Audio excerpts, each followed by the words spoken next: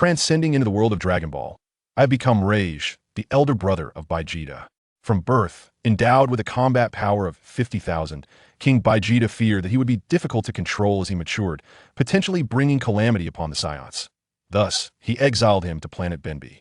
Decades later, a spacecraft descended upon Planet Bambi, liberating Ragg, and thus the tale begins. Chapter 1. Ragg. In the Dragon Ball universe, in the year 728, within the royal palace of Planet Vegeta, a young boy with a tail was born into this realm amidst the wailing of an infant. This boy, named Ragg, is the son of King Vegeta. Prince Ragg. Upon hearing Ragg's cries, a doctor clad in a white coat promptly addressed his assistant. Quickly, bring me the combat power detector. I must ascertain Prince Ragg's combat strength. Yes. Shortly thereafter, the assistant presented the combat power detector and commenced the assessment on Ragg. Beep, beep, 10,000, 20,000. With a resounding explosion, the detector shattered as Ragg's combat power exceeded its maximum measurable threshold. Given that no Saiyans' combat power had surpassed 20,000, their detectors could measure up to only 25,000 points. Ragg's combat power has surpassed 25,000. The assistant gazed in horror at the remnants of the destroyed detector. What? The doctor gasped in astonishment. Prince Ragg's combat power exceeds 25,000. Indeed, the assistant nodded. Could it be a malfunction of the device? The doctor hesitated, aware that even the current King Vegeta had a combat power of merely 10,000, while Ragg was born with over 25,000. I do not know. The assistant shook his head, encountering such a phenomenon for the first time. Then fetch another combat power detector. Yes, doctor. After a while, the assistant returned with another detector, and with a loud bang, it too exploded. Confirming that the detectors were functioning correctly, the doctor immediately examined Ragg's condition and instructed his assistant, Dima, go inform King Vegeta of Prince Ragg's physical condition. In the palace of King Vegeta, the king sat upon his throne when a soldier rushed in from outside, declaring, Greetings, King Vegeta. What is it? Your Majesty, Prince Ragg has been born, and upon his birth, his combat power exceeded 25,000. Even the detector could not ascertain his true strength. Exceeding 25,000, King Vegeta's expression shifted in alarm, rising abruptly from his throne. Indeed, Your Majesty. Very well, I understand. Furthermore, the fact that Prince Ragg's combat power surpasses 25,000 must remain a secret. Should it leak? King Vegeta gestured across his throat ominously. Yes, the soldier fell to the ground in fright. At that moment, King Vegeta slowly exited the palace, making his way to the incubation chamber where Ragg resided. Your Majesty Vegeta. The doctor and assistant quickly bowed in respect. King Vegeta waved a hand dismissively, inquiring, Where is Ragg? Prince Ragg is here. The doctor hurried to the incubation chamber where Ragg lay. King Vegeta nodded, glancing at the peacefully sleeping Ragg. Swonier, regarding the matter of Ragg's combat power exceeding 25,000, I expect you to keep it strictly confidential. It must not be spoken of. Why? Do not ask what should not be asked. Yes. After observing Liege for a while, King Vegeta turned and departed from the incubation chamber. A month later, concerned that Liege would be difficult to control as he matured and might bring calamity to the Saiyans, King Vegeta sent him to Planet Bambi. Time swiftly passed, and 3 years had gone by in the blink of an eye. On Planet Bambi, Liege had transformed from a swaddled infant into a child of half a meter in height. At this moment, he sat atop a large tree, gazing blankly into the distance. Just a month prior, Luochen had been at home reading the manga Dragon Ball New Era, when, inexplicably, he found himself transported here, becoming the formidable antagonist Liege from Dragon Ball New Era. As if being transported were not enough, he found himself without a system and trapped on this planet with no means of escape. Was he to survive on a deserted island? Ragg. While Liege pondered his predicament, a girl clad in Saiyan battle attire appeared. Her name was Supali, and like him, she was a Saiyan exiled to Planet Bambi. However, her battle power was very weak, and Liege had no idea why she had been exiled. He glanced at her briefly before returning to his distant gaze. Ragg. Supali stamped her foot in frustration, then flew up to the tree, giving Liege a shoulder squeeze. Liege, brother, I just encountered a very impressive prey. Could you help me defeat it?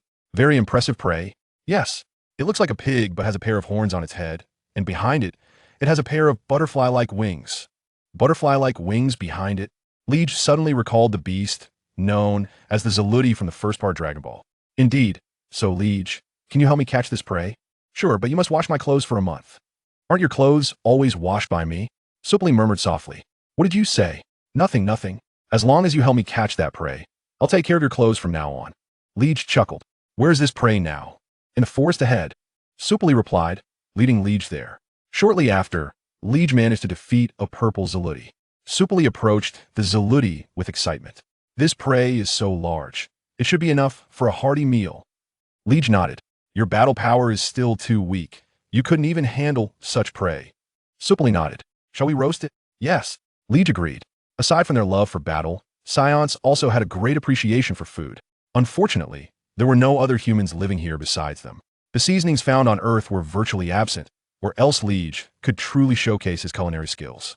2 hours later, Supli had roasted the Zaludi. She first handed Liege a portion of the cooked meat before indulging herself.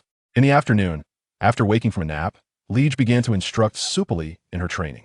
Although her battle power was low, she was still a Saiyan, and with diligent practice, she might one day transform into a Super Saiyan. Time swiftly passed, and 6 years flew by. Liege and Supli were now 9 years old, and during this year, under the directive of Bylus, Frieza obliterated Planet Vegeta. In the same year, the newly born Suin Wukong was sent to Earth. Chapter 2, Planet Adrat. On the planet Bambi, Ragg, who has been trapped for 9 years, stands upon a grassy expanse. With a resounding shout, Ragg clenches his fists.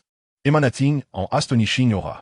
Instantly, his hair and eyebrows transform into a golden hue, his irises shift to a light green, and golden flames ignite around him. This is the Super Saiyan transformation. So impressive, exclaims Sapari from a distance, her face alight with admiration. If you put in the effort, you too could eventually become a Super Saiyan.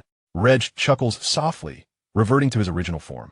If I can transform into a Super Saiyan, will you marry me? Though young, Superi's maturity rivals that of Chi-Chi from the first Dragon Ball series. We'll discuss that once you've trained enough. But when can we leave this planet? I do not know. Ragg replies, shaking his head.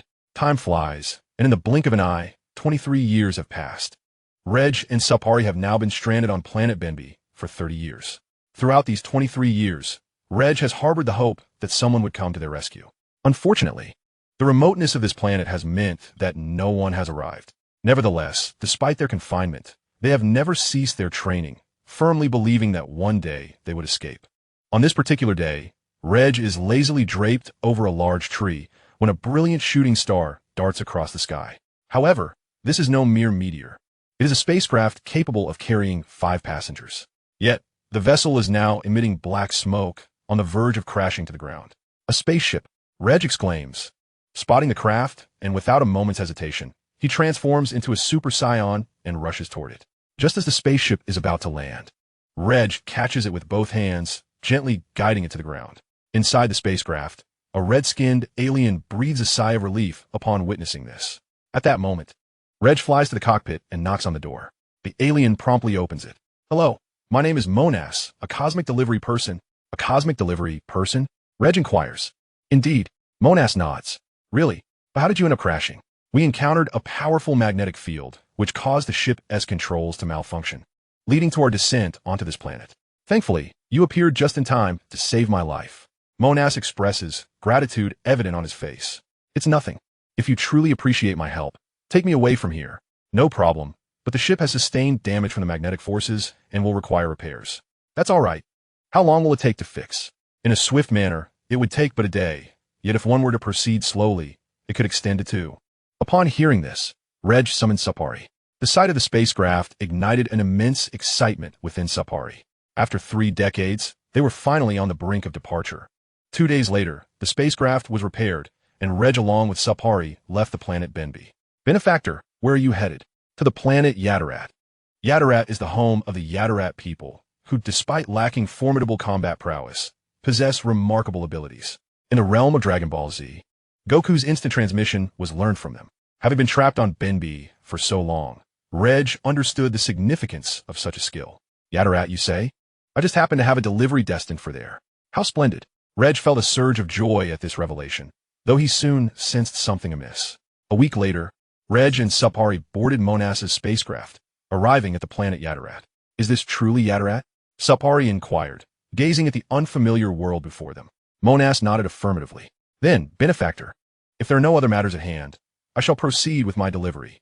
Very well, Reg responded with a nod. Observing this, Monas promptly piloted the spacecraft to fulfill his delivery. And where shall we venture next? Reg? To a place bustling with people. Agreed. A few minutes later, they arrived in a nearby city, teeming with Yatarat inhabitants. Due to the language barrier, Reg resorted to nonverbal communication to interact with them. Thus, the two settled in a life on Yatarat. As time swiftly passed, 2 months elapsed. They gradually acclimated to their new surroundings and made numerous friends among the Yatarat people. At this moment, Reg and Supari were seated on the ground, diligently practicing instant transmission. Their instructor, a tall Yatarat individual named Husu, was fond of combat. Upon hearing of Regg's strength, he sought to engage him in a duel. However, the disparity in their abilities was too vast, and it wasn't long before a victor emerged. Following this encounter, the two became good friends. While they were engrossed in their training, another Yatarat person approached. He conversed with Husu in a language that Reg and Supari could not comprehend. Minutes later, Husu, fluent in the universal tongue, turned to Reg and Supari and spoke. Reg, it seems that a severely injured Saiyan has just arrived on our planet. A Saiyan? Reg exclaimed, a sudden realization striking him. Goku came to mind. According to the timeline of the Dragon Ball universe, they were currently in the era of Dragon Ball Z. Indeed, Husu affirmed with a nod. Where is he now? Reg inquired. In the very city where we currently reside. The city? Husu nodded. His injuries were severe, but he has since been taken for treatment. Reg, you seem quite intrigued by this Saiyan. Reg nodded in agreement. Ever since the explosion of Planet Vegeta, our Saiyan population has dwindled, which is why I find this surviving Saiyan so fascinating. So that is the case. 2 days later, Reg brought Supari to meet the Saiyan rescued by the Yardrat people. This individual was none other than Son Goku.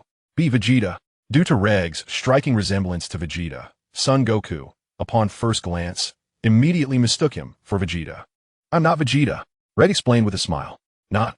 After scrutinizing Reg closely, Son Goku realized that Reg was taller than Vegeta and lacked his haughty demeanor. Then who are you? I am Reg, Vegeta's brother.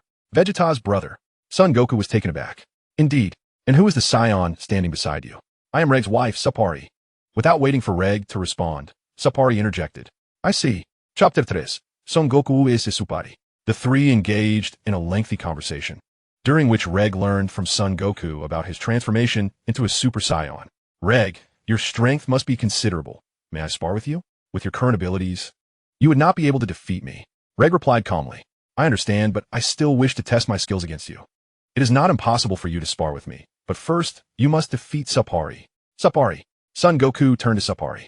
Indeed, though her strength is less than mine, she can still manage to transform into a Super Saiyan. She can transform into a Super Saiyan? Son Goku was astonished. Yes. Reg nodded. Very well then. With a fierce determination, Son Goku turned his gaze towards Supari. Subsequently, both Son Goku and Supari soared into the air. Supari, unless there are any other concerns. Shall we begin? Yes. Supari nodded. Huh. With a powerful shout, Son Goku charged towards Supari with the speed of the wind. Observing this, Supari clenched her fists tightly, a tremendous aura emanating from her. Huh! With a mighty shout, Supari's hair and eyebrows turned golden, her hair standing on end except for her bangs, as golden flames enveloped her. Super Saiyan. Son Goku's expression shifted slightly, yet he still rushed forward with clenched fists. Whoosh! With a soft sound, Supari evaded Son Goku's attack and lifted her right leg, delivering a fierce kick to his abdomen. With a thunderous roar, Sun Wukong propelled himself like a ray of light, striking a great mountain behind him and splitting it in two. A cascade of rocks tumbled down, raising clouds of dust. Infuriating. After a moment, Sun Wukong emerged from the mountain, gasping for breath. He had not anticipated the incredible power of Supari's kick. However, a smile soon spread across his face. The stronger the opponent, the more exhilarating the battle became. Just then, a golden wave of energy descended from the heavens. Sun Wukong quickly dodged aside. Following this, he clenched his hands tightly and shouted with fervor. As the earth trembled, Sun Wukong transformed into a Super Saiyan. Supari smiled slightly, then instantly dashed to stand before Sun Wukong. The sound of fierce combat erupted as the two exchanged blows with lightning speed. Yet, Supari's strength and velocity surpassed Sun Wukong's, and after several exchanges, he found it increasingly difficult to keep up. With a powerful shout, Sun Wukong was sent flying back several dozen meters by Supari's punch. He took a moment to catch his breath before charging forward once more. Boom! Boom! Boom! After a brief skirmish, both warriors focused their energy and unleashed powerful waves of energy towards one another. In an instant, the ground was filled with violent explosions. With a whoosh, the two ascended into the air to continue their battle. Their movements were so rapid that from a distance, they appeared as two storms colliding. Kamehameha! At that moment, Sun Wukong joined his hands together, concentrating a deep blue energy wave. Sapphire mirrored this action, gathering her own energy blast. Wave. Sun Wukong released the Kamehameha wave. Bang! With a tremendous sound, the two energy waves collided forcefully. Due to Superi's greater strength, her energy sphere quickly overpowered Sun Wukong's Kamehameha. Seeing this, Sun Wukong shouted loudly, channeling more energy into his Kamehameha. After a while, both energy waves dissipated as their power was exhausted. Sun Wukong, I believe it is time to conclude our match for today. All right. He nodded in agreement. Subsequently, both warriors returned to their normal forms. Reg, it's getting late. We should be on our way. Okay. Sun Wukong nodded. In the days that followed, he often trained alongside Reg and the others. A year later, Reg and Sapphire had mastered instant transmission, and at this moment he was bidding farewell to Husu, preparing to head to Earth. Reg, I will return to Earth in a few days. Let us reunite then. Reg nodded. Subsequently, the two embarked on Monas's spacecraft, departing from the planet Yardrat. Nearby the exploded planet Namek, a colossal circular spaceship loomed. The owner of this vessel was King Cold, the father of Frisia. He, doubting that Frisia could perish at the hands of Saiyan, personally led a team to investigate. Alas, after a prolonged search, they failed to locate Frisia. Just as they began to believe that Frisia had indeed met his demise, their detection apparatus suddenly registered a life signal. Consequently, they navigated the spacecraft closer to the source of the life signal. A particularly observant subordinate exclaimed upon spotting Frisia's half-dismembered form. Your Majesty Cold, it's Frisia. King Cold followed his subordinate's gaze and beheld the half-body of Frisia. Quickly, bring Frisia aboard, commanded King Cold. After rescuing Frisia, King Cold promptly ordered his men to perform surgery on him. After a grueling day and night of effort, Frisia's injuries were treated, and due to his incomplete physique, King Cold's subordinates fitted him with a mechanical half-body. Why is Frisia not yet awakened? King Cold inquired of a nearby subordinate as the surgery concluded. Perhaps. The man stammered, trembling. At that moment, Frisia suddenly opened his eyes and surveyed his surroundings. Frisia, you have finally awakened. A faint smile graced King Cold's face. Frisia nodded and declared, Father, I wish to go to Earth. Earth? Yes, I intend to exterminate those detestable Earthlings to avenge my grievances. Very well, King Cold affirmed. Time swiftly passed, and in the blink of an eye, 6 days had elapsed. Reg and Sapphire finally arrived on Earth after their journey. However, due to their overwhelming energy signatures, the Z fighters detected their presence before they even reached the planet. Vegeta, Krillin stammered upon seeing Reg, momentarily taken aback. Reg and Vegeta bore such striking resemblances. Krillin glanced at the real Vegeta standing nearby. Though they were alike in appearance, Vegeta's haughty demeanor set him apart. Who are you? Vegeta suddenly inquired of Reg. Reg smiled and replied, Vegeta, I am your brother, Reg. Brother? The Z fighters gasped in astonishment. Chapter 4. The Arrival of Frisia. Impossible. My father never mentioned having a brother. Who are you really? Vegeta questioned, extending his right hand in disbelief.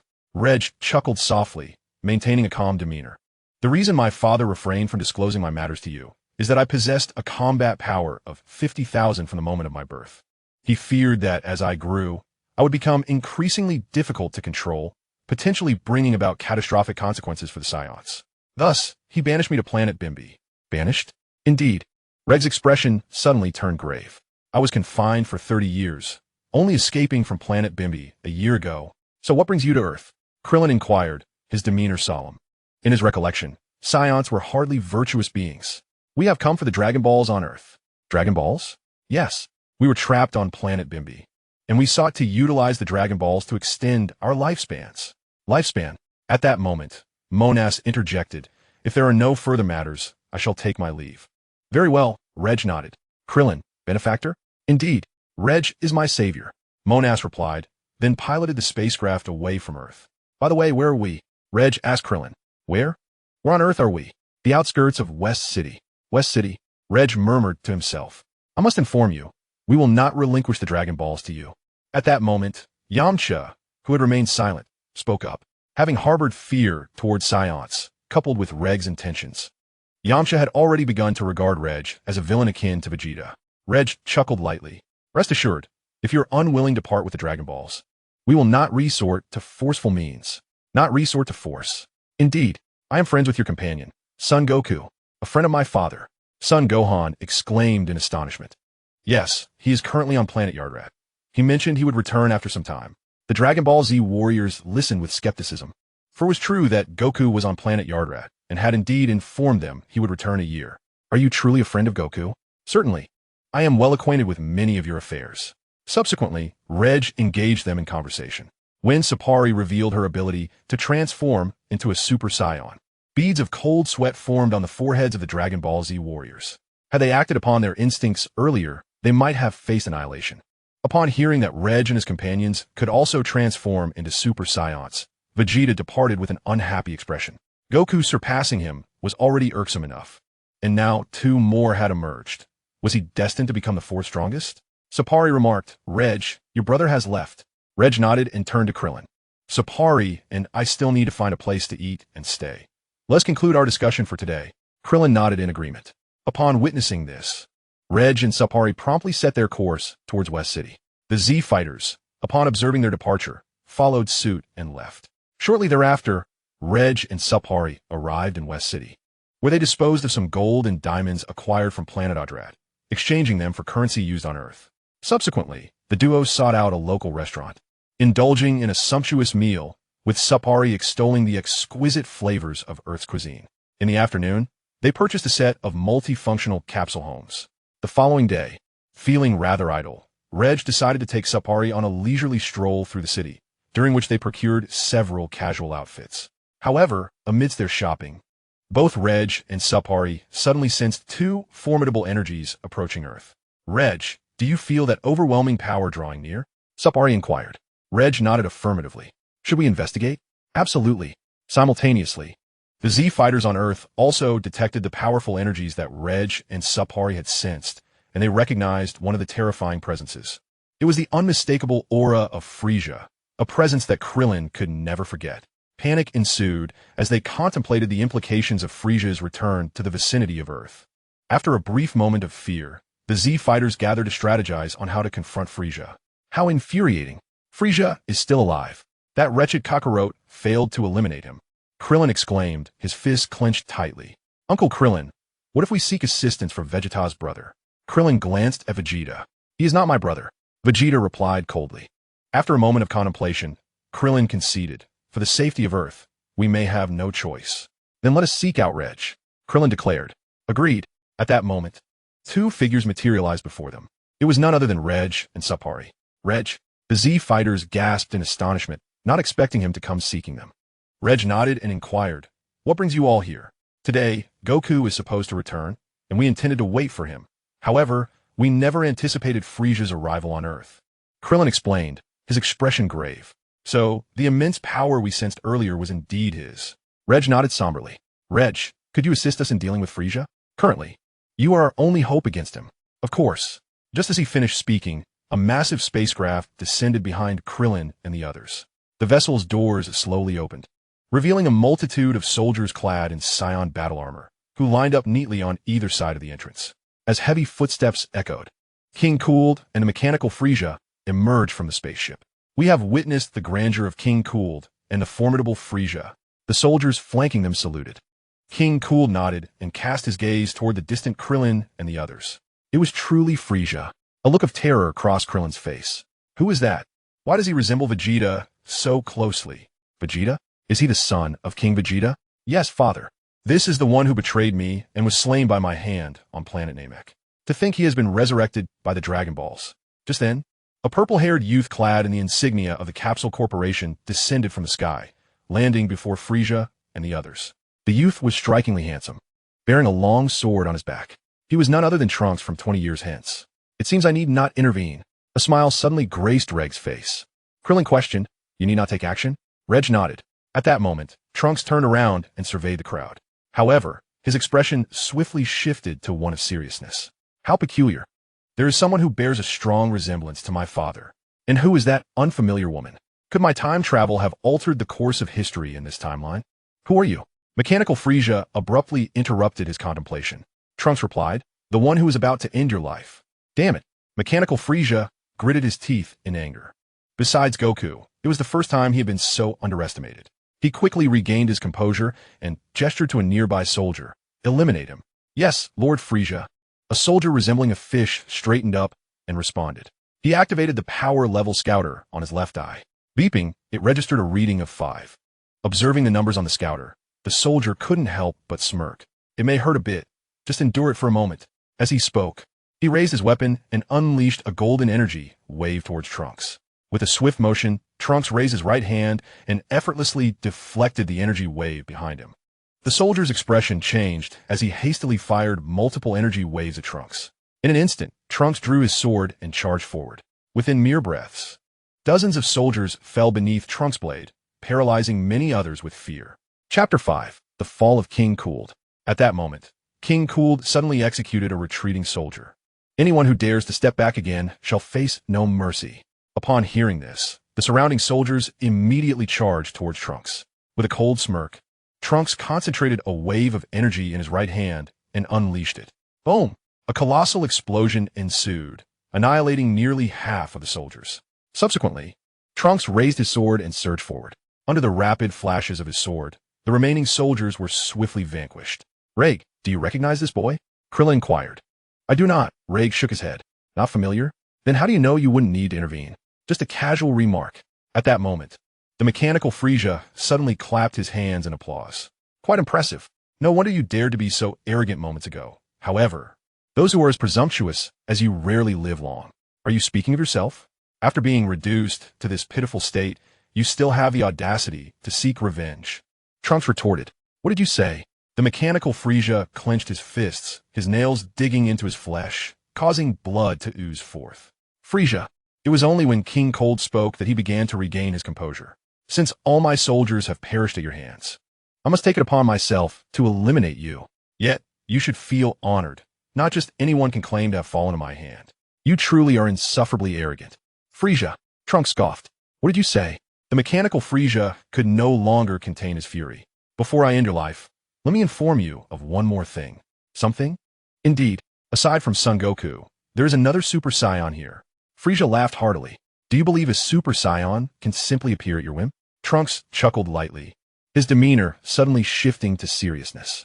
He clenched his hands tightly, emanating an astonishing aura. The ground trembled violently around him. This aura, Gohan's expression suddenly changed. Huh! With a powerful shout, Trunks' body radiated an immense golden energy. His hair and eyebrows turned golden, standing upright except for his bangs, while his eyes transformed into a light green.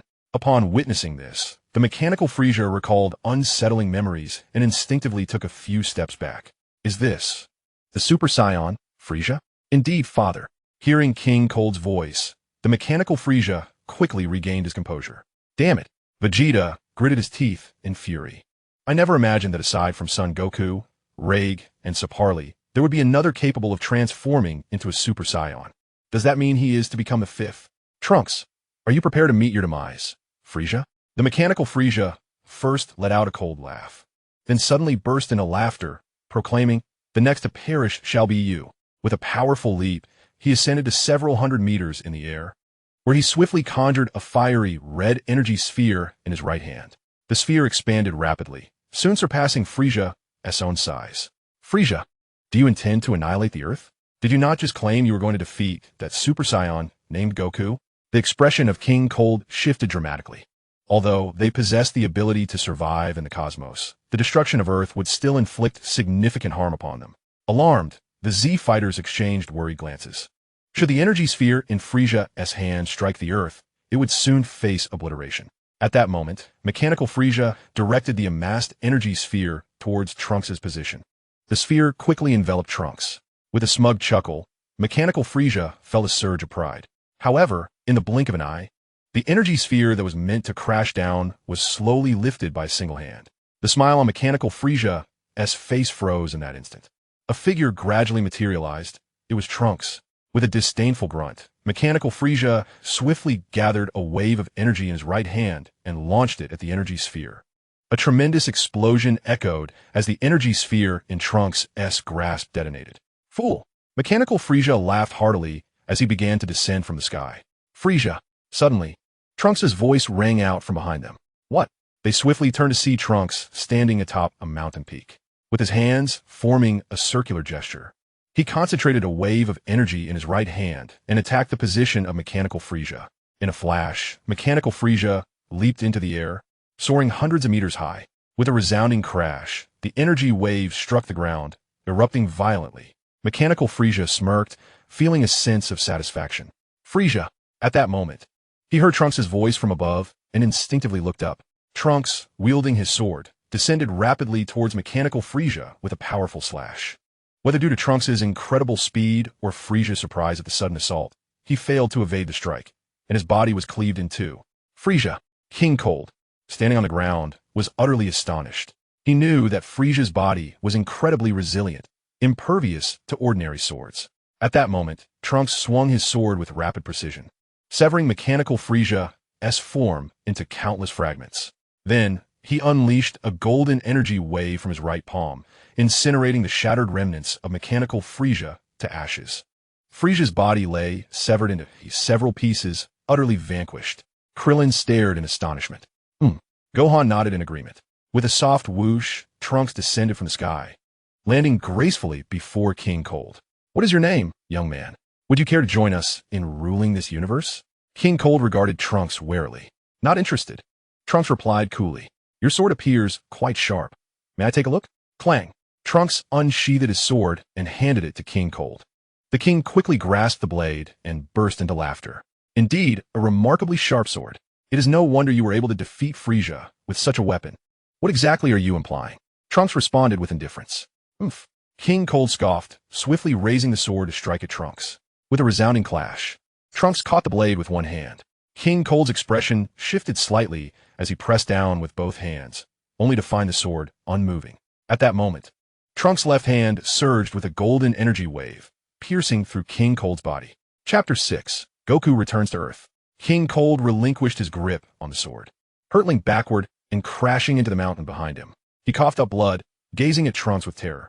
It dawned on him that Trunks' ability to slay Frieza was not merely due to his sword, but rather his own formidable strength. Regret washed over him. He lamented his decision to heed Frieza's call to Earth in search of Goku. Please, I beg you, spare me this once. If you do, I shall gift you a planet, or better yet, all of my planets. Trunks offered no reply, unleashing a golden energy wave. With a tremendous explosion, King Cold was obliterated. Trunks reverted to his normal state, sheathing his sword behind him. Krillin inquired, Gohan, who on earth is this guy? I have no idea. Gohan shook his head. Just then, Trunks approached them.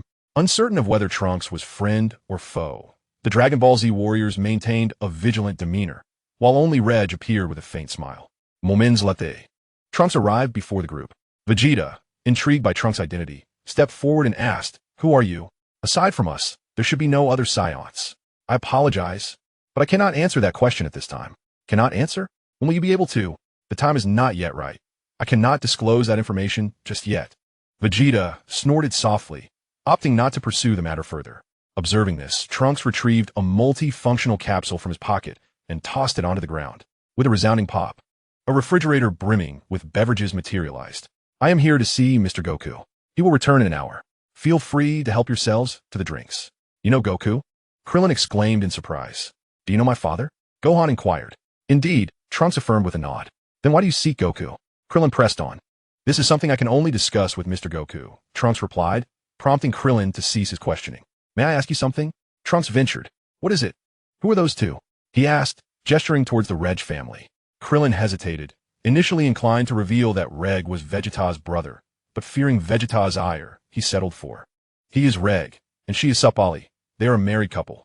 However, as far as I know, aside from Goku and the others, there should be no other Saiyans alive. Trunks remarked, suddenly noticing Krillin's intense gaze. After all, he too was one of the Saiyans whom Krillin and the others were unaware had survived. Actually, we only learned yesterday about Ragg and Sapali being among the surviving Saiyans. Krillin explained slowly to Trunks. At that moment, an aircraft appeared in the sky, descending gracefully. Once it landed, a woman with vibrant blue-green curls disembarked.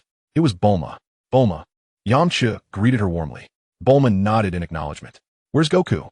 He hasn't returned yet. He might take another hour, she replied, scanning the surroundings until her gaze landed on Ragg. Sup, Ali and Trunks? Who are they? An hour later, the Saiyan spaceship carrying Goku finally touched down on Earth. Under the expectant gazes of the gathered crowd, Goku swiftly emerged from the vessel, soaring down to the ground. Goku! Dad! The Dragon Ball Z warriors exclaimed with excitement. It's been a while, everyone. I hope you've all been well, Goku greeted with a smile. Yes. The Dragon Ball Z warriors nodded in unison. By the way, Ragg, did you eliminate Frieza? No. Ragg shook his head. Then who did? This purple-haired youth did. Piccolo indicated toward Trunks. You are? Don't you recognize him? Goku! Krillin exclaimed, astonished. Unfamiliar? Goku shook his head. Regardless, thank you. It was nothing. Trunks replied modestly. Greetings, Mr. Goku. I have a matter I wish to discuss with you. May I speak with you privately? Can it be said here? Trunks shook his head. Very well, I understand. As Goku spoke, he soared away with Trunks to a distance of 1,000 meters. Now, you may divulge the reason for your visit. However, you must first transform into a Super Saiyan. Transform into a Super Saiyan? Indeed, Trunks exclaimed with unwavering determination. All right, I comprehend. Goku replied, swiftly transforming into a Super Saiyan. What shall we do next? I too shall transform into a Super Saiyan. Huh, Trunks declared, unleashing a mighty cry as he transformed once more into a Super Saiyan. Mr. Goku, may I witness your true strength? You wish to engage in battle with me? Trunks nodded, drawing the sword from his back. Mr. Goku, let's commence. Goku acknowledged with a nod. Huh, Trunks shouted, raising his sword high and charging at Goku. Clang, clang, clang. Goku lifted his right index finger, effortlessly deflecting all of Trunks' strikes. Observing this, Trunks reverted to his normal state and retreated. Goku followed suit, returning to his original form. Remarkable, isn't it? Far beyond the rumors. Trunks sheathed his sword, praising Goku.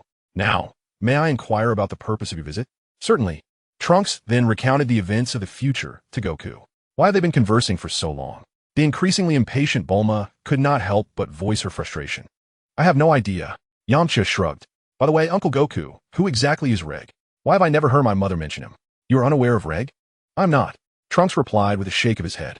He is the brother of Vegeta, my father's sibling. Trunks was taken aback. Indeed. Was his strength like? Incomprehensible. Goku's expression grew serious. Incomprehensible. Trunks exclaimed in shock. I have battled him several times on Planet Bambi, and each time he defeated me with just a few moves. Just a few moves? Trunks was astonished once more. Ragg possesses such formidable power, yet he has never been mentioned by his mother. Could it be that my arrival has altered the course of history? Trunks pondered silently. Chapter 7, Eternal Youth. What troubles you, Trunks? Nothing. Well then, Uncle Goku, I shall take my leave. I entrust the future matters to you. Very well. Goku nodded. With that, Trunks took to the skies. As Sun Wukong turned around, he soared back to the side of Krillin and the others. Wukong, what does he seek from you? Krillin inquired. It pertains to the future. The future? Indeed. He hails from a world 20 years ahead. A future world. Sun Wukong nodded affirmatively. He has come to inform me of events that will transpire in 3 years. What will happen in 3 years? 2 immensely powerful androids will emerge, and they will annihilate everyone. Immensely powerful androids? Yes. However, their names elude me momentarily. They are designated as Android 17 and Android 18. At this juncture, Piccolo interjected unexpectedly. Sun Wukong was taken aback. Piccolo, did you hear everything we just discussed? Rest assured, I am mindful. I shall not utter what should remain unspoken. What should remain unspoken? Krillin asked, puzzled. Piccolo refrained from answering him directly and instead relayed Trunks' message to the group. Reg, stifling a yawn, mused that had they not been residing on Earth, he would have preferred to avoid today's matters altogether. After all, if Earth were to be obliterated, they would lose their sanctuary. His prolonged presence was not solely for this reason. It was also for the Dragon Balls on Earth. The search for the Dragon Balls necessitated a Dragon Radar. If he were to ask Bulma for it, she might not lend it to him, but if he requested Sun Wukong's assistance, she would likely oblige. After a while, once Piccolo had concluded his explanation, a solemn expression settled upon Krillin and the others. There is no need for such dread. Since we are already aware of the future's events, we can implore Shinron to help us locate Dr. Gero and subsequently eliminate the 2 unfinished androids. At that moment, Bulma had a sudden epiphany. Indeed, we can harness the power of the Dragon Balls to thwart the emergence of those 2 androids. As Yamcha expressed his agreement with this notion, Vegeta, standing behind them, erupted in fury. If you dare to do such a thing, I shall eliminate you first. Krillin and the others were instantly startled by his words. Although Vegeta's strength did not match that of Sun Wukong and the others, it would be child's play for him to vanquish them. I, too, wish to confront those androids. Sun Wukong then shared his perspective. With this endorsement from Sun Wukong, the group ceased their opposition. Observing this, Reg approached Supali. Wukong, I would like to borrow the Dragon Balls on Earth. The Dragon Balls. Upon hearing this, Sun Wukong immediately turned to Bulma. Bulma, could you lend me the Dragon Radar? Sure, Bulma replied, returning to the aircraft to retrieve the Dragon Radar from her bag. Sun Wukong then took it and handed it to Reg. Upon receiving the Dragon Ball Radar, Reg and Supari immediately set off in search of the 7 Dragon Balls. Goku, are you truly comfortable lending the Dragon Ball Radar to Reg? Bulma inquired, her skepticism evident. Her previous experiences with the Saiyans left her wary, especially given the unfamiliarity with Reg. Rest assured, if he truly intended to use the Dragon Balls for nefarious purposes, he would have waited for my return to ask for assistance. After a short while, Reg and Supari successfully gathered all 7 Dragon Balls and summoned the Eternal Dragon. State your wish. Any wish can be granted, but only one. We desire eternal life. Reg declared. That is beyond my power. The dragon exclaimed, a bead of sweat forming on its brow. But you just claimed that any wish could be fulfilled. Supari retorted. The dragon found itself at a loss for words. Had I known, I would not have boasted. The wish you have made exceeds my abilities. In that case, grant us eternal youth. Reg insisted. Very well. The dragon's eyes flashed red, and Reg and Supari instantly appeared much younger. Your wishes have been granted. We shall meet again. With that, the dragon transformed back into the 7 Dragon Balls, scattering across the heavens. Eternal youth. As their wish was realized, expressions of curiosity, envy, and concern emerged on Krillin and the others' faces. After all, it was a wish once made by the evil King Piccolo. Reg paid no heed to their gazes, bidding farewell to Goku before departing. Soon after, Goku engaged in conversation with the others and returned to Korin Tower with Goten. In a different timeline, Trunks had already traveled back to the future via the time machine. He found himself in a makeshift metal shelter, recounting his adventures to his mother. Mom, did you know Dad has a brother? His name is Reg. I did not know that. Future Bulma replied, shaking her head. Is it possible that my time travel has altered history? Time flew by, and a year passed swiftly. Reg and Supari enjoyed a peaceful year on Earth, welcoming a son named Lei Xiaotian. Born when both Reg and Supari had transformed into Super Saiyans, he possessed extraordinary battle power from the moment of his birth. At this moment, Reg was at Korin Tower, inquiring with Goku about the whereabouts of King Kai. You see King Kai? Reg nodded. I wish to train under him. Training, you say? Very well. Goku responded, and in an instant, he transported Reg to King Kai's planet. Goku, the North Kai, leisurely seated upon a chair, was abruptly startled by the sudden appearance of 2 figures. What troubles you, my Lord Kai? Inquired Sun Wukong with genuine concern. The North Kai was at a loss for words, thinking to himself, isn't it you who startled me? That was an instantaneous movement technique of the Aradrat people, wasn't it? Wukong? The North Kai deftly shifted the topic. Indeed, nodded Sun Wukong. The North Kai then turned his gaze to the other newcomer. And who might this be? He is Reg, the brother of Vegeta, exclaimed Wukong. The North Kai was taken aback. Vegeta's brother. He gasped.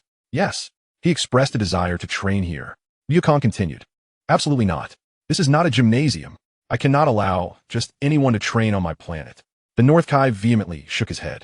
At that moment, Reg's voice suddenly resonated. This planet is quite remarkable. However, it would be a shame if it were to be destroyed. Chapter 8. The Third Transformation of Super Saiyan. Upon hearing Reg's threat, the North Kai clenched his teeth and declared, you may stay and train, but you must absolutely refrain from destroying my planet. Very well, Wukong affirmed, and in an instant, he teleported back to Earth. Reg then turned to the North Kai and said, my Lord Kai, I heard Wukong mention that you possess the ability to conjure various objects at will. Objects? Are you referring to creation? Creation? Yes. It is a special ability exclusive to us Kais. Superpower. Reg responded, a hint of disappointment evident in his voice. He had initially presumed it to be a form of magic, only to discover it was merely a superpower. After a brief moment of disillusionment, Reg expressed his desire to learn the Kaioken technique. Although the North Kai was initially reluctant to teach him, he ultimately acquiesced under Ragg's implicit threat. As time swiftly passed, 2 years elapsed. During this period, Ragg diligently trained on the North Kai's planet. At present, he stood suspended in midair on North Kai's planet. With a mighty roar, Ragg swiftly transformed into a Super Saiyan. Immediately, he clenched his fists, radiating an astonishing aura. Dozens of razor-like gusts of wind surged outward. At that moment, Ragg's golden hair stood even more erect, his body enveloped in crackling lightning, while his fiery aura morphed into a torrent of flames. This was the form of Super Saiyan 2. Yet, Ragg did not cease his transformation. He continually elevated the intensity of his aura. Under the influence of Ragg's overwhelming energy, the entire North Kai's planet trembled violently. The once slowly drifting clouds in the sky began to race across the expanse. Simultaneously, the Dragon Ball Z warriors on Earth felt the powerful energy emanating from Ragg. This energy belonged to Ragg. Clint expressed his disbelief. Although he was aware of Ragg's formidable strength, he never anticipated it to be this overwhelming. In the gravity chamber, Vegeta, sensing the immense aura emanating from Ragg, gritted his teeth in frustration. He had initially believed that achieving Super Saiyan status would restore his princely dignity. Yet the power radiating from Ragg made it painfully clear that even attaining Super Saiyan would still leave him far behind. How infuriating! With this thought, Vegeta clenched his teeth once more. In the Kaioshin realm, Jebet, who had been observing the universe, also felt the powerful energy of Ragg. What an astonishing force! Has something transpired in the cosmos? The East Kaioshin, standing nearby, did not respond but instead gazed toward the northern galaxy. On North Kaioshin's planet, Ragg's energy had reached the pinnacle of Super Saiyan 2. With an ear-splitting roar, his power surged once again. At that moment, his golden hair cascaded down to his waist. His eyebrows vanished, and the brow bones pressed closely against his eye sockets. Deep blue pupils emerged within his otherwise pale green irises, and he emanated a vast amount of electricity. Boom! As the transformation into Super Saiyan 3 completed, Ragg immediately released the energy that had gathered around him. Raising both hands, he concentrated a Kamehameha wave and unleashed it. Although it was a casual shot, its power was magnitudes greater than that of his Super Saiyan 2 form. Just then, Sapali instantaneously teleported with little Ragg to North Kaioshin's planet. Sapali. Ragg descended from the air. Sapali nodded. At that moment, little Ragg called out to his father. Daddy. Ragg smiled and lifted him into his arms. North Kaioshin remarked, Ragg, it seems you have trained sufficiently. Perhaps it is time for you to return to Earth? Ragg nodded in agreement. That's wonderful. North Kaioshin felt a surge of joy. During these 2 years of training, Ragg had certainly kept him on his toes. However, if I ever find myself without a place to train, I shall return. Ragg added suddenly. I will indeed return. Ragg smiled and nodded as he took Sapali and little Ragg back to Earth. Time flew by, and 2 days passed. Today marked the arrival of the androids, 17 and 18, as foretold by Trunks. Early in the morning, Goku and the others gathered, preparing to head to the small island Trunks had mentioned. On a small island south of West City, an elderly man dressed in a red satin military insignia and a pale-faced rotund individual walked upon the shore. These two were none other than Dr. Gero, who had transformed himself into an android, Android 19. With a deafening explosion, Android 19 obliterated a building. Upon witnessing this scene, the nearby crowd immediately fled in all directions. Dr. Gero let out a cold laugh and commenced his reign of terror. At that moment, he suddenly sensed several formidable presences approaching. Among them was Sun Wukong. Although Dr. Gero was confident in his own strength, he recognized that facing a multitude like Sun Wukong and his companions would pose a significant challenge. After careful contemplation, he concealed his own energy.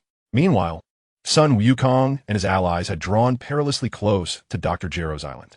However, with several islands dotting the area, they were uncertain about which one harbored the androids, and thus decided to split into groups. Piccolo and Gohan formed one team, Yamcha, Ten, and Kaiatsu another, while Sun Wukong ventured alone. Once the groups were established, they swiftly set off towards the nearest island. On a distant peak, Reg and Sapali were with Bulma, who was cradling little Trunks. At that moment, Reg smiled and addressed the toddler. Trunks, call your uncle. Little Trunks, unable to comprehend Reg's words, simply lifted his hands with a grin. Reg chuckled. Bulma then inquired, do you think Goku and the others can defeat the androids? I'm not certain. After all, I haven't fought them myself. Is that so? When will we reach Goku? Soon. It seems they haven't engaged the androids yet. Elsewhere, After splitting into groups, Sun Wukong and his companions arrived at a small island. Yamcha fortuitously found himself on the same island as Dr. Gero. Concealed in the shadows, Dr. Gero stealthily brought Android 19 behind him. Yamcha sensed something amiss and turned around. "People, androids," he shouted, attempting to alert Sun Wukong and the others. However, before he could finish, Android 19 had already approached, seizing him by the body with one hand and covering his mouth and nose with the other. Yamcha initially tried to resist, but Dr. Gero's right hand suddenly pierced through his back. Chapter 9. Sun Wukong's heart attack. At that moment, Tin and Kaiatsu, not far away, seemed to hear Yamcha's cries. Yet, recalling the android's formidable might, they rushed to seek Sun Wukong's assistance. Yamcha, gravely injured and with Android 19 draining his energy, felt his strength waning. Just as he teetered on the brink of death, Krillin and the others arrived just in time. With a powerful kick, Sun Wukong struck Android 19 squarely in the face, causing the android to release his grip and stumble back. Seizing the opportunity, Sun Wukong lifted the unconscious Yamcha and entrusted him to the swiftly approaching Tien. Tianjin Fan presented a mystical being to Yamcha, who quickly recovered from his injuries and regained consciousness. "Docteur Gero, Son Goku, are you two the artificial beings created by me to confront my adversary?" Son Goku responded with a chilling tone. Dr. Gero was taken aback. How could he possibly know of his existence, let alone the matter of the androids? "Indeed, Son Goku, we are the artificial beings crafted by Dr. Gero to exact vengeance upon you. Had it not been for your interference, the Red Ribbon Army would have already dominated the entire Earth. If you seek revenge, come at me, but spare my friends," Son Goku declared with fury. "Very well, Son Goku. Let us find a place to battle. The choice of location shall be yours." Dr. Gero sneered. "Agreed." With that, Son Goku led everyone to a deserted island. Dr. Gero surveyed the surroundings and remarked, "Is this your chosen grave, Son Goku?" "Whose grave it is remains uncertain." With a mocking laugh, he turned to Android 19. "Then, Son Goku, I entrust you to him." "Understood." Android 19 nodded and positioned himself several hundred meters ahead of Son Goku. "Let us begin," Son Goku declared, clenching his fists and charging at Android 19. Whoosh! Swiftly evading all of Son Goku's assaults, Android 19 raised his right fist and sent Son Goku hurtling away. With a resounding crash, Son Goku collided violently with the mountain behind him. "Wukong, Dad!" Krillin and the others, observing the battle, were instantly stricken with concern, while a smirk crept across Dr. Gero's face. "Useless Son Goku, we have collected all your combat data. We are thoroughly familiar with your fighting style." Clang! "Is that so?" With those words, Son Goku emerged from the rubble of the collapsed mountain. Krillin and the others immediately displayed signs of hope. "Wukong," Dr. Gero scoffed and commanded Android 19, "Dispose of him." "Yes." Android 19 prepared to attack. Yet, Son Goku suddenly chuckled. "But are you aware of the Super Saiyan?" "Super Saiyan?" Dr. Gero looked bewildered. "Precisely. It seems your collected data is not entirely comprehensive." "Humph." Dr. Gero scoffed. "The information I possess only extends to the battles involving Vegeta and you. But even that is sufficient. I have estimated the extent of your power increase over the years. What a pity. You have astonishingly overlooked such crucial information." Son Wukong remarked with a chuckle. "No matter what you say today, you shall perish here. Is that so?" Son Wukong retorted, as he clenched his fists with great intensity. Emanating en awa inspirinora. The very ground of the small island began to tremble violently. With a resounding shout, Son Wukong's hair and brows transformed to a golden hue, standing erect save for a singular lock, while his irises shifted to a light green, surrounded by a radiant golden blaze. Dr. Gero was taken aback by this spectacle. Although he was unaware of the full extent of his Super Saiyan's might, the energy he sensed from Son Wukong suggested that he would be a formidable adversary. At that moment, Reg and Supali suddenly appeared behind Krillin and the others. "Bulma, how did you all arrive here?" "Of course, we came to witness the battle. What else could we possibly be here for? But this place is perilous. You needn't worry. Reg will protect me." "Reg?" "Indeed, he is now, in a sense, my brother." Who is he? Why does he bear such a striking resemblance to Vegeta? And how did he just appear so suddenly? Damn it, had I known, I would have gathered more information on them." At this moment, Dr. Gero also took note of Reg. Meanwhile, Son Wukong charged towards Android 19. With a powerful shout, Son Wukong unleashed a flurry of punches and kicks akin to lightning, targeting Android 19. The android raised his hands, successfully blocking all of Sun Wukong's assaults. Damn it. Sun Wukong gritted his teeth and released a golden energy wave from his right hand. Android 19 lifted his palms forward, effortlessly absorbing the energy wave. What? Suddenly, Sun Wukong felt an excruciating pain in his chest, and his breathing became labored. Is this what that boy referred to as a heart attack? Noting Sun Wukong's alarming condition, Reg immediately exclaimed, a heart condition. But didn't he give Goku the special medicine? Krillin inquired. No, Dad has been in perfect health for the past 3 years. So he hasn't taken any medication. What? Krillin's expression shifted dramatically. At that moment, a figure soared down from the sky, revealing none other than Vegeta. With a soft thud, Vegeta landed a short distance from Sun Wukong. Vegeta, Sun Wukong strained to speak. Are those two the androids the boy mentioned? Indeed, Sun Wukong nodded. At this juncture, Reg approached Sun Wukong alongside Gohan and Krillin. Goku, in your current state, you stand no chance against this android. I believe it would be wise for Gohan and the others to take you back to receive treatment. What has happened to Kakarot? Before Son Goku could respond, Vegeta interjected. My father has suffered a heart attack. Son Gohan repeated. I see. You two must hasten to take him back for treatment. I shall handle these two foes. Just as he finished speaking, Son Goku clutched his chest with his right hand and let out a painful cry. Father! Son Gohan's expression shifted dramatically. At that moment, Android 19 suddenly charged in from a distance. Chapter 10, Elimination of Android 19. Reg, with his right hand, unleashed a wave of energy towards him. Android 19 halted abruptly, attempting to absorb the energy wave. Regg's figure swiftly appeared to his left. Before Android 19 could react, he was sent flying 1,000 meters away. Android 19, Dr. Gero, standing at a distance, changed his expression dramatically. Gohan, Krillin, take Son Goku back. Reg commanded. I will deal with that android. Understood. Son Gohan repeated. As he and Krillin carried Son Goku away. What do you mean you'll handle it? I will take care of these two androids myself. Vegeta suddenly interjected from nearby. Wait, Vegeta, there's another individual who is not an android. It is Dr. Gero himself. As soon as the words left his lips, Bulma's voice rang out from afar. Damn it, this woman has seen through my identity. Dr. Gero's expression shifted. Not an android. Indeed, he is a world-renowned scientist. I once read an article about him in a newspaper. Yamcha exclaimed. He is Dr. Gero. This means there is yet another android. Indeed, Bulma nodded. I care not whether there are more androids. If they dare to come, I shall deal with them all. Vegeta scoffed arrogantly. Even Son Goku has been defeated by us. How dare you remain so arrogant? Dr. Gero chuckled disdainfully. What of it? I have completely surpassed Kakarot. Is that so? Dr. Gero declared, directing his attention towards Android 19. 19, kill Vegeta. As you command, Doctor. Android 19 replied, charging toward Vegeta. Vegeta chuckled softly, clenching his fist tightly. He then roared with all his might. Imanating en astonishingoha. The ground of the small island trembled once more, yet this time it was even more violent than before. The warriors of Dragon Ball Z displayed expressions of disbelief upon sensing the overwhelming energy radiating from Vegeta. With an incredible surge of power, Vegeta transformed into a Super Saiyan. However, he did not exhibit the overwhelming joy characteristic of the original work. Instead, he bore a semblance of tranquility. Reg and his companions had long since mastered the transformation into Super Saiyans. Even if he were to achieve that transformation now, there would be little cause for pride. Moreover, his aspiration was to surpass Reg, cursed be it. Dr. Gero clenched his teeth in frustration. To his astonishment, not only Goku but also Vegeta had managed to transform into a Super Saiyan. Upon witnessing this, Reg smiled and flew back to Supali's side. Why not eliminate that android? You should be able to handle it with ease, Supali inquired.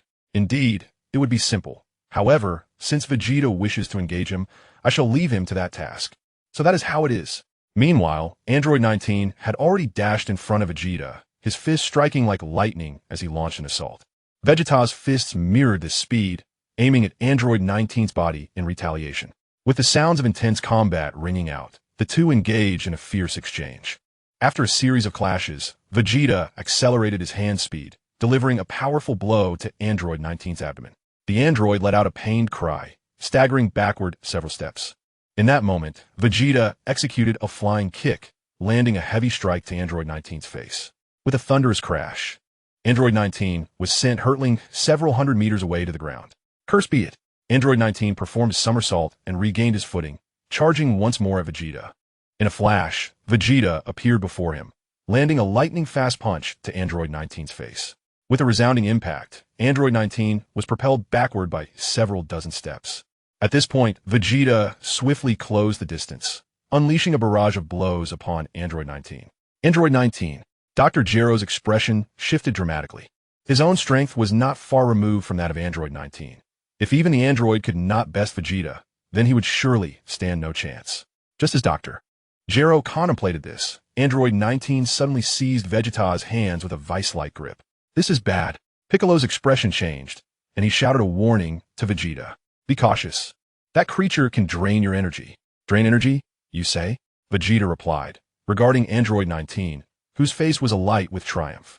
Once I have siphoned all the energy from your body, that will be your end. Release me. Vegeta's expression turned icy. I shall not. Android 19 replied with a smug grin. You truly will not? I wonder what you can do about it. Bang. As soon as the words left his lips, Vegeta's feet struck the face of Android 19 with precision. By the way, Bulma, do you have any knowledge of Dr. Gero's research facility?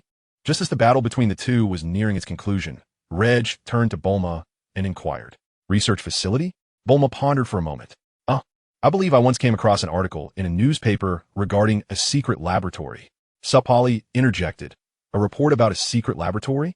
Furthermore, its location seems to be quite nearby. I suspect it might be that old man's facility. How infuriating. This woman even knows where my laboratory is. It appears that I must devise a means to eliminate her. A sinister thought arose within Dr. Gero. Can you still locate that newspaper? Reg asked. I believe that should not pose a problem. Supali, take her back and find that newspaper. Certainly. Supali nodded. With that, she executed a rapid teleportation, bringing Bulma back to West City. She vanished. Dr. Gero's expression shifted as he had intended to confront Bulma. At that moment, Android 19, who had been battling Vegeta, was obliterated by an energy wave. Android 19. Dr. Gero clenched his teeth and turned to flee. Reg suddenly appeared behind him. Where do you think you're going, Dr. Gero? Damn it, I will fight you. Dr. Gero declared, gathering an energy wave in his hands to attack Reg. Reg swiftly dodged, reappearing behind Dr. Gero in an instant. Chapter 11. Androids 17 and 18. With a golden energy wave, Dr. Gero was vanquished. At that moment, Supali reappeared with Bulma. Piccolo and the others immediately flew over. Did you find a newspaper? Yes. Where's that guy's research facility? Upon hearing this, Bulma promptly revealed the location of Dr. Gero's laboratory. It is situated within a concealed cave. At that very moment, a blonde-haired, blue-eyed woman emerged from a glass chamber alongside a handsome boy clad in a red scarf. These two individuals were none other than the androids the Z-Fighters sought, Android 17 and Android 18. It seems that old man has stepped out. Android 17 observed the surroundings and remarked. Android 18 nodded in agreement. So what should we do next? Should we wait for him to return? Or go out in search of him? Let us venture out. Agreed. Android 17 nodded. At that moment, Android 18 suddenly noticed another glass chamber within a laboratory. It appears there may be another android. As she approached the chamber, she beheld an exceptionally tall android lying silently within. He is Android 16. Upon hearing this, Android 17 followed suit and approached. Meanwhile, Vegeta and the others had arrived at the entrance of a laboratory, guided by the address provided by Bulma. Is this it? Vegeta inquired of Bulma. Yes. Bulma nodded affirmatively. Seeing this, Vegeta immediately concentrated a wave of energy and directed it towards the laboratory's entrance. With a tremendous explosion, the door of the laboratory was obliterated. At that moment, three figures emerged from the remnants of the explosion, and those three were none other than Android 17 and his companions. Three. Weren't one supposed to be eliminated? How did three appear? I have no idea. Bulma shook her head. Tianjin Han, Vegeta, Yamcha, and two individuals I don't recognize. Android 17 scanned the group and remarked. Android 18 nodded in agreement. But how could they find this place? I suspect it is because of Bulma, Android 16 suggested. Because of her? Android 17 chuckled and then turned to Vegeta.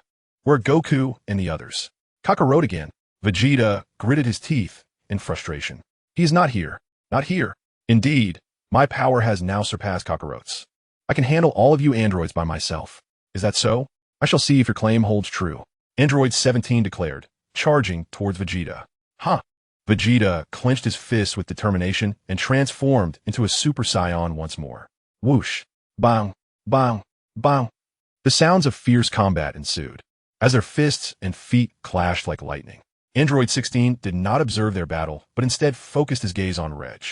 Are you not going to participate in the fight? Or will you wait for a more opportune moment? 16. Have you noticed the individual beside Bulma? He bears a striking resemblance to Vegeta. Yes. Android 16 nodded in acknowledgement. Bang. No sooner had he spoken than Vegeta accelerated, landing a powerful punch that sent Android 17 flying back several dozen meters. Impressive. Android 17 exclaimed, roaring as he launched a more rapid assault on Vegeta. Vegeta raised his hands to defend against Android 17's strikes. Bang! After a flurry of exchanges, Android 17 clenched his right fist and delivered a blow that propelled Vegeta into the mountains behind him. Vegeta! Piccolo's expression changed slightly. At that moment, a purple-haired youth descended from the sky. He was none other than Trunks from the future, the mysterious boy from 3 years ago. Piccolo nodded and glanced at Reg beside Saparli. He appeared remarkably composed, as if he had no intention of intervening. Suddenly, Vegeta emerged from the rubble of the mountain. Upon seeing that Vegeta was unharmed, future Trunks let out a slight sigh of relief and addressed Piccolo and the others. May I inquire about Mr. Goku? He suffered a heart attack and has already been taken back by Krillin for treatment. A heart attack? Did Mr. Goku not take the medicine I provided him? Future Trunks exclaimed in shock. No. Yamcha shook his head. Damn it. Future Trunks gritted his teeth. With a cold snort, Vegeta charged once more at Android 17. With a whoosh, the fierce battle ensued. Vegeta's punches and kicks struck like lightning, relentlessly pushing Android 17 back. Moments later, Android 17 suddenly evaded Vegeta's attack and retreated a few steps. Vegeta shouted fiercely, swinging his right fist with all his strength toward Android 17. Android 17's expression turned serious as he swiftly caught Vegeta's right fist with his own. What? Vegeta exclaimed, astonished. In that instant, Android 17 swung his left fist toward Vegeta's face. Reacting quickly, Vegeta raised his left hand to seize Android 17's left fist. Android 17 gritted his teeth, glaring at Vegeta. Both of them exerted their strength, struggling against each other on the ground. Sensing the precariousness of the situation, Future Trunks immediately turned his gaze toward Ragg. Goku had once told him that Ragg was Vegeta's brother and possessed strength far surpassing his own. However, 3 years had passed, and it was uncertain whether the gap between them remained the same. After contemplating for a moment, Future Trunks flew in front of Ragg and said, Hello, Mr. Ragg. I've heard from Mr. Goku that you are incredibly powerful. May I ask why you're not joining the fight against the androids? Are you instructing me? No. Future Trunks quickly shook his head. What I mean is, these two androids are exceptionally strong, and I would like to request your assistance in confronting them. It is unnecessary. Even if they joined forces, they would not be my match. If that is the case, then why do you not intervene? Vegeta had diligently trained for 3 years for today's battle. If I were to step in and defeat them now, it would undoubtedly infuriate him. Moreover, his pride is immense. He would never allow me to intervene unless he was truly outmatched. However, rest assured, when he can no longer endure, I will naturally take action. Just as those words left his mouth, a pained scream from Vegeta suddenly echoed from afar. Android 17 executed a grappling move, twisting Vegeta's right hand until it fractured. Chapter 12. The Emergence of Cell. Father. The future Trunks' expression changed drastically upon witnessing the scene. Father. Bulma and the others turned their gaze towards future Trunks. In truth, the youth before them was the very child that Bulma held in her arms. Piccolo directly revealed future Trunks' identity. Are you implying he is the grown-up Trunks? Bulma inquired. Indeed, Piccolo nodded affirmatively. At that moment, future Trunks, disregarding the need for explanation, transformed into a Super Saiyan and charged towards the location of Android 17. With a swift movement to the left, Android 17 delivered a precise strike, rendering him unconscious. Observing this, Bulma hastily sought assistance from Ragg. Ragg, please help me save Trunks. Of course, Ragg replied, swiftly appearing before Android 17. Who are you? Questioned Android 17. Ragg, what is your connection to Vegeta? That is none of your concern. Oh, is it? In that instant, Ragg vanished and reappeared behind Android 17. Before Android 17 could react, he was incapacitated by a swift strike from Ragg. 17. Upon witnessing Android 17 collapse, Android 18's countenance shifted dramatically. Meanwhile, Piccolo and the others gazed at Ragg with disbelief. They were aware of Ragg's formidable power, but this was astonishingly overwhelming. Ragg had not even transformed into a Super Saiyan, yet had effortlessly defeated Android 17, a foe that Vegeta, in his Super Saiyan form, could not conquer. Vegeta, standing not far away, clenched his teeth in fury.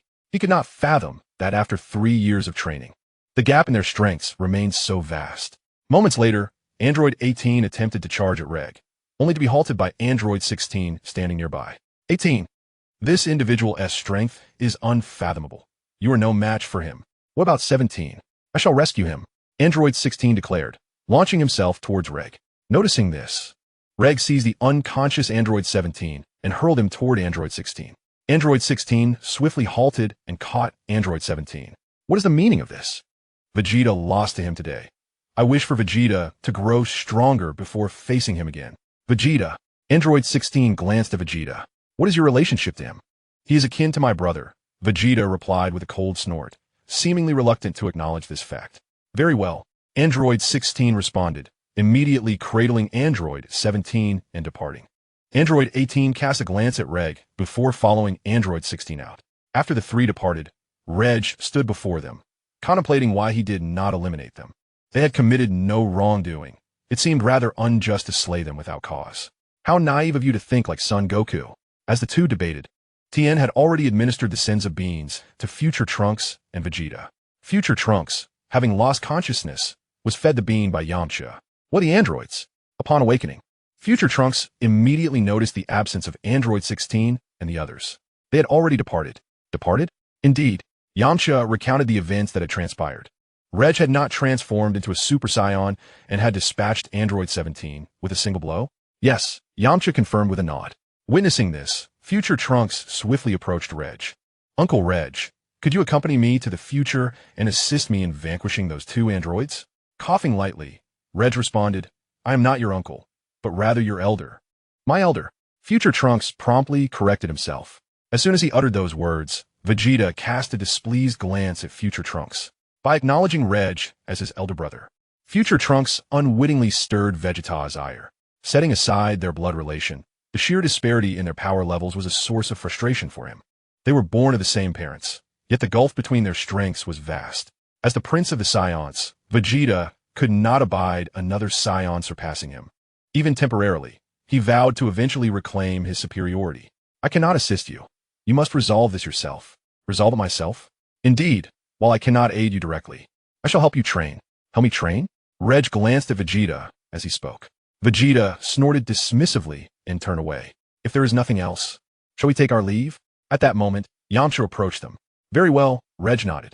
In West City, at Bulma's residence. Shortly after Vegeta returned home, Future Trunks and Reg arrived at his abode. Elder, do you truly intend for me to train alongside my father? Future Trunks asked nervously.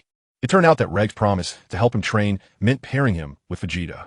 Indeed, what is the issue? Are you not father and son? Training together might even strengthen your bond. A bond between father and son. Future Trunks felt a stirring in his heart and, summoning his courage, walked toward the gravity chamber. How easily they are persuaded, Reg remarked, turning to Bulma beside him. Bulma, could you assist me in constructing a gravity chamber? A gravity chamber? Reg responded with a nod. It is indeed possible, but it will require at least half a month. All right. A week later, in a quaint town south of West City, 2 men and a woman strolled down the street. These 3 were none other than Android 17 and his companions. Since their confrontation with Vegeta, they had been incessantly searching for Dr. Gero. However, Dr. Gero had already met his demise at the hands of Reg, rendering their search futile. Android 17 remarked, that old man Gero seems to be elusive. Could it be that he has already perished? Indeed, Android 16 nodded in agreement. He may very well have been vanquished by Vegeta and his allies. Vegeta. The mere mention of Vegeta caused Android 17 to think of Reg, clenching his fists in anger. At that moment, a grotesque creature with green skin emerged from behind them. This monster, resembling an insect with black spots adorning its green exterior and a spiked tail, was named Cell, the ultimate android created by Dr. Gero. Chapter 13, Piccolo vs. Cell. What a monstrosity! As Cell made his entrance, the surrounding humans fled in terror. Android 17. At last, I have found you. Cell licked his lips hungrily, eyeing Android 17 as if he were prey. Disturbed by this display, Android 17 retorted, You hideous creature, if you dare make that motion again, I swear I shall eliminate you. Oh, is that so? Cell taunted, licking his tongue once more. How infuriating. Android 17 surged forward, ready to engage Cell, but was abruptly halted by Android 16's grip on his arm. This creature was created by Dr. Gero. It intends to absorb both of you. Absorb? Android 18 inquired. This monster is not yet in its complete form. It must absorb both of you to achieve its full potential. That wretched Dr. Gero. Android 18 fumed. Huh, now that you are aware, you shall obediently become my sustenance. Not a chance. Android 17 declared defiantly, disregarding Android 16's warning as he charged at Cell. With a sinister chuckle, Cell met him head-on. Boom! With a series of resounding impacts, Android 17's fists and kicks struck Cell with the swiftness of lightning, pushing him back relentlessly. In the other world, the Earth's deity observed the battle unfold, flanked by Piccolo and Bubbles. As Cell gained the upper hand, the deity's expression darkened considerably. The monster now holds the upper hand. Piccolo nodded. Therefore, we must quickly fuse to stop that creature. The Supreme Kai hesitated, for once they fused, there would be no turning back. In truth, they could seek Ragg to assist them, but Piccolo feared that by the time he reached Ragg, Cell would have already absorbed them. Although Piccolo was aware of Ragg's formidable strength, he was uncertain of its exact limits. Furthermore, he worried that once Cell absorbed the androids, even Ragg might prove difficult to contend with. I agree to fuse with you. After much internal deliberation, the Supreme Kai ultimately consented to merge with Piccolo. God! Upon hearing the Supreme Kai's decision, Bubbles felt a pang of sorrow. Bubbles, while I am gone, you must ensure the stability of the other world. Yes, Bubbles nodded.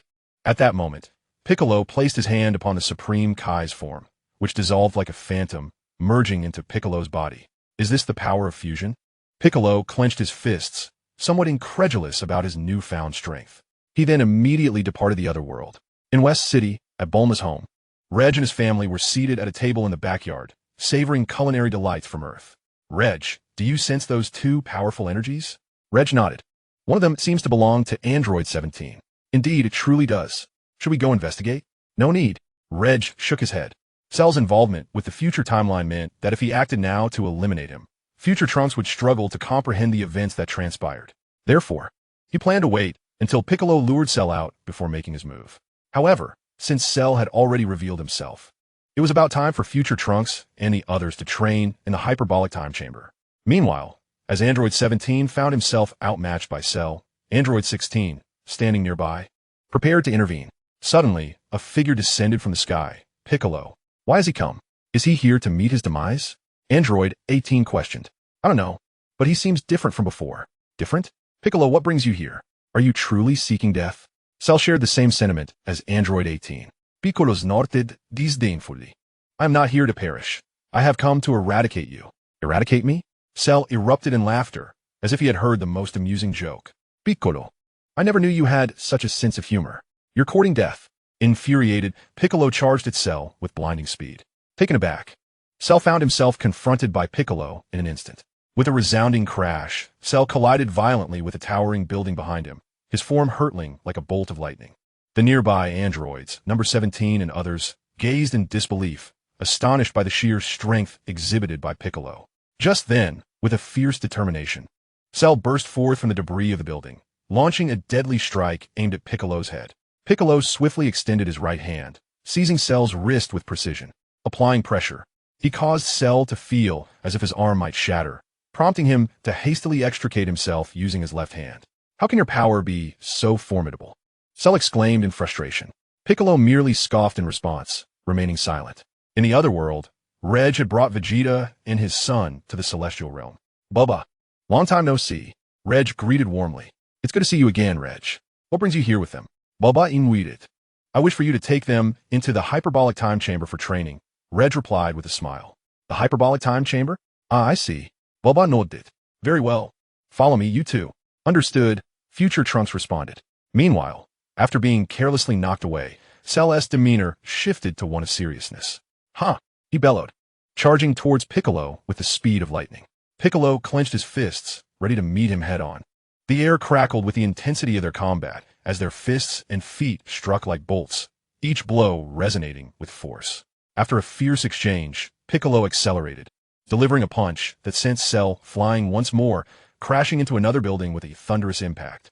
Remarkable, exclaimed Android 18, her eyes wide with astonishment. Indeed, Android 16 nodded in agreement. With a roar, Cell shot forth from the wreckage, once again targeting Piccolo. Their knees collided with a forceful thud, and they grasped each other's hands, straining against one another. The ground beneath them trembled violently, cracks radiating outward as debris was flung into the air. After a moment of stalemate, both warriors exerted their strength, forcing the other back. What is happening? How have you become so powerful? Cell gasped, panting heavily. Chapter 14. The Master of Shadows, Piccolo. I have fused with the Namekian, he declared. Now it makes sense. That is why your strength has surged so dramatically. Piccolo acknowledged, charging toward Cell once more. As a series of resounding impacts echoed, Piccolo's fists and feet struck like lightning, continually pushing Cell back. Accursed. After retreating nearly 1,000 meters, Cell forcefully blocked with both hands, halting his backward momentum. Yet, in an instant, Piccolo executed a lateral kick that sent him flying to the side. Dreadful. Gritting his teeth, Cell glared furiously at Piccolo. Had it not been for Piccolo's sudden appearance, he would have already absorbed Android 17. With this thought, he promptly rose from the ground and charged at Piccolo. Clenching his fists, Piccolo prepared to meet him. Just as the two were a mere few meters apart, Cell abruptly halted, evading Piccolo's incoming attack. What? Piccolo was taken aback. In the next moment, Cell maneuvered behind Piccolo, gripping his right arm. Piccolo's expression shifted instantly as he attempted to break free from Cell's grasp. The long spike on Cell's tail suddenly lunged towards Piccolo's right arm. With a piercing scream, Piccolo's arm was instantly drained of vitality. Cell burst into laughter, declaring, Piccolo, this is the fate that befalls those who oppose me. Gritting his teeth, Piccolo began to retreat. Before I perish, could you divulge something to me? What is it? Who are you? Where do you come from? After a moment's contemplation, Cell replied, Since you are about to meet your end in my hands, I shall indulge you. My name is Cell, the ultimate android created by Dr. Gero. Ultimate android? I was cultivated from the cells of the most formidable martial artists on Earth, including your own. Moreover, I hail from a world 20 years in the future. 20 years in the future. Cell recounted his origins in detail. So that is how it is. Upon hearing Cell's explanation, Piccolo's face bore a look of dawning comprehension. Now that I have revealed my identity to you, you may resign yourself to being absorbed. Piccolo smiled, forcefully tearing off his withered right arm, which miraculously regrew anew. What? Cell's expression shifted dramatically as he realized he had been completely deceived by Piccolo. You were just probing for information. Indeed. Accursed. Cell seethed with rage. Huh. At that moment, Piccolo clenched his fists, elevating his power. Cell's expression changed once more. Not only had Piccolo deceived him, but he had also concealed his true strength. However, despite the anger boiling within him, Cell understood that a direct confrontation with Piccolo was ill-advised. He needed to devise an escape. Meanwhile, Piccolo had fully amplified his energy. Suddenly, Cell placed both hands upon his forehead, unleashing a blinding surge of light. Solar flare. What? As Piccolo closed his eyes, mere seconds later, just as the blinding light began to fade, Cell abruptly opened his eyes and turned to flee. However, before he could escape too far, a figure blocked his path. It was Ragg, incorrectly mistaken for Vegeta by Cell. At that moment, Piccolo and the others had already opened their eyes. Ragg, I am not Vegeta. I am his brother. Ragg, Vegeta's brother. Cell exclaimed in surprise. Ragg nodded, stating, There's no need for further discussion. It's time to put an end to you. Cell clenched his teeth, attempting to use the solar flare to escape once more. Yet, before he could execute it, Ragg's right fist struck him firmly in the abdomen. With a loud crash and a scream, Cell expelled a mouthful of bitter liquid. Following this, a powerful kick sent Cell flying like a projectile. Ragg brought his hands together, gathering energy to unleash a Kamehameha wave towards Cell. With a thunderous explosion, Cell was obliterated. Ragg glanced at Piccolo and the others before instantaneously teleporting back to West City. Android 17, didn't you mention wanting to take revenge on Ragg? After Ragg had vanished for some time, Android 18 suddenly turned to her brother. Yes, I did. Why do you ask? He replied. When will you seek vengeance on Ragg? She inquired. Perhaps after a while, he responded. A day later, Vegeta and future Trunks emerged from the hyperbolic time chamber. After a year of rigorous training, their powers had surged significantly. They sat in a tranquil area of the other world, enjoying the food prepared by Boba. Piccolo stood nearby, recounting the events concerning Cell to future Trunks. Cell came from the future, and he killed my future self? Trunks asked, shocked. Indeed, Piccolo affirmed. Moreover, Bulma has found the time machine Cell arrived in, located just outside West City. I have also destroyed the secret chamber he mentioned. Future Trunks nodded. What do you plan to do about the androids 17 and 18 from this timeline? He inquired. Ragg replied that they had not yet posed a threat to Earth and suggested waiting for Goku's recovery before making any decisions. Is Mr. Goku still unwell? Future Trunks asked. According to Gohan, he is recovering well, came a response. In the afternoon, upon returning home, Future Trunks sought out Bulma to obtain the time machine used by Cell. Through the machine's records, he discovered the precise time Cell had arrived from the future. Meanwhile, Ragg and his family were seated around a table in Bulma's yard, savoring the delicacies she had recommended. A figure suddenly appeared before them. It was the long-absent son, Wukong. Wukong, Uncle Wukong. Upon his emergence, Ragg and Future Trunks greeted him warmly. Son Wukong nodded and turned to Future Trunks. Trunks, I heard from Piccolo that you and Vegeta have entered the hyperbolic time chamber for training. Indeed, Future Trunks affirmed. Thank you, Uncle Wukong. Without you, I could never have come from the future to train and become this strong. I haven't done much, really, and I must also extend my gratitude to my uncle. If ahem, Ragg coughed lightly, interrupting Future Trunks. Let us refrain from overly sentimental remarks. Yes, nonetheless, I must express my thanks. When you return to the future, be sure to train diligently and protect what lies ahead. Of course, Uncle. So, Trunks, when do you plan to return? Son Wukong inquired. Perhaps tomorrow. I wish to stay here one more night. Is that so? I shall come to see you off tomorrow. All right. Chapter 15, The New Guardian. The following morning, Future Trunks returned to his timeline amidst the farewells of everyone. Upon his return, he first dealt with the androids 17 and 18 of his future timeline. Then, utilizing the time machine, he traveled to the moment before Cell's emergence in the past timeline and eliminated that version of Cell, restoring peace to his future world. In the main timeline, West City, at Bulma's residence. Kakarot, now that you have recovered from your illness, do you dare to challenge me to a duel? Shortly after Future Trunks' return, Vegeta suddenly challenged Son Wukong. I can, but not at this moment. Son Wukong replied with a smile. When will that be? After I train in the hyperbolic time chamber for a year. Very well. Upon hearing this, Son Wukong turned to Piccolo. Piccolo, since you have fused with the Guardian, do the Dragon Balls on Earth still hold any power? Piccolo nodded. Why do you ask? Son Wukong continued. I wish to resurrect those who were absorbed by Cell. By the way, why did you two choose to fuse? Isn't Ragg sufficient? Well, Piccolo hesitated for a moment. Firstly, I prefer not to ask Ragg for assistance, and secondly, I wish to become stronger. I see. I plan to journey to Namek to seek a new guardian. Namek, I wish to restore the Dragon Balls. As Son Wukong spoke, he instantaneously teleported to King Kai's planet. Wukong, it has been a while. King Kai nodded. Wukong, what brings you here? Oh, King Kai, do you know the location of the new Namek? The new Namek? Indeed, due to the fusion of Bic and Shun, the Dragon Balls on Earth are currently unusable. Therefore, I seek to find a Namekian to serve as the new deity. Ah, I see. However, I must search for you shortly. After a brief moment, King Kai located the position of Namek and, with a swift turn of his body, pointed to the right. The new Namek lies in that direction. Thank you, Lord Kai. As Son Goku spoke, he immediately focused his energy towards the direction indicated by King Kai. Before long, he sensed Namek and instantly teleported there. Upon his arrival, he found himself surrounded by Namekians. Excuse me, could you direct me to your elder? I have matters to discuss. May I ask who you are? One Namekian inquired. My name is Son Goku. As soon as he spoke, the nearby Namekians became exceedingly enthusiastic. You are the Saiyan who defeated Frieza? Son Goku nodded with a smile. I shall fetch the elder at once. Please wait. Very well. A short while later, the new elder arrived. Having been informed of Son Goku's desire to invite a Namekian to Earth to become the new deity. Ultimately, Dandy, who had previously fought alongside Krillin and the others, agreed to come to Earth as the new deity. Thus, Son Goku brought Dandy to the heavenly realm of Earth.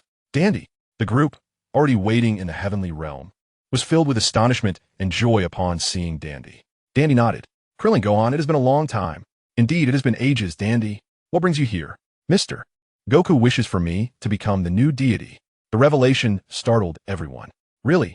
Dandy confirmed with a nod. Can you assist in restoring the Dragon Balls? That should pose no problem. Splendid. Subsequently, Bobo presented the dragon model.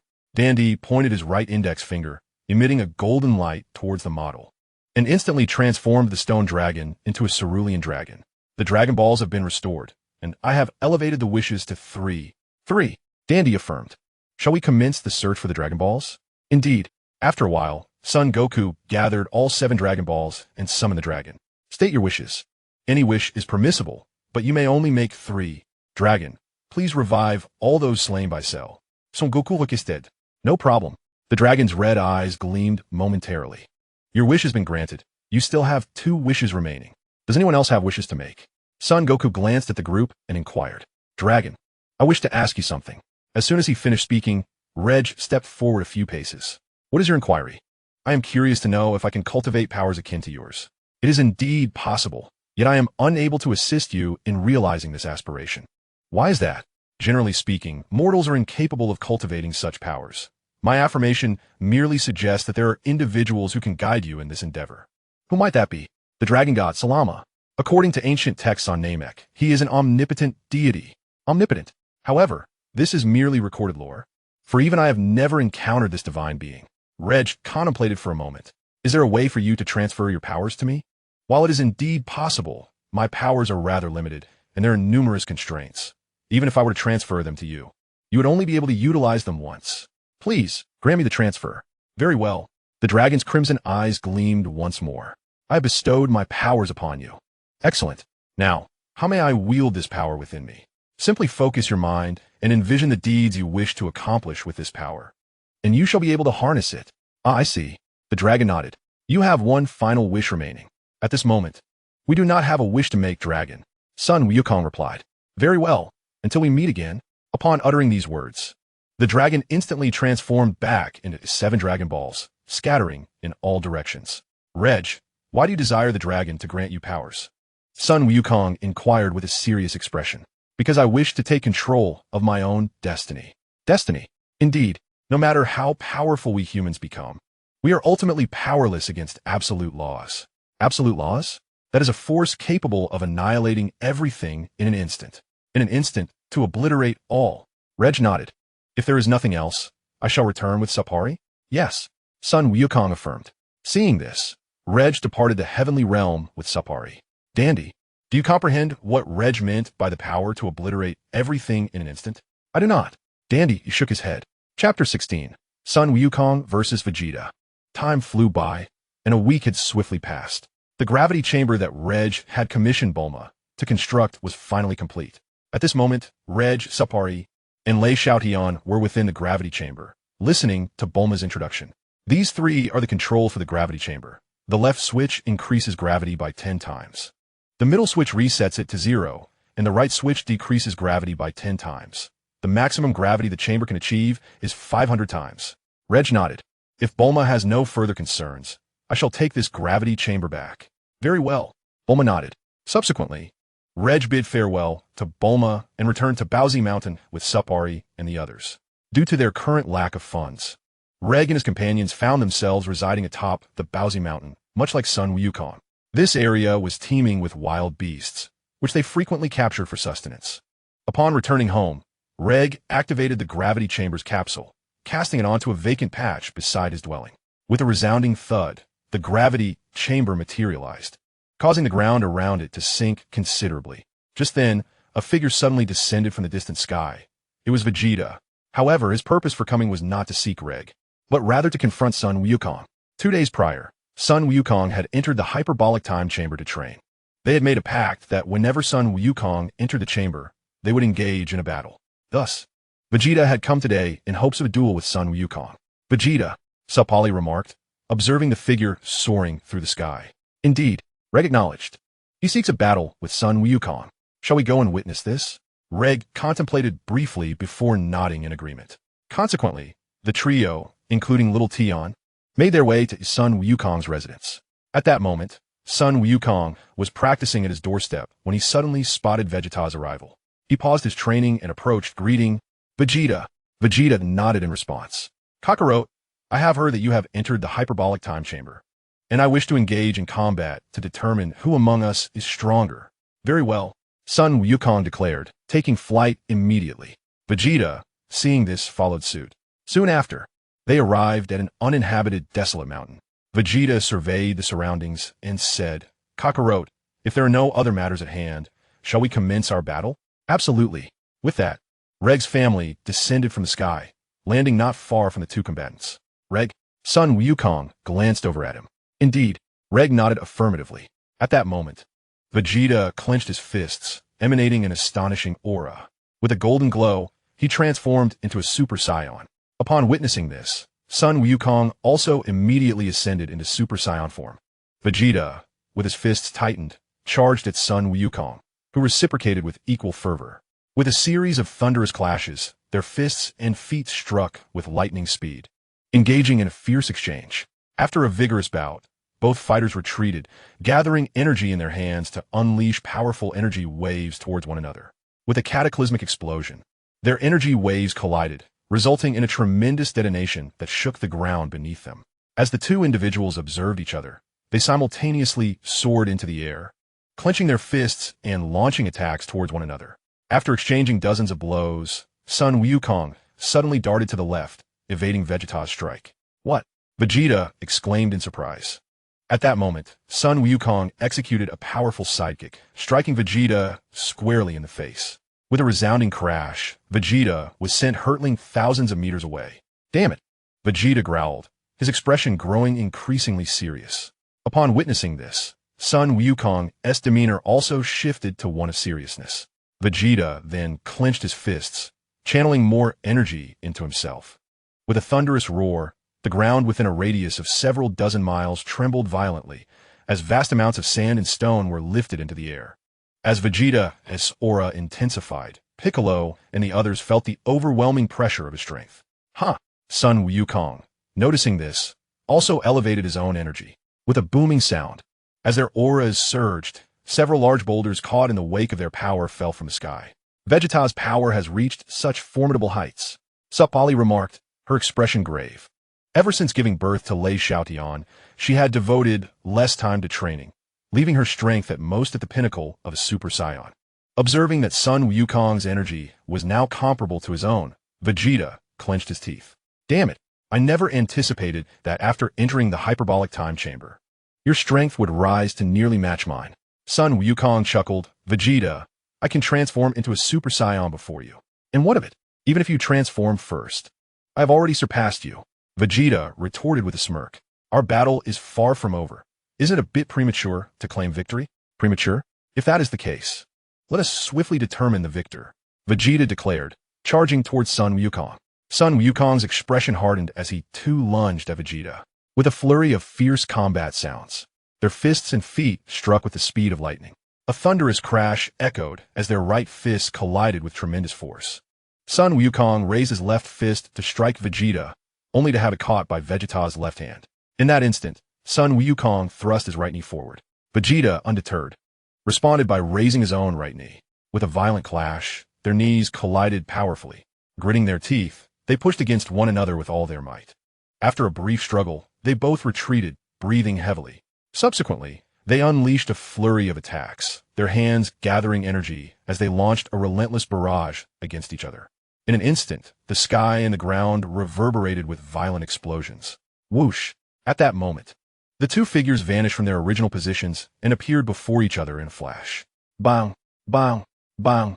With the sound of a tempest, they engaged in an extraordinarily fierce battle, their movements akin to lightning, shattering the boulders in their wake. Just then, Sun Wukong's right fist was deftly evaded by Vegeta. With a swift kick, Vegeta struck Sun Wukong's jaw, forcing him to stagger back several paces. Chapter 17, The Martial Arts Tournament. Seizing the opportunity, Vegeta unleashed a barrage of punches and kicks, striking at Sun Wukong with the speed of lightning. Thud! Thud! Thud! Sun Wukong raised his hands in defense, retreating continuously. Vegeta clenched his right fist tightly and delivered a heavy blow to Sun Wukong's abdomen.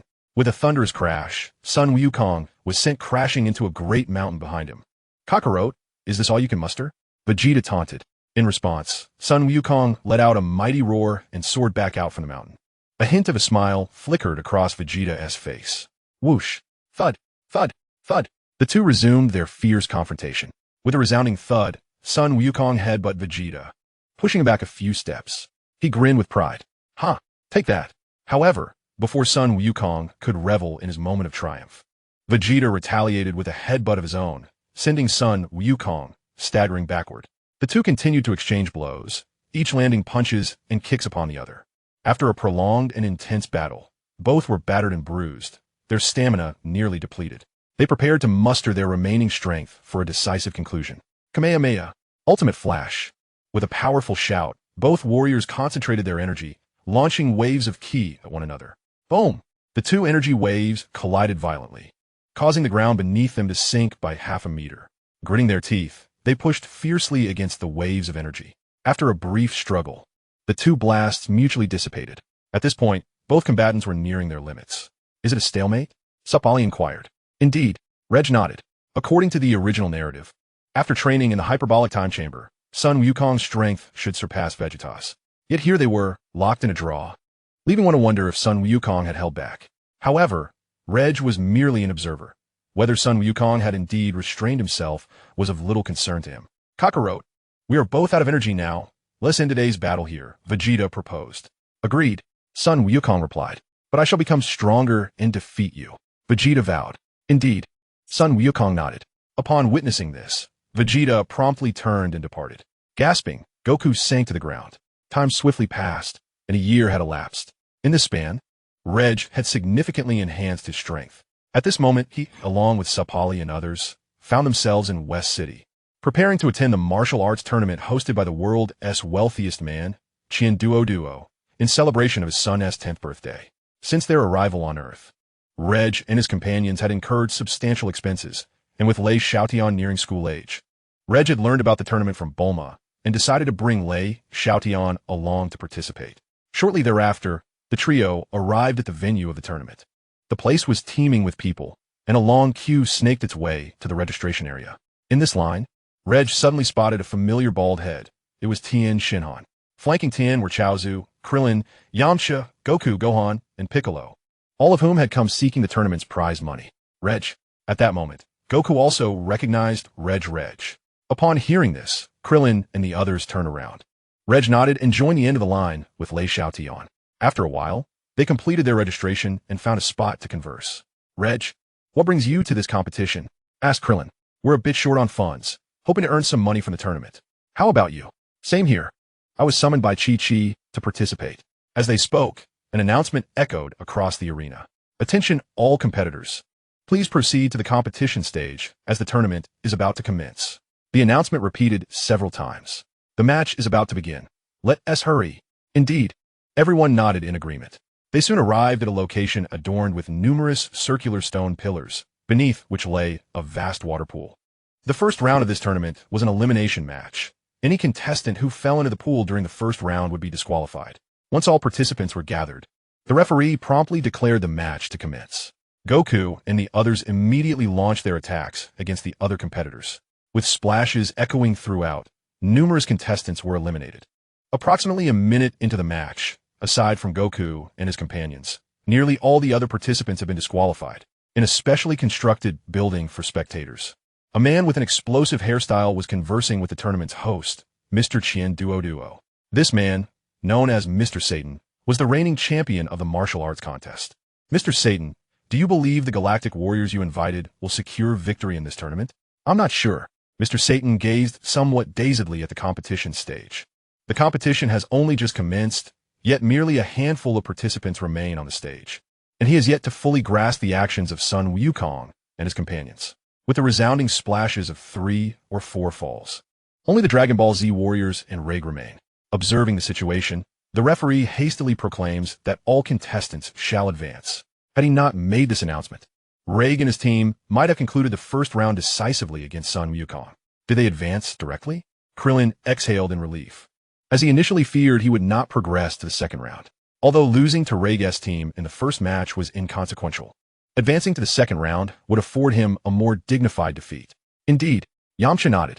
10 minutes later, the referee announced the commencement of the second round. The battleground spanned thousands of square feet, adorned with dilapidated buildings and a crumbling palace. Surrounding the arena, numerous cameras were positioned for the live broadcast of this event. The second round devolved into chaos once more, yet the arena's vastness rendered it even more challenging to eliminate opponents. At this juncture, Ragg and his son, Little Tion, stood side by side. Little Tion, I will assist you with Sun Wukong and Piccolo. The others will be your responsibility. Understood, father. Little Tion nodded. Ragg smiled. In an instant, Sun Wukong soared toward them from a distance. Ragg, it has been a while since we last sparred. Let us seize this opportunity to engage in a proper duel. Very well, but not at this moment. Not at this moment. With that, Ragg instantaneously teleported to stand before Piccolo. Ragg, Piccolo exclaimed in surprise. At that moment, Ragg's right fist shot forth with the speed of lightning, striking Piccolo and sending him hurtling away. Huh! Ragg bellowed, transforming into a Super Saiyan. Chapter 18, The Gifted Little Tian. Just then, Sun Wukong teleported directly in front of Ragg. With a swift motion, Ragg vanished and reappeared before the airborne Piccolo, conjuring a golden energy sphere in his right hand. Damn it! Piccolo gritted his teeth. Bang! With a tremendous roar, Piccolo was blasted out of the arena by the energy sphere. Piccolo has been eliminated. The announcement left Krillin and the others in disbelief. Among them, apart from Sun Wukong, Piccolo was undoubtedly the strongest. No one anticipated that he would be the first to exit. Sun Wukong remarked, Ragg, were you concerned that Piccolo would eliminate Little Tian? Thus, you took the initiative to knock him off the stage. Initially, I had no intention of eliminating him so swiftly. However, since you wish to engage in combat, I must first dispose of him to prevent him from usurping Shao Tian's position while I contend with you. Why not cast out the others as well? Aside from you and Piccolo, none of the other competitors pose a threat to Shao Tian. Reg laughed. What is Shao Tian's current prowess? A Super Saiyan. Can Shao Tian transform into a Super Saiyan at the tender age of 4? Son Goku exclaimed in astonishment. Reg nodded affirmatively. His lineage is inherently powerful, and Shao Tian was conceived after Super's training to become a Super Saiyan, endowing him with extraordinary talent. Is that so?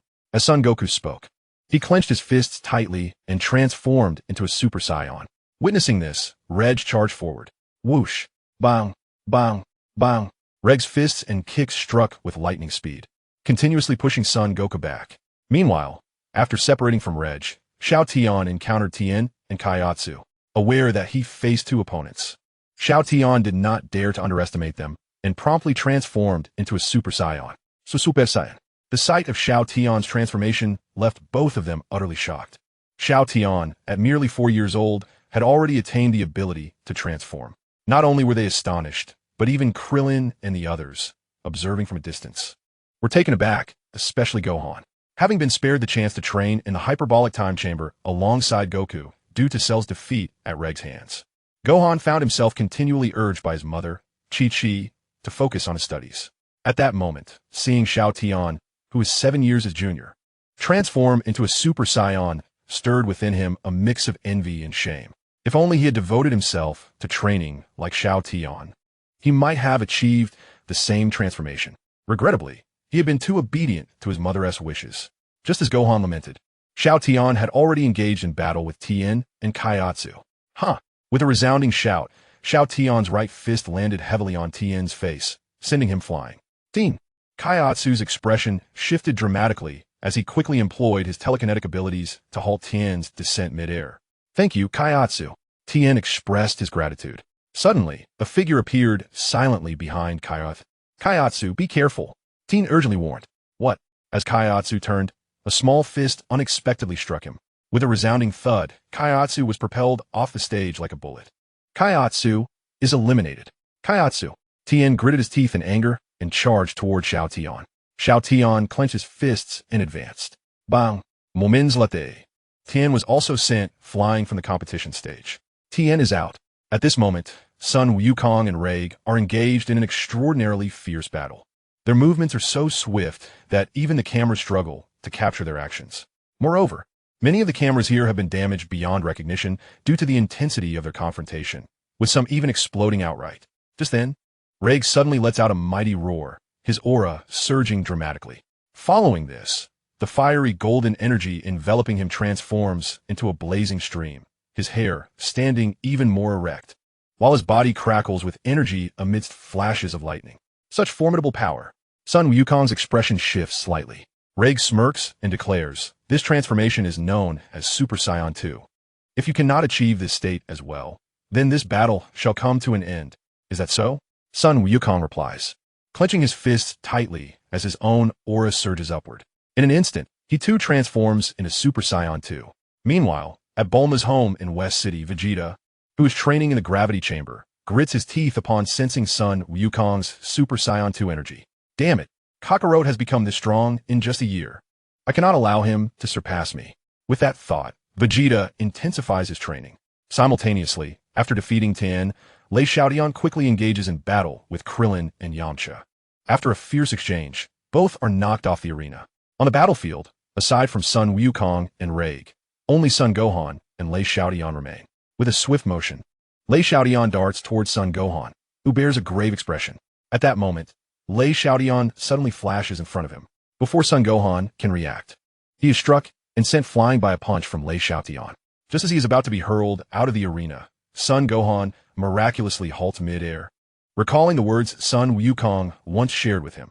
To transform into a Super Saiyan, one must not only possess sufficient power, but also harness the strength of anger to break through their limits.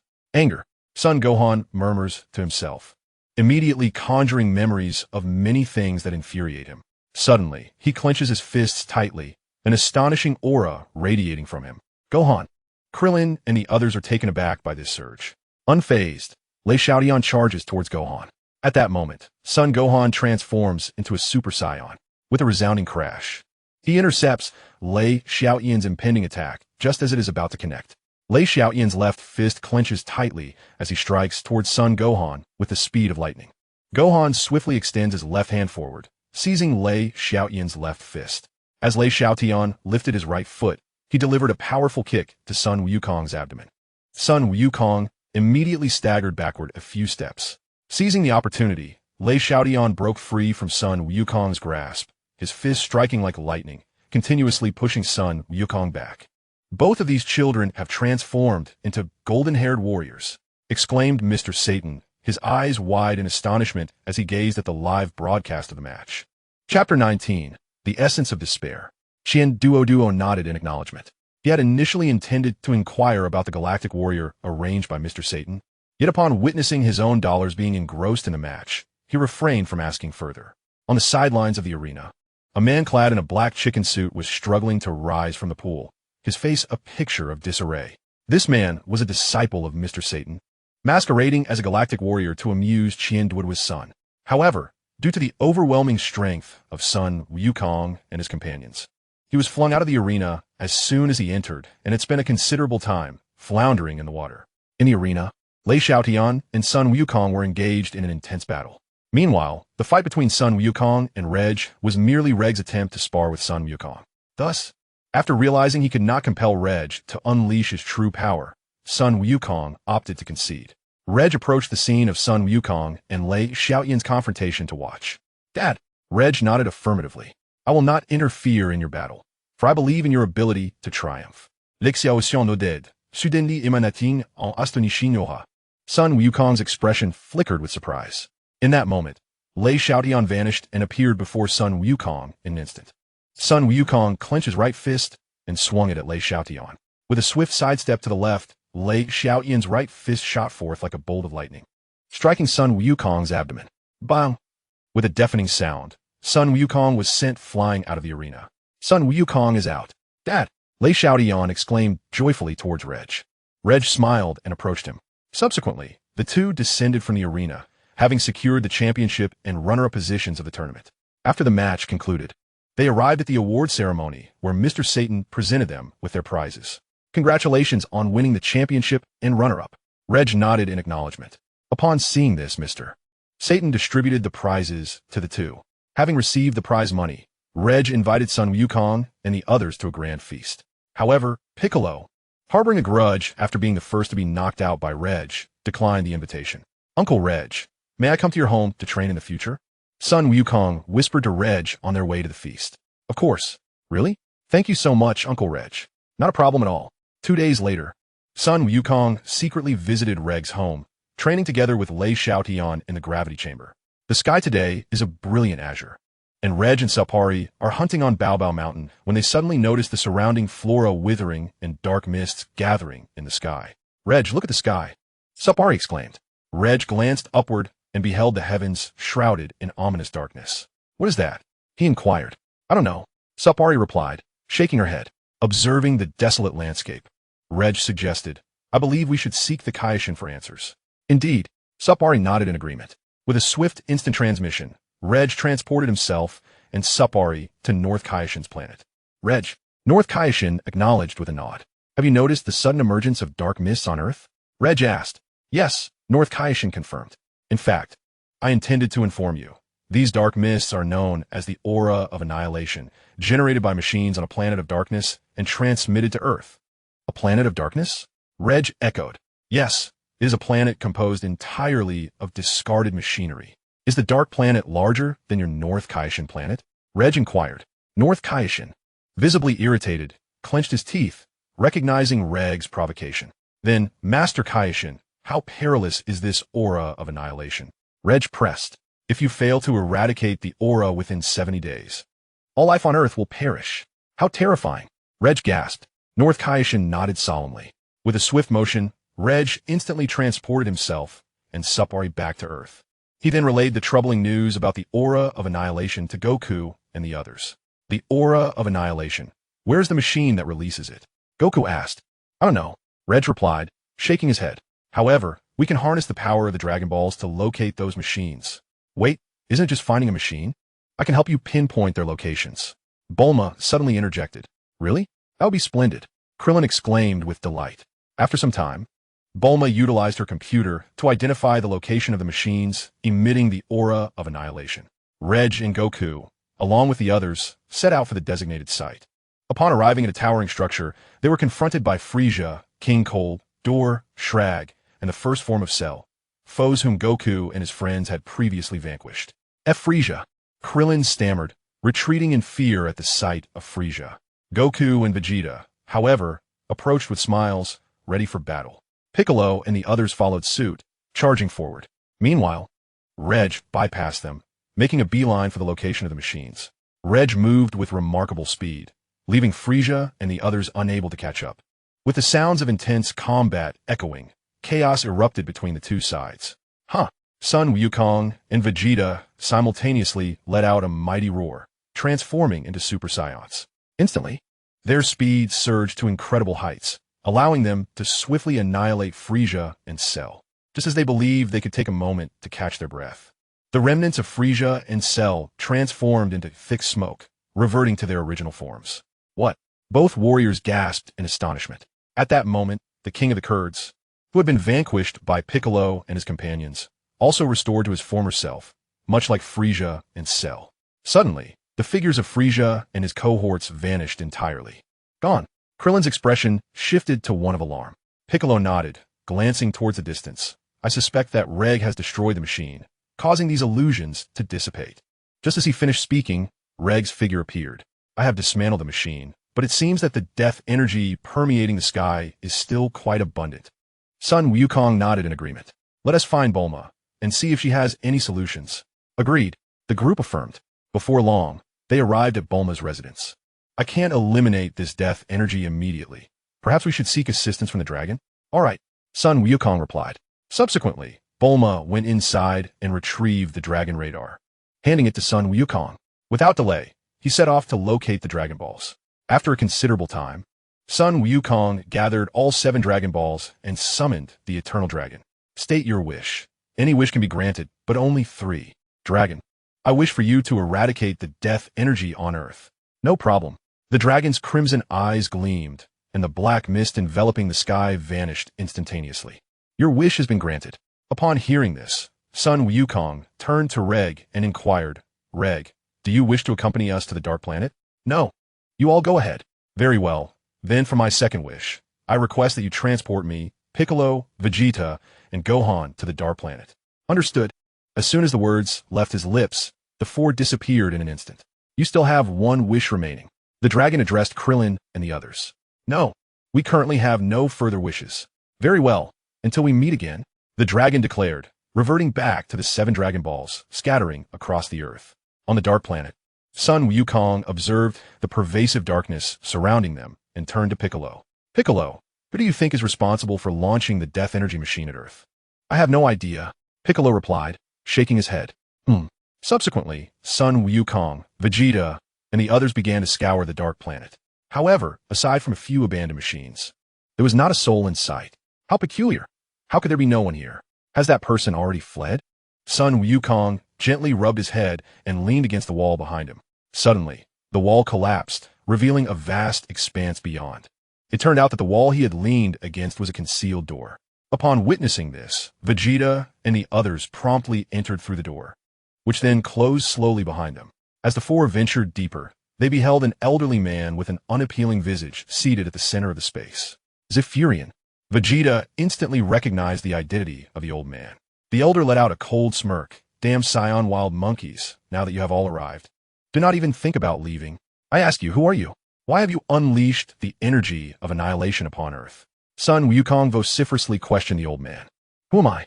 The elder's eyes abruptly widened in fury. My name is Dr. Ragg. I am a Zephyrian whose clan was annihilated by your kind, the Saiyans. Dr. Ragg. Indeed, when you Saiyans invaded our planet, you not only seized our land, but also exterminated my people.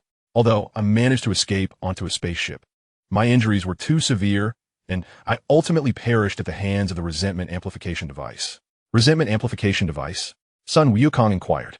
It is precisely due to this device that I was resurrected in a spectral form. A spectral form? Sun Gohan echoed. In pursuit of vengeance. I amassed a multitude of vengeful spirits to forge formidable spectral warriors. Sun Wukong clenched his fists in anger, declaring, no matter the extent of your animosity towards us, I will not permit you to devastate Earth. Huh. As Sun Wukong spoke, he instantly transformed into a Super Saiyan and charged forward. Dr. Ragg, with a disdainful chuckle, summoned a green energy shield around himself. Sun Wukong's right fist struck the shield with great force, yet proved utterly ineffective. Alarmed, he quickly retreated. Ha ha, Dr. Ragg laughed heartily, feeling quite pleased with himself. Observing this, Sun Wukong joined his hands together and shouted, Kamehameha. Meanwhile, Piccolo and the others unleashed their own signature attacks. Demon Light Cannon, Demon Flash, Power Burst, Boom. Under the combined assault of the four, Dr. Ragg's energy shield rapidly shattered. With a tremendous explosion, Dr. Ragg was obliterated, his soul absorbed by the resentment amplification device behind him. After a brief moment, a formidable energy surged from the device, prompting Sun Wukong and his companions to adopt a grave expression. What an overwhelming energy! Just as the words left his lips, a towering figure with red skin appeared, adorned with blue gemstones on his chest, head, hands, and feet. This man's name was Hachiyak, a spectral warrior created by Dr. Ragg to exact revenge upon the Saiyans. Sun Wukong, who are you? Hachiyak did not respond, but instead directly concentrated an energy wave and launched an attack. Observing this, Sun Wukong swiftly evaded. Boom! With a resounding explosion, the energy wave detonated upon striking the ground. Son Gohan and Vegeta, witnessing this, immediately transformed into Super Saiyans and charged forward. Whoosh! Bang bang bang! As the two engaged, they found themselves in a fierce battle with Hachiyak. However, due to Hachiyak's formidable defenses, their assaults failed to inflict any damage. Seeing this, Sun Wukong and Piccolo joined the fray. At that moment, Hachiyak crossed his arms in front of him, and the blue jewels on his hands emitted a green glow. Sun Wukong and Piccolo exchanged startled glances. Avenger S Cannon! Hachiyak shouted, and the green light from his hands shot towards Sun Wukong. Bang! With a thunderous sound, Sun Wukong was struck by the green light and sent flying. Father! Son Gohan's expression changed, and he furiously charged at Hachiyak. Whoosh! Bang bang bang! Son Gohan's fist struck like lightning as he engaged Hachiyak. After a brief struggle, Hachiyak accelerated his strikes and sent Son Gohan flying with a single punch. Gohan, Piccolo, filled with rage, rushed towards Hachiyak. Whoosh! Bang bang bang! Hachiyak evaded while counterattacking Piccolo. Bang! After dozens of exchanges, Piccolo was sent flying by Hachiyak's punch, crashing violently against a steel pipe behind him. At this moment, Hachiyak once again crossed his arms in front of him, the blue jewels on his hands and head radiating green light simultaneously. 1, 2, 3, 4. Sun Wukong silently counted the time Hachiyak needed to gather energy. Avenger S Cannon. Upon reaching 6, Hachiyak completed the energy gathering and fired towards Vegeta's direction. Vegeta, noticing this, swiftly dodged. Boom! The energy wave exploded upon impact with the ground, causing the entire dark planet to tremble violently. 6 seconds. His energy wave will be completed in 6 seconds. Sun Wukong shouted to the three. Understanding the urgency, they nodded in acknowledgement. Then, the four charged toward Hachiyak simultaneously. Observing this, Hachiyak crossed his arms again, with the blue jewels emitting green light. Sun Wukong and the others immediately halted and began to gather their energy. Kamehameha, Demon Flash, Power Cannon, Wave. As Sun Wukong unleashed his Kamehameha, Sun Gohan and the others simultaneously released their energy waves. Boom! With an earth-shattering explosion, Hachiyak was obliterated. As the four awaited in anticipation, the dark planet suddenly erupted with a tremendous explosion. This is bad. The place is about to blow. Quickly grab hold of me, exclaimed Goku, prompting Piccolo and Gohan to nod in agreement and place their hands upon Goku's shoulders. Vegeta, however, remained silent, placing his hand on Goku's back.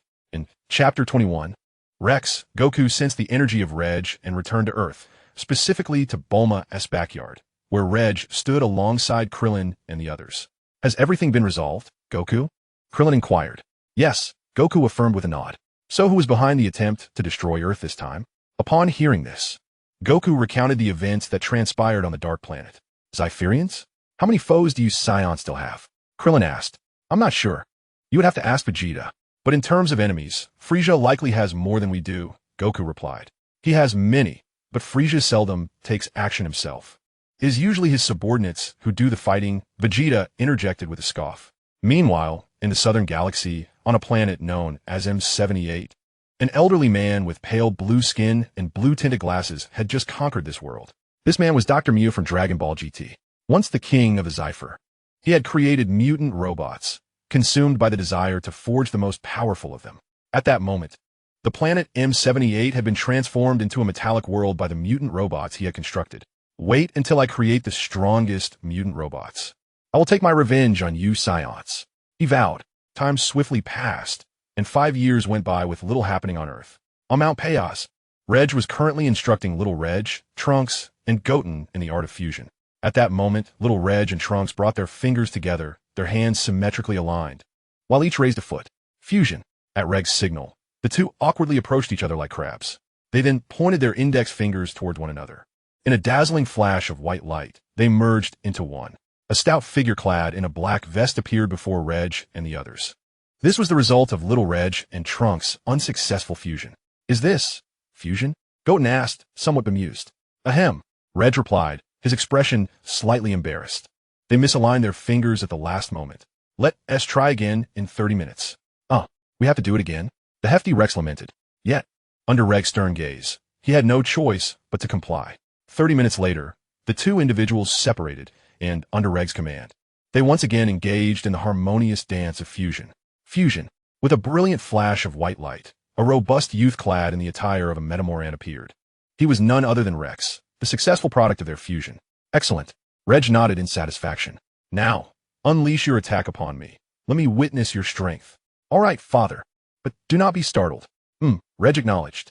With that, Rex swiftly raised his right leg and launched a powerful kick toward Reg. Reg raised his right hand, effortlessly deflecting the blow. Rex retracted his leg and, with lightning speed, unleashed a barrage of punches toward Reg. Whoosh. Reg deftly sidestepped, evading Rex's assault. Rex quickly retreated, both hands summoning waves of energy, which he hurled at Reg. Whoosh. Reg's figure flickered as he dodged the energy waves. Boom! Boom! With a pair of violent explosions. The energy waves detonated upon impact with the ground. Curse be this. Rex clenched his hands tightly, transforming into a Super Saiyan. Reg's gaze sharpened slightly. Rex let out a fierce roar and charged at Reg once more. Whoosh! Bang! Bang! Amidst a cacophony of intense sounds, Rex relentlessly pushed Reg backward. Boom! Reg found himself cornered, colliding with a massive mountain behind him. Rex suddenly roared, delivering a full-force punch aimed at Reg. Bang. In that moment, Reg transformed into a Super Saiyan, swiftly grasping Rex's right fist. Rex was taken aback. At that instant, Reg's right knee drove forcefully into Rex's abdomen, propelling him away. Whoosh! Bang! Rex shot forth like a projectile, crashing into a mountain. Seeing this, Reg reverted to his original form. Clang! After a brief interval, Rex emerged from the mountain's debris. This is the power of fusion. Once you separate, you can fuse with Goten. Rex nodded in agreement. Just as he finished speaking, a figure descended from the sky. It was Son Goku. Goten. Son Goku nodded in acknowledgement, turning to Rex. Who is he, Reg? He is the fusion of Goten and Trunks. Fusion? Indeed. Reg briefly explained the concept of fusion to Son Goku. I see. If I were to fuse with Gohan, would I be able to defeat you? You might give it a try. Reg chuckled. Hee hee. Upon reflection, perhaps it's best to reconsider. Subsequently, intrigued by Rex's prowess, Sun Wukong engaged him in a brief sparring match. By noon, Sun Wukong returned home with Son Goten, leaving Trunks at the Reg family residence for a meal. In the afternoon, the trio reconvened to practice their fusion technique, continuing until dusk when they each returned to their respective homes. As it was summer, the night fell later, and after the Reg family finished dinner, the sky had not yet fully darkened. It was only after Reg took a shower that the darkness enveloped the land completely. Clad in a Saiyan battle suit, Reg ascended to a desolate mountain. It was the 15th day of the lunar month, and the moon hung round and luminous in the night sky. Reg aspired to harness the full moon's power to see if he could transcend to Super Saiyan 4. With this thought, he lifted his gaze to the suspended orb above. Bang, bang, bang. Reg's heart began to race violently, his eyes igniting with a crimson hue as hair sprouted abundantly from his body. With a thunderous roar, Reg transformed into a golden great ape, bellowing at the moon above. He then stomped forcefully on the ground, clenching his fists and striking the trees surrounding him. Boom! A row of trees fell beneath his might. No! Reg roared, gradually regaining his consciousness. He then reached towards the moon, and a fiery red aura enveloped him. Boom! At that moment, the sky was suddenly rent by bolts of lightning. Reg let out another thunderous cry as his body visibly shrank. Under the power of Reg's overwhelming energy, the very ground of the earth trembled. The Z fighters on Earth felt the surge of Reg's formidable presence. Chapter 22, Super Saiyan 4. What on Earth is happening? How could Reg's energy have surged to such magnitudes? This energy, how infuriating. Vegeta, who had just settled down to sleep, was jolted awake by Reg's potent aura. On North Kai's planet, North Kai gazed gravely towards Earth. What level of strength does this guy require to be satisfied? In the Kaioshin realm, East Kaioshin and Kibito looked on in disbelief towards the direction of Earth. Lord Kaioshin, did you feel that? A tremendous energy has suddenly manifested on Earth. Indeed, East Kaioshin nodded, and it belongs to that Saiyan from our last encounter on North Kai's planet. Are you referring to the Saiyan named Reg? East Kaioshin affirmed once more. Babidi has now gone to Earth. If he can lend his assistance, we may expedite our search for Babidi. But can we trust this individual? On Earth, at this moment, Reg had transformed back into his human form. His body was covered in red fur, except for his head, chest, and palms. His long, dark hair cascaded down, and his eyes were framed by red eyelids and eye sockets, with golden irises gleaming within. His upper body was bare, while he donned yellow trousers and black boots, secure at the waist with a blue belt. Is this the Super Saiyan 4? Reg clenched his fists, feeling the surging power within him. Suddenly, a figure appeared behind him.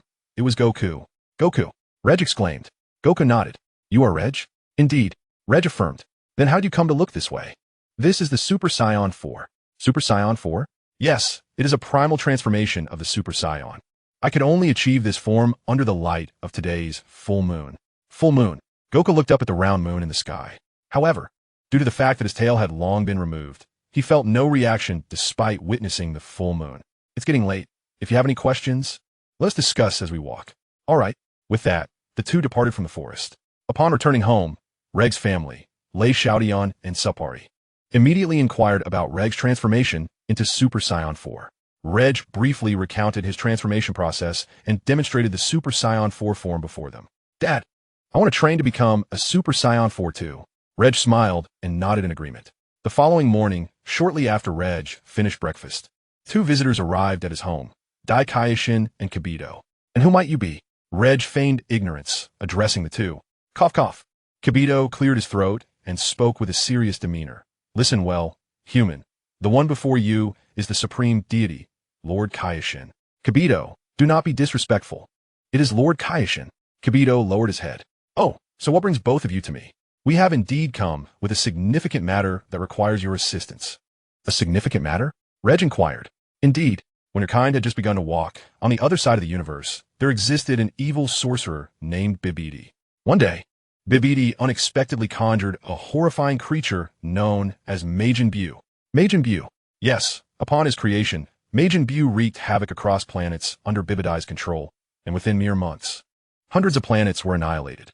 At that time, the universe was overseen by 5 Kaioshins, the 4 Kaioshins of the East, West, South, and North, and the Grand Kaioshin who presided over them.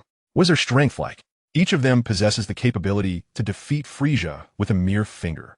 And then what transpired? Upon learning of this, the valiant South Kai immediately engaged in battle with Majin Buu, only to be absorbed by him. Subsequently, I joined forces with the West Kai to confront Majin Buu. However, due to Majin Buu's overwhelming power, the West Kai sacrificed himself to protect me.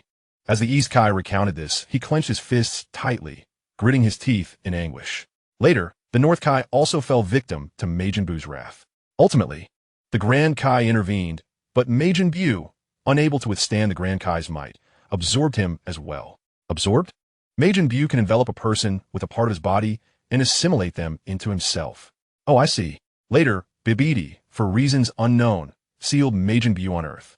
Seizing the opportunity while Majin Buu was confined, I discovered Bibidai's lair and eradicated him. Initially, I believed that this was the end of the matter, but recently, a terrifying event unfolded. A terrifying event?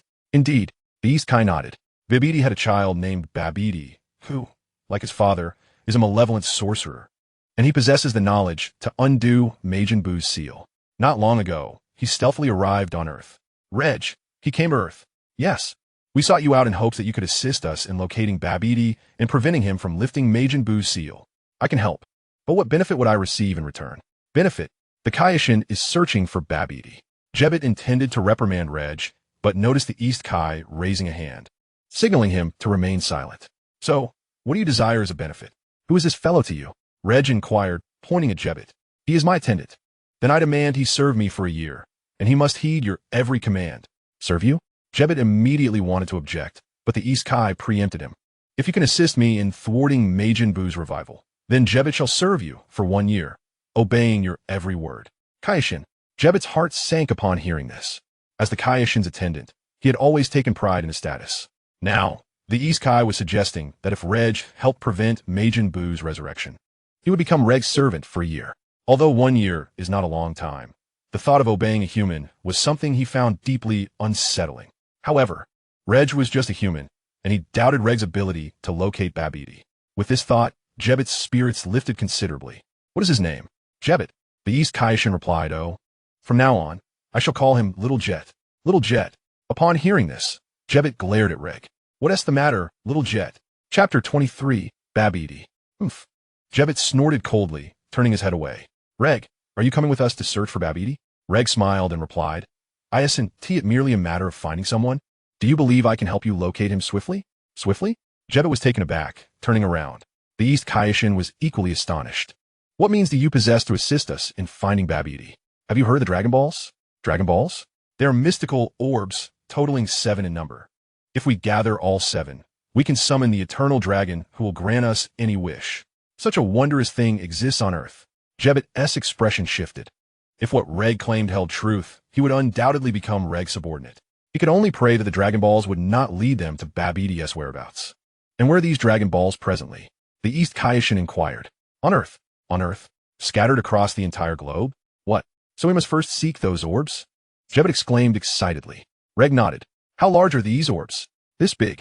Reg gestured with his hands. So small. With Earth being so vast. You expect us to search for 7 tiny orbs? With this time, we might as well directly pursue Babidi's location. Don't you think, East Kaioshin? Jebbit immediately raised his voice. The East Kaioshin slightly nodded. Who says the Dragon Balls are small and thus difficult to find? Reg, do you possess any means to quickly locate the Dragon Balls? The Dragon Ball radar. Reg responded. The Dragon Ball radar? Reg affirmed. It is a device specifically designed for locating Dragon Balls. Jebbit's expression changed upon hearing this. The East Kaioshin asked, Then Reg, where's the Dragon Ball radar now? At my sister-in-law's house. Sister-in-law? Reg nodded. And where's your sister-in-law now? In West City. West City, Bulma's home. At that moment, Bulma was leisurely seated in a chair, sipping a freshly brewed cup of coffee. The sudden appearance of Reg and company startled her, causing her to spit out the mouthful of coffee she had just taken. Reg? Recognizing him, Bulma sprang up in exasperation. Could you not appear out of nowhere and scare me like that? Apologies. My sincere apologies. Reg chuckled, offering his apologies. And who are these two? Bulma's irritation began to dissipate. This is Little Jet, and this is the Kaioshin. Kaioshin? Indeed. Little Jie proclaimed himself to be the deity standing atop the pinnacle of the universe. Upon hearing this, Jibit clenched his teeth and retorted, I am not Little Jie. I am Jibit. I understand now, Little Jie. You scoundrel. Jibit, filled with a surge of anger that made him want to strike Ragg, was restrained by a mere glance from the East Kaioshin, gradually calming himself down. Oh, is that so? Then what brings you here? Jibit inquired. I wish to borrow the dragon radar, Ragg replied. The dragon radar? Has something occurred? Bulma asked. Ragg nodded. This tale is lengthy. Let us first gather the 7 Dragon Balls. Very well. I shall retrieve the dragon radar for you. Bulma exclaimed as she turned and entered the house. Moments later, Bulma emerged, handing the dragon radar to Ragg. Without delay, Ragg set off to search for the Dragon Balls while the East Kaioshin and Jibit remained in the courtyard.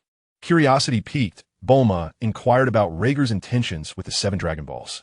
After a considerable time, Ragg returned to Bulma's courtyard with all 7 Dragon Balls. As the incantation was spoken, the Eternal Dragon was swiftly summoned. State your wish. Any wish can be granted, but only 3. The dragon proclaimed. I wish to know the whereabouts of Babidi. The East Kaioshin declared immediately. Jibit anxiously watched the dragon, harboring a faint hope that it could lead them to Babidi's location. Very well, I understand, but it will require some time. The dragon responded, its crimson eyes flashing. The East Kaioshin nodded. Shortly thereafter, a map descended from the heavens into the East Kaioshin's hands. The map clearly marked their current location and the distance to Babidi's hideout. This map illustrates where you must seek Babidi, the dragon affirmed. I'm immensely grateful. The East Kaioshin clutched the map as if it were a precious treasure. The dragon nodded. You may still make 2 additional wishes. At present, we have no further wishes, Ragg stated. Very well, until we meet again. With that, the dragon transformed back into the 7 Dragon Balls, scattering across the earth. Shall we proceed to Babidi's hideout? Indeed. In a remote mountainous region of the eastern part of Earth, a short man with yellow skin was approaching a white house. This man was none other than Babidi, the target of the East Kaioshin and his companions. Following closely behind Babidi was a man with red skin, draped in a blue cloak. This individual was named Dabura, the king of the demon realm.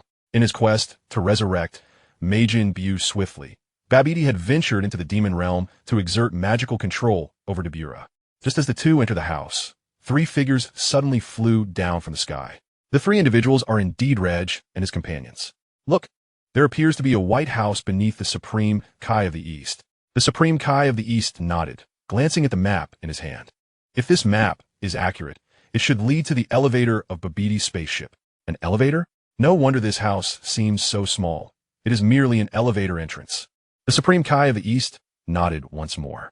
As they conversed, the trio arrived before the elevator. However, the doors were closed. How shall we open it? Just as the words left his mouth, Ragg concentrated his energy into a blade and effortlessly sliced through the elevator doors. A bead of cold sweat appeared on Jebediah's forehead. Ragg's speed was so swift that he barely perceived the motion of his opponent's strike. Although the Supreme Kai of the East was also taken aback, his countenance remained composed. The stronger Ragg's abilities, the greater their chances of defeating Babidi. Shall we enter? Yes. Inside Babidi's spaceship, Babidi had already sensed the arrival of Ragg and his companions. Darn it. It is indeed the Supreme Kai and his entourage. Dabura, the Supreme Kai? Indeed. Babidi nodded. Are they formidable? I am uncertain. However, he was able to slay my father, so he must possess some strength. Then, Master Babidi, should I go out and eliminate them? No, I have station guards on the 1st and 2nd levels. It will be an excellent opportunity to test their strength. Very well. Meanwhile, Ragg and his companions had reached the 1st level of Babidi's spaceship. Chapter 24, Ragg versus Dabura. Oddly enough, it seemed deserted here. Jebet scanned the surroundings and remarked. Just then, with a thud, a man with black skin and clad in white armor appeared before them. His name was Pippi, a loyal subordinate of Babidi captured in the universe. The Supreme Kai of the East's expression hardened. Who are you? Where's Babidi? My name is Pippi. I'm a trusted aide of Master Babidi. If you wish to see him, you must first pass through me. Darn it. Jebet clenched his teeth. Ragg smiled and stepped forward. Pippi scoffed, executing a side kick aimed at Ragg's head. Yet, just as Pippi was about to make contact, Ragg's figure faded like an afterimage. Pippi's kick missed entirely. Darn it. Filled with rage, Pippi unleashed a wave of energy from his chest. With a cry of despair, Pippi soon collapsed to the ground, lifeless. The Supreme Kai of the East and Jebbet gazed in shock at Reg, who stood behind Pippi. Regg's strength far exceeded their expectations. Since there is no one here, let's proceed to the next level, Reg stated calmly. Agreed. Suddenly, the three individuals took the elevator to the second floor. How infuriating. The command room of the spaceship. Babidi, upon witnessing the demise of Pepe, was instantly filled with rage. Lord Babidi, that fellow's strength is extraordinary. It seems I must take action. Norus. Let us observe for now. You are my ultimate trump card. Yes, Lord Babidi. By the way, bring me the energy collector. I wish to ascertain the amount of energy this individual possesses. Of course, Lord Babidi. Meanwhile, Reg and his companions had already arrived at the second level of the spaceship. Is there no one here? Jebbet remarked as he scanned the surroundings. No sooner had he spoken than a humanoid creature, resembling an insect and entirely green, emerged. This creature was named Yego, one of Babidi's minions captured in the cosmos. Monster Yego! The East Kai exclaimed in surprise. You recognize this creature? The East Kai nodded. Yego is a notorious monster in the universe. I never expected Babidi to have subdued him as well. At that moment, Yego suddenly grinned wickedly, a copious amount of drool dripping onto the ground. It's a bit scant, but it should suffice for a meal. Is that so? However, I'm afraid you may not have the appetite for it. Reg chuckled. Ha ha. Yego laughed heartily. To be honest, I've no idea how many of your kind I've devoured. Reg scoffed, preparing to strike. The surroundings abruptly plunged into darkness. Reg's gaze sharpened. This was Babidi's magic. He could transform the environment into one advantageous for Yego. Reg, be cautious. The East Kai warned. Reg nodded and immediately transformed into a Super Saiyan right where he stood. The area was instantly illuminated by the golden light radiating from him. What is this? Jebbet exclaimed in astonishment. A Super Saiyan, the East Kai said slowly. Ha ha. Just then, Yego's laughter echoed from a distance. What a brilliant light. My favorite is to consume light. As Yego spoke, he opened his mouth and inhaled towards Reg, unfazed, stood his ground with a slight smile. Whoosh! A substantial amount of the golden light emanating from Reg was absorbed by Yego. Reg, do not transform into a Super Saiyan. He will absorb your light. The East Kai's expression changed as he spoke. Reg ignored the East Kai's warning and instead intensified the brightness of his golden aura. Ha ha! I haven't had such a hearty feast in ages. Yego exclaimed excitedly. How infuriating! In the command room of the spaceship, Babidi was currently using the energy collector brought by Dubra to assess the strength of the energy within Reg 66 million watts. Upon seeing the display on the energy collector, Babidi's expression transformed dramatically. What? Dubra, standing nearby, was equally astonished. If this individual truly possessed 66 million watts of energy, then Yego would stand no chance against him. Meanwhile, as Yego continuously absorbed Regg's energy, his abdomen swelled rapidly. Ragg chuckled lightly, and a golden light suddenly flickered around him. Boom! Because the energy Yego absorbed exceeded his body's limits, it exploded within him. A self-detonation. The East Kaioshin and Jebbet were taken aback. Ragg nodded, reverting his body to its normal state. Shall we proceed to the next level?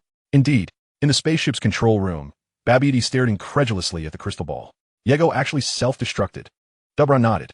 It seems that he self-exploded due to absorbing energy beyond his capacity. What a fool. Babidi scolded vehemently. Lord Babidi, it appears I must intervene personally. Babidi nodded. Be cautious then. Very well, Lord Babidi, Dubra said, promptly leaving the control room. Babidi turned to glance at the giant egg of Majin Buu behind him. On the third level of Babidi's spaceship, Ragg and his companions surveyed their surroundings for any guards. Just then, the cabin door swung open, and Dubra, clad in blue, emerged. The king of the demon realm, Dubra, the East Kaioshin, gazed in astonishment at Dubra's slow approach. Hee. Dubra chuckled lightly, swiftly advancing to stand before Ragg. Concerned that their battle might awaken Majin Buu, Babidi transformed the environment around them into a desolate mountainous terrain. Jebbet exclaimed, the surroundings have changed. Indeed, the East Kaioshin nodded. Just then, as the two conversed, Dubra suddenly unleashed an energy wave towards Ragg. Ragg raised his right hand and effortlessly swatted the energy wave aside. In an instant, Dubra vanished from his original position and reappeared behind Ragg. Ragg turned slightly, delivering a powerful punch to Dubra's abdomen. Dubra cried out in agony, spitting out a mouthful of bitter liquid.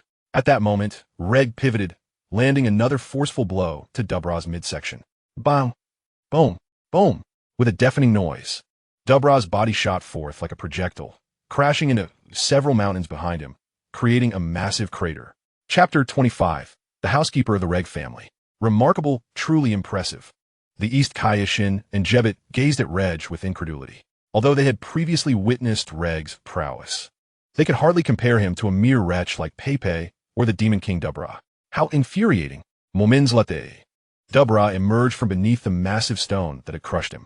With a resounding thud, Ragg clenched his fists and transformed into a Super Saiyan. "Huh!" Dubra shouted, charging forward. In no time, he stood before Ragg, launching a flurry of lightning-fast strikes. Ragg, with a slight shift of his body, deftly evaded Dubra's onslaught. "Curse it!" Dubra seethed in fury, unexpectedly spitting at Ragg. "Be careful," the East Kaioshin warned, his expression shifting. Ragg vanished in a flash, narrowly dodging Dubra's attack. "Damn it!" Dubra growled, his teeth gritted as he conjured a long blade. Swinging it towards Ragg, Ragg raised his right hand, effortlessly catching the descending blade. With a crack, a portion of the blade shattered. "What?" Dubra exclaimed, astonished. Just then, Ragg lifted his left hand, emanating a golden aura. "No!" Dubra screamed in desperation. With a thunderous crash, Dubra was reduced to ashes. Dubra has been vanquished. The East Kaioshin and Jebbet stared at Ragg in shock. They had anticipated a grueling battle, but never imagined Ragg would dispatch his opponent so swiftly. Dubra was dead. In the control room of the spaceship, Babidi gazed at the crystal ball, disbelief etched on his face. Dubra was his most formidable subordinate, and if even he could not withstand Ragg and his companions, the prospects for the others were dire. Realizing this, Babidi glanced at the Majin Buu egg behind him. He had intended to gather enough energy to revive Majin Buu, but with Ragg and his allies about to breach the chamber, he feared he might share his father's fate if he did not unseal Majin Buu soon.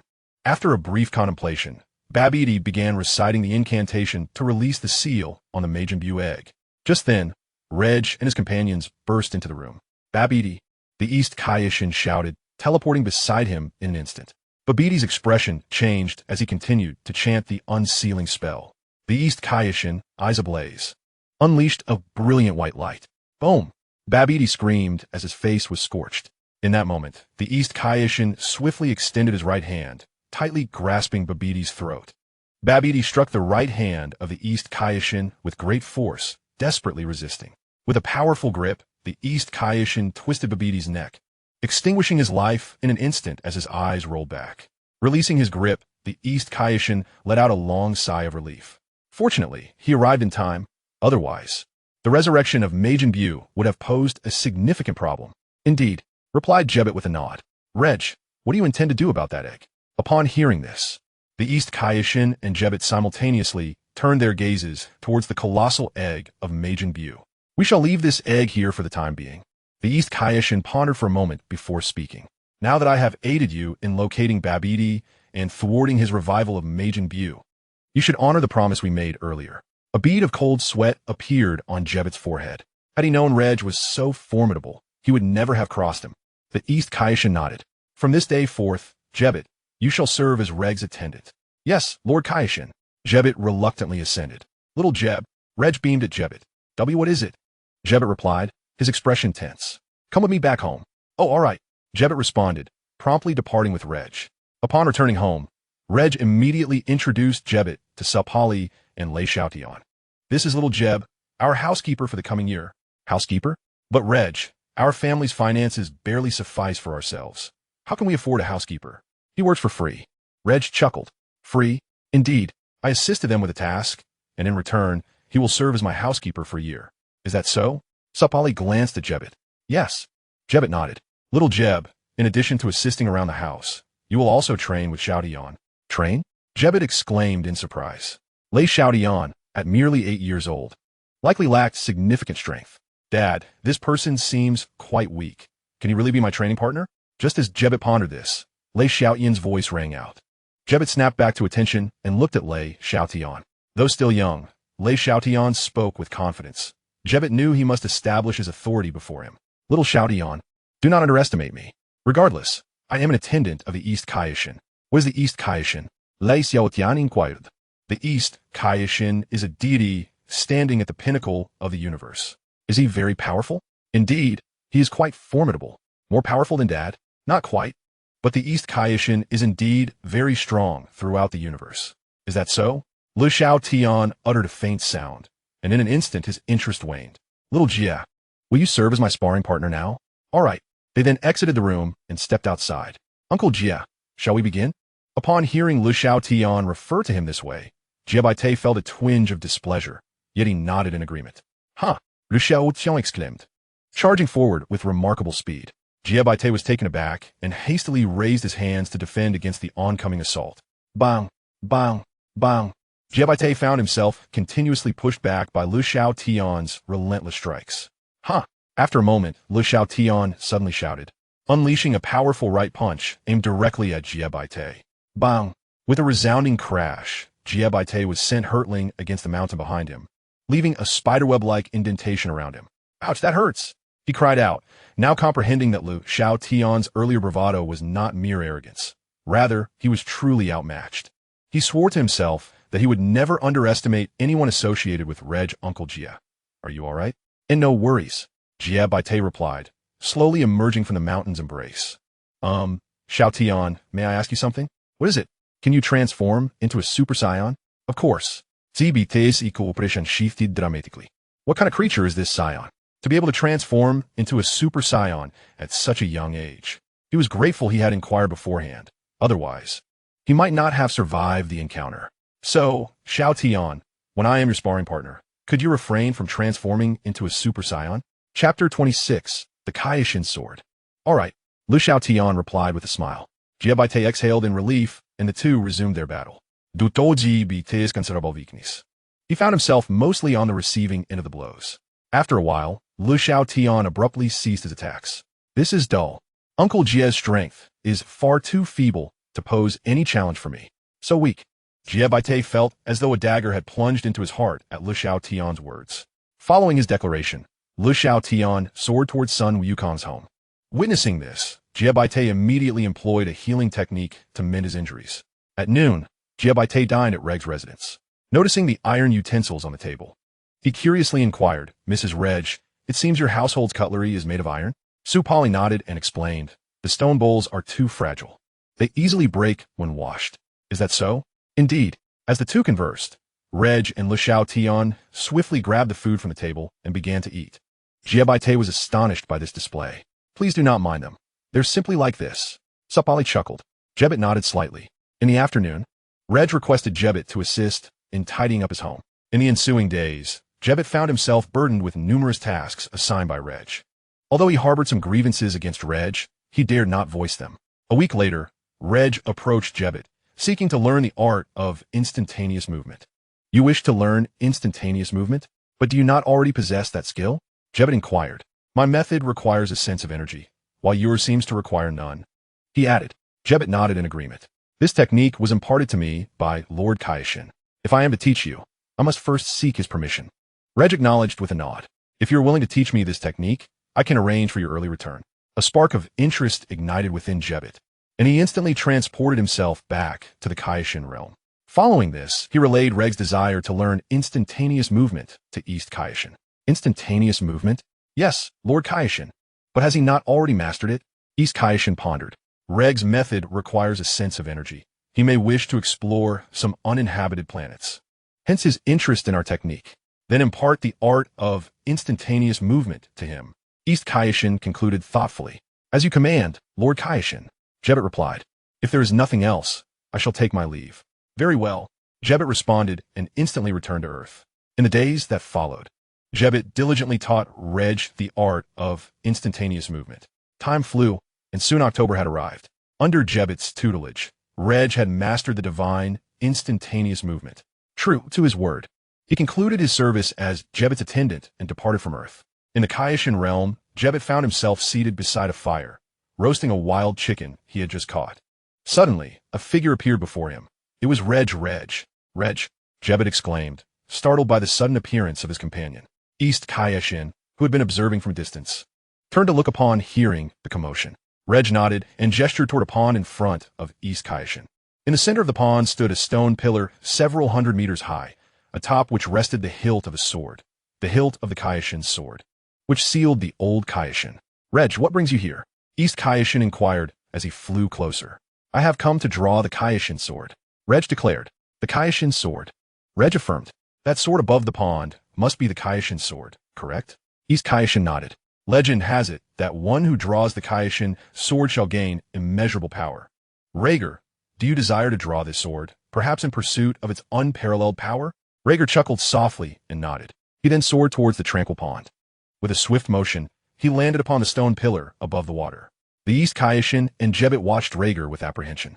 They had previously attempted to extract this sword, but despite their exertions, it remained immovable. At that moment, Ragg grasped the hilt of the Kaioshin sword with both hands. A resounding crash echoed as the ground fractured like a spider's web, splintering outward. With a powerful heave, Ragg effortlessly withdrew the Kaioshin sword, sending it soaring into the air. The ground beneath crumbled in response. The sword had been liberated. Jebbet gasped in astonishment. Indeed, the East Kaioshin affirmed, nodding in acknowledgement. Ragg, now holding the Kaioshin sword, descended gracefully onto the grassy expanse before the East Kaioshin. Although the sword was weighty, Ragg maintained a sense of ease as he wielded it. Have you acquired formidable power? The East Kaioshin inquired with curiosity. Not quite. This sword seems rather ordinary aside from its heft. Heavy, you say? Why not give it a try yourself? Very well. The East Kaioshin contemplated for a moment before agreeing, eager to discern the true weight of the Kaioshin sword. Ragg, observing this, promptly extended the sword upright towards him. The East Kaioshin grasped the sword with both hands. Shall I release it now? He asked, to which the East Kaioshin nodded. Suddenly, he found the sword exceedingly burdensome. With a thud, as Ragg completely relinquished his hold, the East Kaioshin was unable to maintain his grip, collapsing to the ground along with the sword. Goodness! Jebbet exclaimed, rushing to assist him. Are you all right, Lord Kaioshin? I'm Fine, the East Kaioshin replied, raising his swollen hands to blow on them. The sheer strength of Ragg was astounding. Fortunately, he was not their adversary, for they would have stood no chance against him. Ragg smiled at this, effortlessly retrieving the sword from the ground. Now you comprehend the sword's true weight, do you not? The East Kaioshin nodded in agreement. Surely, you believe this sword to be exceptionally sharp? Indeed. Shall we put to the test? How do you propose we do that? The East Kaioshin inquired. I wish to see if this sword can sever the most resilient material in the universe. Very well. The East Kaioshin raised his right hand, conjuring a black cube that materialized in midair. This is the Kaizen steel, the hardest substance in the cosmos. Ragg quickly retreated several hundred meters. With a flick of his wrist, the East Kaioshin directed the Kaizen steel towards Ragg. Rage lifted the Kaioshin sword with both hands, striking towards Kaizen steel. Bang! The Kaioshin sword collided with Kaizen steel. With a crisp sound, the sword suddenly shattered. Rage swiftly evaded the blow. Boom! Kaizen steel crashed heavily to the ground. The East Kaioshin and Jebbet gazed in disbelief at the broken Kaioshin sword. It seems this sword is not as formidable as you claimed. Rage discarded the half of the Kaioshin sword he held. Chapter 27. The Mysterious Rage versus Dragon Maiden. The Kaioshin sword. Upon witnessing this, Jebbet hurried to retrieve the discarded sword. Despite being broken in two, it remained a treasure of their divine realm. In truth, the sword's greatest strength lies not in itself, but in me. At that moment, an unfamiliar voice echoed behind the East Kaioshin. Startled, he turned to see an elderly man clad in the attire of a Kaioshin. This elder was none other than the old Kaioshin. Who are you, old man? He inquired. Coughing lightly, the old Kaioshin replied, I am the Kaioshin from 15 generations ago. 15 generations ago, exclaimed the East Kaioshin and Jebbet in astonishment. Indeed, the old Kaioshin responded calmly. Moreover, the notion that drawing the Kaioshin's sword grants immense power was a rumor I propagated. You spread that rumor? Yes. I initially believed it would be a Kaioshin from certain generation who would draw the sword. But to my surprise, each generation has proven weaker, culminating in a mere human wielding it. The old Kaioshin narrowed his eyes, speaking with irony. Opuludisa? The East Kaioshin said, his face flushing with embarrassment. The old Kaioshin snorted coldly, turning his gaze to Rage. So, you are the one who drew the Kaioshin sword? Yes, Rage nodded. Since you have drawn the sword, as a token of gratitude, I can assist you in elevating the power within you to its utmost potential. To its utmost potential? Indeed. However, it will require considerable time. How long? The ceremony will take 5 hours. followed by an additional 20 hours to enhance your power. That long? Yes. Do you wish for my assistance in amplifying your strength? Rage nodded. Although the old Kaioshin's method took time, it was far more efficient than his own training. Observing this, the old Kaioshin raised his hands and commenced the ritual beside Rage. After 5 hours, the old Kaioshin completed the ceremony, as the power enhancement would require 20 hours. Rage remained in the realm of the Kaioshin. 20 hours later, Rage's power enhancement was complete. Clenching his fists, an astonishing aura radiated from his entire being. What an incredibly powerful aura. The East Kaioshin and Jebet were taken aback. On Earth, the overwhelming aura of Ragg was palpable, felt by Son Goku and his companions. What remarkable power! Just how formidable must Ragg's strength be now? Ragg, in the realm of the Kaioshins, was attuned to his own power and was about to inquire with the old Kaioshin about using instant transmission to travel to other universes when a woman, clad in a shimmering silver robe and possessing alabaster skin, descended gracefully from the sky. She was tall, with exquisite features, and her long, lustrous black hair cascaded like a waterfall behind her. How did she come here? The old Kaioshin exclaimed in surprise. Do you recognize her, revered ancestor? The East Kaioshin inquired, glancing toward the old Kaioshin. She is the daughter of the dragon god, Salama. The dragon god, Salama? The creator of the Super Dragon Balls? Indeed. It has been quite a while, old Kaioshin. The woman greeted him warmly. It has indeed been a long time. She then turned her gaze to Ragg. Was that immense energy emanating from you? Ragg nodded affirmatively. And who might you be? My name is Salas. Salas. I happened to be near the realm of the gods and felt your energy, so I was curious enough to come and see. Oh, by the way, why do you possess the magical energy of our dragon clan? Salas narrowed her eyes and asked. That is a bit of magical energy I requested from the dragon. The dragon? Does the Kaioshin realm have Dragon Balls? Not here. I asked the dragon on Earth for some magical energy. I see. Compared to the Dragon Balls, I am more curious about the extent of your power. My power? I suppose it would be this way. The old Kaioshin sighed. What do you mean by that? Revered ancestor? You'll find out shortly. Shortly? The East Kaioshin immediately turned to Salas. I wish to have a match with you. Salas said with a smile directed at Ragg. A match with me? Certainly. I have no reason to refuse. Salas beamed and prepared to engage Ragg in combat. Suddenly, the old Kaioshin stepped forward to intervene. Salas, I have no objection to your battle, but could you perhaps choose a different location? Salas shot a playful glance at the old Kaioshin. No can do. The old Kaioshin, at a loss for words, could only lead the East Kaioshin and others to safety in the lower realm. Observing this, Salas promptly addressed Ragg. Shall we begin? Indeed. Ragg nodded, instantly transforming into a streak of white light and soaring upward. Whoosh! Bang! Bang! Bang! Reg, like a beam of light, continuously repelled Salas. With a resounding thud, Reg clenched his right fist and delivered a powerful blow that sent Salas hurtling towards a towering mountain. Infuriated, Salas raised her right hand, causing the mountain to levitate effortlessly in midair. Telekinesis? Reg was taken aback, swiftly unleashing a wave of energy towards the mountain. Boom!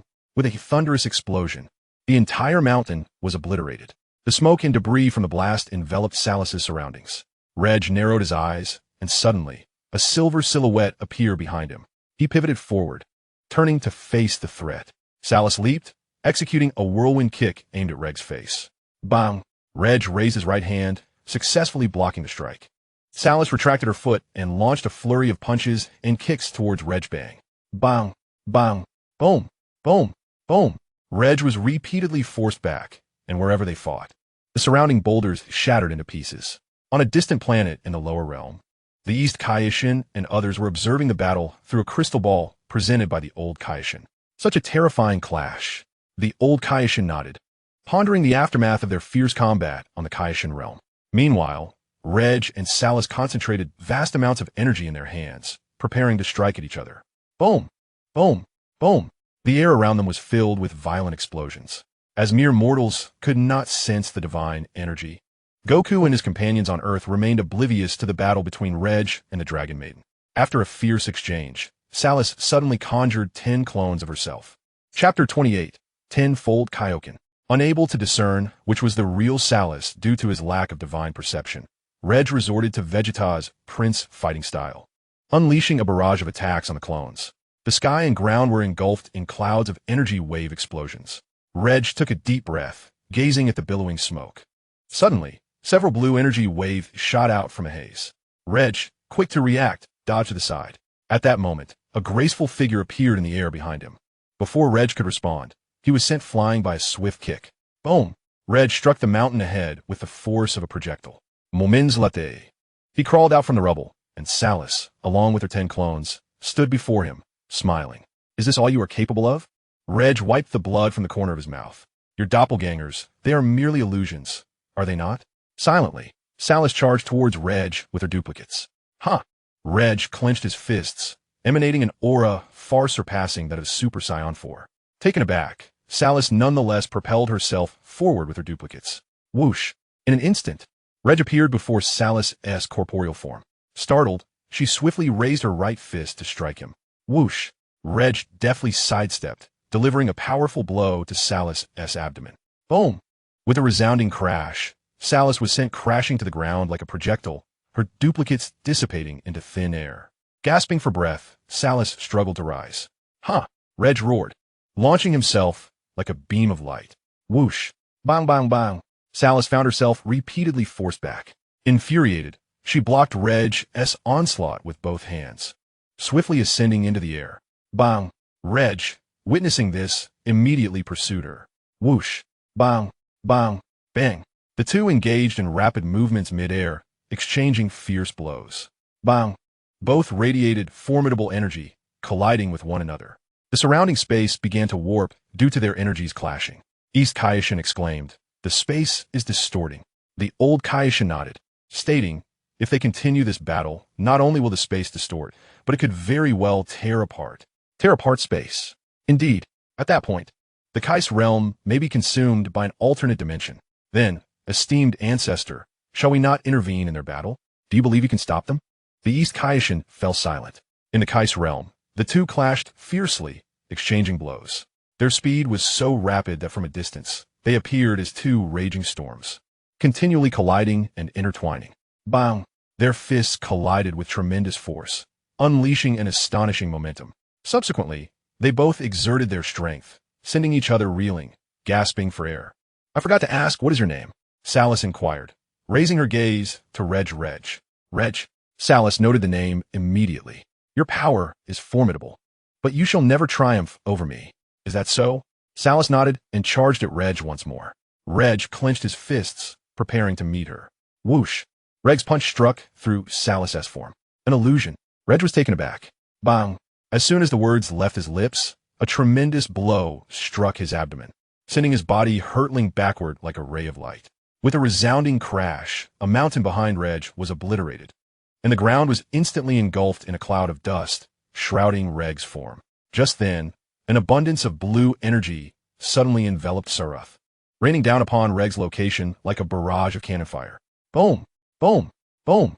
Under the relentless assault of countless energy waves, the mountain that bore down on Reg was swiftly reduced to mere particles of dust. After a moment, Saruth ceased her attack, observing the dissipating dust on the ground. Reg gasped for breath, standing amidst the haze in a state of disarray. I know you still possess hidden strength. Unleash your full power. How do you know? I can read minds. Ah, I see. Then I shall comply and reveal my entire strength. Very well. Saruth nodded. Huh. Upon seeing this, Reg clenched his fists tightly, emanating a vast amount of crimson energy. Boom! The ground of the god of destruction realm trembled violently under the influence of Reg's aura. On the planet where the old god of destruction resided, the east god of destruction looked at Reg, who was raising his energy, in disbelief. Reg, he actually has hidden strength. The old god of destruction nodded. By the way, who exactly is this Reg? How can his power be so formidable? This is a long story. On the North God of Destruction's planet, the North God sensed the battle occurring in the realm of the gods. This guy Reg is truly reckless. Using the God Fist in such a powerful state, the burden on his body becomes greater and harder to control. Back in the God of Destruction realm, Saruth gazed at Reg, astonishment flickering across her features. This is the first time I've encountered such a powerful human. 8 times, 9 times, 10 times. Tenfold God Fist. At that moment, Reg roared, transforming into a streak of red light as he charged toward Saruth. Whoosh! Reg instantaneously appeared before Saruth. How fast? Saruth gasped in surprise. Huh! Reg bellowed, unleashing his right fist with all his might. Bang! At that moment, the space around Saruth shattered, revealing her true form. Realizing this, Saruth's expression changed, and it was too late to evade. Boom! With a deafening sound, Saruth's body collided forcefully against the mountain behind her, resembling a projectile. Kamehameha! Reg clasped his hands behind him, gathering a deep blue energy wave, directing it towards the mountain. Boom! With an earth-shattering explosion, a massive white mushroom cloud rose majestically from the ground. Reg gasped for breath, appearing somewhat fatigued. After a moment, as the explosive dust and thick smoke dissipated, Salus clumsily rose from the ground. Shall we call it day? His body was nearing its limit, and if the two continued to battle, he would undoubtedly gain no advantage. Chapter 29. The God of Super Science. You think you could take advantage and then flee? How naive. Salus scoffed. With determination, Reg clenched his fists, emanating an immense aura of red energy. 20 times Kaioken. No sooner had he spoken than Reg transformed into a streak of red light, charging towards Salus. Startled, Salus quickly sidestepped. Reg pivoted and reversed his direction. Bang! Boom! Boom! Boom!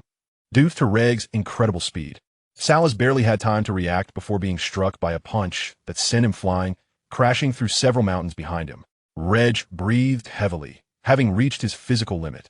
Clang! Moments later, Salus emerged from the rubble of the mountains. You're still standing after that? Salus remarked with a cold snort. What is this? I've endured even fiercer attacks than yours. Is that so? Reg retorted, summoning his last ounce of strength to charge at Salus. Salus reciprocated, Saiyan King. Ah! Reg shouted, unleashing a powerful right punch towards Salus. Bang! Salus swiftly extended his right hand, catching Reg's fist. What? Reg exclaimed in surprise. In the next instant, Salus's left fist struck forcefully against Reg's abdomen. Bang! Boom! Boom! Boom! Reg hurtled backwards like a projectile, toppling several mountains in his wake. Overwhelmed by his injuries, Reg lost consciousness. Salus exhaled deeply, wiping the sweat from his forehead. This guy's truly formidable. I never expected such strength to exist in the universe. Old ancestor, it seems their battle has concluded. Should we return to the Kaioshin realm now? The East Kaioshin inquired, observing the end of the conflict. Let us wait a moment. All right. In the Kaioshin realm, noticing that Reg had not yet emerged from the mountains, Salus used his powers to remove the boulders pinning Reg down. He then employed a healing technique to mend Reg's injuries. Once healed, Reg gradually opened his eyes to find Salus smiling down at him. You're awake. Yes. Your strength is quite impressive. How about becoming my sparring partner from now on? Sparring partner? Why would I refuse? Indeed, it is possible, but only when I have the time. When will you be available? I should be free most of the time. Do you reside in the realm of the Kais? Salus inquired. No, I dwell on Earth. Earth. Salus pondered for a moment. Well, it is getting late. When I have time next, I shall seek you out for a battle. Wait, I have something I wish to inquire of you. What is it? I heard from the old Kai that you are the daughter of the dragon god, Salama. Do you know if mortals can cultivate magical power? Do you wish to cultivate magical power? Salus asked, her curiosity piqued. Reg nodded. I have possessed magical power since birth, so I am uncertain if mortals can cultivate it. But I can return and ask my father for you. I would appreciate that. Salus nodded and departed the realm of the Kais. Moments later, the old Kai and his companions returned from the lower realms. The once picturesque realm of the Kais now lay in ruins. The trio's gaze inevitably fell upon Reg Ahem. Reg cleared his throat, a somewhat unnatural expression on his face. I have matters to attend to, so I shall take my leave. With that, Reg vanished in an instant. The old Kai sighed. Well, the restoration of the realm of the Kais is now entrusted to both of you. Us too. What about you? Esteemed ancestor? The East Kai inquired. Ahem. The old Kai coughed lightly. I am but an old man. Do you expect me to aid in restoring the realm? Very well. Time swiftly passed, and 3 days elapsed. Since his battle with Salus, Reg's strength had significantly increased. He now stood at his doorstep alongside son Wukong, son Gohan, son Goten, and his own wife and children. Although Reg's power was formidable, he lacked the understanding of how to wield divine energy. Thus, he planned to harness the strength of son Wukong and the others to transform into a Super Saiyan God. Following the method from Dragon Ball Super, Reg instructed the 5 to join hands and channel their energy to him. Boom! The 6 transformed in a Super Saiyans simultaneously, surrounded by golden flames. Suddenly, The golden flames shifted to blue, intertwining and flowing into Regg's body. As Ragg ascended, an incredibly radiant white light emanated from him. The five shielded their eyes. When they opened them again, Regg's black hair had transformed into a brilliant red. His physique became leaner, enveloped in an aura reminiscent of the sun's flames. His eyes widened, revealing pupils. His skin grew fairer, and his appearance youthful, resembling that of a young man. "Is this the Super Saiyan God?" Son Gohan exclaimed in astonishment.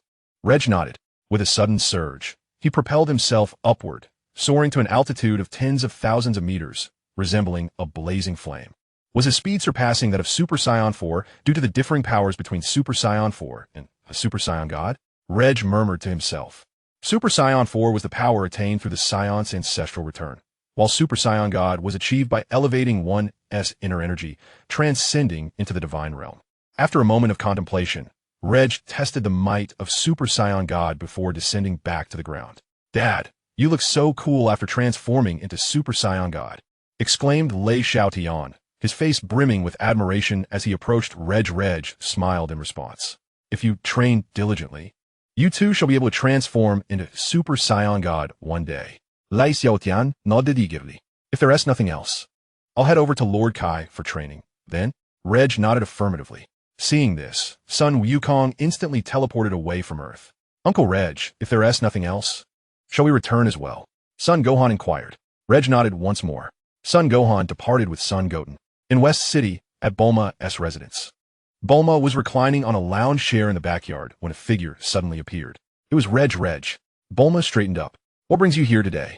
Ragg, much like Sun Wukong, was known for only visiting when he had business. "I'd like to ask you to create something for me." "What is it?" "The Super Dragon Ball radar." "The Super Dragon Ball radar? What do you need it for?" "I am searching for the Super Dragon Balls." Chapter 30, The Quest for the Super Dragon Balls. What are the Super Dragon Balls? They are Dragon Balls as large as planets, capable of granting any wish. Any wish? Yes, but why should I help you with this? Bulma crossed her arms. "I am Vegeta's brother. You must assist me as your elder. I can help, but I have a condition." "What condition?" "If you gather the Super Dragon Balls, I want to make a wish as well." "Agreed. But the first wish must belong to me." "All right, but if they are as large as planets, how will you transport those Dragon Balls?" "I can use instant transmission." "Can instant transmission move a planet?" "The Super Dragon Balls are merely small planets, hence they can be relocated as objects. However, if we were dealing with actual planets, it would be quite impossible." "Ah, I see. How long will it take?" "I'm not entirely certain, but if all goes swiftly, perhaps a week. I will have Trunks inform you when the time comes. Additionally, since the Super Dragon Balls are in the cosmos, I will need you to prepare a set of spacesuits for me. In a vacuum environment, the nitrogen present in human blood transforms into gas, causing an expansion in volume. Should one fail to don a pressurized and airtight spacesuit, the perilous difference in internal and external pressure could result in life-threatening consequences. In an instant, Ragg returned home via instantaneous movement. This remarkable ability proved to be quite convenient. Perhaps he should encourage Trunks to learn it as well. A week later, Bulma completed the Super Dragon Ball radar. Ragg observed that the Super Dragon Ball radar was considerably larger than the ordinary Dragon Ball radar. "Bulma, can this Super Dragon Ball radar truly locate the Super Dragon Balls?" he inquired. "Are you doubting me?" A tinge of displeasure arose within Bulma. "If you do not trust my word, then return the Super Dragon Ball radar to me." "No, I was merely asking." Ragg replied with a chuckle. Bulma, noticing the spacesuit set aside, remarked, "This spacesuit is prepared for you, and it is fully stocked with oxygen. Well, if there's nothing else, I shall take my leave," Ragg said. Bulma nodded in agreement. With a swift motion, Ragg teleported away from Bulma's home. Upon returning, he promptly donned the spacesuit and activated the Super Dragon Ball radar to search for the Super Dragon Balls. The universe is vast, and even with his godly instantaneous movement, it took several attempts before he located a single Super Dragon Ball. 2 days later, Ragg had gathered all the Super Dragon Balls scattered throughout the 7th universe and was poised to venture into the 6th universe to collect the remaining 3. In the realm of the Supreme Kai, despite Ragg's discreet quest for the Super Dragon Balls, he had not escaped the notice of East Supreme Kai and others. "Elder, what do you suppose Ragg intends to do with the Super Dragon Balls?" "How would I know? However, he must be gathering them to fulfill a particular wish." "What kind of wish could it be?" "I cannot say. As long as it does not pose a threat to the universe, I care not what wish he makes." East Supreme Kai nodded in agreement. In the 6th universe, on a lifeless planet in the northern galaxy, stood Ragg. This barren planet was the Earth of the Sixth Universe, which had succumbed to the devastation wrought by human conflict, ultimately leading to the extinction of all life. After casting a glance at the desolate Earth, Reg swiftly used instantaneous movement to arrive at a planet abundant in oxygen. Upon activating the Super Dragon Ball radar, he checked the location of the Super Dragon Balls. After confirming their whereabouts, he instantly departed from the planet and materialized in the Western Galaxy on a deserted planet. Reg glanced down at the Super Dragon Ball radar in his hand. It must be nearby, he declared, and with that, he teleported to the outer space of the planet. In a vast expanse of space, hundreds of thousands of kilometers away from this planet, a resplendent golden 5-star Dragon Ball floated silently among the stars. The Super Dragon Ball. Regg's heart leaped with joy as he immediately activated his instant transmission to reach it. At that moment, a figure clad in white suddenly appeared before him. It was Sarath. Sarath. Due to the confines of his space suit, Regg's voice did not carry. Sarath smiled gently and communicated with him through telepathy. I heard from the Supreme Kai that you were in search of the Super Dragon Balls, so I came here in advance to await your arrival. Awaiting me? Reg had also learned the art of mental communication from the North Kai. Yes. You haven't forgotten your promise to battle me, have you? Of course not, but I'm occupied at the moment. Let me first gather the Super Dragon Balls, and then we can discuss the fight. I see. I originally planned to tell you how mortals should cultivate their powers, but if you're too busy, then so be it. I have time. Compared to the Super Dragon Balls, the matter of our battle is far more significant. Hearing this, Regg's eyes sparkled, and he quickly amended his response. Huh, men. Sarath scoffed softly, but this remark was not conveyed to Reg, so he remained oblivious. Shall we find a planet to discuss how mortals cultivate their powers? Sarath nodded in agreement. In an instant, Reg transported them to a vibrant planet teeming with life. Reg, what is it you are wearing? A space suit. The visor of Regg's suit opened as he spoke. A space suit? What is that? We Saiyans cannot survive in the vacuum of space. This suit allows us to exist amidst the cosmos. So that's how it is. As Sarath spoke, her eyes suddenly glowed red. Reg was taken aback and instinctively stepped back. You need not fear. I merely use my powers to enable you to survive in the universe. Survive in the cosmos? Indeed.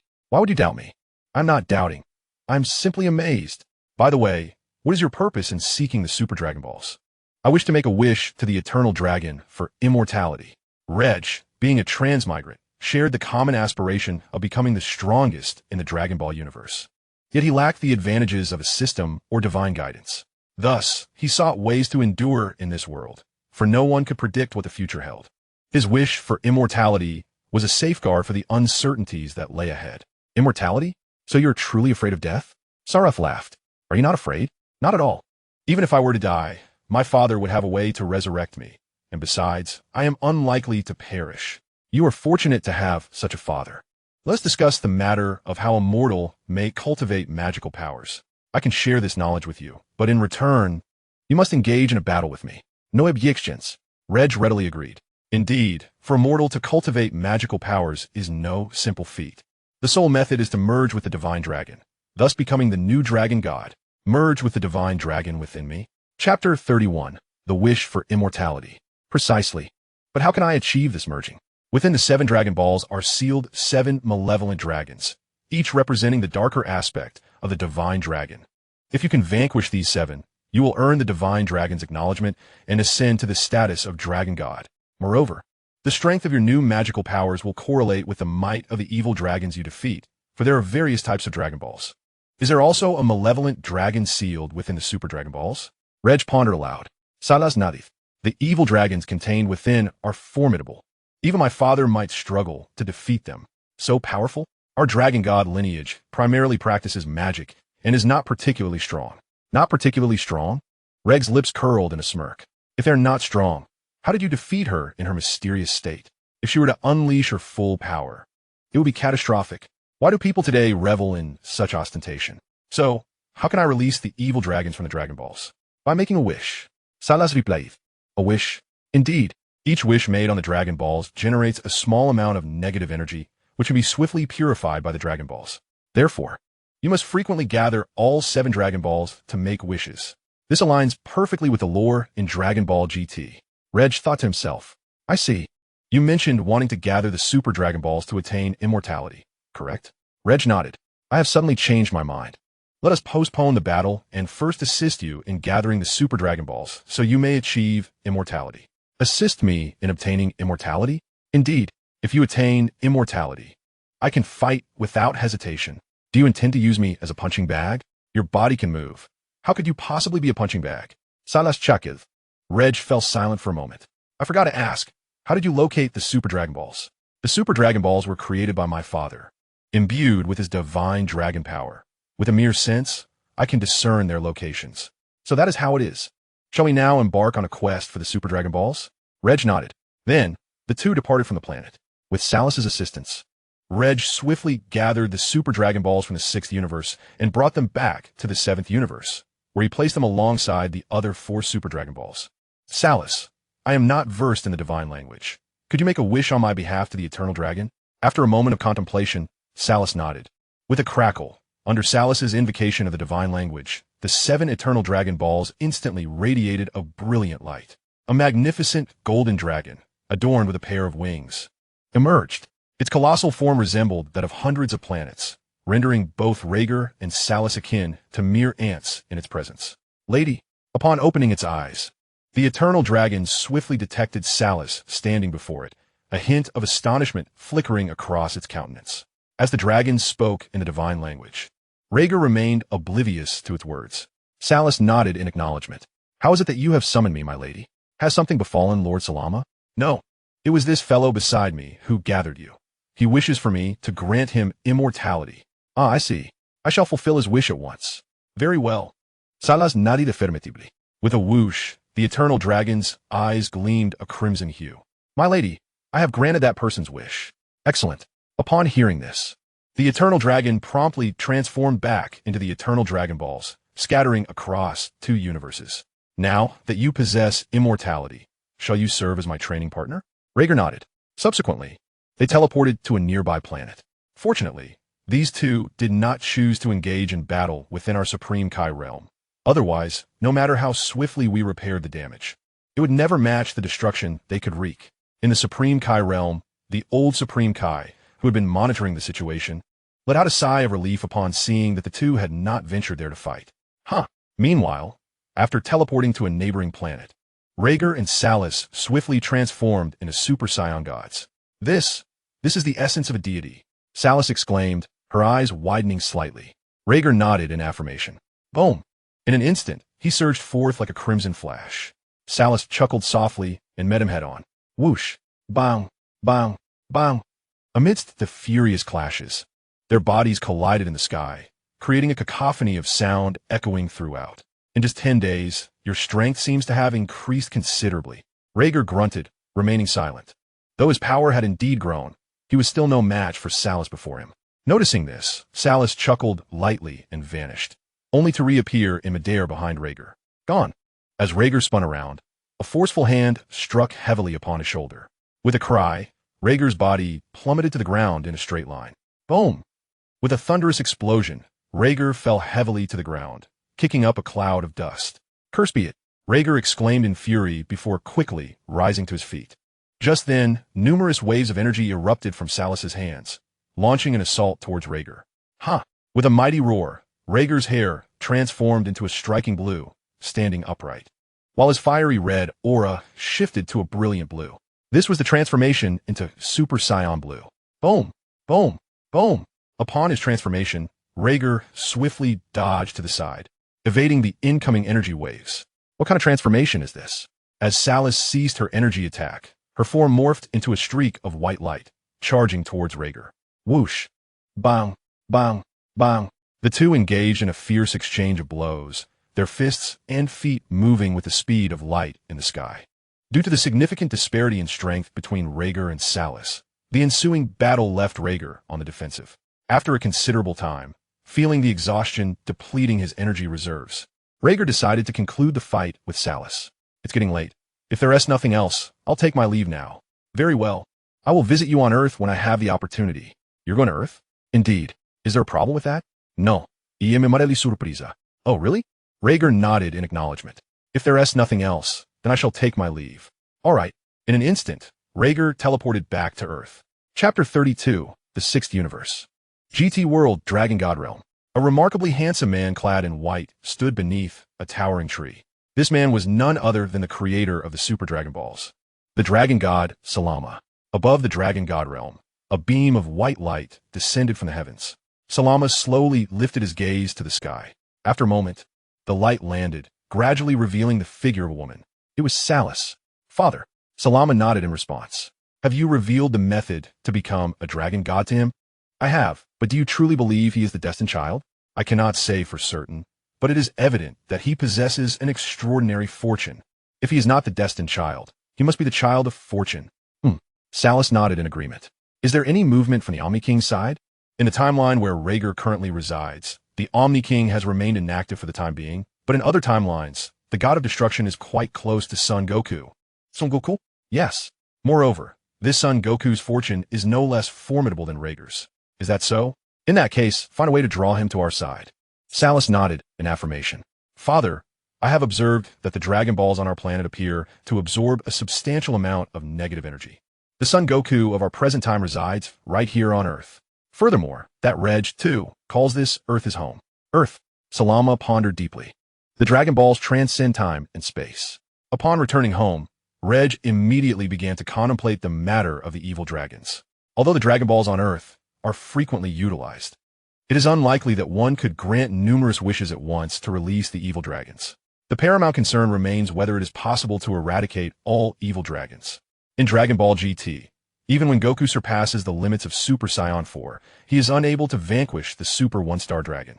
This is not due to the Super Saiyan 4's incapacity to defeat the Super One-Star Dragon, but rather because the Super One-Star Dragon possesses the Five-Star Dragon's technique. The electrical adhesive. This technique has an additional function.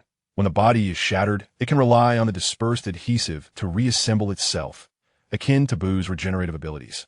Though at a slower rate, it is precisely because of this technique that the Super One-Star Dragon becomes exceedingly difficult to eliminate. Since his journey began, he has maintained a cautious demeanor, refraining from undertaking uncertain endeavors. After considerable deliberation, he resolved to first enhance his strength. After all, the Dragon Balls on Earth could not possibly release the evil dragons in the near future. Time swiftly passed, and 3 days elapsed in the blink of an eye. Bored from his stay on Earth, Reg decided to venture alone into the 6th universe. The celestial positions of the 6th and 7th universes are quite similar. Upon arriving in the universe, the first planet Reg encountered was Planet Yardrat. Through communication with the Yardrat people, he learned of the location of Planet Salad in the 6th universe. Planet Salad had once existed in the 7th universe as well, but due to certain circumstances, it was destroyed, leading all Scions of the 7th universe to relocate to Planet Vegeta. Reg, having been exiled to Planet Bambi shortly after his birth, was unaware of the whereabouts of Planet Salad. Upon acquiring a general idea of Planet Salad's location, Reg immediately teleported to a city on Planet Salad. Observing the old-style Scion battle attire worn by those around him, Reg quickly confirmed that he was indeed on Planet Salad. At that moment, a girl with black hair styled in a spiky fashion, dressed in a delinquent girl outfit, emerged. This girl was none other than Caulifla from Dragon Ball Super. Mister, it seems you just appeared out of thin air, she remarked. Indeed. Is there a problem? He replied. That was the Yardrat instant transmission, right? Reg nodded. Could you teach me that technique? She inquired. No, and I don't even know who you are. Reg responded. My name is Caulifla. What about you, mister? Reg, he replied. Well, Uncle Reg, now that we are acquainted, would you kindly teach me this technique? Absolutely not. Reg firmly declined once more. Why not? This technique is exceedingly difficult to master.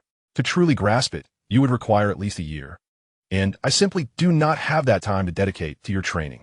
Also, I'm not fond of being called uncle. You may address me by my name, or simply as Reg. What difference does it make? I prefer it. Then, Reg, what is the meaning behind that tale of yours? Are you not a Scion? Reg fell silent, ultimately revealing that he hailed from the 7th universe. The 7th universe? Reg nodded in affirmation. Are you familiar with the number 1 assassin of the 6th universe? Hit. The top assassin of the 6th universe. Hit. Indeed. I wish to challenge him. I have not heard of this, but I shall inquire with my brother. He should know. Your brother? My brother was the captain of the Lace Defense Force, but he retired due to a debilitating foot ailment. I see. Khalifa nodded in understanding. You just mentioned wanting to contend with the top assassin in our universe, which implies your strength must be considerable. How about a match between us? You? Yes. Do not underestimate me. In my school, few can best me. Very well. However, I have a condition. What condition? I wish for you to commission Hit to assassinate me. Reg, now possessing immortality, realized that aside from the god of destruction and the Omni King, few could eliminate him. Requesting an assassin to take one's own life? This is indeed a novel proposition. Khalifa chuckled lightly. Will you agree? All right. If you manage to defeat me, I shall have my brother assist you with this request. Excellent. Let's find a more secluded location to engage in battle. Khalifa nodded in agreement. With a swish, the two departed the city, venturing into the outskirts. Shall we commence? Khalifa nodded, letting out a fierce battle cry as she charged at Reg. Reg remained still, waiting until Khalifa was nearly upon him when his figure suddenly vanished. Khalifa gasped, quickly halting her advance. At that moment, Regg's voice echoed from behind her. You have lost.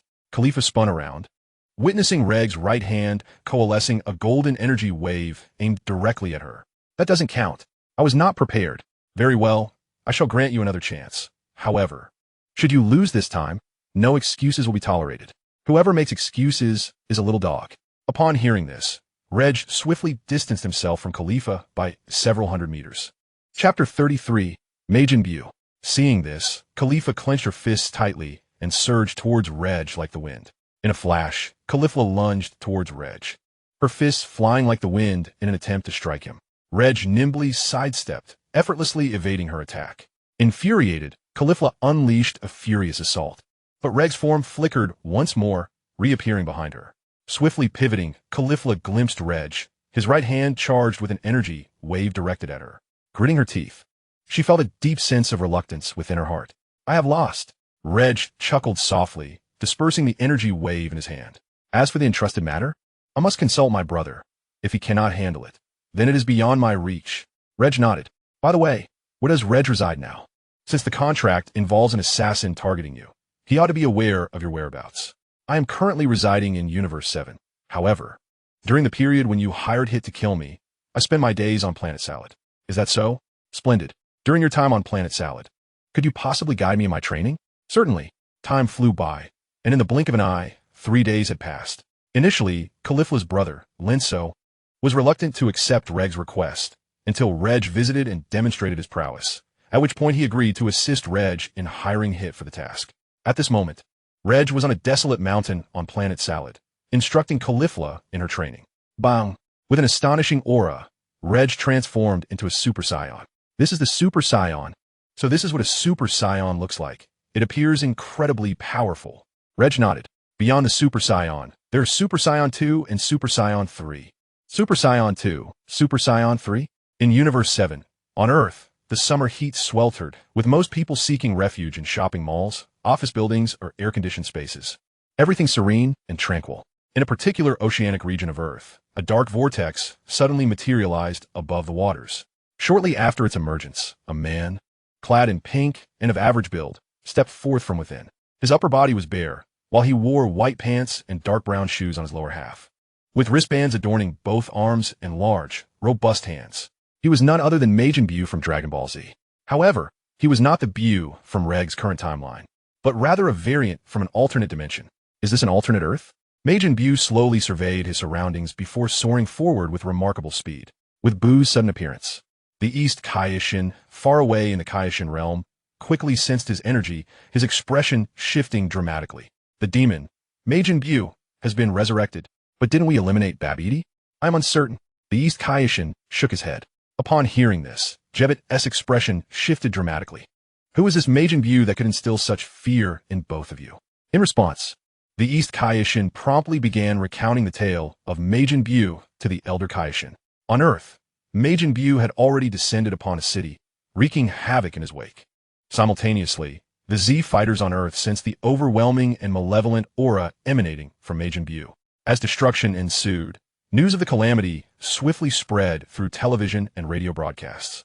On Kami's lookout, Krillin soon learned of this development from Master Roshi. With a thunderous roar akin to that of a nuclear explosion, the city where Majin Buu resided was obliterated in an instant. Ha ha ha! Majin Buu cackled heartily, preparing to move on to the next city to continue his rampage. A swift figure darted through the air from the distance. It was Vegeta. Upon recognizing the newcomer, a glimmer of amusement flickered across Majin Buu's face.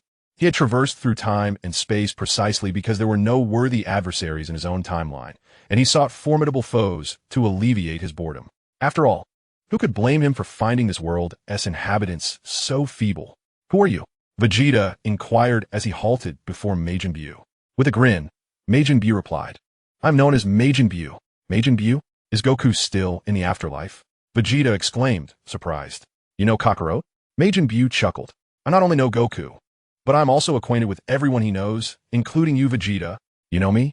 Meanwhile, in the Kaioshin realm, the East Kaioshin had just finished explaining the circumstances of Majin Buu to the Elder Kaioshin. The Elder Kaioshin's countenance grew somber. I never imagined this Majin Buu to be such a terrifying being. The East Kaioshin nodded in agreement. However, I recall that Majin Buu did not appear this way before his sealing. Not in this form. Indeed, each time he absorbed someone, his appearance changes to some extent. I remember he became quite portly after absorbing the Grand Kaioshin. Is it possible that upon his revival, he absorbed others? Uncertain. By the way, where is that fellow Ragg? He seems to be absent from Earth. I don't know. Jebbit, you must travel to Earth and inquire with Supa about Ragg's whereabouts. Understood, Lord Kaioshin. Indeed, I have eradicated all of you. Majin Buu proclaimed with a laugh. You have killed us all? Does that mean you also hail from the future? No, I am not from the future. Rather, I come from an entirely different dimension. Another dimension? Majin Buu nodded. Where's Goku now? I don't know. But why do you keep asking about Kakarot? Because his power is formidable. Majin Buu chuckled. What did you say? Vegeta gritted his teeth, his heart boiling with rage. He despised hearing that Goku was stronger than him. Huh. With that thought, Vegeta clenched his fists and transformed into Super Saiyan 2. Majin Buu merely smiled, dismissing Vegeta entirely. How infuriating! Vegeta shouted in anger and charged at Majin Buu like a bolt of lightning. Just as Vegeta was about to land a punch on Buu's face, his figure suddenly vanished. Vegeta halted, quickly scanning his surroundings. At that moment, a pink energy wave shot toward him. Chapter 34. Goku battles Majin Buu. Vegeta attempted to dodge, but it was too late. Boom! With a deafening explosion, the energy wave struck Vegeta, enveloping him in thick smoke. At that instant, a figure materialized behind him. It was Goku. Goku. Upon seeing him, Majin Buu greeted Goku with a smile. You know me? Goku exclaimed, astonished as he looked at Majin Buu. Buu nodded. I not only know you, but I'm also familiar with everyone around you. Everyone. Indeed, I hail from another dimension, where all of you fell by my hand. All of us perished at your hands. Goku gasped in shock.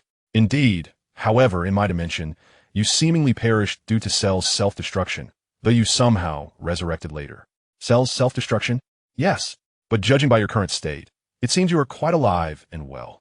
Just then, the smoke surrounding Vegeta began to dissipate, and he gasped for breath. Kakarot, you must not intervene. Leave this to me. But that guy's power is astonishing. With your strength alone, it could be. Majin Buu coldly chuckled. Vegeta, I suggest you both join forces. It would allow me to enjoy this a little longer. How infuriating! Vegeta shouted, unleashing a tremendous aura that rapidly ascended. With a colossal roar, the ground trembled violently, and debris flew into the air. The nearby mountain collapsed under the sheer force of Vegeta's overwhelming power. Vegeta! Goku exclaimed in astonishment. Moments later, Vegeta elevated his strength to the pinnacle of Super Saiyan 2. Are you ready? Majin Buu yawned and inquired, what about you? Furious, Vegeta charged at Majin Buu. In a swift motion, Majin Buu vanished and appeared behind Vegeta. Watch out behind you, Vegeta exclaimed in surprise, promptly turning around. Before he could fully comprehend the situation, Majin Buu delivered a powerful kick, sending him hurtling like a projectile, crashing violently into a nearby building. Vegeta! Goku's expression shifted dramatically. Majin Buu let out a cold laugh, turning his gaze towards Goku. Damn it! Goku shouted in fury, clenching his fists tightly. With a mighty roar, Goku transformed into Super Saiyan 2. He then, like Vegeta, elevated his energy further. The ground around them trembled under the influence of Goku's aura, and the clouds in the sky, previously drifting slowly, began to race across the heavens. At that moment, Goku's energy surpassed that of Vegeta. The earth quaked violently under Goku's immense power, causing tsunamis in the oceans and triggering volcanic eruptions across the globe. This is Goku's energy. The Z fighters on Earth sensed Goku's overwhelming aura and hurried towards his location. Goku tightened his fists again, his golden hair extending down to his waist. His eyebrows vanishing, the brow bone pressing against his eye sockets, and deep blue pupils emerging within his previously light green irises. His golden aura transformed into a radiant light and stabilized. This was the Super Saiyan 3rd grade. Damn it. Vegeta, just rising from the ground, gritted his teeth upon witnessing Goku's transformation into Super Saiyan 3rd grade. Over the years, he had tirelessly trained to catch up with Goku, yet despite his relentless efforts, he still fell short. In that moment, Majin Buu soared in front of Goku. Sorry to keep you waiting, but I haven't quite mastered this transformation yet. No waities. I was simply bored in my own timeline, which is why I came here to eliminate you all. Majin Buu chuckled. Is that so? However, I will not be so easily defeated, Goku declared, launching a punch towards Majin Buu. In a flash, Majin Buu leaped backward, landing behind Goku. Goku swiftly turned, throwing a powerful right punch at Majin Buu. Majin Buu extended his right hand forward, catching Goku's fist effortlessly. In the Kaioshin realm, the East Kaioshin, who had been monitoring the situation on Earth, appeared alarmed upon learning that Majin Buu hailed from another timeline. So, the Majin Buu here is not the resurrected one, but rather a version from another timeline. Indeed, the old Kaioshin nodded in agreement. He traversed through space-time to arrive in our realm, adorned with a time ring. The Supreme Kai of the East, upon hearing this, finally noticed the emerald time ring adorning Majin Buu's right hand. I hope your subordinates can swiftly retrieve Reg, for that lad possesses formidable strength and should be capable of defeating this foe. The Supreme Kai of the East nodded in agreement. In the 6th universe, on the planet Salad, Reg awaited Hit's arrival when a figure soared towards him from a distance. It was Jebbit, dispatched by the Supreme Kai of the East to find Reg. Jebbit, Reg exclaimed, slightly taken aback upon seeing him. Without delay, Jebbit descended from the air, landing before Reg. Peg, Dionysus, Majin Buu has been resurrected. You must return with me to the 7th universe at once. Majin Buu has been resurrected? Reg inquired. But before he could finish, Jebbit instantly teleported them away.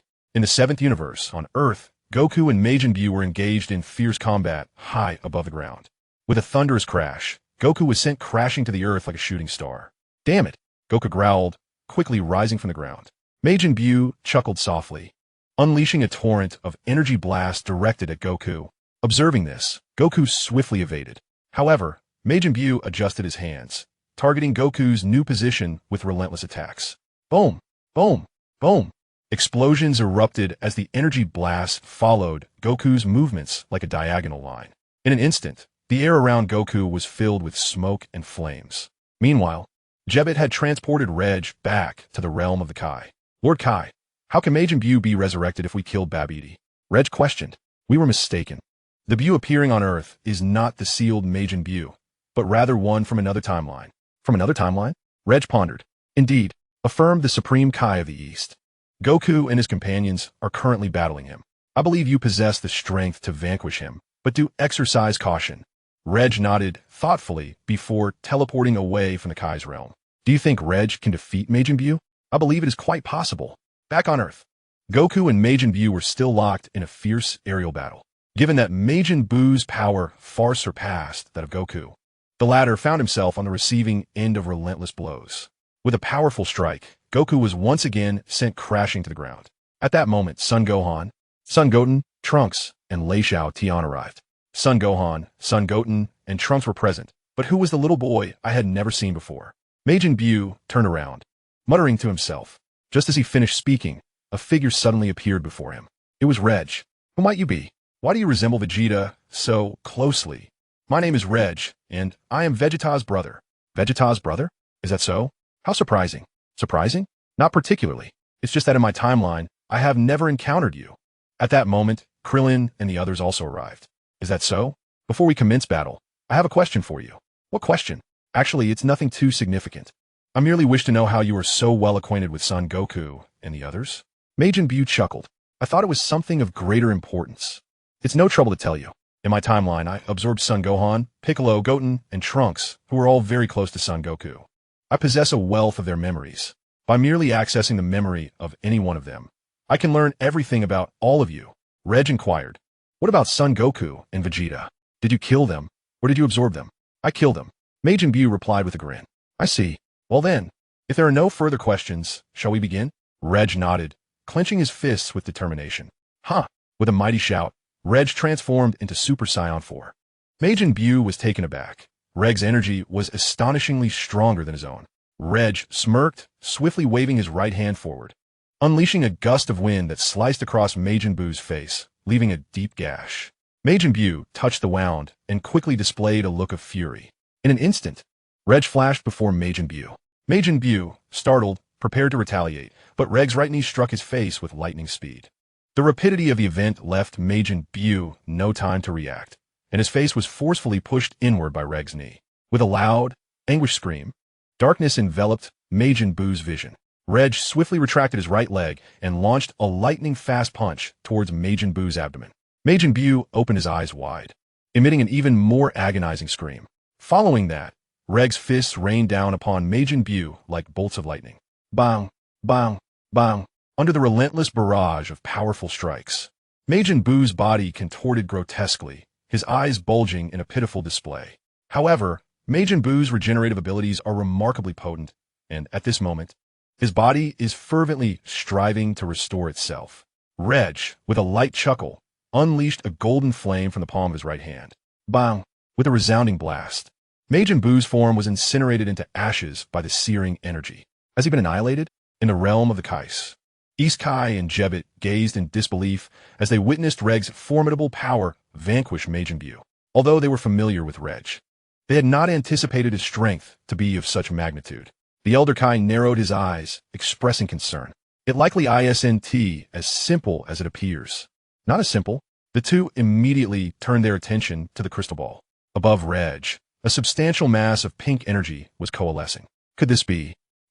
The Elder Kai nodded affirmatively. On Earth, Reg remained composed as he observed the reconstituted Majin Buu before him, though his strength now far surpassed that of Majin Buu. Completely obliterating Buu's essence was no trivial task. Bang! Just as Reg pondered this, Majin Buu had fully restored himself, glaring furiously at Reg. Damn it. I will not spare you. I will not. Majin Buu clenched his fists tightly, unleashing a fierce gale from his mouth that tousled Reg's hair. Whoosh!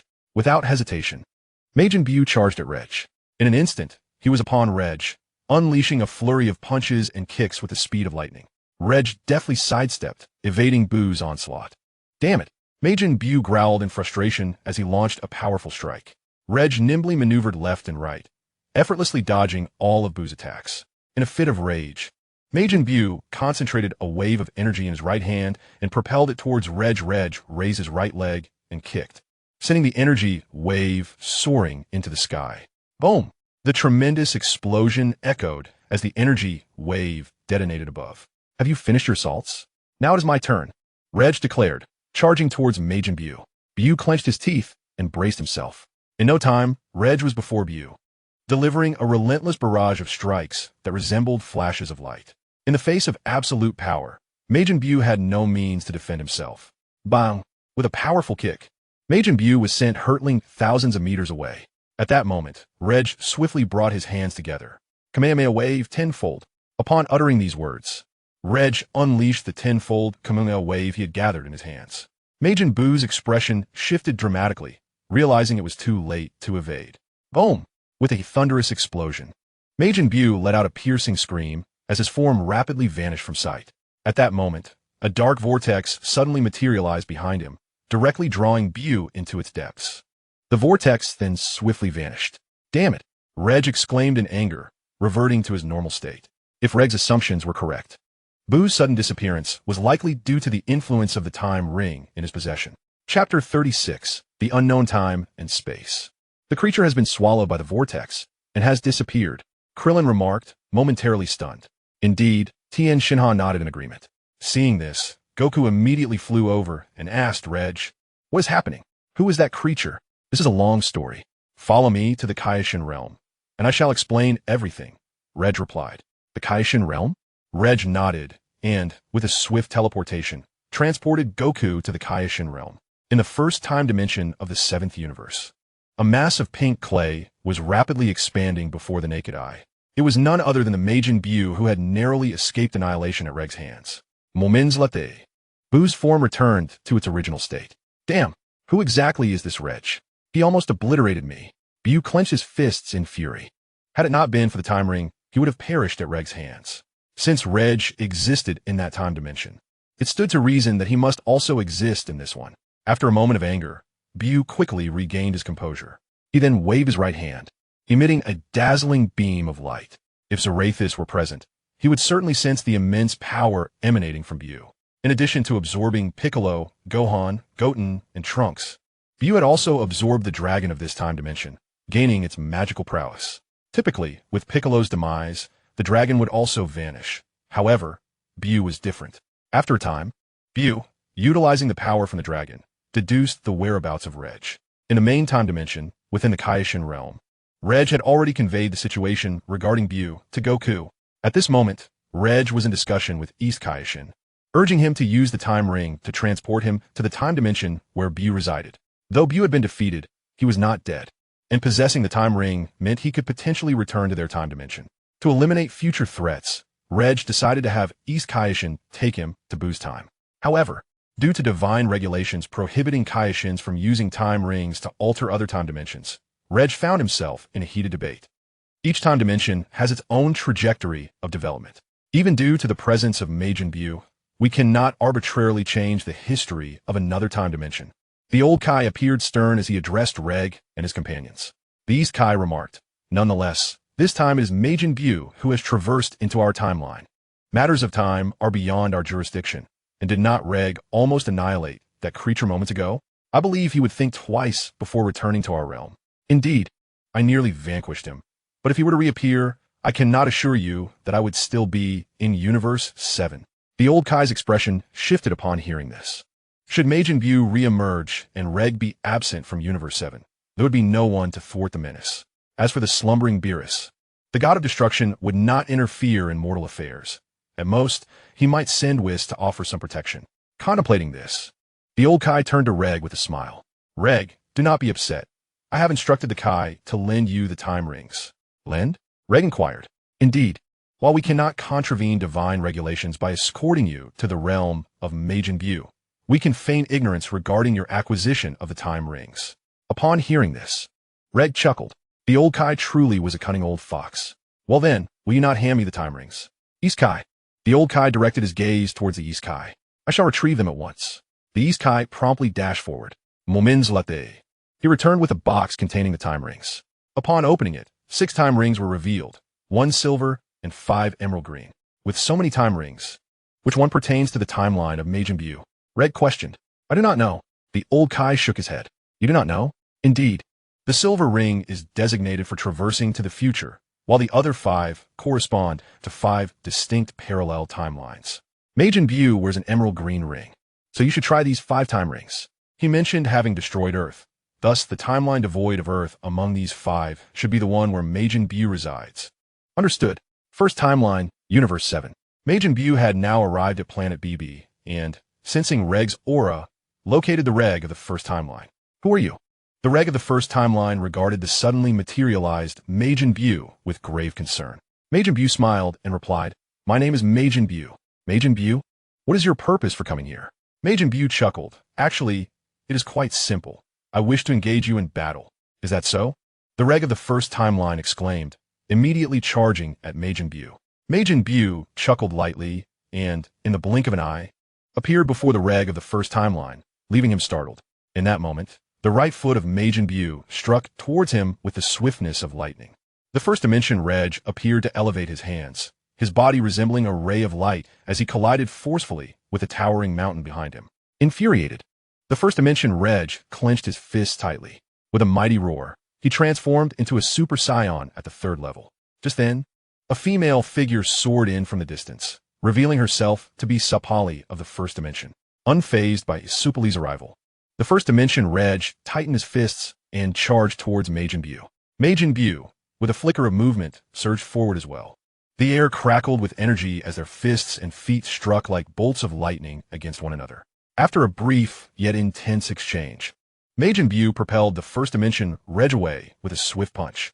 Is this all you are capable of? The first dimension Reg scoffed, quickly rising back to his feet. From a distance, Sapali of the first dimension watched the scene unfold, her heart filled with concern.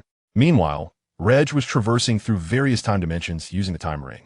He had already visited 2 dimensions, the Dragon Ball GT realm and the future of Dragon Ball. Now, he prepared to grasp the 3rd time ring, eager to discover whether it led to the dimension of Majin Buu. With a flash of light, Reg once again traversed time and space to Earth. However, this time, the Earth he arrived at was but a speck of dust in the universe. Chapter 37. Energy Wave. Could this be the dimension where Majin Buu resides? If so, where might he be at this moment? Reg pondered, suddenly recalling Planet Bambi. Majin Buu was the most treacherous of all the Majin Buu variants. He might very well seek out his counterpart in this dimension to absorb him. With this thought, Reg instantly teleported to Planet Bambi. On Planet Bambi, Majin Buu gazed in disappointment at the fallen first dimension Reg. As Reg had surmised, he had intended to absorb this dimension's Reg before venturing to the primary dimension to exact his revenge. Alas, the power of the first dimension Reg proved inferior to that of the mysterious Gohan he had previously absorbed. Thus, his aspiration to eliminate the primary dimension's Reg through the absorption of the first dimension Reg was destined to fail. Just as Majin Buu contemplated this, a figure materialized before him. Reg, exclaimed Supali of the first dimension, startled by the appearance of a Reg who bore an uncanny resemblance to her own. Majin Buu, equally astonished, exclaimed, "You! How dare you chase me all the way here? There is no way around it. Who prompted you to escape here? Have you come to absorb my existence from this timeline?" Reg exclaimed, glancing at the fallen Reg from the first timeline. "Who are you? Why do you resemble me so closely?" The first timeline Reg gasped, directing his question toward Reg. "He is you, albeit from an alternate timeline." Babidi chuckled. "An alternate version of myself?" The first timeline Reg was taken aback. Huh. At that moment, Reg clenched his fists with determination, transforming into Super Saiyan 4. "What is this?" Observing the Super Saiyan 4 form of Reg, both the first timeline Reg and Supali displayed expressions of astonishment. "How infuriating!" Babidi gritted his teeth and charged at Reg. Reg swiftly sidestepped, evading Babidi's assault. Noticing this, Babidi quickly gathered a tremendous amount of energy waves in his hands and launched them at Reg. In a flash, Reg appeared behind Babidi. "He has vanished."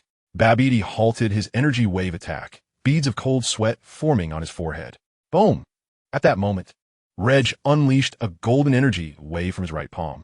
Babidi let out a horrific scream as his body was pierced by the energy wave, creating a large hole. How infuriating! Babidi, filled with rage, swiftly turned around. A golden energy wave surged toward him. With a resounding explosion, Babidi's head was obliterated. Yet in no time, his head regenerated. Glaring furiously at Reg, Reg chuckled softly, holding a vibrant green time ring in his right hand. Babidi glanced at his own right hand and realized that the time ring he had been wearing had vanished. "My time ring. This time ring belongs to the Kaioshin. When did it become yours? If it has fallen into my possession, then it is mine. If it is now in my hands, you must take it from me if you wish to reclaim it." Babidi roared in anger, his body suddenly swelling dramatically. Reg's expression changed upon witnessing this, and he promptly used instant transmission to transport himself to the depths of space. Boom! With a cataclysmic explosion, Babidi self-destructed in the cosmos. Reg's figure was soon enveloped by the billowing smoke of the explosion. After a while, as the smoke gradually dissipated, Babidi's body lay in scattered pink fragments. Meanwhile, Reg stood unscathed in the vastness of space.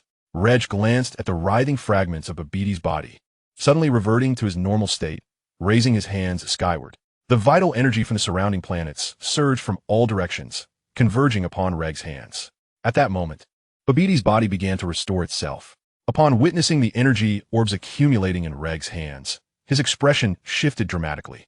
Suddenly, preparations were made to thwart Ragg from gathering the spirit bomb.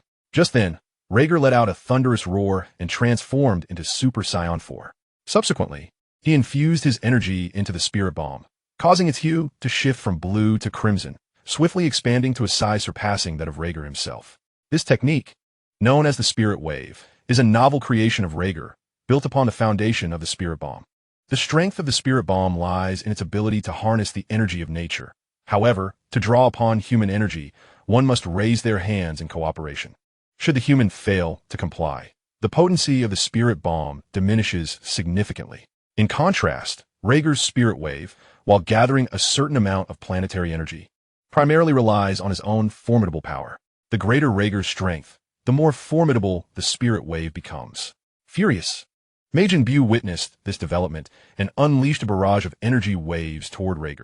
With a series of explosive detonations, Ragg was struck by numerous energy waves, enveloped in a thick cloud of smoke. Gritting his teeth, he remained silent, for he now possessed an immortal body, rendering these attacks ineffective. Enraged by the sight of the ever-expanding spirit wave above him, Majin Buu lifted his right index finger, rapidly condensing an enormous energy ball aimed directly at Ragg.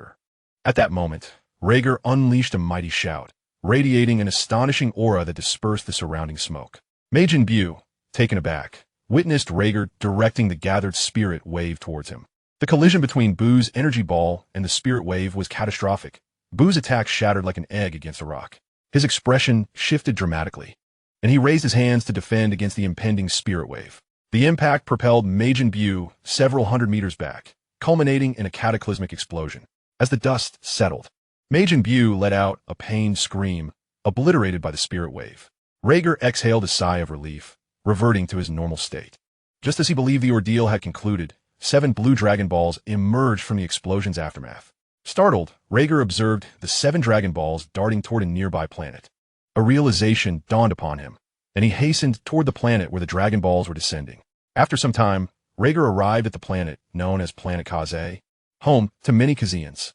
Now amidst a lush jungle, Ragg glanced around, suddenly recalling that he lacked a Dragon Ball radar. It appears that we must first return to the original timeline. No sooner had the words left his lips than a shroud of darkness enveloped the entirety of Planet Kaze. Chapter 38, The 7-Star Dragon. Reg frowned slightly and promptly activated the time ring, transporting himself back to the primary timeline. Meanwhile, the 7 blue Dragon Balls that had descended upon Kaze transformed into 7 malevolent dragons. Following the demise of Majin Buu, the Dragon Balls he had absorbed, coupled with his frequent utilization of them over the years and the death of Piccolo, unleashed a surge of negative energy that shattered the seal on the evil dragons. In a city upon Kaze, a wicked dragon, resembling a purple-skinned mole, wielded the power of Earth to generate earthquakes that ravaged the urban landscape. This creature was the 7-Star Dragon. With each tremor growing ever more powerful, buildings collapsed one after another, sending the inhabitants of Kaze fleeing in terror. Ha ha! The 7-Star Dragon reveled in the sight of the Kazeans scurrying like ants, laughing heartily. Just then, a deep voice resonated from behind him. Do you find amusement in taking lives?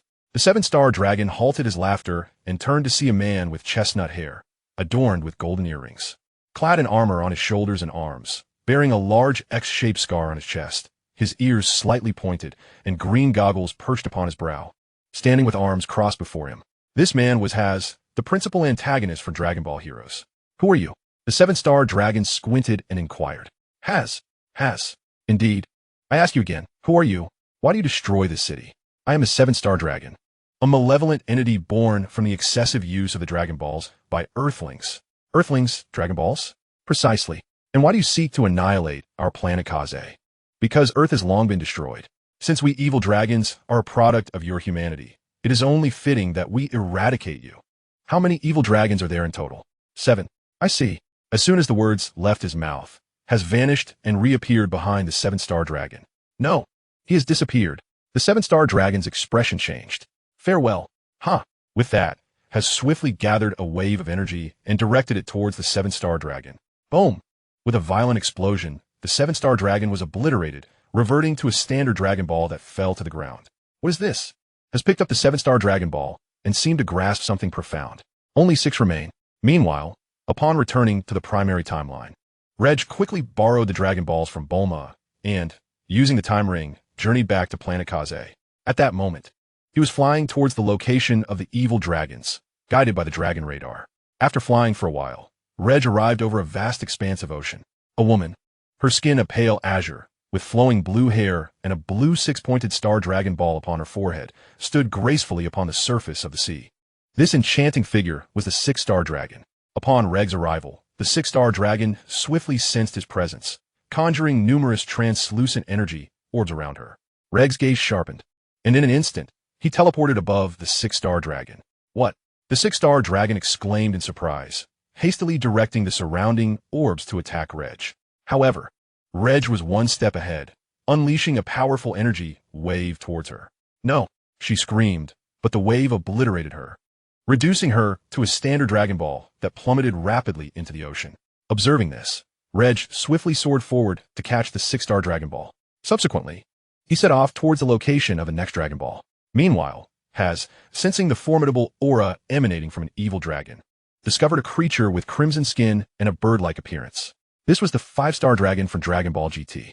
At that moment, he was generating a viscous pink slime, siphoning energy from the surrounding objects, which was then absorbed into his being as power. Who are you? The 5-star dragon inquired upon detecting the Dragon Ball's resonance emanating from Has. A being poised to annihilate you, Has boldly proclaimed. Such arrogance, retorted the 5-star dragon, manipulating the pink slime to lunge at Has deftly sidestepped the attack. Elsewhere, Reg, utilizing the Dragon Ball radar, arrived near a polluted river. An evil dragon, adorned with green skin and adorned with numerous black spines on its back, was harnessing its power to create a stifling mist. This was the 2-star dragon, known as the Shadow Dragon, the harbinger of pollution. The 2-star dragon was relatively weak, had it not been for the Dragon Ball radar in Regg's possession. He might not have located it so swiftly. The 2-star dragon, you say? Upon spotting it, Reg immediately concentrated a golden energy wave in his right hand and launched it at the creature. With a resounding explosion, the 2-star dragon, unaware of Regg's approach, was vanquished by the energy wave, reverting to a standard Dragon Ball that fell to the ground. Reg picked up the 2-star Dragon Ball, then utilized the time ring to transport both Dragon Balls back to his primary timeline, placing them in his home.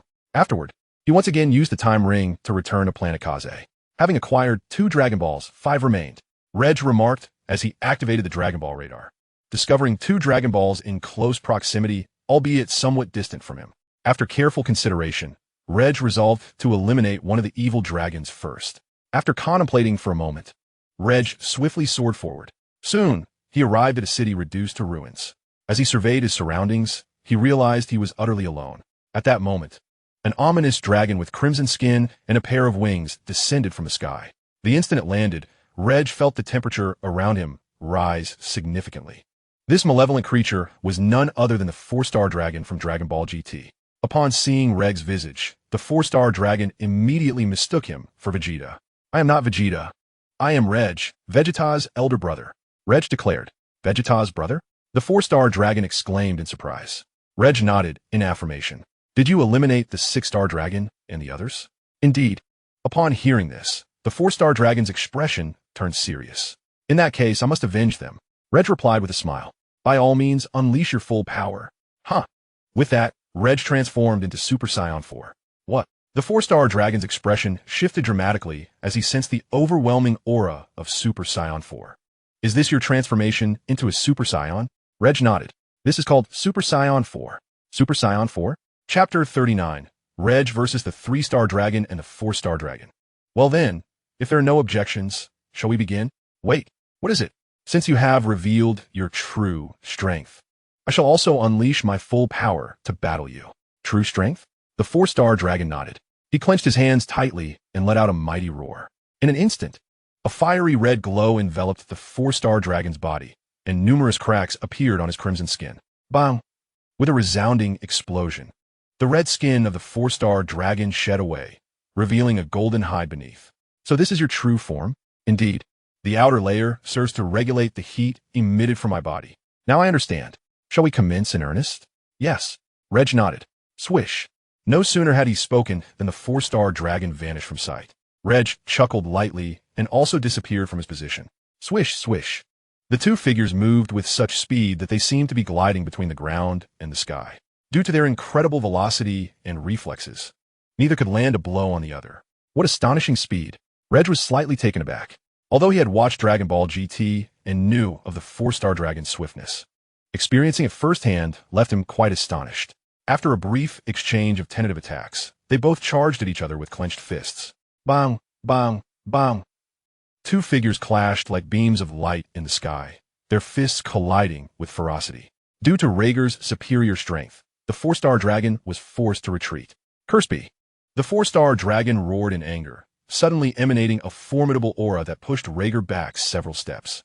However, in the next instant, Ragg vanished from his position, reappearing directly above the 4-star dragon. Not good. The 4-star dragon attempted to move, but Ragg's right foot descended with tremendous force. Bang! With a thunderous sound, the four-star dragon was propelled like a projectile, crashing violently into a standing building. The impact caused the structure to collapse almost instantaneously, sending clouds of dust swirling into the air. With arms crossed, Ragg stood gracefully suspended in midair. Moments later, the four-star dragon emerged from the debris, gasping for breath.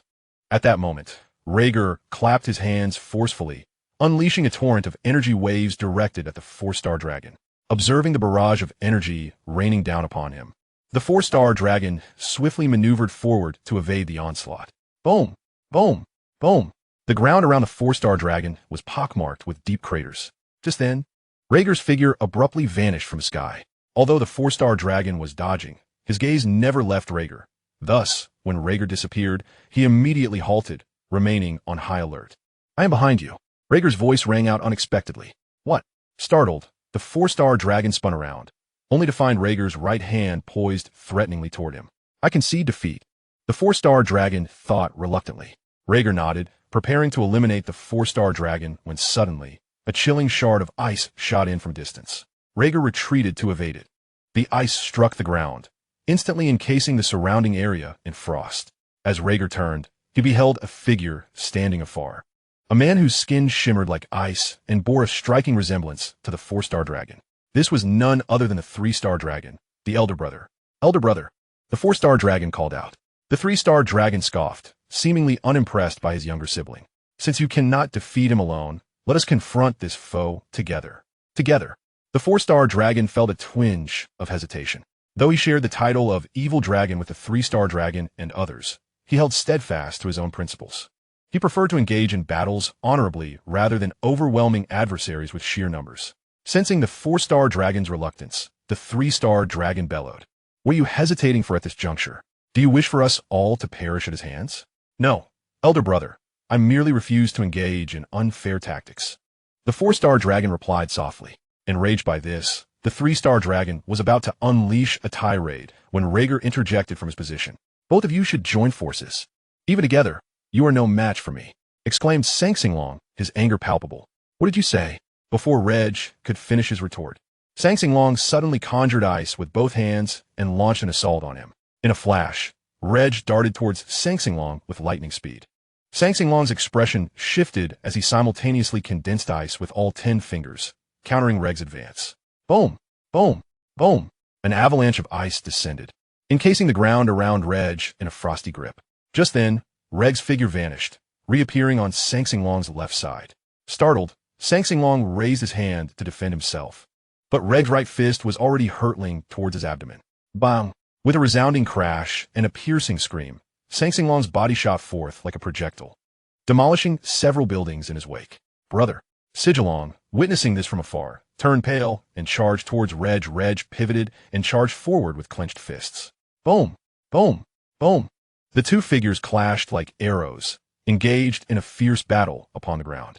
The surrounding buildings crumbled rapidly under the force of their conflict. Bang! Their right knees collided with tremendous impact, emanating a formidable aura. Subsequently, both warriors focused their energy into their hands, launching powerful waves towards each other. Kaboom! With a deafening explosion, their energy waves detonated simultaneously. Both Ragg and Saiyan were propelled backward, retreating thousands of meters from the blast. In the distance, Saiyan emerged from the mountains, his face twisted in fury as he glared at Ragg, seemingly aware of Saiyan's wrathful gaze. Ragg turned to him with a smile. "How infuriating!" Saiyan bellowed, charging at Ragg once more.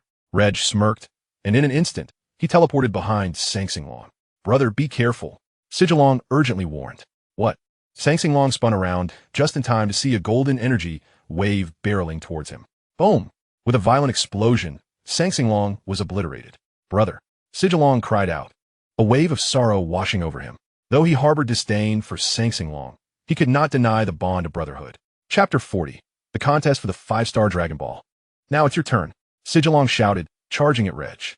Meanwhile, having fashioned a colossal 5-star dragon from electric slime, found all his attacks rendered futile. Boom! Boom! Boom! At that moment, the 5-star dragon unleashed a torrent of lightning, assaulting relentlessly, although possessed formidable strength as his stamina waned. It became increasingly difficult for him to evade the surrounding bolts of lightning. I cannot continue to fight in this manner. Otherwise, I will inevitably meet my demise at his hands. Meanwhile, Reg had already brought the 4-star dragon to the ground and was poised to obliterate him when a golden wave of energy surged from a distance, striking the 4-star dragon. The creature let out a piercing scream, turning around to behold an ominous dragon with alabaster skin and numerous black spikes protruding from its back. It was none other than the 1-star dragon from Dragon Ball GT. 1-star dragon, upon realizing that his impending doom was at the hands of a fellow dragon. A flicker of rage crossed the 4-star dragon's face. He never anticipated that his end would come not from an outsider, but from his own kin. With a cold scoff, 1-star dragon approached with an air of indifference. In that moment, the 4-star dragon self-destructed. Seeing this, Reg promptly retrieved the restored 4-star Dragon Ball and utilized the time ring to return to the primary timeline. No, it's gone. 1-star dragon's expression shifted drastically, and he swiftly took flight toward the location of the 5-star dragon. Meanwhile, having been incapacitated by the electrical adhesive of the 5-star dragon, was struck by several bolts of lightning, leaving him charred and crumpled on the ground. Damn it, am I truly to perish here today? Has gazed defiantly at the 5-star dragon. Ha ha ha, it seems you have come to the realization that you cannot defeat me. Had you not sought me out for battle, perhaps you could have lived a bit longer, but now it is far too late. The 5-star dragon sneered, preparing to deliver the final blow. Suddenly, a figure appeared in midair. It was Reg. The 5-star dragon's expression shifted to one of surprise. Who are you? The one who is about to defeat you. How presumptuous, Reg declared as he transformed into Super Saiyan 4 and charged forward.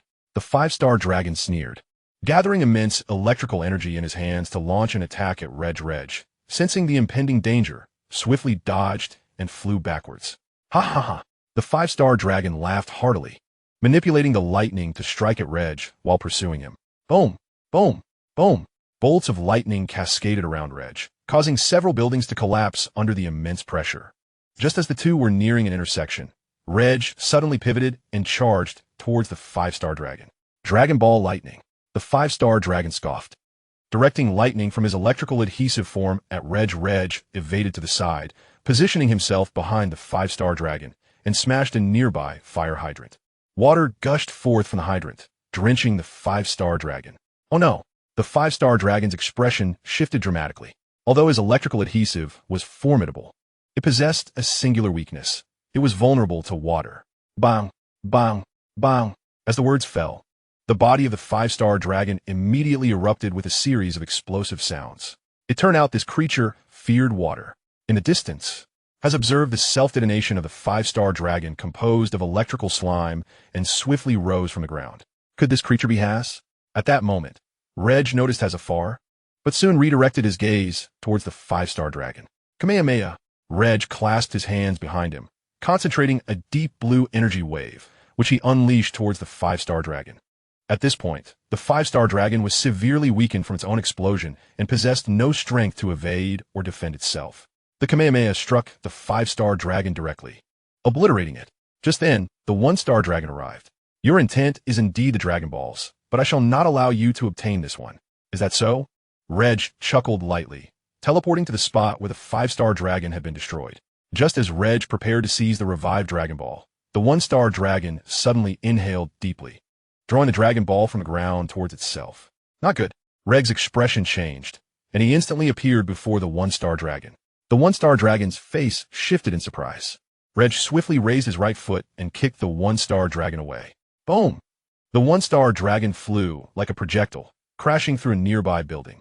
Seizing the opportunity, Reg grasped the Dragon Ball and activated the time ring, transporting it back to the main timeline. Damn it! The 1-star dragon angrily climbed to its feet, glaring towards Has in the distance. Although Reg had taken most of the Dragon Balls, one remained with Has. While a single Dragon Ball may not significantly augment power, it was better than none. As the 1-star dragon uttered this, it charged towards Has. Has gritted his teeth and met the charge head-on. Despite being gravely injured, Has was soon overpowered by the 1-star dragon, who seized the 7-star Dragon Ball from him. Upon acquiring the 7-star Dragon Ball, the 1-star dragon immediately consumed it, gaining the abilities of the 7-star dragon and a slight increase in strength. At that moment, Reg reappeared. Who are you? Why do you resemble Vegeta so closely? My name is Reg, and I am Vegeta's brother. Vegeta's brother? Then where have you taken to restore Dragon Balls? Why can I not sense them at all? Do you think I would divulge that information? You. The one-star dragon snarled in fury and charged at Reg instantly. Reg transformed into Super Saiyan 4 to meet the assault. Whoosh. Bang. Bang. Bang. The two figures clashed in the sky, their bodies moving like threads in a tapestry, engaged in fierce combat. Boom! With a sound akin to a tempest, their right fists collided, emanating a formidable aura. Suddenly, both individuals retracted their right fists simultaneously, channeling their energy into a potent wave directed toward one another. Boom! Boom! Boom! After exchanging blows for a while, they clenched their fists once more and charged at each other. A moment later, both retreated, panting heavily. At that instant, a woman's silhouette materialized out of thin air. It was Sarath. Sarath! Exclaimed the two. Lady Dragon. Sarath smiled and nodded, saying, Do not mind me. I merely came to observe the battle. All right. One-star dragon responded with a nod, then redirected his gaze toward Ragg. The two resumed their fierce combat. Chapter 41. The defeat of One-Star Dragon. How peculiar. Why isn't One-Star Dragon absorbing the other Dragon Balls to confront Ragg? Sarath mused, immediately employing her magical powers to sense the presence of other Dragon Balls on this planet. However, she found no trace of additional Dragon Balls on Kaze's star. Strange, there seems to be no other Dragon Balls on this planet. Could they have been destroyed by Ragg? No, that cannot be. If Ragg aspired to become the Dragon God, he would never obliterate the Dragon Balls. Suddenly, she recalled the time ring adorning Ragg's hand, a smile gracing her face. Interesting. At that moment, Ragg surged forward, delivering a powerful punch that sent One-Star Dragon plummeting from the sky. Boom! One-Star Dragon crashed into the ground like a meteor, creating a massive crater. Ragg took a few deep breaths, then clasped his hands together. Turtle, school, energy wave tenfold. With that, a deep blue energy wave coalesced in his hands and shot toward One-Star Dragon. Bang! One-Star Dragon was struck by the tenfold Turtle School energy wave and was propelled backward. Damn it! One-Star Dragon roared, exerting all his strength to resist. Yet, even with that effort, he struggled to halt his momentum. Boom! At that moment, the tenfold Turtle School energy wave erupted, sending One-Star Dragon hurtling through the air. A cloud of dust and thick smoke billowed into the atmosphere.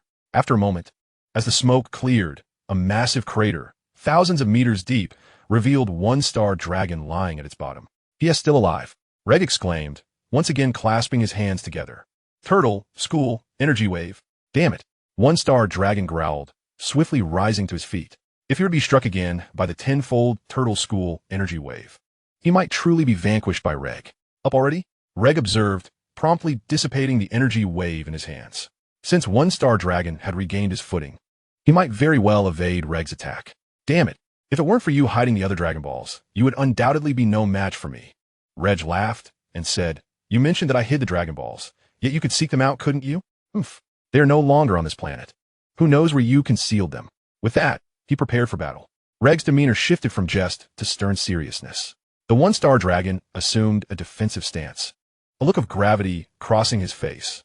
Huh. Reg gripped his hands tightly, a crimson aura radiating from his being. Is he finally unleashing that move? Saras narrowed her eyes at this sight. What? The One-Star Dragon gasped. Although he was unaware of Ragg's intentions, he could sense that Ragg's power eclipsed his own. Boom! At that moment, Reg retracted his energy into his body. Tenfold Kaioken. As the words left his lips, Reg transformed into a streak of red light, appearing instantaneously before the One-Star Dragon. Bang! The One-Star Dragon barely had time to react before Reg struck him, sending him hurtling away. Reg then darted forward again, materializing in front of the flying One-Star Dragon, swiftly raising his right foot to deliver a powerful kick to the dragon's jaw. Bang! The One-Star Dragon let out a pained scream as he was launched into the air like a projectile. Still in the Kaioken state, Reg quickly brought his hands together. Kamehameha! Whoosh! Upon uttering the words, Reg unleashed the Kamehameha wave. The One-Star Dragon, caught off guard, was struck by the energy blast and propelled into the sky. Following a cataclysmic explosion, the One-Star Dragon was vanquished. The One-Star Dragon, along with the 7-Star Dragon Balls he had absorbed, returned to their original form and began to descend from the heavens. Reg, seeing this, flashed forward to catch the 2 Dragon Balls. From a distance, Saras flew over, exclaiming, Congratulations, Reg. You are now one of our Dragon God clan. Reg nodded, harboring concerns about Saras knowing that he had used the time ring to bring the Dragon Balls to the primary timeline. Saras had always been enigmatic, and now that she was aware of Ragg's clever strategy to defeat the evil dragon, it was inevitable that she would harbor suspicions about him. Strange. Why can I not use telepathy to discern his thoughts? Could it be that he has tapped into the latent power within him? As Reg pondered these thoughts, Saras secretly employed her telepathy to uncover what Reg was currently contemplating. Regarding the evil dragon, she indeed held numerous doubts. How did Reg know that the one-star dragon would absorb the other Dragon Balls and had brought them to the primary timeline first? Was he truly prescient? Salaris, I have vanquished all the malevolent dragons, yet I feel as though nothing has changed. Just then, Reg interrupted Salaris' thoughts. Upon hearing him, Salaris quickly regained her focus. You have defeated all the evil dragons and earned their recognition. Now, you merely need to summon the dragon from the Dragon Balls and allow it to enter your being, thereby granting you its power and officially transforming you into the Dragon God. Ah, is that so? Reg remarked, casting a glance at the distant Haz. Subsequently, he activated the time ring and departed from this timeline. Observing this, Salaris followed suit. In the main timeline, at the Supreme Kai's realm. Reg, have you dealt with Majin Buu? Reg nodded, removing the time ring from his hand and returning it to East Supreme Kai. If there is nothing else, I shall take my leave. Very well. Reg then teleported back home in an instant. Sapari. Yes. Sapari. What are the Dragon Balls I entrusted to you? I'll retrieve them from the room right now. All right, Reg affirmed. At that moment, a figure appeared out of thin air. It was Salaris. After Reg became the Dragon God, he would undoubtedly visit the Dragon Realm, and she could accompany him. Salaris. Salaris nodded. Once you become the Dragon God, I shall join you in the Dragon Realm. Indeed. Reg replied with a slight nod. Shortly thereafter, Sapari produced the Dragon Balls and noticed Salaris beside Reg. Who is this? This is Salaris, daughter of the Dragon God, Salama. The Dragon God Salama? The very creator of the Super Dragon Balls. Greetings. I am Sapari, Reg's wife. Hello. Salaris responded with a smile. Sapari, please hand me the Dragon Balls. Oh, certainly. Sapari passed the Dragon Balls to Reg. As Reg received the Dragon Balls, he arranged the 7 together. With a brilliant flash of red light, the 7 Dragon Balls transformed into the dragon without the need for invocation. Upon its manifestation, the dragon quickly noticed Salaris beside Reg, its expression shifting in surprise. Lady, what brings you here? Reg is my friend. Salaris replied calmly. Is that so? Then come and sit on my back alongside Reg. Salaris nodded and swiftly flew to the dragon's head. Reg, where are you headed? To a certain place. We shall return shortly. Very well. Will you be back for lunch? Reg nodded in affirmation and also took his place atop the dragon's head. Shall we depart now? The dragon inquired. Indeed. With that, the dragon soared upward, carrying Reg and Sapari with it. The dragon's pearls soared from within, entering Reg's body one after another. Soon, the dragon whisked the two away from Earth. After flying for a while, a translucent whirlpool suddenly manifested before the dragon. Through this vortex, they were transported to an expansive field of grass, the very realm of the dragon. Come down, Salis exclaimed as she leapt from the dragon's head, landing gracefully on the verdant ground. All right, Reg nodded and followed suit. This is the abode of our dragon god, the Dragon Realm. Does your father reside here as well? Indeed, the Dragon Realm is vast, likely hundreds of times larger than your Earth. Hundreds of times. Yes. Did you not encounter the super dragon previously? It was actually modeled after my father. Is your father as colossal as the super dragon? Well, he seldom reveals his true form. I see. So, can you also transform to such a grand size? Salas nadi de fermetibli. The Dragon Realm is divided into 4 regions: East, West, South, and North. We currently stand in the southern part. Besides my father and me, there are also 4 great dragon gods in the East, West, South, and North. For millions of years, you were the first human to become a dragon god by vanquishing the evil dragon. Only me for millions of years? Yes, the evil dragon possesses formidable strength, and only planets with Dragon Balls can give rise to such entities. Over the millennia, human technology has advanced rapidly, and it is thanks to the Dragon Ball radar that you can swiftly locate the Dragon Balls. Indeed, Reg nodded. Upon becoming a dragon god, you may choose to remain in the Dragon Realm for cultivation, but you can also depart. However, it is advisable to stay here, as the Dragon Realm is rich in spiritual energy, making it the most suitable place for mastering mystical arts. Can I bring my family along? Salas nadif. If there are no other matters, I shall take my leave. Very well. With that, Salas soared ahead. Dragon, take me back to Earth. All right. Ragg ascended to the dragon's head, departing the dragon realm. Before long, Ragg returned to Earth and shared with Sapari his intention to bring her and Lei Xiaotian to the dragon realm for training. You want me and Xiaotian to join you in the dragon realm? Will he be able to return? Of course. If you find it unsuitable, I can bring you back at any time. When shall we go to the dragon realm? It should be in a few days. In the afternoon, after lunch, Ragg instantaneously transported himself to the planet Salad in the 6th universe. Using his perception of Kale's energy, he sought her out. Ragg nodded slightly. At that moment, a man with purple skin, clad in a black coat, appeared before him. The individual before them was none other than Hit, the foremost assassin of Universe 6. Carlifa narrowed her eyes slightly, her expression one of vigilance as she beheld Hit's sudden appearance. Although he had suppressed his aura, the unique essence that he exuded as a killer was nearly impossible to conceal. Ragg, recognizing the gravity of the situation, immediately transformed into Super Saiyan 4. Hit regarded him with an unflinching gaze. With a loud cry, Ragg charged towards Hit. The latter stood motionless, unwavering in his stance. Before long, Ragg reached Hit. His right fist clenched and aimed forward. In response, Hit raised his right hand, causing time itself to momentarily freeze. By the time Ragg reacted, Hit's fist had already struck him forcefully in the abdomen. Ragg let out a pain scream, clutching his midsection as he staggered backward. Observing this, Hit's eyes narrowed slightly. Is this the time skip technique? Ragg mused, charging at Hit once more. In response, Hit raised both hands, one for defense, the other for offense. After exchanging numerous blows, Hit unleashed the time skip again, delivering a powerful punch to Ragg's abdomen. Ragg cried out in agony, instinctively covering his midsection. At that moment, Hit swiftly conjured a purple energy blade with his right hand, aiming to pierce Ragg alarmed. Ragg quickly retreated. Hit's right foot stomped the ground as he pursued him. Damn it!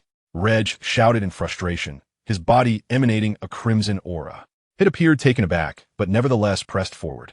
Tenfold Kaioken, Ragg bellowed, surging towards Hit like a flash of light. Due to Ragg's incredible speed, Hit was unable to activate the time skip in time and was struck by Ragg's punch, sending him flying. With a resounding crash, Hit's body slammed into a mountain behind him.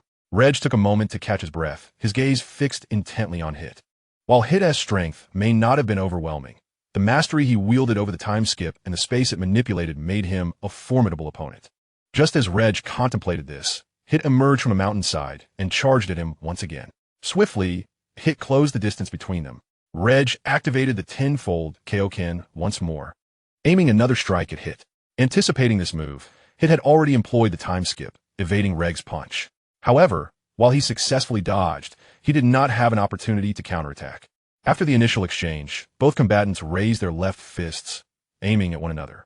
The air filled with the sounds of their fierce engagement, their fists and feet striking like lightning against each other's bodies. The intensity of their battle drew the attention of many Saiyans nearby. Impressive, truly remarkable.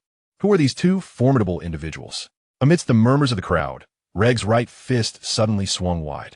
In an instant, he was struck by an unseen force, his body hurtling to the ground like a projectile. Ragg, a flicker of concern arose in Khalifa's heart.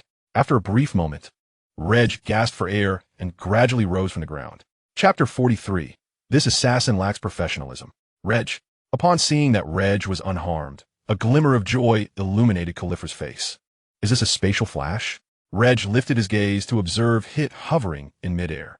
At that moment, Hit also cast his eyes downward, their gazes locking in mutual recognition. Ragg chuckled softly, swiftly propelling himself to stand before Hit. With both fists clenched, Hit launched an attack towards Ragg. Ragg deftly sidestepped, evading Hit's strike. Yet, in the next heartbeat, an invisible force struck his abdomen with tremendous impact. Ragg cried out in agony, clutching his midsection as he stumbled backward. Hit seized the opportunity, charging forward. Ragg, sensing the imminent danger, tightened his fists, emanating a fierce crimson aura. With a resounding boom, the ground trembled violently under the influence of Ragg's energy. Just then, Hit appeared before Ragg, poised to strike. 20-fold Kaioken, Ragg shouted, his energy surging dramatically. With a sound akin to shattering glass, the space created by Hit fractured, revealing his true form. A thunderous clash echoed as their right fists collided with full force, an astonishing aura radiating from them. After a moment of strained stalemate, both retreated, gasping for breath. Ragg, undeterred, charged at Hit once more, moving with the swiftness of light, relentlessly pushing Hit back. After a brief exchange, Hit exerted his strength, repelling Reg. Reg, undaunted, surged forward again, only to find Hit's figure had vanished. Scanning his surroundings, Reg realized Hit had not merely concealed himself, he had departed entirely. This assassin truly lacks professionalism. As the words left his lips, Caliphorus soared from a distance. Reg, that technique you used, the Kaioken, seemed incredibly powerful. Could you teach me? No. Why not? Mastering the Kaioken requires considerable time, and I do not intend to return to the 6th universe anytime soon. Not returning to the 6th universe. Reg nodded in affirmation. Your brother's request for Hit to assist me has been rescinded. Rescinded? Indeed. Reg confirmed. Will you not come over? May I accompany you to the 7th universe?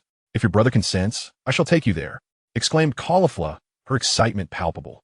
Wonderful. I shall seek out my brother at once. With that, Caulifla darted forward, leaving Reg behind, who shook his head and followed suit. Suddenly, a Saiyan man gasped. Recalling the figure clad in black, a notorious assassin known as Hit, the universe's deadliest killer, at Caulifla's home, she recounted her desire to journey to the 7th universe to her brother, Linso, though he had only met Reg a few times and felt a twinge of unease. Linso ultimately acquiesced to his sister's fervent wish. So, Caulifla, how long do you intend to stay in the 6th universe? He inquired. I do not know, however. Once I master the Kaioken, I shall return. Linso nodded, turning to Reg. I entrust my sister's care to you. Reg acknowledged with a nod. After a brief period of preparation, Caulifla, accompanied by Reg, departed the 6th universe, arriving at the North Chaos planet in the 7th universe. Reg, the North Chaos exclaimed, startled by their sudden appearance. It has been a while. Reg greeted him warmly. The North Chaos nodded, glancing at Caulifla beside Reg. And who might this be? This is Caulifla, a scion from the 6th universe. Reg introduced her. A scion from the 6th universe? The North Chaos mused. She appears somewhat petite and seems to lack a tail. Indeed, scions from the 6th universe do not possess tails, Reg explained with a smile. Without tails? The North Chaos gasped. What brings you here? Caulifla interjected. I wish to learn the Kaioken from you, which is why I have come with Reg. Hoping you might teach me. Reg, this is not a dojo for imparting martial arts. Furthermore, do you not already know the Kaioken? Why not instruct her yourself? I am preoccupied with my own training. Since you are idle, why not take the opportunity to teach her? I shall not teach. The North Chaos declared, arms crossed. Scoffing lightly. Truly not?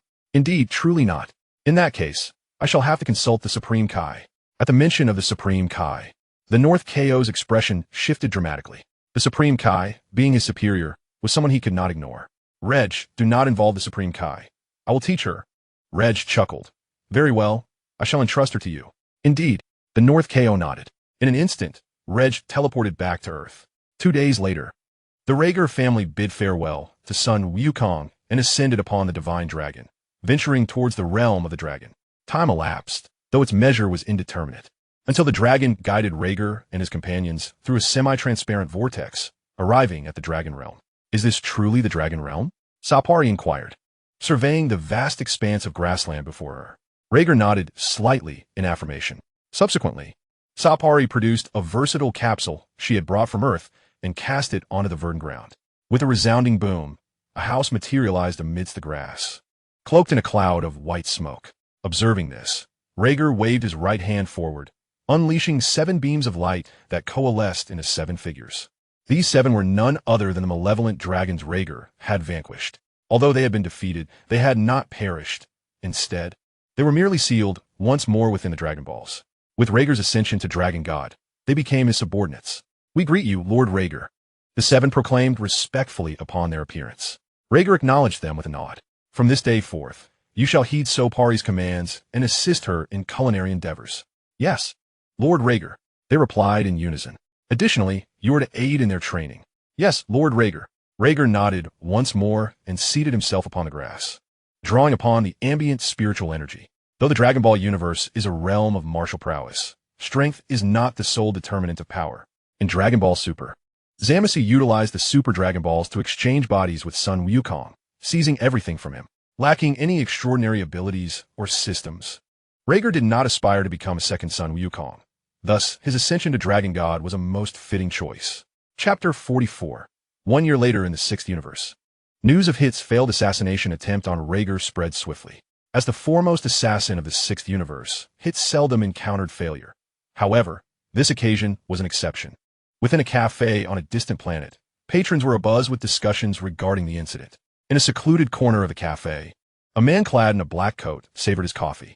This man was none other than Hit. He was indifferent to the failure of the assassination. What troubled him was that Caliph's brother, Linso, had rescinded the contract. While the failure itself was inconsequential, the mockery he felt was a source of irritation. Time slipped by, and a month passed in the blink of an eye. During this month, aside from honing his magical prowess, Ragg had also learned the art of creating the 7 Dragon Balls. Due to his struggles with the monotony of training, Lei Xiaotian frequently rode the divine dragon back to Earth. At this moment, Ragg was engaged in combat with Sapari. Although her strength was somewhat diminished, she was still a Saiyan. With a thunderous crash, Sapari was struck from the air. In swift response, Ragg descended from the sky. Sapali, are you alright? I'm Fine. Sapali shook his head and stood up from the ground. Reg, witnessing this, initially contemplated continuing his attack, but was taken aback as Sapali clenched his fists tightly. Hadyatin en overwhelmingoha. Boom! The ground trembled violently, influenced by Supali's presence. With a powerful shout, Supali's energy erupted into a jet-like form, his hair standing erect, and his body enveloped in crackling energy. This was the transformation into Super Saiyan 2. Super Saiyan 2 indeed. Reg smiled faintly at the sight. At that moment, 2 figures suddenly appeared in the distant sky. One was Salus, accompanied by a striking young man with flowing white hair named Rochin, the deity governing the Western Dragon Realm. Upon their arrival, Reg and Sapali immediately ceased their conflict. Moments later, the two approached Reg and his companions. Sapali greeted Salus with a smile. Sister Salus. Salus slightly nodded. Who is this? This is Rochin, the dragon god of the Western Dragon Realm. Rochin? Salus acknowledged, turning towards Rochin. Rochin, this is the new dragon god Reg I mentioned to you. Hello, I am a dragon god of the Western Realm. Rochin promptly greeted Reg hello. Reg responded in kind. Salus, what brings you here today? Upon hearing this, a hint of displeasure crossed Salus's face. Are you not welcoming me? No, I was merely curious. Salus is Northif. Actually, it's nothing much. Rochin heard about your ascension to the new dragon god and was curious to meet you. Rochin, I heard the new dragon god is quite young. So I asked Salus to bring me to meet you. Rochin explained with a smile. Oh, since you have just become the new dragon god, if you have any questions, feel free to visit me in the Western Dragon Realm. Thank you. I happen to have a question I'd like to ask you. What is it? Rochin smiled. Do you know about the gods of destruction? I've heard of them. They seem to be subordinates of Lord Zeno. And do you know about the Ultra Instinct technique? Ultra Instinct. Rochin pondered for a moment. No, but I have heard of the Autonomous Ultra Instinct. Autonomous Ultra Instinct. Rochin nodded. Lord Dragon God Salama possesses that ability. Upon hearing this, Reg immediately turned to Salus. My father indeed masters the Autonomous Ultra Instinct. It is a divine technique not everyone can comprehend. Reg affirmed with a nod. Then, do you also possess the Autonomous Ultra Instinct? That previous battle was merely a playful endeavor on my part. Sarath chuckled. Would you be willing to teach me the art of Zizai Ji Gong? Although feeling slightly vexed by the jest, Reg's desire to enhance his strength took precedence. Of course. However, I cannot guarantee that you will master Zizai Ji Gong. Reg nodded in agreement. After conversing for a while longer, the two took their leave. In the Dragon Realm, beneath the Dragon God tree, Dragon God Salama was engaged in conversation with Sarath, who had just returned. Sarath, you are no longer young. It is time for you to consider marriage. Father, I am merely 700,000 years old. I am not ready for marriage. In our dragon lineage, a century equates to a year. By human standards, you are already 70 million. So what if I am 70 million? Our lifespans are boundless. Then, if I were to allow you to choose one of the 4 great dragon gods as your husband, whom would you select? None of them. Their powers are too weak. I would seek someone stronger than myself. Salama fell silent at her words. Due to Sarath's promise to teach Reg Zizai Ji Gong in the days that followed, she frequently visited him to guide his training. Time passed swiftly, and a year had gone by. Although Reg's strength had significantly improved, he still had not grasped the essence of Zizai Ji Gong. A year prior, he had promised Bulma that if she helped him create the Super Dragon Ball radar, he would assist her in gathering the 7 Super Dragon Balls a year later. At this moment, Reg was in the 6th universe, searching for the remaining Super Dragon Balls with the radar in hand. In the southern galaxy of the 6th universe, A tall woman with azure green skin and long white hair tied in a high ponytail stood amidst the cosmos. Her figure was statuesque, her features exquisitely refined. She wielded a long staff and donned a flowing green robe adorned with 3 circles painted in white and orange on a black armor. Cinched at the waist with a red belt, and clad in white high-heeled shoes paired with green stockings. Beside her stood a corpulent cat with purple skin, dressed in a tattered god of destruction uniform. They were none other than the god of destruction and angel of the 6th universe, Kampa and Vados. Before them floated a Dragon Ball the size of a planet. This Dragon Ball was, in fact, the Super Dragon Ball. Vados, is this the wish-granting sphere you mentioned? Indeed. Lord Kampa. However, it requires all 7 to fulfill a wish. 7? Where might the other 6 be? I am uncertain. They are likely scattered across the 6th and 7th universes. The 7th universe? Yes, my Lord Kampa. Is it true that the wish orbs can fulfill any desire? Asked Babidi with a nod. The 6th universe is my domain, so searching for the wish orb is not an issue. However, seeking it in the 7th universe, which belongs to Beerus, poses some challenges. Suddenly, with a swift motion, a figure materialized before them. It was Reg.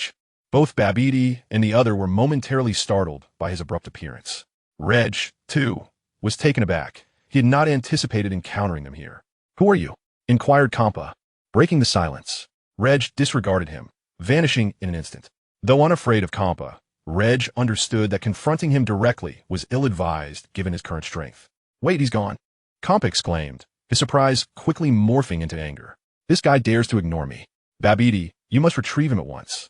My Lord Kampa, he utilized instant transmission. Even I cannot catch up with him. Instant transmission? Isn't that a technique exclusive to the Kai? I am not entirely certain, but there is a way to apprehend him. However, my Lord Kampa must ensure he does not escape using instant transmission. Understood. Kampa nodded emphatically. Observing this, Babidi pointed his staff towards the void. Time around them reverted to the moment before Reg's appearance. After approximately a minute, Reg reappeared just as suddenly as before. Before he could react, Kampa transformed into a flash of purple light, instantly arriving beside Reg and seizing his shoulder. Who are you? Why have you appeared here so suddenly?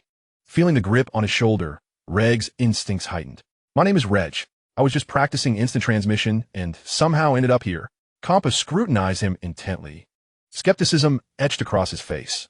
At that moment, Babidi, standing a short distance away, interjected, My Lord Kampa, what he just said may not be entirely truthful.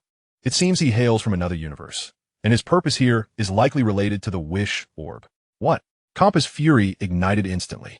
No, I was merely passing through. Reg protested. Oh, really? Then what is that in your hands? In my hands? Kampa glanced at Reg's clasped hands behind his back. However, he saw nothing. Babidi. He clearly has nothing in his hands. You wouldn't be deceiving me, would you? Babidi, known for his playful antics, might indeed be up to mischief this time. Upon hearing this, Babidi swiftly approached and offered his staff to Kampa. Through the crystal orb of the staff, Kampa distinctly witnessed that Reg had in his possession a peculiar device. You scoundrel! Kampa exclaimed, his fury intensifying as he cast a furious glare at Reg.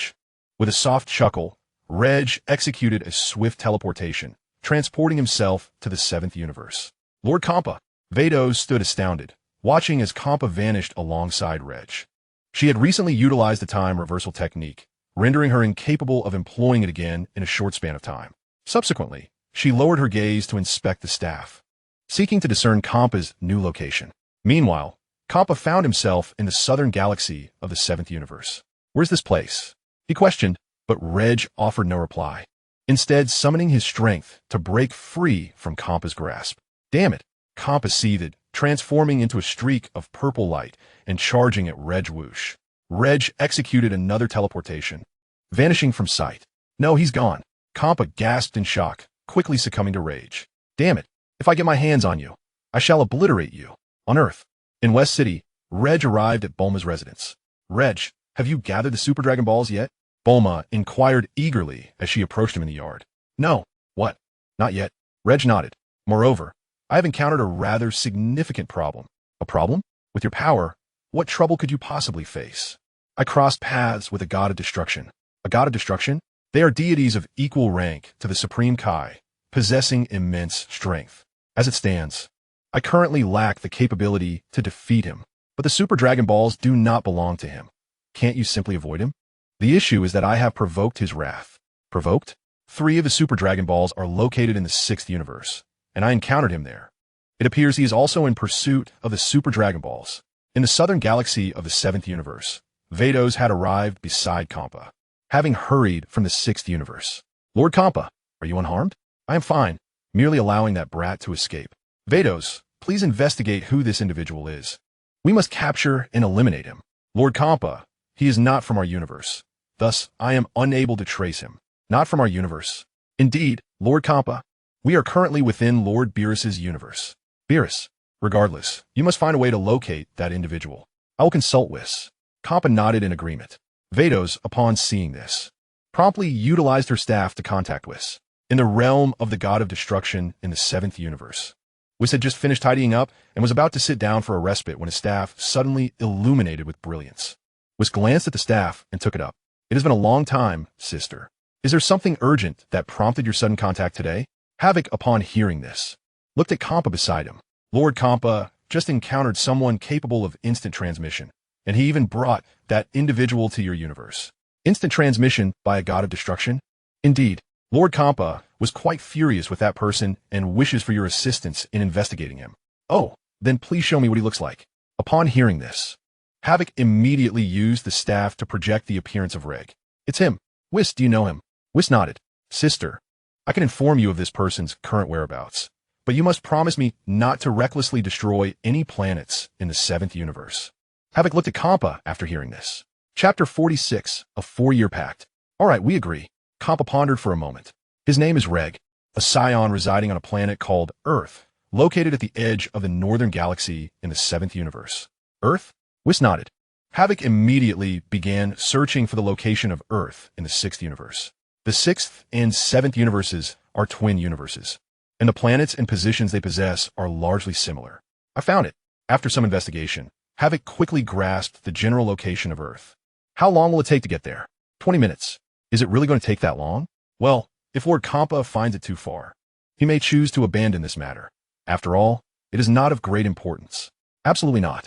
This guy not only deceived me, but also brought me to the 7th universe. I must teach him a lesson. Very well then.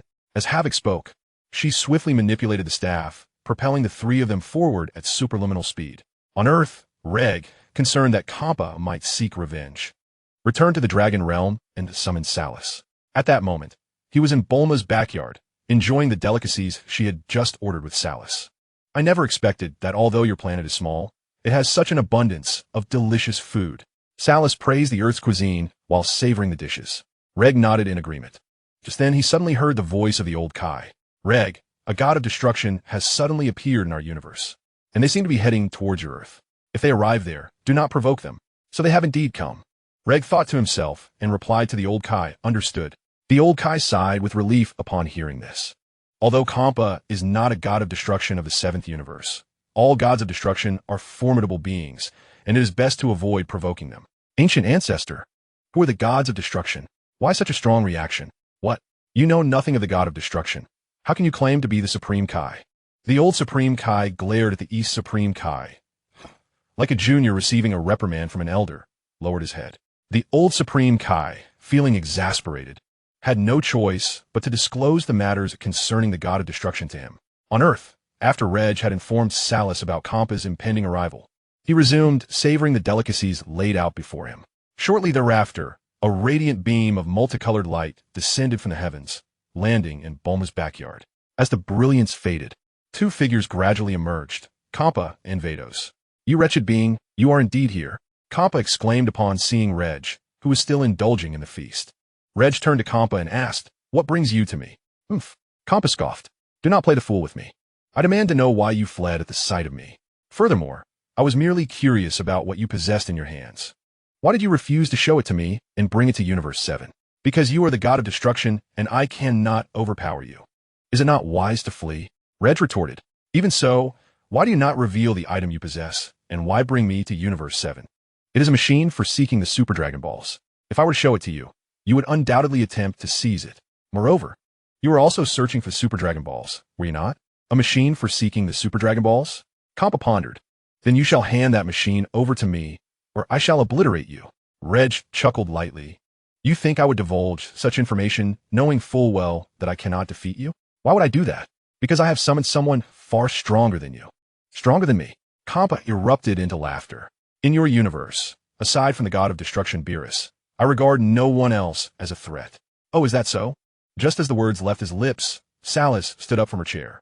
Vados, noticing this, narrowed her eyes slightly. Who are you? How do you know Vados? Kampa inquired, astonished. Vados nodded. Lord Kampa, she is the daughter of the dragon god Salam, the creator of the Super Dragon Balls. The daughter of the dragon god Salam? Indeed. But what of it? Her father once vied for the throne against the Omni King and met with failure. He competed against the Omni King for the throne? Kampa gasped, while Reg was equally taken aback. Prior to crossing into this world, he had encountered various fan works regarding the rivalry between Dragon God Salam and the Omni King. But he never anticipated it to be true. Then, does that not mean that he, alongside Salis, stands opposed to the Omni King? Indeed. However, do not overthink it. Their conflict is merely a normal competition for the throne. Is that so? Bardos nodded and teased. Lord Kampa, how is it that you suddenly appear to be drenched in sweat? Are you perhaps feeling afraid? Afraid? Who is afraid? I merely feel a bit warm. Kampa retorted. Oh, is that so? Bardos chuckled. Indeed, Kampa replied, but then suddenly began to cough. Bardos, I find myself feeling rather unwell. Perhaps you could take my place? Feeling unwell. Are you? Allow me to assist you with my staff. Bardos laughed. Kampa was at a loss for words. Bardos clearly wished to witness his embarrassment. However, competing for the throne against the king was Salama. Perhaps his daughter's strength was not so formidable. But how could the god of destruction of Universe 6 be hesitant to engage in battle with me? Just then, Salis spoke up. Kampa clenched his teeth. Fight? I shall fight. Who fears whom? Salis smiled lightly, preparing to confront Kampa, when Reg suddenly interjected. Salis, could you refrain from handing this fellow over to me? Hand him over to you? Salis queried with a hint of confusion. Reg, can you defeat him? I cannot, but I wish to propose a pact with this individual. What kind of pact? In 4 years, I shall battle him, and at that time, I will personally defeat him. 4 years. Kampa burst into laughter. Do not speak of 4 years. Even if granted 40 years, you could not defeat me. Is that so? In that case, you shall leave Earth, and 4 years hence. I shall come to find you. You expect me to depart, just like that? How would that not be embarrassing for me, since you have issued a challenge? Let's engage in a wager, shall we? A wager? Indeed. If you lose in 4 years, you shall hand over your machine for seeking the Super Dragon Balls. And if I win, I have no doubt you will lose. Kampa declared confidently. But what if you lose? If I were to lose, I would relinquish my position as God of Destruction to you. Chapter 47, Araki. I have no interest in your position as God of Destruction. If you lose. How about singing a song for me? Lord Kampa is tone deaf. Having him sing would undoubtedly be amusing. Bardos remarked with a smile. Be silent. Kampa glared at Bardos. His face filled with anger. Very well, I accept your terms. After all, you could never defeat me. Reg smiled quietly, saying nothing. Bardos, let us depart. As you wish. Lord Kampa. Bardos waved her staff, and in an instant, the two transformed into a radiant spectrum of light and left Earth. Seeing this, Salis turned to Reg and asked, Reg, do you truly have confidence in defeating that god of destruction in 4 years? Reg nodded gently. Salis, have you heard of the hyperbolic time chamber? No. Saras shook her head. What kind of room is this? Simply put, is a time chamber. A time chamber? Indeed. While a day passes outside, a year unfolds within. I see. So when you mention 4 years, it is actually far more than that, correct?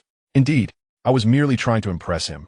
If I truly possessed such prowess, I could simply train in the time chamber for a week rather than wait 4 years. Saras chuckled.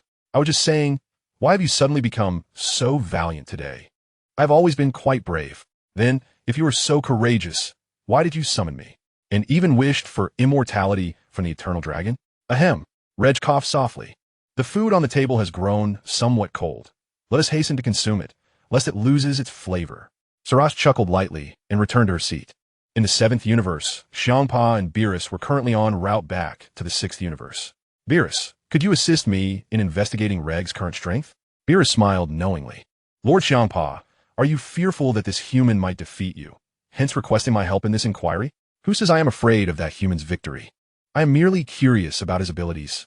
Beerus stifled a laugh, clearly unconvinced by Xiangpa's words. Seeing Beerus smirking at him, Xiangpa became immediately incensed. Noticing this, Beerus swiftly composed himself. Reg is not from our universe. To ascertain his strength, we shall likely need Whis' assistance. Whis, by the way, is Beerus still asleep? Indeed. Lord Xiangpa, it seems he shall remain dormant for another 4 years. 4 years? That fellow has scheduled a duel with me in 4 years? Is it mere coincidence? Or has he intentionally arranged it for that time? I cannot say. Beerus shook his head. 2 days later, Lei Xiaotian and Supali, having found it challenging to adapt to the dragon realm, returned to Earth aboard the dragon. Meanwhile, Reg continued his training in the dragon realm, returning to Earth at night. In West City, at Baozi Mountain. Shortly after returning home, Lei Xiaotian went to visit Sun Wukong and Sun Wutian. Brother Xiaotian. Upon seeing Lei Xiaotian, Sun Wutian's face lit up with excitement. Lei Xiaotian nodded. It has been a while, Wutian. Sun Wutian replied eagerly. Brother Xiaotian, how long do you intend to stay on Earth this time? I am uncertain, but I hope to remain for quite some time. Is that so? That is splendid. As Sun Wutian spoke, he led Lei Xiaotian outside to play. Having not seen each other for a long time, they chatted animatedly. Brother Xiaotian, my brother has found a girlfriend. He now spends his weekends with her, and it does not play with me anymore. A girlfriend? Indeed. Initially, the mother was opposed to their relationship. However, upon learning of the sister's affluent background, her stance changed. Is that so? Lei Xiaotian chuckled. And what a Trunks? How's he faring now? Uncle Vegeta has heard that you're training in the other world, and he's been insisting that Trunks train alongside him daily. Training together? Indeed. Uncle Vegeta possesses a fierce competitive spirit. He likely wishes for Trunks to surpass you. By the way, Brother Xiaotian, what is your current power level? Super Saiyan 2. Still at Super Saiyan 2, are you? Yes. In West City, at Bulma's residence, Trunks was presently engaged in training within the gravity chamber alongside Vegeta. Father, I've already trained for 6 hours in the gravity chamber today. May I take a brief respite? Trunks inquired while performing one-handed push-ups. No, you may rest only after achieving Super Saiyan 2. Super Saiyan 2? That seems exceedingly difficult. With a thud, Trunks collapsed to the ground. Vegeta snorted dismissively and continued his training. Meanwhile, in Universe 6, within the realm of the Destroyers, Beerus was receiving a report from Whis regarding the intel on Leg. A year ago, Leg was targeted by Universe 6's foremost assassin, Hit, but the assassination failed. The foremost assassin of Universe 6? Indeed, Lord Kampa. Moreover, Leg orchestrated this assassination attempt himself, employing Hit to eliminate him. He sought an assassin to kill himself? Whis nodded affirmatively. And what are this Hit's capabilities? He is formidable. Few can rival him within Universe 6. As time passed, a month swiftly elapsed. Above a city on Earth, a man with pink skin and a black diamond-shaped pattern on his forehead was currently levitating midair, dressed in a black vest and white trousers. With a golden belt shaped like the letterman around his waist, he was known as Araki, the former demon Realm King and Master Dubra. After being betrayed by Dubra, Araki was imprisoned within his own soul through powerful spells and rituals, only recently managing to escape. Is this the human realm? It has changed considerably. Araki cackled wickedly, conjuring several energy waves with his hands and unleashing them upon the city below. Boom! Boom! Boom! With each violent explosion, numerous buildings crumbled, resulting in countless human casualties from the sudden collapse. The entire city was engulfed in a cacophony of cries, wails, and pleas for help, resembling a hellish nightmare. In West City, at Baozi Mountain, Sun Wukong was training on the back mountain when he suddenly sensed an overwhelming and malevolent energy. This aura belonged to none other than Araki. What immense power! Has another formidable foe emerged on Earth? Sun Wukong murmured to himself. Then, following the sensed aura of Araki, he instantaneously transported himself to stand before him. Araki, who had just devastated an entire city, furrowed his brow slightly at the sudden appearance of Sun Wukong. Have you mastered instant teleportation? At that moment, Sun Wukong's gaze was completely fixed on the ruined city. Did you cause this destruction? He inquired, his expression tinged with anger directed at Araki. Indeed, it was my doing. And what of it? Araki replied, looking down his nose at Sun Wukong with disdain. Infuriating, Sun Wukong exclaimed, launching a punch toward Araki. Whoosh! Araki deftly sidestepped the attack. Chapter 48. The body of Sun Wukong is seized. Whoosh! Seeing his strike evade, Sun Wukong lifted his right leg to kick at Araki. Bang! Araki extended his right hand forward, seizing Sun Wukong's foot. Surprised, Sun Wukong attempted to retract his leg. With a firm grip, Araki spun Sun Wukong in midair, flinging him away. Sun Wukong, using his hands, quickly halted his descent. Araki sneered and appeared behind him in an instant. Before Sun Wukong could react, Araki's right fist struck him. Bang! Sun Wukong let out a loud cry as his body shot downward like a projectile, crashing into the ground with a resounding thud, creating a significant crater. Araki laughed coldly as he flew toward the ground. Ouch! Ouch! Ouch! Sun Wukong rubbed the back of his head and swiftly rose to his feet. Then, he clenched his fists tightly, transforming into Super Saiyan 2. Remarkable energy, Araki exclaimed, taken aback by the transformation. Whoosh! Just then, Sun Wukong's figure vanished from sight. Araki quickly turned around, only to see Sun Wukong preparing to strike him. He hastily raised his hands in defense. In the next moment, Sun Wukong's right fist came crashing down. Bang! With a tremendous impact, Sun Wukong's punch sent Araki flying hundreds of meters away. Damn it! Araki gritted his teeth and charged towards Sun Wukong. Sun Wukong met him with equal fervor. The two engaged in a fierce exchange of blows, their fists and feet moving like lightning toward one another. Whoosh! Bang! Bang! Bang! Huh! After a brief but intense battle, Sun Wukong accelerated, unleashing his full power against Araki. Bang! With a deafening noise, Araki was propelled away like a projectile. Seizing the opportunity, Sun Wukong brought his hands together and proclaimed, Kamehameha! Whoosh! As Sun Wukong concluded his statement, a deep blue wave of energy swiftly coalesced in his hands, hurtling towards Araki. With a thunderous roar, the Kamehameha wave struck Araki, erupting spectacularly in the sky. Moments later, as the smoke from the explosion dissipated, Araki stood before Sun Wukong, visibly disheveled. Damn it! Araki clenched his fists, furiously charging at Sun Wukong. At that instant, Sun Wukong tightened his grip and let out a fierce roar. With an overwhelming surge of power, he transformed into a Super Saiyan at the 3rd level. What? Araki, taken aback, continued his advance.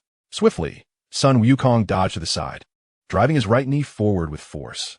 The impact resounded as Araki's abdomen was fiercely struck. He let out a loud scream, clutching his midsection with his left hand. Seizing the moment, Sun Wukong brought both fists together and delivered a powerful blow to Araki's back. With a thunderous crash, Araki's body shot downward like a projectile, crashing into the ground. Witnessing this, Sun Wukong gathered an onslaught of energy waves, raining them down upon Araki. The ground trembled under the ferocity of his assault, and soon Araki was engulfed by the smoke generated from the explosions, though his cries of anguish echoed through the chaos. After a while, Sun Wukong ceased his barrage. As the smoke cleared, numerous deep craters marred the landscape, and Araki lay within one of them. Still alive? Just then, two figures approached from the distance. They were Vegeta and his son. Vegeta! Sun Wukong turned to greet him. Oomph! Vegeta scoffed, glancing down at the scene. Kakarot, were you just fighting this guy? Sun Wukong nodded in affirmation. As the two conversed, Araki rose from the ground, soaring towards the three of them. Sun Wukong swiftly pivoted. At that moment, Araki halted, his body emanating a surge of dark energy. Darkness, demon fireball. Araki bellowed, gathering a torrent of black energy in his hands and launching it at the trio. Vegeta, Trunks, you must dodge. Upon hearing this, both immediately retreated. Observing their movements, Sun Wukong concentrated his energy waves, countering Araki's attack with a barrage of his own. The ground shook with the thunderous explosions as their energy waves collided. In an instant, the sky reverberated with the explosive sounds of energy waves unleashed by two combatants. Moments later, Sun Wukong's figure flickered, appearing behind Araki. Before Araki could react, Sun Wukong's right hand coalesced a golden energy wave, hurling it towards him. With a thunderous boom, Araki was struck by the energy wave, enveloped in a thick cloud of smoke. At that moment, a massive black shadow materialized before Sun Wukong. Sensing the danger, Sun Wukong swiftly retreated, yet the shadow moved with astonishing speed, engulfing him entirely. A chilling scream escaped Sun Wukong's lips as he succumbed to an overwhelmingly sinister presence. Suddenly, he found himself motionless, suspended in midair. Wukong uncle, Kakarot, Vegeta, and his son exchanged alarmed glances. In a realm unseen by them, Sun Wukong gradually opened his eyes, surveying his surroundings. Where's that guy? Where have Vegeta and the others gone? He pondered, propelling himself forward. Soon, he beheld the city reduced to ruins, where Vegeta and Trunks lay prostrate. Trunks, Vegeta. Upon witnessing this, Sun Wukong's fury ignited. At that moment, a dark figure emerged, it was Araki. Did you kill Vegeta and the others? Sun Wukong demanded, his voice laced with rage. Araki smirked, indeed I did. Are you here to avenge them? How despicable. Sun Wukong bellowed, transforming into a Super Saiyan. Araki responded with a cold laugh, morphing into a likeness of Sun Wukong. Huh. Sun Wukong roared, charging at Araki. Araki merely chuckled, summoning a legion of shadowy duplicates that bore Sun Wukong's appearance. What? Sun Wukong gasped in shock. In the real world, Vegeta's expression turned grave. Father, what has happened to Uncle Wukong? I don't know, but you must keep your distance for now, Vegeta cautioned.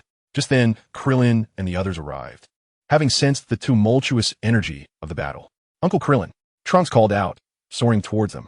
What transpired, Trunks? Why is Wukong standing there motionless? Krillin inquired. Trunks immediately recounted the events that had unfolded.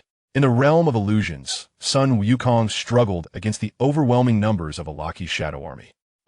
With an astonishing surge of power, Sun Wukong ascended to Super Saiyan 3rd grade, forcefully repelling the shadows that grasped him.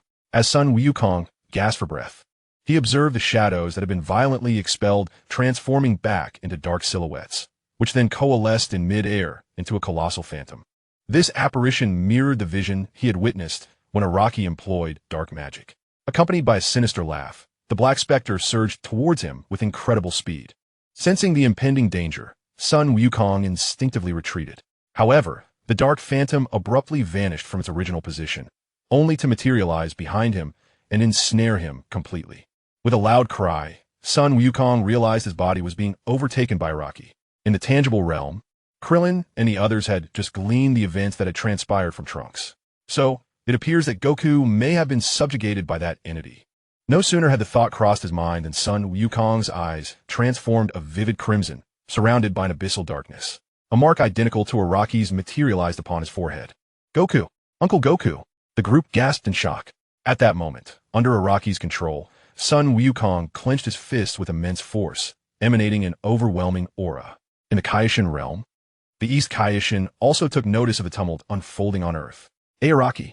He stammered, observing the possessed Sun Wukong. Araki? The old Kaioshin questioned, bewildered. Indeed, revered ancestor. Araki is the former king of the demon realm and the source of all evil and dark magic. Dark magic? Yes.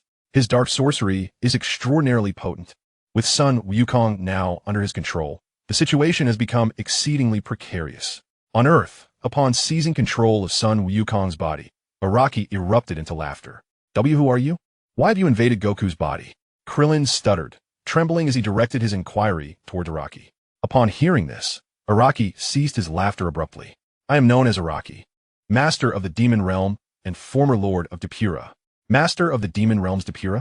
Indeed, but that traitor usurped my throne and imprisoned my soul. 2 years ago, he unexpectedly perished, which allowed my spirit to break free from its confinement. I originally came to Earth to assert my dominion, but I was surprisingly confronted by this fellow. His strength surpassed mine. Thus, I resorted to magic to commandeer his body.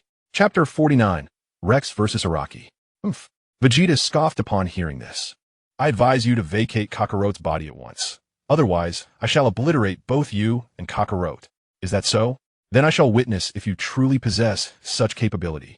Araki retorted with a laugh.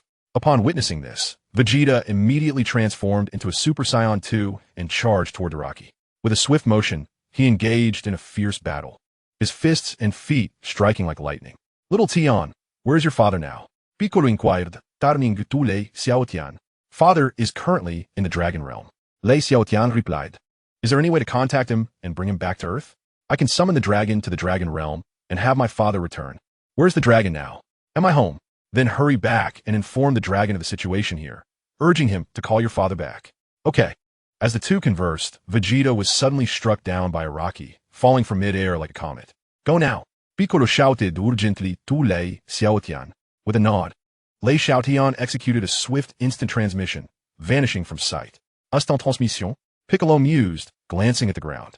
At that moment, Vegeta found himself in a deep pit, looking rather disheveled. Meanwhile, Araki, controlling Goku's body, stood leisurely in midair, taunting, Vegeta, is this all you are capable of? After seizing control of Goku's body, Araki also gained access to Goku's memories. Curse it! Vegeta clenched his teeth, gripping his hands tightly. With a powerful shout, an overwhelming aura erupted from Vegeta, rapidly ascending. The ground trembled violently under the influence of his energy. Such immense power. Krillin and the others gasped in astonishment. After a moment, Vegeta pushed his aura to its maximum limit. Is there no further ascension? Piccolo felt a pang of disappointment. The difference between the full power of Super Saiyan 2 and the third tier of Super Saiyan, though slight, was monumental. Just then, Lei Xiaotian and Suppari appeared out of thin air. Xiaotian, how did you return? Did you send the dragon to find Reg? Lei Xiaotian nodded. I have informed the dragon to seek my father. I worry that Trunks' father may not be able to handle that fiend, so I came back. How long will it take for your father to return from the Dragon Realm? A few minutes. Let's hope Vegeta can hold on until then. While they spoke, Araki and Vegeta clashed once more. With a tremendous kick, Vegeta was sent crashing to the ground like a projectile. Father, Trunks' expression shifted dramatically, and he attempted to rush to aid him, only to be restrained by Piccolo. Trunks, do not act impulsively. That individual has taken possession of Son Goku. With our current strength, we are utterly no match for him. Are you suggesting we allow my father to be slain by him? Upon hearing this, Piccolo bowed his head in silence.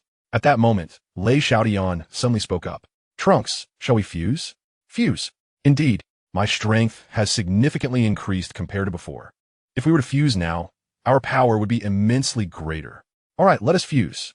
Trunks consented eagerly. Fuse? Krillin and the others looked on with puzzled expressions. Gohan, what is fusion? Krillin inquired curiously of Son Gohan. Fusion is the process wherein two individuals become one. Become one? Yes. After fusion, they will transform into a single entity, greatly enhancing their strength. I see. Fusion. As the two conversed, Lei Xiaotian and Trunks began to dance the Metamoran steps, gradually moving closer to one another. With a radiant flash of white light, they fused into a being named Rex. Such astounding energy. Is this what fusion entails? Krillin exclaimed in astonishment. Gohan nodded in agreement. At that moment, Araki, who was poised to deliver a fatal blow to Vegeta, was also captivated by the overwhelming aura emanating from the two. Huh!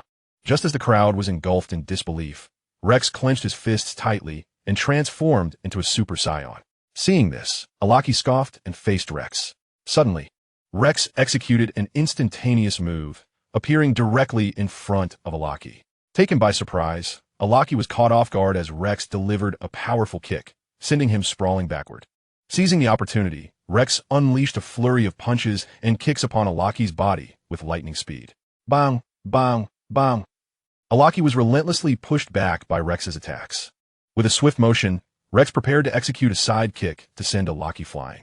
At that moment, Araki unexpectedly grasped Rex's incoming right leg. Startled, Rex attempted to retract his foot, but Araki's left hand seized it as well, spinning him in midair before forcefully tossing him downward. Boom! With a resounding crash, Rex plummeted to the ground like a projectile, stirring up a cloud of dust. Damn it! After a while, as the dust settled, Rex slowly rose from the ground. His face contorted with rage as he glared at Araki. Kid, is this all the skill you possess? Araki remarked with a mocking tone. Humph. In response, Rex let out a cold snort, tightening his fists and roaring loudly. With an astonishing surge of power, Rex transformed into Super Saiyan 3rd grade. Upon witnessing this, Araki's eyes narrowed slightly. Rex shouted as he charged toward Araki. Araki clenched his fists and met him head-on. Whoosh! Bang! Bang! Bang! The sounds of their fierce combat echoed as their fists and feet struck each other like lightning. In the realm of the Supreme Kai, the East Supreme Kai was currently troubled by Araki's dark magic. Although Araki was formidable, Rex's strength should suffice to confront him. However, the essence of Araki's dark magic posed a significant challenge. The potency of dark magic lies in its ability to seize control of an individual, should they harbor any negative emotions. It was due to Goku's rage that he fell under Araki's control. Great Ancestor, do you possess any means to counter Araki's dark magic? There is a method, but it is unattainable. Unattainable? What is that method? Chapter 50, Rex and the Dark Magic. The method is the destruction energy of the god of destruction.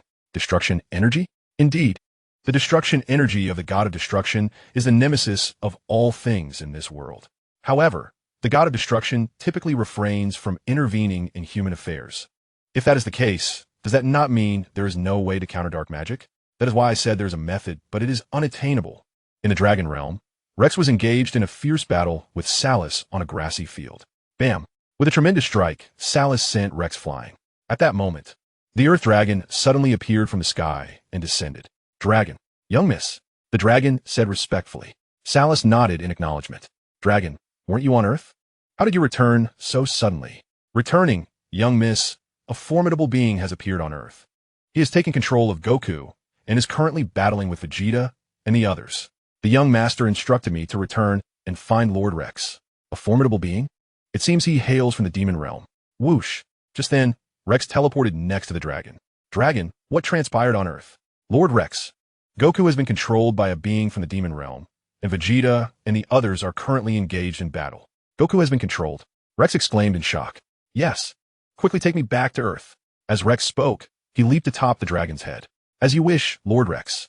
On Earth, Rex and Araki were locked in an intensely fierce aerial battle. After a brief skirmish, Araki increased his speed and sent Rex flying with a punch. Damn it! Rex shouted in fury, quickly stabilizing himself in midair. Araki chuckled lightly, his body moving with the swiftness of lightning as he charged towards Rex. Solar Fist. Upon witnessing this, Rex raised his hands, emanating an intensely dazzling light. Araki, realizing the impending brightness, promptly closed his eyes. Moments later, as the brilliance gradually faded, he slowly opened his eyes, only to behold a wave of golden energy. The proximity rendered any attempt to evade futile. Boom!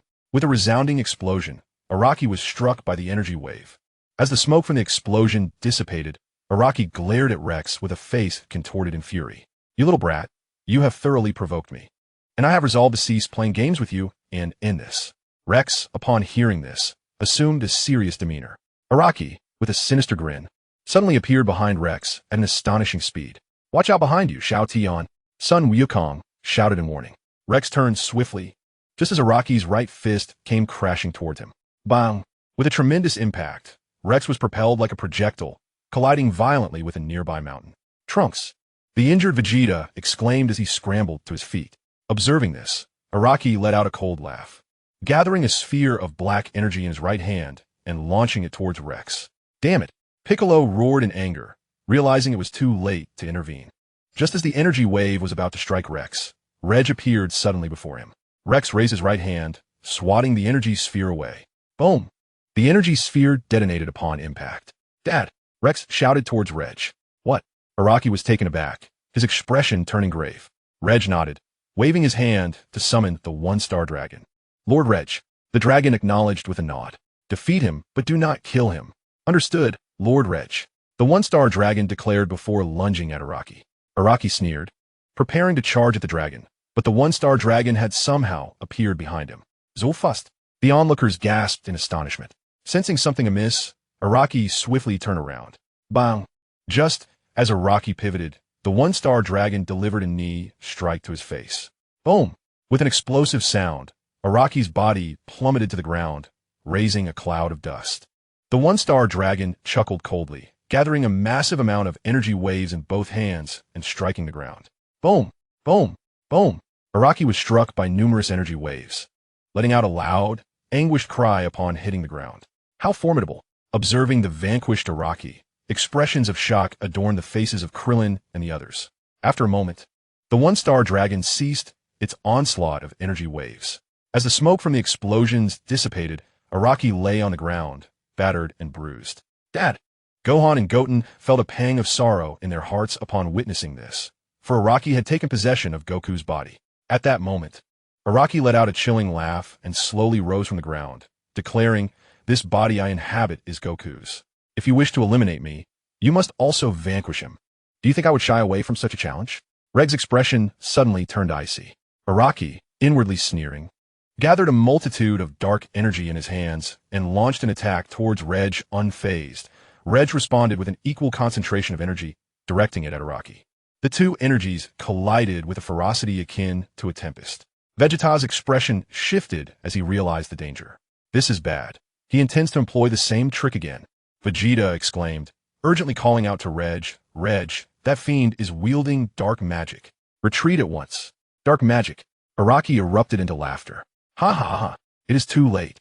As his words faded, a colossal shadowy figure materialized before Reg. Seeing this, Reg attempted to teleport away, but the figure's speed was overwhelming. Before he could execute his move, he was engulfed by the shadow. Meanwhile, in the realm of the Supreme Kai, the East Kai's expression shifted dramatically upon witnessing Reg fall victim to Araki's dark magic. This is dire. Even Reg has succumbed to that villain's sorcery. The old Kai remained silent, his countenance grave. Back on Earth, Krillin and the others were rendered speechless, their concern palpable at Regg's predicament.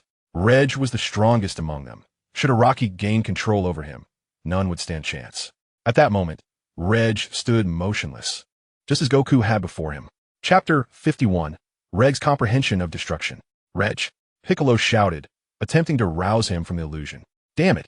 If that fiend gains control over you, I swear I will never call you brother again. Vegeta clenched his teeth in frustration. Vegeta! Uncle Vegeta!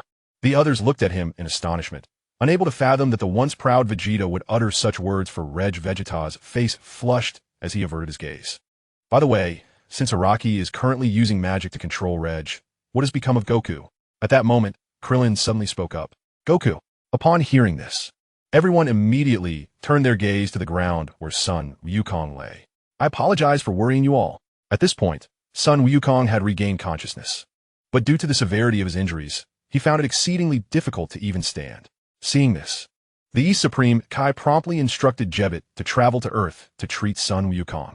If Reg were to fall under Araki's control, Sun Wukong would be their sole hope. In the realm of illusions, Reg was surveying the world around him. The illusionary realm he occupied was the very battleground from moments ago. However, unlike the reality outside, all those who had been observing from a distance, including Krillin and the others, had vanished entirely. Are you searching for your friends? Araki's voice suddenly resonated. Reg turned to find Araki, who had taken on his appearance. Where's this place? Reg inquired. Araki chuckled. Where else could it be but the site of our recent battle? And what of Vegeta and the others? Of course, they have been slain by me. Araki replied with a grin. Is that so? Reg felt a surge of anger at his words. Noticing Reg's fury, Araki immediately summoned 6 shadow clones that bore Reg's likeness. Reg clenched his fists tightly and transformed into Super Saiyan 2. In response, Araki waved his hand, commanding the 6 shadow clones to charge at Reg. With the sounds of fierce combat echoing, Reg engaged in battle with the 6 shadow clones.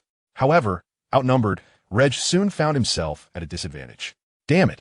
Reg shouted in frustration, transforming into Super Saiyan 3 and sending the 6 shadow clones flying. Araki let out a cold chuckle and summoned 6 more shadow clones. Soon, 12 clones charged simultaneously toward Reg. Reg concentrated his energy, unleashing a barrage of energy waves against the advancing clones. Boom! Boom! Boom! The explosions enveloped the 12 clones, with one clone being struck by Reg's energy wave while the others deftly evaded. Seeing the energy waves ineffective, Reg charged into battle against the remaining 11 clones. Bang! Bang! Bang! With his overwhelming strength, Reg defeated the 11 clones, though he had expended considerable stamina in the process. To have lasted this long, you certainly surpassed that individual known as Sun Wukong, Araki remarked with a smile. Reg snorted coldly and charged at Araki once more. Hee hee, Araki sneered, summoning 12 shadow clones anew. Damn it! With a roar of fury, Reg raised his hands tightly, emanating an astonishing aura. He then bellowed, transforming into a Super Saiyan 4. Witnessing Reg finally unleashing his full power, Araki let out a sudden, boisterous laugh, his form morphing into a colossal, shadowy silhouette. Reg's expression shifted dramatically, his heart brimming with caution. In that instant, Araki's shadow, like a wisp of smoke, swiftly enveloped Reg's body. Reg screamed in anguish as memories began to fade from his mind, including those from his previous life. He was unwilling to accept that all his efforts could be snatched away by Araki. No! Reg roared defiantly, channeling all his magical energy to resist Araki. What? Araki, astonished to find Reg's power able to contend with his own, displayed a flicker of surprise on his face. Damn it! At that moment, Reg's hair transformed into a vibrant purple, standing upright, and an aura of purple energy radiated from him. Upon the emergence of this energy, Araki felt an intense burning sensation. He screamed, retreating from Reg's body. Reg looked at himself, discovering the purple aura surrounding him. Suddenly, everything before him faded away, and when he opened his eyes again, he found himself back in the real world. He saw the crowd and the fallen form of Araki before him. Reg, Dad. Upon witnessing Reg awaken, Krillin and the others displayed immediate joy on their faces. Reg nodded, directing his gaze toward the prostrate Alaki, in the realm of the Kais. The Elder Kais stared in astonishment at the revived Reg Elder. Did you not say that only the destructive energy of the god of destruction could counter Alaki's dark magic? Indeed, how did Reg manage to break Alaki's dark magic? I have no idea. Perhaps he employed a method unknown to me. A method unknown to you? Yes. Reg is now a dragon god. He could have utilized other means to dismantle Alaki's dark magic. The Elder Kai had not considered that the destructive energy was a technique exclusive to the god of destruction. Reg, lacking the guidance of a god of destruction, could not possibly wield such power. On Earth, Alaki lay trembling on the ground. After living for millions of years, he never anticipated falling to the hands of a mere human. Reg, observing this, scoffed and conjured a golden energy wave in his right hand, obliterating Alaki. Reg, Goku and the others rushed over from a distance. Reg nodded. Son Wukong. Reg, how did you break that fellow's dark magic? To be honest, I don't recall the details clearly, but I believe it was when he attempted to devour me that I suddenly comprehended the essence of destruction. The essence of destruction? Indeed, the energy of destruction is the nemesis of all existence in this world. I see. Reg nodded. Now that the matter is resolved, shall we return? Krillin and the others nodded in agreement. Subsequently, they bid their farewells and departed. Having returned to Earth, Reg chose not to return to the Dragon Realm, opting instead to accompany Sapali and the others home. Chapter 52. Exquisite Flavors. Father, Uncle Vegeta mentioned today, during your magical encounter, that if you were controlled by a Rocky, he would never call you brother for the rest of his life. Upon arriving home, Lei Xiaotian suddenly brought up Vegeta's remarks to Red Vegeta. Reg glanced at Sapali beside him. Yes, Sapali replied with a smile. Though Vegeta appears arrogant, deep down, he must see you as his brother. Is that so? Reg responded with a smile. Vegeta, who had traversed into this world as his brother, may not be particularly fond of him, yet they are, after all, blood brothers, sharing a striking resemblance. The following morning, after breakfast, Reg visited Bulma's residence. Bulma, who was strolling in the backyard, greeted the suddenly appearing Reg. Reg nodded, inquiring, "Where's Vegeta? That guy ran off to the gravity chamber early this morning." Bulma replied, visibly displeased. Reg, I must ask you, do you Saiyans do nothing but train? Of course not. Reg responded with a hint of a smile. Aside from training, we also have a penchant for destroying planets. Bulma was left speechless. She regretted posing that question. Reg chuckled at her reaction and made his way toward the gravity chamber where Vegeta was training. After a short while, Reg arrived at the gravity chamber. At that moment, Vegeta was training under 500 times normal gravity. Reg, what brings you here? Vegeta inquired, slowing his punches as he looked toward Reg. Oh, it's nothing much. I just heard Xiaotian mention that you called me brother yesterday during my magical encounter. Vegeta's face flushed at the remark. No, I merely stated that if I were controlled by Araki, I would never call you brother for the rest of my life. But since I wasn't controlled, it implies you actually wanted to call me brother, right? That blabbermouth, Xiaotian. Vegeta muttered under his breath, then swiftly changed the subject. So, tell me, what exactly do you want by coming here? Reg's expression turned serious. Vegeta, your goal is to surpass Sun Wukong, isn't it? My goal is to surpass both you and Kakarot. Upon hearing this, Vegeta snorted disdainfully and remarked, Surpass me? Reg chuckled softly. Regardless of your aspirations, you should have realized the disparity between you and Son Goku after yesterday's battle. Hence, I have come to inquire whether you would like to accompany me to the Dragon Realm for training. The Dragon Realm? Vegeta echoed, intrigued. Indeed, I can arrange for the one-star dragon to assist you in your training. The one-star dragon? Are you referring to that entirely white creature? Reg nodded affirmatively. Very well. After a moment of contemplation, Vegeta acquiesced. Reg then instructed Vegeta to bid farewell to Bulma before departing the Earth together. Shortly thereafter, Reg transported Vegeta to the vast expanse of the Dragon Realm. Vegeta gazed at the boundless grassy fields and questioned, Is this truly the Dragon Realm? Reg confirmed with a nod, summoning forth all the evil dragons. Greetings, Lord Reg. The evil dragons chorused as they appeared. Reg acknowledged them with a nod. This is my brother Vegeta. From this day forth, your task is to assist him in his training. Yes, Lord Reg. The dragons responded in unison. Reg, satisfied, commanded now. Take him to begin his training. Yes, Lord Reg. After the 7 dragons replied, the one-star dragon stepped forward, addressing Vegeta. Please follow us. Understood, Vegeta replied. And the one-star dragon, along with the other evil dragons, led him away to commence training. Just then, a figure descended from the sky. It was Salus. Salas, Reg acknowledged. Salus nodded in response. Reg, what transpired on Earth yesterday? Why have you only just returned today? I went back to confront an individual skilled in dark magic. Due to certain circumstances, I have only just returned. Dark magic? Salas Ingwayev. Indeed, that individual's dark magic was quite formidable. I nearly fell under their control. Is that so? Salus, do you possess the self-actualization technique? The self-actualization technique? Isn't that a divine skill mastered by the gods of destruction? Reg affirmed, my father did teach me, but I have not studied it extensively as I am proficient in the Ultra Instinct technique. Your father, Salas exclaimed. Did you not previously express a desire to learn Ultra Instinct? Why the sudden shift to wanting to master the self-actualization technique? Reg, scratching his nose, responded, I fell victim to dark magic and unexpectedly entered a state of self-actualization. By the way, how did you come to know of the self-actualization technique? I heard about it. From whom? Salus fixed her gaze on Reg intently. An old man, Reg replied, beads of cold sweat forming on his forehead. An old man? Salus, could you possibly persuade your father to teach me the Ultra Instinct technique? Reg shifted the topic with a remark. My father generally does not teach outsiders the art of cultivation. Outsiders?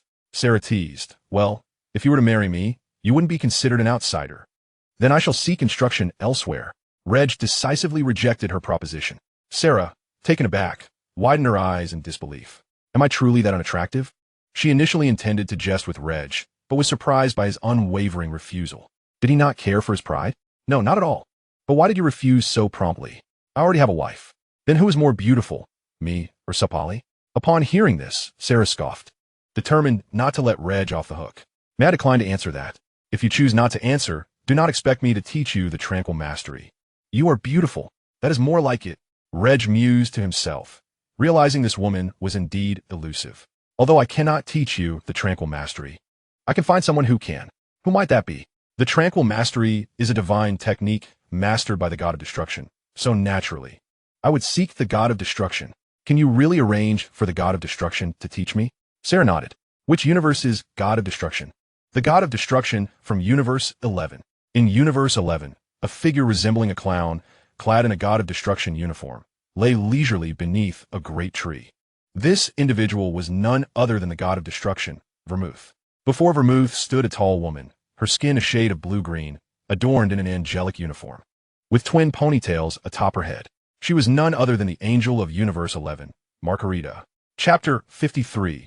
Regg's initial mastery of the tranquil mastery. How dreadfully boring, Margarita! Just as Margarita was about to nod in agreement, her staff began to shimmer unexpectedly. Upon examining her staff, she noticed Reg and Sarah outside the realm of the god of destruction. Lord Vermouth, Sarah has arrived. Sarah? How did she come here? I am unsure, but it seems she has brought along a human. Vermouth promptly rose from his resting place. Outside the realm of the god of destruction, Reg was inquiring about how Sarah came to know Vermouth. The reason I am acquainted with Vermouth is due to a human. A human? Indeed, his name is Jillian, an extraordinarily powerful human. My meeting with him was quite similar to my encounter with you. I sensed his immense power and engaged him in battle. It was only when Vermouth appeared that we ceased our conflict. And who do you believe possesses greater strength, the two of us? Sarah pondered for a moment before responding. Jillian. However, if you were to master the self-extreme intent technique, you might surpass him. So Salus, which do you believe is superior, the free extreme intent technique or the self-extreme intent technique? The former excels in speed, while the latter is formidable in strength. Yet, strength is futile if one cannot strike the opponent. Of course, this is merely my perspective, as I have yet to master the self-extreme intent technique. Reg nodded. As they conversed, the two arrived at the god of destruction realm.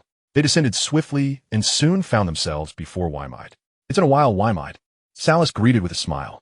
Wymide nodded and turned to Reg beside Salus. Salus, what brings you here today? Surely, you aren't seeking to battle with Jiren again? Not at all. I merely wish for you to teach someone the self-extreme intent technique. The self-extreme intent technique. Wymide exclaimed, glancing at Reg.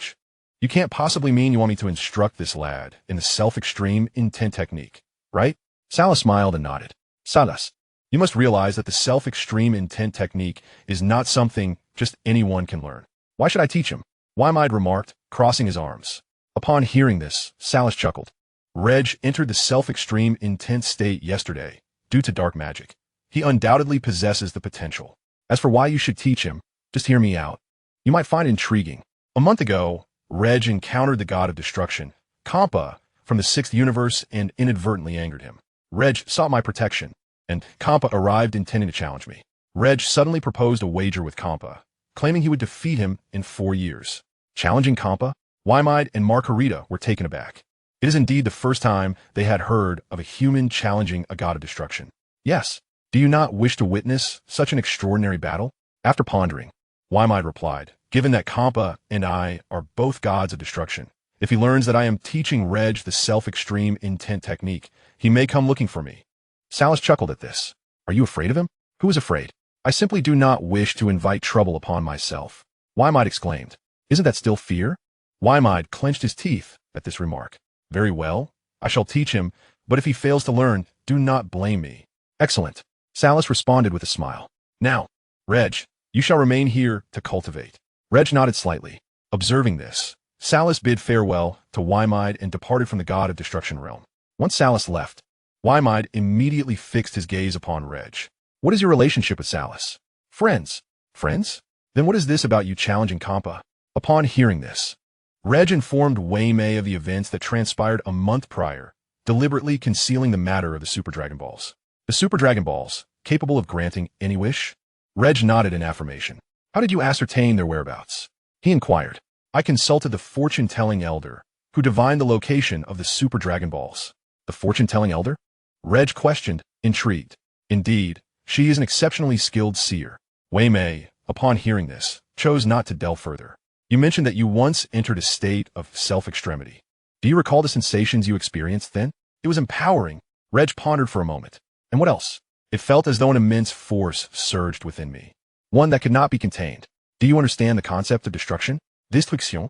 Indeed, Wei Mei replied, picking up a stone from the ground. Pointing her right index finger at the stone, she caused it to explode into a cloud of powder. Destruction entails reducing everything to nothingness. When an object explodes, it releases tremendous energy. Inspired, Reg seized a stone, eager to replicate Wei Mei's feat, however, after an entire morning of practice with a sizable collection of stones. He had not succeeded. By midday, Reg produced a staff from which he conjured an array of delectable earth cuisines. This staff, known as the Dragon God Staff, typically remained shrunk and concealed on his person due to his infrequent use of it. Lady Wei Mei, Sister Margarita, I have brought an abundance of food. Shall we partake together? Reg inquired eagerly. Intrigued by the myriad of unfamiliar dishes, Wei Mei and Margarita accepted Reg's invitation. With a smile, Reg offered a slice of pizza to them. What is this? Margarita asked curiously. This is called pizza. Pizza? She echoed, taking a bite, her expression transforming into one of surprise. This dish pizza is quite delightful. Reg grinned. The cuisine of our Earth is truly remarkable. You should sample everything. Wei Mei, encouraged by his words, also took a bite of the pizza. This pizza is indeed quite tasty. Subsequently, they ventured to taste other dishes. Each time they sampled Reg's offerings, expressions of astonishment crossed their faces, leading them to inquire about their newfound favorite foods. After finishing lunch, Margarita took a moment to rest while Reg reclined on a patch of grass. As afternoon arrived, Reg returned to his practice with the stones. Time swiftly passed, and before long, a month had elapsed.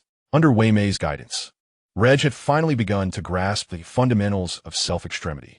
Yet, this was merely the beginning. To truly harness the power of self-extremity, considerable time and dedication to training remained necessary. At this moment, Reg was engaged in combat with Margarita, harnessing the power of his ultimate self. Chapter 54, Reg vs. Topo. On a verdant meadow within the realm of destruction, Reg, enveloped in a violet aura, unleashed a barrage of attacks upon Margarita at a speed akin to light. Boom! Boom! Boom!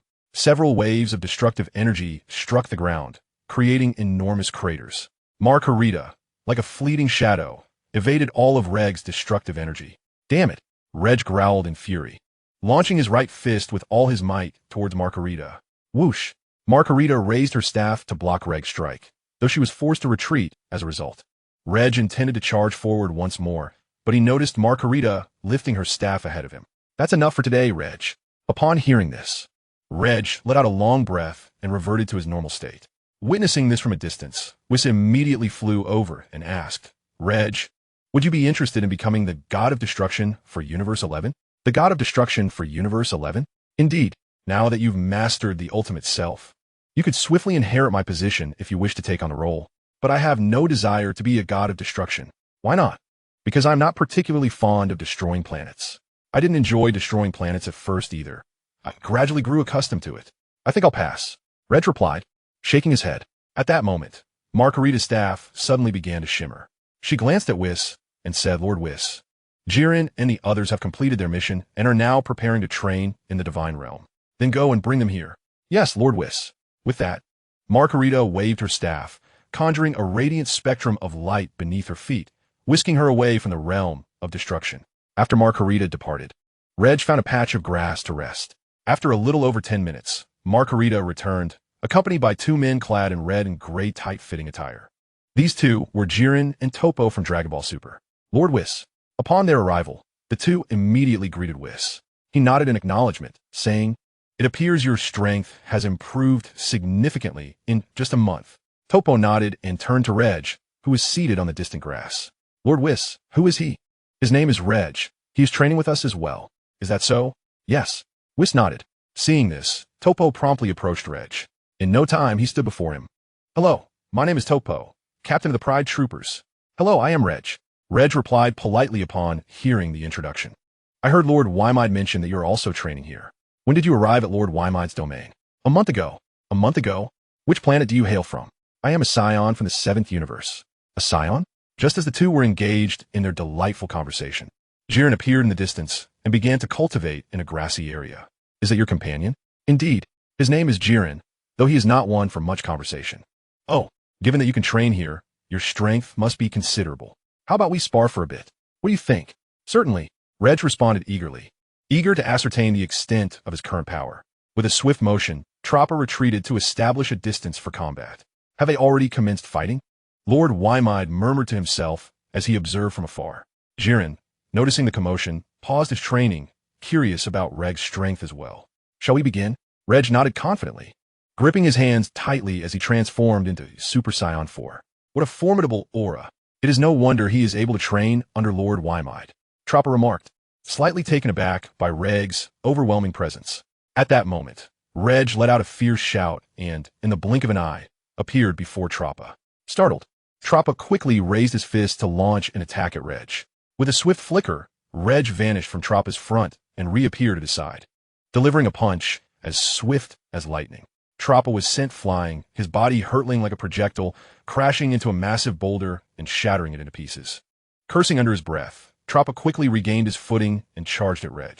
With a series of rapid strikes, Troppa unleashed a flurry of punches and kicks, forcing Reg back until he found himself against a towering mountain. Suddenly, Reg's figure vanished, and Troppa's right fist collided heavily against the mountain. A resounding boom echoed as a crack formed at the base of the mountain, causing it to topple towards Troppa. Seeing this, Troppa instinctively leapt backward. Just then, Reg reappeared behind Troppa, gathering a massive amount of energy in his hands to launch an assault. What? Troppa exclaimed, hastily propelling himself forward. Boom! Boom! Boom! A barrage of energy waves erupted around Troppa, exploding in a cacophony of sound. As Troppa dodged, he moved closer to Reg. In an instant, Reg's form vanished once more. Troppa swiftly turned, only to find Reg's right hand charged with energy, aimed directly at him. I concede. Reg nodded slightly, dispersing the concentrated wave of energy in his hand. Observing the conclusion of the battle, Jiren resumed his training. Impressive. Among our team, besides Jiren and Tizfo, you were the first to have defeated me. Tizfo. Yes, he is my teammate, and we often engage in sparring sessions. His speed is remarkable. I lost to him the very first time we fought. I see. Can you now defeat him? Toph shook his head in response. Reg, with your formidable strength, why not join our Proud Team? Proud Team? What is that? The Proud Team is our universe's justice squad, dedicated to eradicating evil forces throughout the cosmos. I see. But I am not particularly interested in eliminating evil forces. Not interested? Reg, Do you not harbor even a hint of a righteous heart? Toph asked earnestly. I do, but I prefer to focus on my training and becoming stronger. Very well. Our proud team would always welcome you. All right. Reg replied with a smile and a nod. By the way, Reg, what transformation was it you just performed? The transformation I just executed was Super Saiyan 4. Super Saiyan 4? Chapter 55, Reg versus Jiren. Indeed. Reg nodded. You hadn't truly unleashed your full power just now, had you? Toph inquired with a serious expression.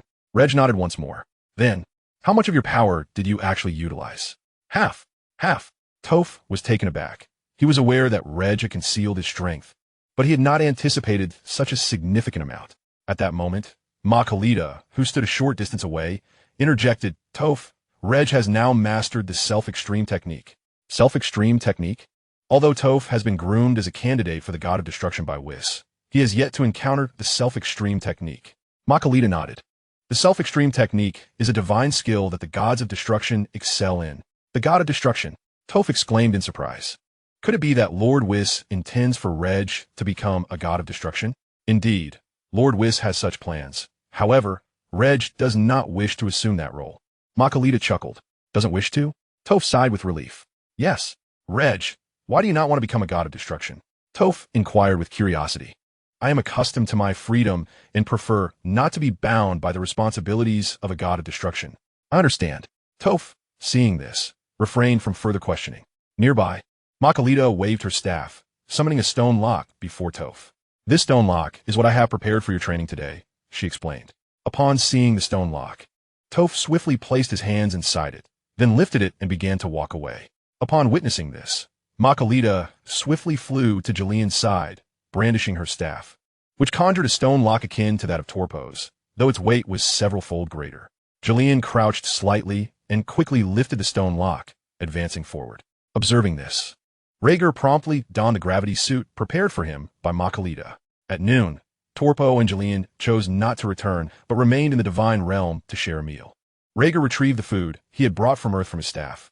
Torpo, you've missed out on a plethora of delectable dishes during your absence, exclaimed Ma Khalida as she stood beside him, noticing the spread of food. Delectable dishes? Ragg affirmed. The planet I hail from is a veritable paradise of culinary delights. A paradise of culinary delights? Ma Khalida chuckled. You shall know once you've savored these dishes.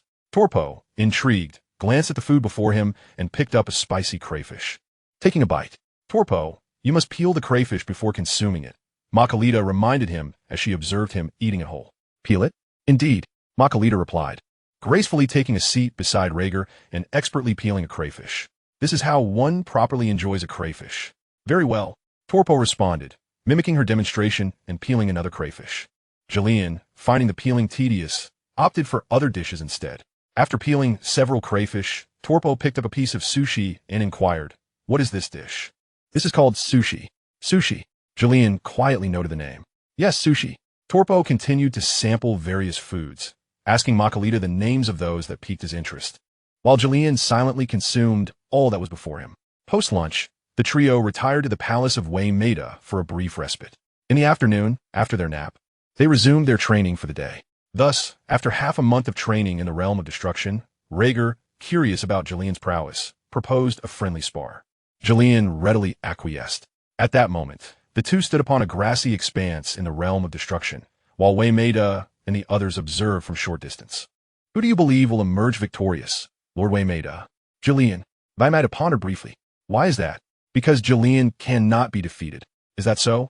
I do not share your conviction. You believe Ragg will prevail? Ma Khalida nodded slightly. Shall we commence? Just as they were conversing, Ragg interjected. Indeed, Jillian affirmed. Huh. Reg roared fiercely and swiftly transformed into Super Saiyan 4, charging toward Jiren. Jiren stood motionless, unwavering in his position, just as Reg was about to reach him. Jiren clenched his fists tightly, unleashing a speed akin to light as he struck at Reg. How swift! Regg's expression shifted to one of astonishment as he hastily raised his hand to defend. Bang! With a thunderous sound, Reg was sent flying backward. In that very moment, Jiren forcefully stomped his right foot on the ground and, in the blink of an eye, appeared before Reg. Before Reg could react, Jiren's right fist struck heavily against Regg's abdomen. Reg let out a pained scream, his body shooting forth like a projectile, crashing violently into a nearby mountain. testing Jiren's strength. Torpo murmured to himself. Crash! No sooner had he spoken than Reg emerged from the mountain. Reg took a deep breath, reverting to his normal state. In the next instant, his hair transformed into a vibrant purple, standing upright, his eyes shifting to a golden hue, radiating an overwhelming purple aura. This was indeed the self-extreme skill. Is this truly the self-extreme skill? Torpo exclaimed in astonishment. Margarita nodded in acknowledgement. Huh. At that moment, Reg suddenly let out a loud roar, his body morphing into a beam of purple light as he charged towards Jiren. Sensing this, Jiren's eyes narrowed slightly as he transformed into a streak of white light and surged forward. Whoosh! Bang! Bang! Bang! The two soon stood before each other, their fists and feet clashing like beams of light. Whoosh! Bang! Bang! Bang! After a brief bout on the ground, they swiftly ascended into the air to continue their battle. Due to their incredible speed, Torpo could only discern their movements when their pace slowed, otherwise relying on the sounds of their confrontation to gauge their approximate positions. Bang! With a resounding crash, their right fists collided with all their might, unleashing a tempest of fierce winds. Boom! After a moment of stalemate, both warriors exerted their strength, sending each other reeling backward, gasping for breath. Whoosh! Once their breathing steadied, they charged towards one another once more. Whoosh! Bang! Bang! Bang! Chapter 56. Fierce Battle. Their bodies moved like shadows of light, engaged in a fierce clash in the sky. Whoosh! With a soft sound, Jiren sidestepped Regg's attack. Before Reg could react, Jiren's right fist, as swift as a flash, struck Reg squarely on the face. Bang! Reg fell to the ground like a shooting star, crashing with a tremendous impact. A cloud of dust erupted around him. Before the dust had settled, Reg surged forward like a purple flash towards Jiren. Huh! At that moment, Jiren let out a sudden roar, unleashing a torrent of crimson energy waves directed at Ragg. Whoosh! Boom! Boom! The energy waves surged forth like a tempest, relentlessly striking at Ragg. As Ragg evaded the onslaught, he simultaneously gathered destructive energy for a counterattack. Boom! Boom! The two forces collided, producing earth-shattering explosions. With Ragg now just a few meters away, Jiren abruptly ceased his energy waves, clenched his fists, and charged at Ragg. Bang! With an explosive sound, their right fists collided against each other's faces, causing both to recoil momentarily. Yet, they quickly regained their composure, turning their heads to unleash a flurry of punches upon one another. Whoosh! Bang! Bang! The speed of their punches was so swift that, from a distance, they appeared as if they possessed dozens of hands, ceaselessly striking at each other. Whoosh! Bang! Moments later, both combatants grasped each other's hands, forcefully pushing each other back. After a brief stalemate, veins bulged on their foreheads, each emanating a dual aura of red and purple. Huh! At that instant, they both shouted in unison, exerting tremendous force in their push. However, even with such effort, neither could budge the other. Realizing this, they released their grip and retreated. Whoosh! Thud! They landed on the ground, breathless. After a moment of respite, Jiren narrowed his eyes and, for the first time, spoke earnestly. You are formidable, but I will not be defeated. Likewise, Ragg replied with a grin. A subtle smile crept across Jiren's face, a rare sight indeed. Jiren is smiling? Exclaimed Topo from a distance in surprise. Known for his aloof demeanor, Topo had seldom witnessed Jiren smile since their acquaintance began. Indeed, Makalita nodded. Waymede also bore a faint smile upon witnessing this. Whoosh! Boom! Boom! Suddenly, they transformed into radiant shades of purple and red, resuming their fierce battle on the ground. Boom! Boom! As they moved swiftly, they unleashed a barrage of energy waves towards each other, enveloping the battlefield in smoke and flames. Whoosh! Bang! Bang! Just then, they both dashed forward, engaging in combat amidst the explosive firelight. Whoosh! In a flash, they soared into the air simultaneously. Bang! Suddenly, Jiren's gaze intensified, emanating a fierce red light. Ragg raised his hands defensively and stepped back. Seizing the opportunity, Jiren swiftly maneuvered behind Ragg, delivering a powerful kick that sent him crashing to the ground. With a resounding explosion, Reg fell heavily to the ground, stirring up a vast cloud of dust.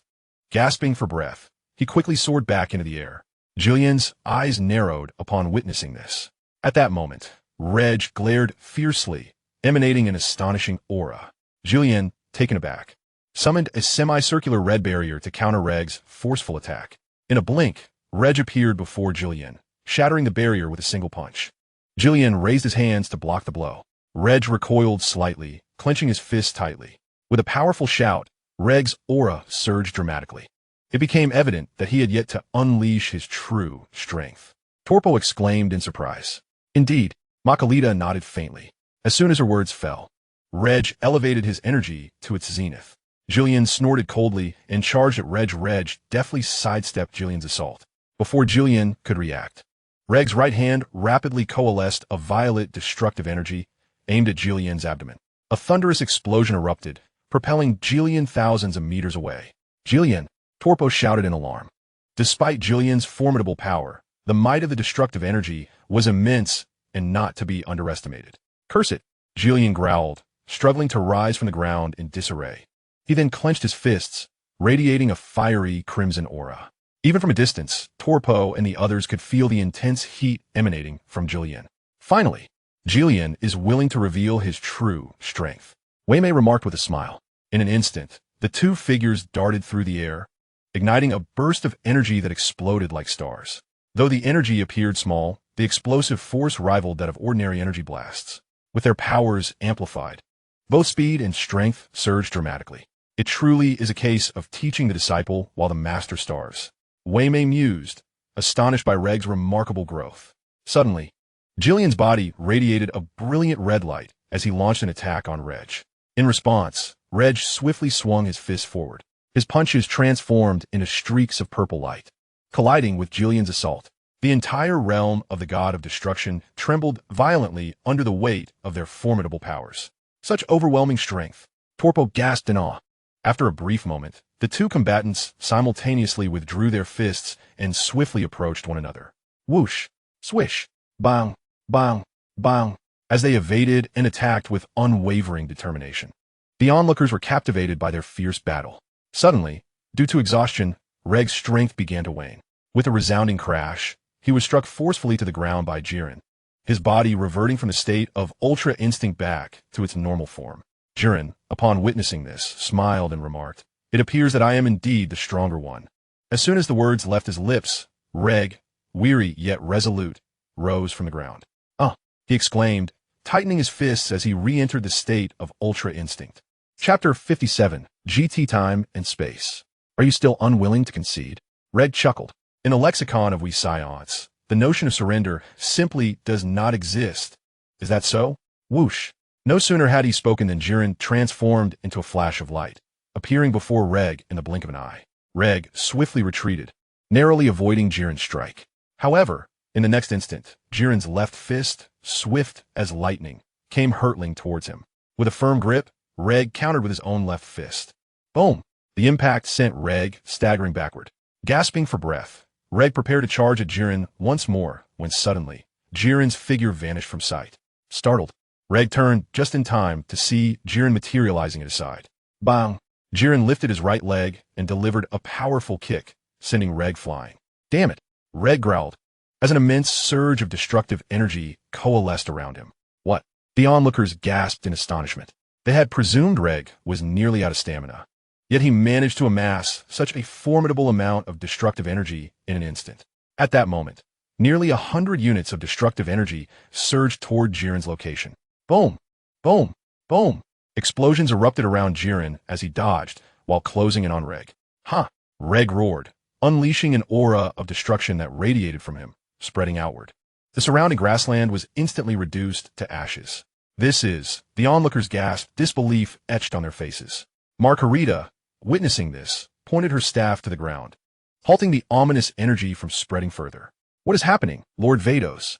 Ragg has completely mastered Ultra Instinct. Completely mastered, Topo exclaimed in astonishment. Vados nodded in affirmation. Moreover, he comprehended it in merely a month and a half. As the two conversed, Ragg swiftly approached Jillian, appearing before him in the blink of an eye. Jillian's eyes narrowed slightly, and with a speed akin to light, his fist struck towards Ragg. Whoosh! Bang! Bang! With a series of resounding clashes that echoed through the air. Both combatants moved rapidly, exchanging blows with astonishing swiftness. Bang! With a violent impact, Ragg's right knee forcefully struck Jillian's abdomen. Jillian let out a pain scream, spitting out a mouthful of bitter liquid. Upon witnessing this, Troppa's expression changed drastically. Just then, despite the agony in his abdomen, Jillian gripped Ragg's right arm with both hands.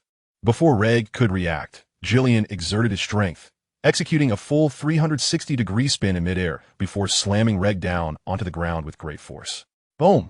With a thunderous crash, Ragg fell heavily, creating a substantial crater in the earth. Gasping for breath, Jillian's energy began to wane. Observing this, Makalita immediately stepped forward to intervene. All right, let today's battle conclude here. Jillian remained silent at her words. Ragg nodded slightly in agreement, although he yearned for a decisive victory against Jillian. Continuing their combat would likely reduce the entire realm of destruction to ruins. Furthermore, Ragg, you must assist in restoring the realm. Me? Indeed. If it weren't for the two of you, would the realm of destruction be in such disarray? But Jillian, he lacks magical prowess. Very well. Makalita then used her staff to heal both combatants.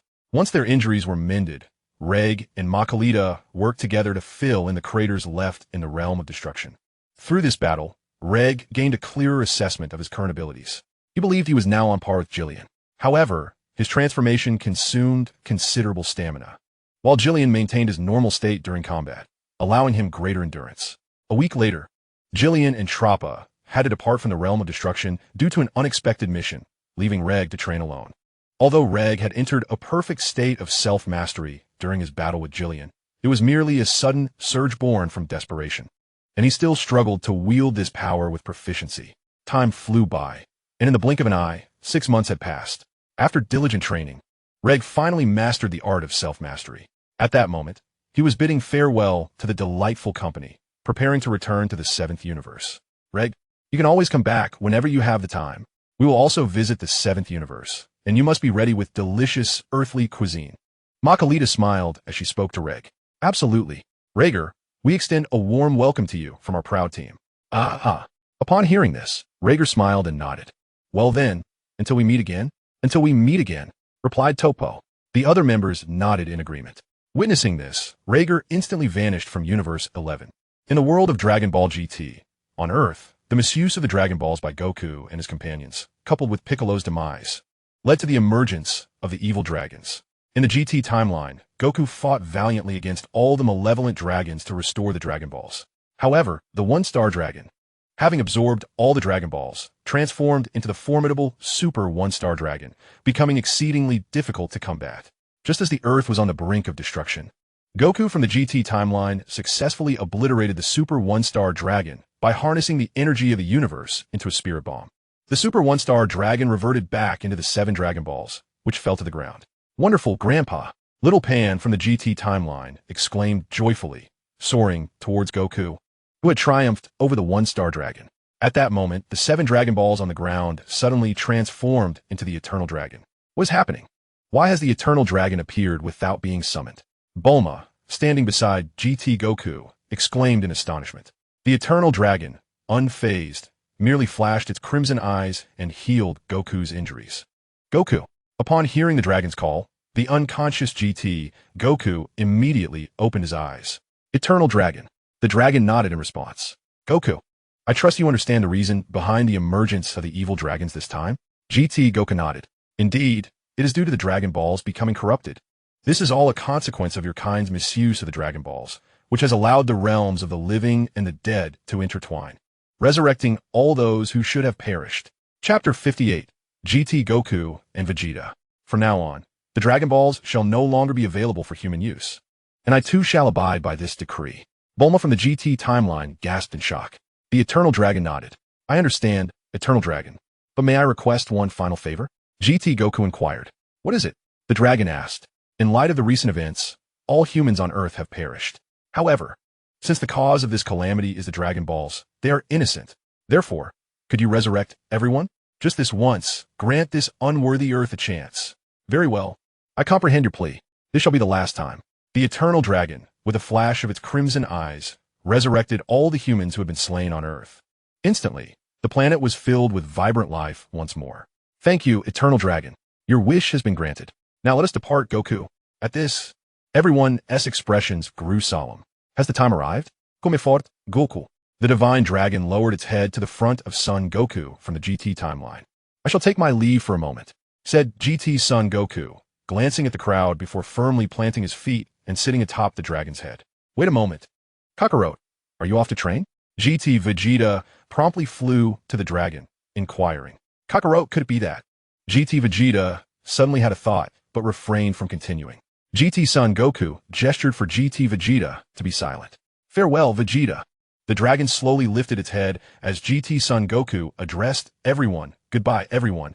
Hey, Goku, you must tell us where you are headed. GT Chi-Chi suddenly rushed forward to ask. At that moment, the dragon had already soared through the clouds into the high skies. Dragon, I have a few places I wish to visit. GT son Goku exclaimed from the dragon's head. All right. Upon hearing this, GT son Goku leaned forward. One by one, the Dragon Balls surrounding the dragon's head entered GT son Goku's body. Subsequently, GT son Goku bid his final farewells to Master Roshi, Krillin, and Piccolo. In the realm of the dragons, Vegeta, having undergone 6 months of rigorous training under Salus, had successfully attained the 3rd level of Super Saiyan. Kakarot, just you wait. I will surpass you, Vegeta declared, vigorously swinging his fists. Just then, a cerulean dragon descended from the heavens, with a child seated atop its head. This child was none other than GT son Goku. Vegeta? GT son Goku's face expressed surprise upon seeing Vegeta practicing. Vegeta, noticing GT son Goku, was uncertain as the latter still appeared as child. Moments later, the dragon landed before Vegeta. GT son Goku jumped down from the dragon's head and asked, "You are Vegeta?" Although GT Vegeta and Vegeta bore striking resemblances, the former appeared younger, and their attire and hairstyles differed. Vegeta nodded affirmatively. You are Kakarot? Upon hearing this, GT son Goku smiled and nodded. I never expected to see you here, Vegeta responded, somewhat speechless, as if speaking to a deceased individual. So, Kakarot, how did you become a child? GT son Goku chuckled in reply. Vegeta, you must be the Vegeta from the past timeline, correct? What past timeline? Vegeta asked, bewildered. Could it be that you are the Kakarot from the past timeline? I'm already over 50 years old. 50? Vegeta was taken aback upon hearing this. But you clearly appear to be in your early teens. I was transformed back to childhood by the wishes of Pilaf and his gang using the Black Dragon Balls. Who is Pilaf? They are a group that once sought to dominate the world by seizing the Dragon Balls. And how did you come to be here, Vegeta? Ragg brought me here. And who is Ragg? I am brother. What? You have a brother, Vegeta? Goku from the GT timeline was astonished by this revelation. Vegeta nodded slightly. Then Kakarot, how did you arrive here? Goku from the GT timeline immediately recounted the events concerning the evil dragon to Vegeta. The Super One-Star Dragon? Vegeta, having spent over half a year in the Dragon Realm, had yet to witness the One-Star Dragon absorb the other Dragon Balls to transform into the Super One-Star Dragon. However, with his current strength, he could not even defeat the 4-Star Dragon, let alone contend with the One-Star Dragon after it absorbed all the Dragon Balls. Indeed. And what happened next? Vegeta inquired. Later, you saw my fusion, but we did not realize that the fusion of Super Saiyan 4 lasted only 10 minutes. We accidentally overextended ourselves and failed to eliminate the Super One-Star Dragon. Fusion? You mean that rather embarrassing pose that Trunks and Regg's son did? And I was the one who sought the fusion? Vegeta's face flushed with embarrassment. Yes. Goku from the GT timeline chuckled. By the way, who is Regg's son? Regg's son is me, Ragg. Oh, so you're your brother's son. Vegeta scoffed. And then what happened? Afterwards, we were both too drained to transform into Super Saiyan 4 again and fell into a fierce battle. I was struck into a deep pit by the Super One-Star Dragon, teetering on the brink of death. Yet, for the sake of Earth, I transcended life and death through the conviction in my heart. However, although I surpassed life and death, I'd already lost all my strength. At that moment, the voice of the dragon suddenly resounded and struck a deal with me. A deal? Indeed. The dragon offered to lend me some power, but after defeating the evil dragon, I would become the Dragon God, and I would not return to Earth for 100 years. And how did you ultimately triumph over the Super One-Star Dragon? With a spirit bomb. I enlisted the help of King Kai to gather spirit energy from across the universe, and ultimately, I used the spirit bomb to obliterate the Super One-Star Dragon. I see. Goku from the GT timeline nodded. Vegeta, I'm quite curious about your brother. Could you share more about him with me? Vegeta nodded in response, and began recounting the tales of Ragg bringing Supali to Earth. After some time, Vegeta disclosed everything he knew to Goku from the GT timeline. It is as I suspected. It seems that you, Vegeta, are quite familiar with your brother. Vegeta, upon hearing this, snorted disdainfully. These are merely the incessant prattlings of Bulma beside me. Goku from the GT timeline chuckled softly, remarking that it appears that no matter the timeline, Vegeta remains unchanged. Unchanged? Goku from the GT timeline chuckled again, but offered no reply. Kakarot, what precisely do you mean by that? Noticing Goku's silence, Vegeta immediately pressed for clarification. It's nothing. It's just that both of you share the same temperament. Upon hearing this, Vegeta emitted another scornful snort. No, it's different. I would never consider fusing with you. Chapter 59, Ragg vs. GT Timeline Goku. In the Dragon Realm, beneath the Dragon God Tree, two figures stood, Salus and Salama. Father, I have followed your instructions and brought that individual named Goku into our fold. Salama nodded slightly. How is Ragg faring with his mastery of the ultimate self technique? He has already attained control over it. Is that so? Indeed, in the eastern part of the Dragon Realm, Vegeta had just finished conversing with Goku from the GT timeline and was preparing to continue his training when a cerulean dragon descended from the sky. Perched atop its head was none other than Ragg. Is that Vegeta? Could he be your brother? Goku from the GT timeline remarked upon seeing Ragg. Vegeta nodded slightly. Goku? At that moment, Ragg, seated atop the dragon, noticed Goku from the GT timeline. With a swift motion, the dragon landed, and Ragg leaped down to stand before them. You are Goku? Ragg inquired, scrutinizing Goku from the GT timeline. Goku from the GT timeline smiled and nodded, introducing himself. Greetings, I am Goku from the future timeline. Future? Indeed, I'm over 50 years old, while Vegeta is merely in his 30s. Are you not from the past timeline? Ragg chuckled lightly. No, I do not hail from the past. I simply reside in a different parallel timeline. Parallel timeline? Goku from the GT timeline looked perplexed. A parallel timeline refers to two timelines that may share identical individuals, yet due to certain factors, their developments diverge. For instance, consider Trunks' future timeline. Ah, I see. Goku from the GT timeline exclaimed, enlightenment dawning upon him. You're indeed Vegeta's brother, Ragg, correct? Ragg glanced at Vegeta and nodded in affirmation. May I inquire about something? Ragg, speak. I have heard from Vegeta that you are also a dragon god, and that you can freely traverse to Earth? Indeed, Ragg confirmed with a nod. How did you become the dragon god? By vanquishing the malevolent dragon. Have you defeated the super one-star dragon? No. Ragg shook his head. No, indeed. I never allowed that wretch to absorb all the Dragon Balls. He didn't absorb all the Dragon Balls? Did you swallow them instead? No. I utilized the time ring to bring back the restored Dragon Balls to my time. The time ring? It is a ring capable of traversing time and space, typically governed by the Supreme Kai. Is that so? That old Supreme Kai never mentioned he possessed such a ring. Ragg chuckled upon hearing this. Subsequently, Goku from the GT timeline inquired further about Ragg's abilities while Vegeta stood by, quietly listening to their exchange. After a considerable time, Goku, intrigued by Ragg's prowess, expressed a desire to spar with him. Ragg readily acquiesced. Whoosh. Step. Goku retreated, creating a distance of several dozen meters between them. So, Ragg, if there are no objections, shall we begin? Goku posed, striking a stance with his hands. Indeed, Ragg nodded slightly. Huh. Witnessing this, Goku let out a mighty shout and charged towards Ragg. Ragg, with his feet firmly planted on the ground, surged forward as well.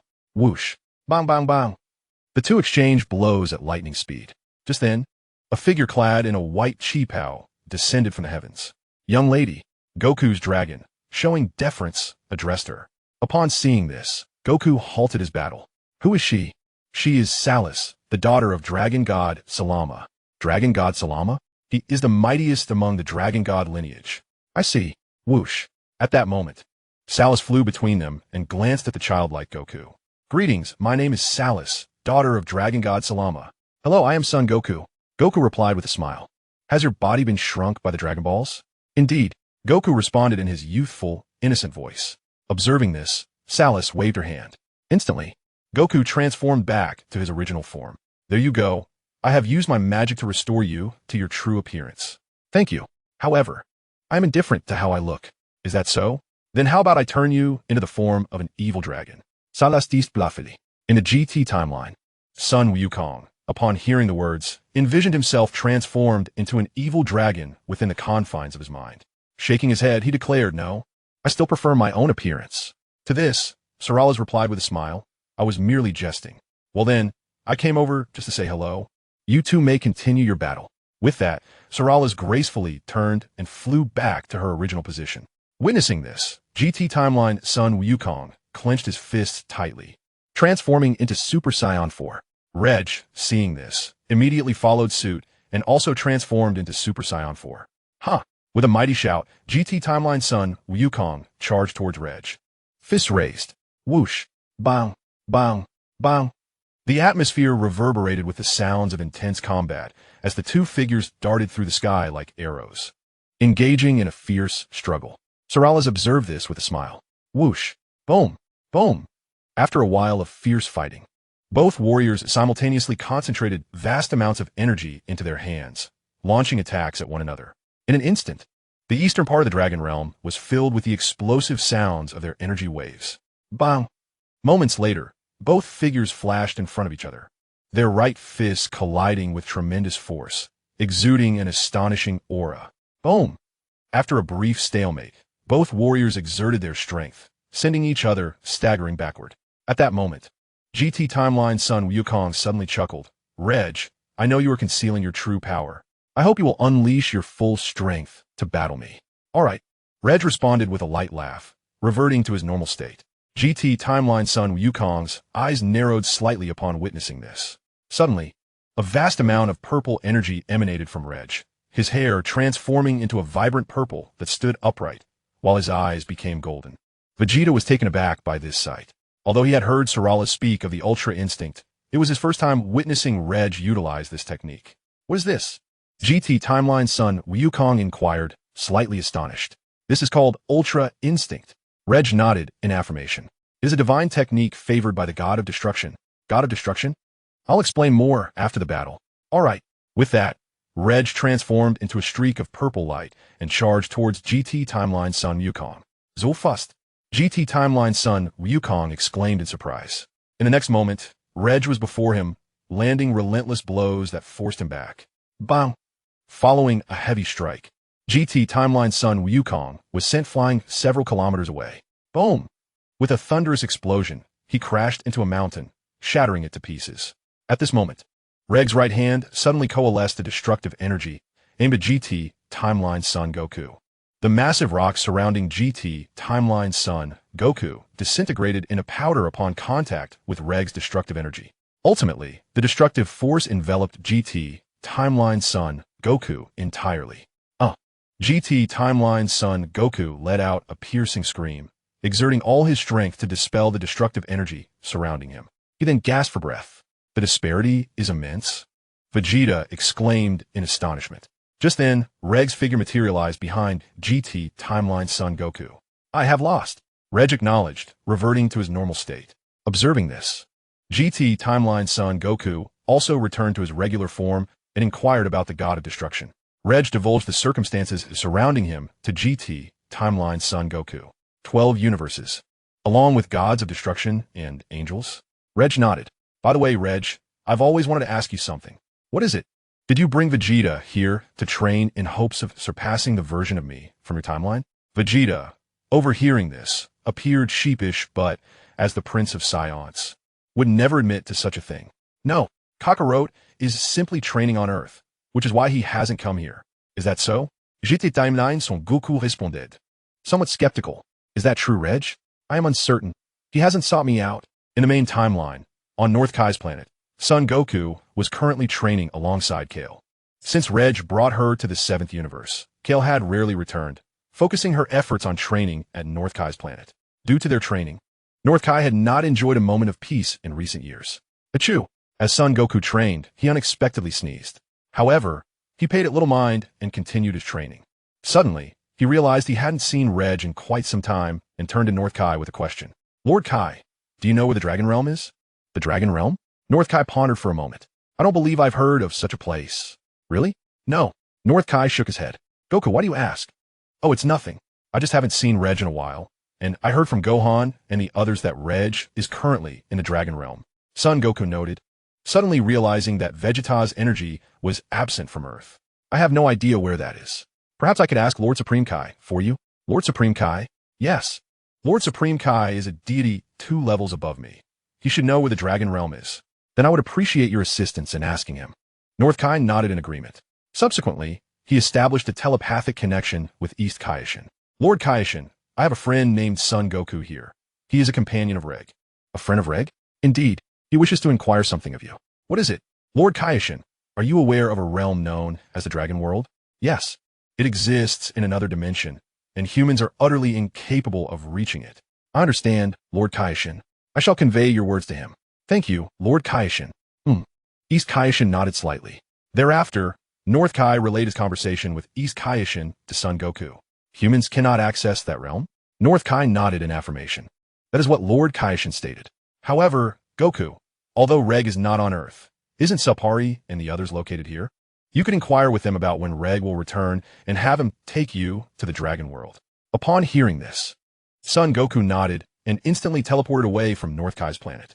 On Earth, in West City, Bulma was leisurely seated in a chair, sipping freshly squeezed juice when a figure suddenly appeared, startling her into spilling the juice she had just consumed. This figure was none other than Son Goku. Long time no see, Bulma.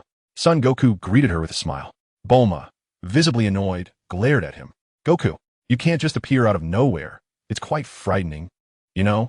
EM soda. EM soda. Goku quickly apologized with a grin. Bulma, still fuming, responded, by the way, where is Vegeta? I haven't seen him in ages. He is currently training in the Dragon World. The Dragon World? Goku exclaimed in astonishment. Vegeta has secretly gone to train there without telling me? Yes. Did you not know this? No. I've spent almost the entire year training with Lord Kai. So Bulma scoffed at this. You Saiyans are all the same, always fixated on training. Goku chuckled. How long has Vegeta been training in the Dragon World? I believe it's been over half a year. Bulma pondered. That long? Indeed. How often does he return? Sometimes he comes back in a day, sometimes in 2. Will he be back today? Goku continued to inquire. I'm not sure. If Vegeta returns tonight, I will call Gohan and have him inform you. Alternatively, you could wait at Regg's house. They usually return together in the evenings. Thank you, Bulma. No problem. With that, Goku instantly teleported away from Bulma's house. At 7 o'clock in the evening, Vegeta and Reg returned to Earth aboard Shenron. Upon arriving home, Reg spots Goku and Sapali standing together. Goku. Goku smiles and nods in acknowledgement. Reg, I heard that Vegeta is currently training in the Dragon Realm. Could you possibly take me there to train as well? Chapter 61. Super Saiyan 3 Goku vs. Super Saiyan 3 Vegeta. The Dragon Realm. Indeed. Can you take me with you to train in the Dragon Realm? Does Chi-Chi know about this? Kiki. Goku's expression shifts at the mention of her name. I haven't told her yet, but I think it should be fine. Reg glances at Goku, thinking that if he believes that, he must be naive. I think we should wait until Chi-Chi agrees before proceeding. No way, Reg. If you ask Chi-Chi, she would definitely not agree. Goku's demeanor becomes frantic upon hearing this. Reg chuckles in response. Did you not just say there was no problem? Well, I was worried you might not take me to train in the Dragon Realm. Reg, I implore you to take me. Goku clasps his hands together in earnest plea. All right. Marvelous. When shall we go to the Dragon Realm tomorrow? Goku's face lights up with joy. At 7 in the morning. Great. I will be there on time. Goku exclaims, turning to leave immediately. In West City, at Bulma's home, Vegeta has just arrived and is preparing for a shower when Bulma suddenly approaches him. Vegeta, Goku came by today. Kakarot? Yes. It seems he is unaware that you're training in the Dragon Realm. What did he come for? He just wanted to know where you were. So I told him you were training in the Dragon Realm. What? Vegeta exclaims in surprise. I merely informed him of your location. Why are you so agitated? Bulma blinks innocently. And then what? He said he also wants to train in the Dragon Realm. Just as I suspected. Vegeta clenches his fists upon hearing this. Kakarot, even if you come to the Dragon Realm, I will not allow you to surpass me. The following morning, Goku arrives bright and early at Regg's house. After breakfast, Reg takes Goku to Vegeta's residence. Long time no see, Vegeta. Goku greets him with a smile. Vegeta scoffs, offering no response. Reg, seeing this, instantly teleports them back to his home, and the three of them board Shenron to journey to the Dragon Realm. In the Dragon Realm, in the GT timeline, Sun Wukong was engaged in a friendly spar with the 4-star dragon when he suddenly sensed the presence of Ragg and others. He paused the battle, turned around, and beheld a divine dragon descending from the heavens. This majestic dragon was, in fact, the very one that Ragg and his companions were riding. Sun Wukong immediately recognized his counterpart from another timeline, who was perched atop the dragon's head. As the dragon landed, Ragg and his 2 companions leaped down from its back. Upon seeing the GT timeline Sun Wukong, a look of astonishment crossed the latter's face. Who are you? He inquired. I am you from an alternate timeline. The other replied. You from another timeline? How did you end up here? It's a long story. By the way, what brings you here so suddenly? I heard from Bulma that Vegeta was training here, so I came along with Ragg and the others. Upon hearing Vegeta's name, GT Timeline's son Wukong glanced at Vegeta standing a short distance away, who had his arms crossed and appeared somewhat tense. Indeed, Vegeta sneaked off to train in the Dragon Realm without telling me. Son Wukong chuckled. Vegeta, overhearing this, scoffed. Kakarot, since you're here, how about we have a spar? What do you think? Son Wukong instantly grinned. Sure, I'm eager to see just how much you've progressed over the past 6 months. Huh, Vegeta responded, clenching his fists with determination and unleashing a fierce roar. Boom! As Vegeta's overwhelming energy surged forth, winds and sand whipped across Ragg and his companions' faces, causing the ground for miles around to tremble violently. In no time, Vegeta transformed into Super Saiyan 2. Vegeta! Son Wukong exclaimed in surprise. At that moment, Vegeta leaned forward, gripping his hands tightly. As Vegeta continued to roar, his golden hair cascaded down to his waist, his eyebrows vanished, and the bones above his eyes pressed closely against his eye sockets. His originally light green irises transformed, revealing deep blue pupils as his golden aura morphed into radiant light, solidifying into the third tier of Super Saiyan. Super Saiyan 3? Vegeta, you've actually mastered it, Son Wukong remarked, astonished. Vegeta chuckled in response. Kakarot, with Super Saiyan 3 to me, I will transcend you and achieve Super Saiyan 4 first. Is that so? However, I won't let you claim victory too easily, Son Wukong declared, clenching his fists and soon transforming into Super Saiyan 3 himself. Seeing this, Vegeta gritted his teeth. Although he too could assume Super Saiyan 3, Son Wukong's transformation was evidently more effortless. With that thought in mind, Vegeta charged towards Son Wukong. With a light chuckle, Son Wukong advanced. Whoosh! Bang! Bang! Bang! The two engaged in a flurry of punches and kicks, striking each other's bodies with the swiftness of lightning. Whoosh! Boom! Boom! Boom! After a brief skirmish, their bodies became like strings, entwined in a fierce battle midair. Observing their duel, Son Wukong couldn't help but smile. In the GT timeline, Vegeta, much like his present counterpart, relished the thrill of competition with him.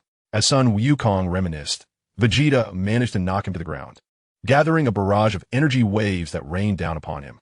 This technique was none other than the renowned Prince S technique from the Dragon Ball universe. Boom! Boom! Boom! As Vegeta relentlessly pounded, the ground was instantly enveloped in clouds of dust. After a moment, Vegeta abruptly ceased his energy barrage, panting heavily. Whoosh! Suddenly, a deep blue energy wave surged forth from the billowing smoke. Vegeta instinctively dodged. Whoosh! Just as he evaded, Son Wukong's figure appeared at his side.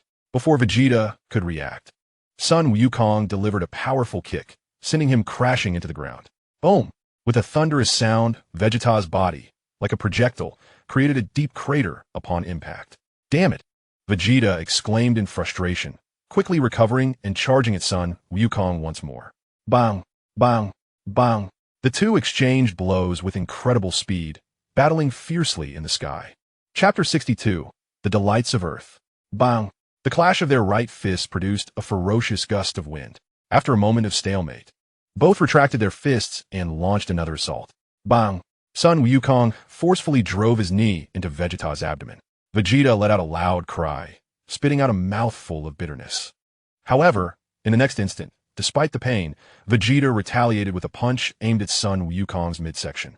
Caught off guard, Son Wukong was struck, and he too expelled a mouthful of bitterness. Both warriors staggered back, clutching their abdomens and gasping for breath.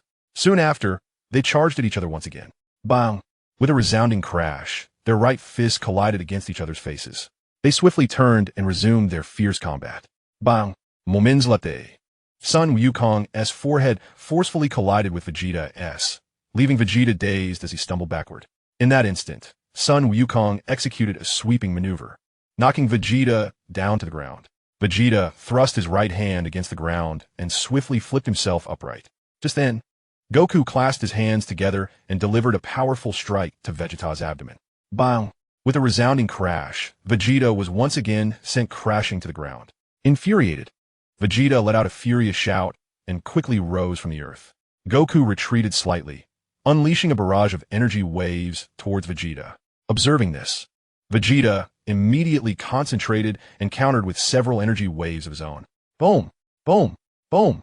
The two energy waves collided with tremendous force, resulting in a spectacular explosion on the ground. Whoosh! At that moment, Goku's silhouette had already ascended into the air. Vegeta flickered and soon propelled himself skyward. Whoosh! Bam! Boom! Boom! Boom! The two engaged in an aerial battle, their movements swift and precise. Although their strength did not match that of the likes of Ragg, the intensity of their clash was undeniable. After a prolonged struggle, both warriors managed to bring each other crashing down, panting heavily. In the GT timeline, Goku instructed Shenron to heal them. Thus, Goku remained in the realm of Shenron to train. Time flew by, and a month had passed in the blink of an eye. One evening, as Ragg returned home, he suddenly received a message from Margarita, stating that she would be visiting their planet the following day. Consequently, Ragg promptly called Bulma to request her assistance in preparing a feast. The next morning, after enjoying breakfast, Ragg awaited the arrival of Margarita and her companions. At 10 o'clock, he suddenly sensed their presence and, in an instant, teleported with Suppari to Bulma's residence. Upon seeing them in the courtyard, Bulma cheerfully greeted, "Ragg, Suppari, you've arrived." Ragg and Suppari nodded in response. At that moment, Lei Xiaotian, standing nearby, interjected, "Annie, where's Trunks? He's inside. You can go find him." Lei Xiaotian nodded and dashed into the house. Just then, a radiant beam of multicolored light descended from the heavens, landing in Bulma's backyard. As the brilliance faded, three figures emerged before them: Margarita, Topo, and Waymeda. "Long time no see, Ragg." Margarita greeted with a smile. Ragg nodded in reply. "It's been a while. Sister Margarita." "Ragg?" Topo chimed in, also acknowledging him. Ragg nodded again. "Where's Jiren? Why hasn't he come? He said he wanted to train, so he didn't join us." "I see," Topo replied, then glanced over at Goku and the others. "Who are they?" "This is my wife, Suppari. She is my sister-in-law, Bulma. And this is our friend, Sun Wukong." "Greetings. My name is Topo, the proud captain of the 11th Universe's Pride Team." "Hello." Suppari and the others responded with laughter. "I've already asked Bulma to prepare the exquisite delicacies of Earth for you. You may take a seat at any time." Ragg smiled and addressed Topo and his companions. "The flavors are delightful." They nodded slightly in response. Subsequently, they were led by Ragg to a large table and chairs in the courtyard. The table was adorned with an array of delectable dishes, including some culinary wonders they had never encountered before. "So many delicacies, Ragg, may we begin?" Topo inquired. "Indeed." Ragg nodded affirmatively. Upon hearing this, Margarita immediately began to indulge in the feast alongside the others. "Ragg, you mentioned that your universe possesses the Super Dragon Balls, which can grant any wish, correct?" Margarita remarked while savoring the food. Ragg nodded in acknowledgement. "What do you think about us using the Super Dragon Balls to relocate your Earth to our 11th universe? This way, it would be more convenient for us to relish the exquisite cuisine of your planet." Ragg chuckled in response. "This Earth is not mine. I cannot decide its fate." Margarita smiled at this and refrained from further comment.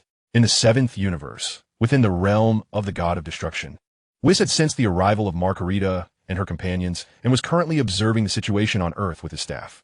How curious. Why has Margarita from the 11th universe come here? And it seems they are acquainted with Ragg. Whis pondered, stroking his chin thoughtfully. An hour later, Margarita and the others had consumed all the delicacies Bulma had ordered. Having overeaten, the three sat for a while before slowly rising from their seats. After standing, Topo approached Ragg and said, "Ragg, I would like to bring some Earth delicacies back for my teammates to taste. Could you assist me with this?" "Of course. What would you like to purchase?" "Sushi, rice balls, pizza." Topo listed an array of delicacies to Ragg. Ragg diligently noted down the items and then instructed Bulma to have them delivered. After some time, Bulma ensured that all the requested foods were brought to them. Upon seeing this, Margarita waved her staff, magically placing all the requested delicacies within it. The three then bid farewell to Ragg and his companions before departing from Earth. Shortly after their departure, a white figure descended upon the planet. It was Whis. Half an hour prior, he had observed that the trio had come to Earth solely for the purpose of tasting its culinary delights. Driven by curiosity about Earth's gastronomy, Whis had specifically traveled from the realm of the god of destruction to ascertain the quality of Earth's cuisine. Had they left, Whis lifted his gaze to the sky and leisurely approached a barbecue stall. The proprietor appeared to be a middle-aged gentleman. "Would you like some barbecue? We have everything here." Chapter 63. 3 years. "Barbecue? Indeed. What would you like to eat?" Whis, uncertain of his choice, casually ordered some chives, grilled fish, oysters, and beef kidneys. He then found a spot to sit and awaited the preparation of his meal. After a short while, the barbecue was ready, and the owner presented it before Weiss. "Here is your barbecue." "Excellent." Weiss nodded slightly, picking up a skewer of grilled fish to taste. The fish was quite well cooked and flavorful. "It appears I must savor the delicacies here and ascertain whether Margarita and the others truly came for the culinary delights of Earth." Weiss remarked, taking a skewer of grilled beef kidneys. Meanwhile, in West City, Bulma's residence, after enjoying a delectable meal, Reg had not returned home. He was using the Dragon God staff to observe Weiss's arrival on Earth. How curious. Why has Weiss come to Earth? Could it be that he discovered Margarita and the others, drawn by their exquisite flavors? Just then, while indulging in the beef kidneys, Weiss suddenly turned his head, seemingly sensing Regg's scrutiny. As he noticed, Reg gasped, hurriedly closing the crystal orb atop his staff. After some time, having finished his barbecue, Weiss unexpectedly arrived at Bulma's home. Upon seeing this unexpected guest, surprise flickered across Bulma's face. "Who are you?" "Greetings. My name is Weiss, and I am the attendant of Lord Beerus, the god of destruction." "The god of destruction?" "Indeed," Weiss affirmed with a nod. "I apologize for the intrusion. I am actually seeking your friend Reg." "Reg?" "Yes." No sooner had he spoken than Reg emerged from Bulma's house. Observing this, Weiss promptly flew over and landed before Reg. "Greetings. My name is Weiss, the attendant of Lord Beerus, the god of destruction of the 7th universe." "Hello. May I inquire about your visit?" "Well, there is nothing pressing. I merely heard some things about you from Bardos, and since I was in the vicinity for other matters, I thought I would pay you a visit." "A visit to me?" "Indeed. Is it not worth visiting a mere mortal who dares to challenge the god of destruction?" Weiss smiled. Reg chuckled in response. "Mr. Weiss, should you require any assistance while on Earth, feel free to reach out to me anytime." "Very well." Weiss nodded with a smile. "I have other matters to attend to, so I shall take my leave." "Understood." With that, Weiss pointed his staff towards the ground and swiftly departed from Bulma's home. The following day, Reg and his companions resumed their training in the Dragon Realm, just as before. Sun Wukong and Vegeta both aspire to master the self-actualization technique of Reg. Yet their current prowess has not yet reached the Divine Realm, rendering them incapable of learning this technique for the time being. Meanwhile, although Reg has successfully acquired the self-actualization technique, he remains unsatisfied and yearns to learn the ultimate freedom technique. At this moment, Reg is engaged in combat with Salus on a grassy field. However, he refrains from employing the self-actualization technique, choosing instead to battle in his Super Saiyan 4 form, hoping to unleash his latent potential through this confrontation. As time swiftly passes, 3 days have elapsed. During this period, Whis visits Earth daily to indulge in its exquisite delicacies. The delectable nature of Earth's cuisine leaves him in a quandary about whether to awaken Lord Beerus. If Lord Beerus discovers that I have feasted on such delightful food while he slumbers, he is sure to be enraged. Yet, should I disturb his rest, he may become even more furious. Perhaps it is best not to rouse him. Whis muses, taking a bite of the ice cream in his hand. Time continues to flow, and 3 years have gone by. Throughout this duration, Reg and his companions have been training in the Dragon Realm. Just a few days prior, Sun Wukong transformed into Super Saiyan 4 under the full moon of Earth. At this moment, he is engaged in battle with the Sun Wukong from the GT timeline within the Dragon Realm. Damn it! Vegeta clenches his fists in frustration upon witnessing Sun Wukong surpass him once more. Observing this, Reg places a reassuring hand on Vegeta's shoulder, saying, "Do not fret, Vegeta. Sun Wukong may have temporarily surpassed you, but with further training, you too might achieve the Super Saiyan 4 transformation." Vegeta, silent in response, turns and resumes his training. Just then, the GT timeline's Sun Wukong knocks Sun Wukong to the ground, concluding their battle. Reg looks up at the sky, contemplating his forthcoming battle with Kampa.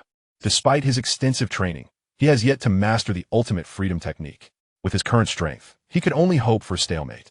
It seems a visit to the hyperbolic time chamber is in order.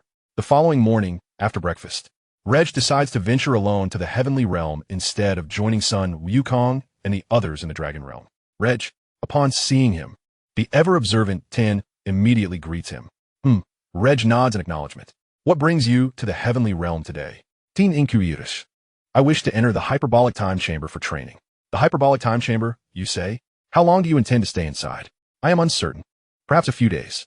At that moment, Bopo interjects, "Reg, remember that an individual cannot remain in the hyperbolic time chamber for more than 2 days, or else you risk being trapped there forever. This is something you are aware of, correct?" "Indeed."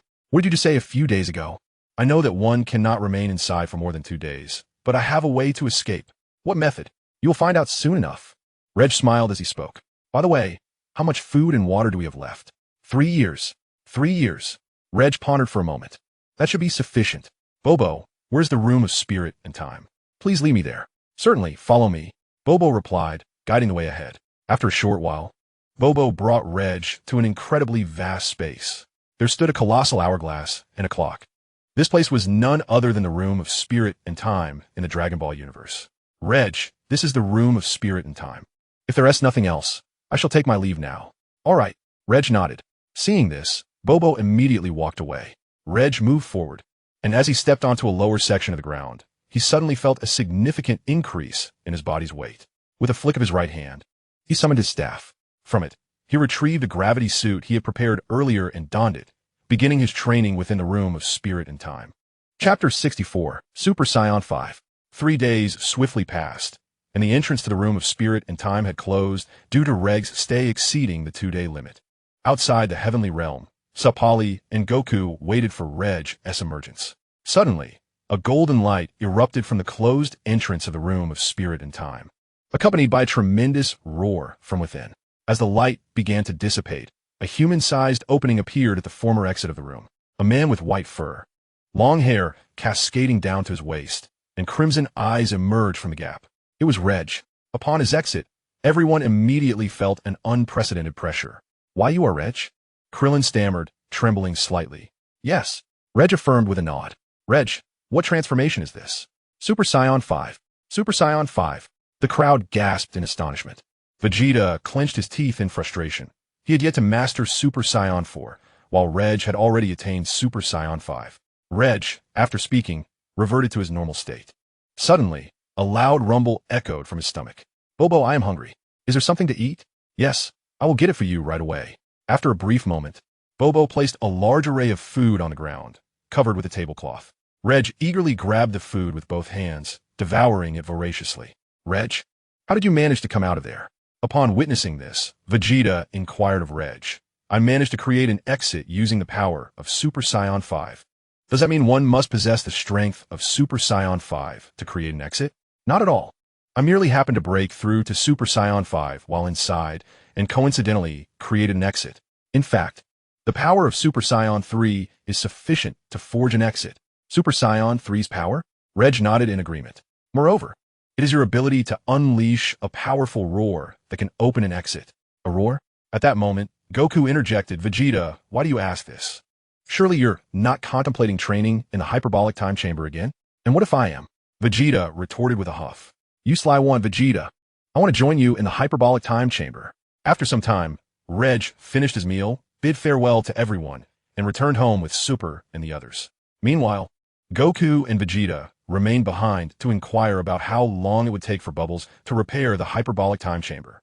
In the 7th universe, at the realm of the god of destruction, Whis had already sensed the formidable energy emanating from Reg after his transformation into Super Saiyan 5. He hesitated, contemplating whether to inform Beerus of this development. The stronger Reg became, the greater the ramifications of his battle with Kampa would be. Just as Whis was in doubt, the slumbering oracle fish murmured in its sleep, the universe's strongest warrior has emerged. The universe's strongest. Whis muttered to himself and promptly relayed the news of Regg's newfound strength to Beerus. In the 6th universe, at the realm of the god of destruction, Kampa lounged leisurely beneath a large tree, savoring freshly washed strawberries that Bubbles had prepared. Suddenly, Bubbles rushed over, exclaiming, Lord Kampa, Whis has just informed me of something that is not in your favor. Not in my favor? Kampa sprang from his reclining position. What could possibly be unfavorable for a god of destruction? Bubbles chuckled. Have you forgotten? You have a match against Reg from the 7th universe, don't you? Reg seems to have entered a place called the hyperbolic time chamber, where one day outside equates to a year inside. Whis mentioned he has been in there for a few days. He is now the strongest in the 7th universe. What? Kampa exclaimed, immediately rising from his seat. That cunning fellow. He has training in such a chamber. No wonder he had the audacity to challenge me. He must have had a backup plan all along. Bubbles continued with a smile. With over 4 months remaining until the 4-year period ends, if Reg continues his training in that chamber, he could train for over 120 years. 120 years. This is nothing short of cheating. Padros, We must hasten to thwart this young rascal. Otherwise, I shall refuse to engage him in combat. Upon hearing this, Padros chuckled. Lord Xiangpa, are you perhaps feeling intimidated? Who is afraid of him? I merely find his cheating rather displeasing. Is that so? By the way, Padros, I have recently sensed a slight increase in my weight and wish to embark on a weight loss journey. Padros, upon hearing this, burst into laughter. Very well, Lord Xiangpa. In the seventh universe, on Earth, Ragg returned home, indulged in a long, hot bath, and then donned a relaxed outfit, escorting Sapari to explore the bustling West City. Since traversing into this realm, Ragg had devoted most of his time to training and, having attained the form of Super Saiyan 5, found himself with few rivals aside from Beerus and the Angels. Consequently, he decided it was time to unwind and engage in some leisurely pursuits. Upon arriving in West City, the duo strolled through various shopping malls, acquiring some new attire. After their shopping escapade, they enjoyed a movie, followed by dinner. As for Lei Xiaotian, he had already been entrusted to Bulma's care. On their way back, the two reminisced about their many adventures on Planet Bambi. Ragg, what do you think about purchasing a house here in West City? West City. Indeed, the nightscape here is breathtaking. We could venture out in the evenings. Well, perhaps we should avoid full moon nights. Agreed. Ragg replied with a smile and a nod. The following morning, after breakfast, Ragg accompanied Sapari to survey houses near Bulma's residence. Since they intended to buy a home in West City, proximity to Bulma's abode was preferable. After a morning of house hunting, Ragg ultimately acquired a splendid villa, situated merely a kilometer from Bulma's home. In the afternoon, Ragg's family moved into the villa. Upon learning of Ragg's purchase, Bulma and the others came to visit. Meanwhile, Goku and Vegeta were deeply engrossed in training within the hyperbolic time chamber. A day later, Goku and Vegeta managed to breach the sealed entrance of the chamber. The force of their exit sent tremors throughout the celestial realm. Both emerged disheveled, clearly having neglected their hygiene for an extended period. Upon seeing them, Chi-Chi and Bubbles recoiled from the overpowering odor wafting from the two. Chapter 65, Android 21. Goku Vegeta, how long have you two been cooped up in there without a bath? Kiki exclaimed, pinking their nose. Goku, scratching his head with a sheepish grin, replied, my apologies. We were so focused on our training that we lost track of time. With that, Chi-Chi turned to Bubbles. Bubbles, please prepare a bath for them. Of course. And while you're at it, Bubbles, we are quite famished. Do prepare some food as well. Upon finishing his words, Bobo immediately made his way to the palace of the heavenly realm. After a short while, Bobo prepared the bathing water, and son Wukong, along with Vegeta, proceeded to the celestial bathing chamber. Following their refreshing wash, the two indulged in a sumptuous feast before departing from the heavenly realm. As night fell, Vegeta, having ascended to the ultimate third-level Super Saiyan, ventured to a desolate mountain outside West City. Gazing up at the full moon, his body instinctively reacted, transforming into a magnificent golden great ape. With a thunderous roar, Vegeta pressed his feet firmly against the ground, bellowing at the radiant moon. Suddenly, a crimson glow enveloped him, and his form began to shrink. He morphed into a figure covered in a red fur coat, save for his head, chest, and palms, with his hair growing denser, interspersed with hints of red amidst the black, and his eyes transformed into striking green orbs framed by red eyelids. As Vegeta successfully embraced his transformation with the moon's aid, Reg and his companions instantaneously appeared before him. Congratulations, Vegeta! Is this what father looks like as a Super Saiyan 4? So impressive! Exclaimed Trunks, his face filled with admiration. Vegeta merely scoffed in response. At that moment, son Wukong fixated on Vegeta's eyes, inquiring, how curious, Vegeta! Why is it that when Reg and I transform into Super Saiyan 4, our eyes are golden, yet yours are green? How should I know? Perhaps it is a matter of lineage. Vegeta retorted. Lineage? Indeed. You must not forget, I am the prince of the Saiyans. Son Wukong chuckled in response. Regardless, congratulations are in order. How about a gathering at my home tomorrow? It has been quite a while since we last convened. Buma chimed in with a smile. Reg and the others nodded in agreement. Since everyone concurs, let us gather at my home tomorrow at 10 in the morning. Buma announced. Wait, I haven't agreed yet. Vegeta interjected, having remained silent until now. Buma, however, paid no heed to Vegeta's remark. All right, everyone, it is getting late. Shall we return? Reg nodded in affirmation. Subsequently, Sapali and the others teleported back to Buma's residence, while Vegeta chose to fly back alone. The following morning, all gathered at Buma's home. Krillin, Ting, and others who had not attended the previous night were brought along by son Wukong and Gohan's newlywed wife, Videl, was also present. The group convened harmoniously. Sun Wukong and Krillin savored freshly grilled barbecue while reminiscing about days gone by. Wukong, can you believe it has been over 20 years? I still remember the days when we first became disciples. Krillin remarked. Indeed, over 2 decades have passed, and not only have I failed to catch up to you, but the gap between us has only widened. Moreover, Gohan is now married, while I have yet to find a girlfriend. It's all right, Krillin. I believe you will surely find a girlfriend, comforted son Wukong. Eastward, hundreds of thousands of miles away, lies a desolate island. Deep within this island, there exists a clandestine research facility.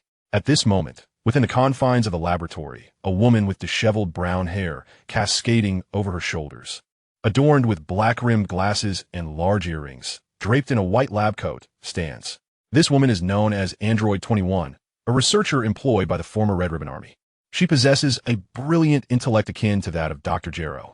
After the Red Ribbon Army was vanquished by Sun Wukong, she has remained hidden on this island, striving to devise an android capable of defeating him.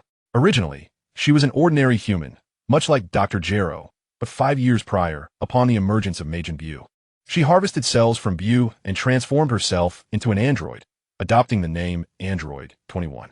The process of merging Buu's cells into her own and altering her body into that of an android was a monumental undertaking.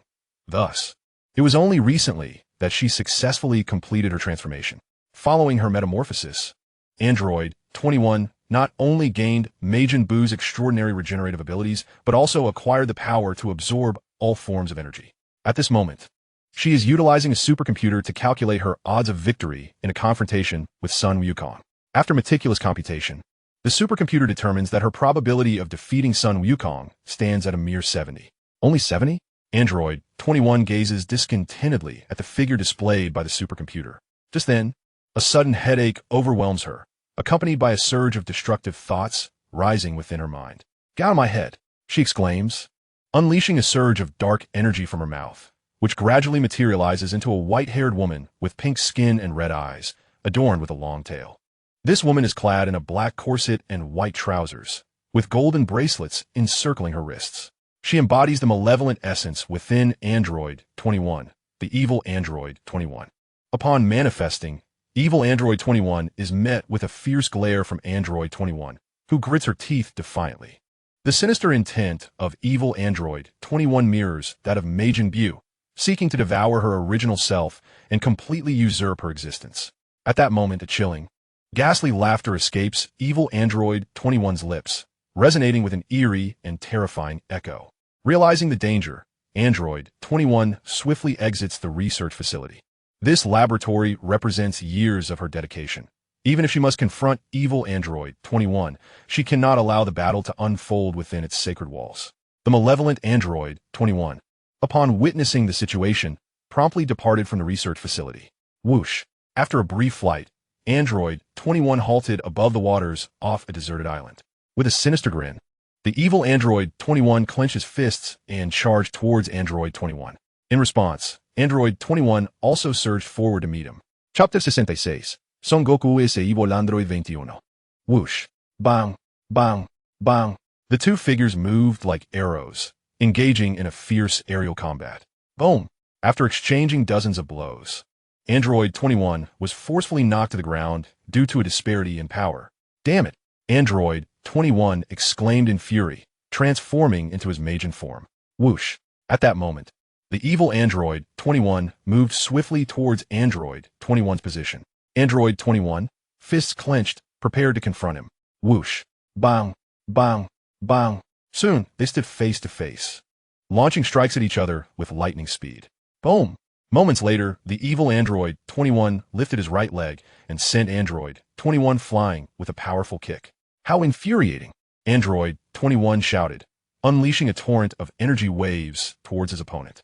The evil Android 21, seeing this, spread his arms wide, absorbing all incoming energy waves. In West City, at Bulma's residence, Son Goku and his companions, amidst the gathering, suddenly sensed the formidable energy of the two combatants. Such overwhelming energy, reminiscent of Majin Buu's. Son Goku remarked, furrowing his brow. Krillin nodded in agreement. Should we go and investigate, Goku? Indeed, Goku affirmed with a nod. Just then, Yamcha and the others approached from a distance. Goku, is something happening? I'm not sure. Krillin and I were just about to check it out. How about we all go together? Yamcha suggested. Sounds good. Goku contemplated for a moment before agreeing. Immediately, Yamcha and the others gathered around Goku, placing their hands on his back. Wait, where you all going? Bulma, unaware of the unfolding events, suddenly rushed over. It's nothing, Bulma. We'll be back shortly. Whoosh. As Goku spoke, he placed his index finger to his forehead, disappearing with Krillin and the others. Seeing this, Bulma turned, intending to inquire about Vegeta, only to find him suddenly soaring into the sky. Reg and Little Ray had vanished without a trace, leaving behind only Gohan, Goten, Trunks, Videl, Suppa, Master Roshi, and a few others. Wu Fan, what exactly transpired? I'm not entirely certain. It seems that two immensely powerful energies have suddenly manifested on Earth. Immensely powerful energies? No sooner had the words left his lips than Son Goten and Trunks soared into the sky. They had intended to accompany Goku. You were caught off guard by his instantaneous teleportation, arriving a moment too late.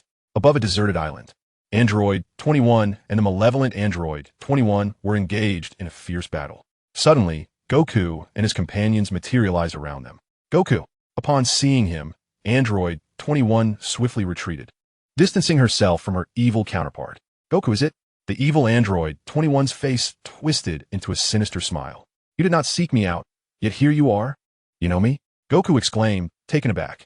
Indeed, I not only know you, but I am also familiar with all your companions. The evil Android 21 chuckled. Who are you? Precisely? Goku inquired. I am known as Android 21, a creation of the Red Ribbon Army, which you once defeated. Ever since their downfall, I have concealed myself on this island, keeping a watchful eye on you. I am well acquainted with both Dr. Gero and the androids he engineered. In my quest to vanquish you, I transformed myself into an android by harnessing the cells of Majin Buu. And what of her? Goku gestured towards the distant Android 21. I am her original form. She is merely the manifestation of the evil thoughts within me. At that moment, Android 21 suddenly interjected. Evil manifestation. The malevolent Android 21 responded with an eerie smile. Once I devour you, I shall become the true original. With that, the evil Android 21 charged towards Android 21. Witnessing this, Goku instantly transformed into Super Saiyan and rushed to confront her. Are you meddling in affairs that do not concern you? Goku? The evil Android 21 abruptly halted and turned her gaze towards him. By consuming her, you would eliminate one of your adversaries, would you not? I have no need for such assistance. Besides, if you are merely the embodiment of her evil thoughts, then perhaps without those, she could find redemption. Goku declared. A good person. The evil Android 21 erupted into laughter. She reformed herself into Android 21 solely, to kill you and wreak havoc upon the Earth. Say what you will, but I am determined to annihilate you. Very well, Goku. If you seek your demise, I shall oblige. As soon as the words fell, the malevolent Android 21 instantaneously flashed to the back of Sun Wukong. Such astonishing speed. Sun Wukong's expression turned to one of shock. In the next moment, the malevolent Android 21's right fist struck heavily against Sun Wukong's abdomen. Sun Wukong let out a loud cry of agony, expelling a mouthful of bitter liquid. Upon witnessing this, the Android 21 charged towards the malevolent Android 21. The malevolent Android 21 swiftly sidestepped, retracting her right fist from Sun Wukong's abdomen, and vanished from sight. How infuriating! Realizing this, Sun Wukong immediately transformed into Super Saiyan 4. Whoosh!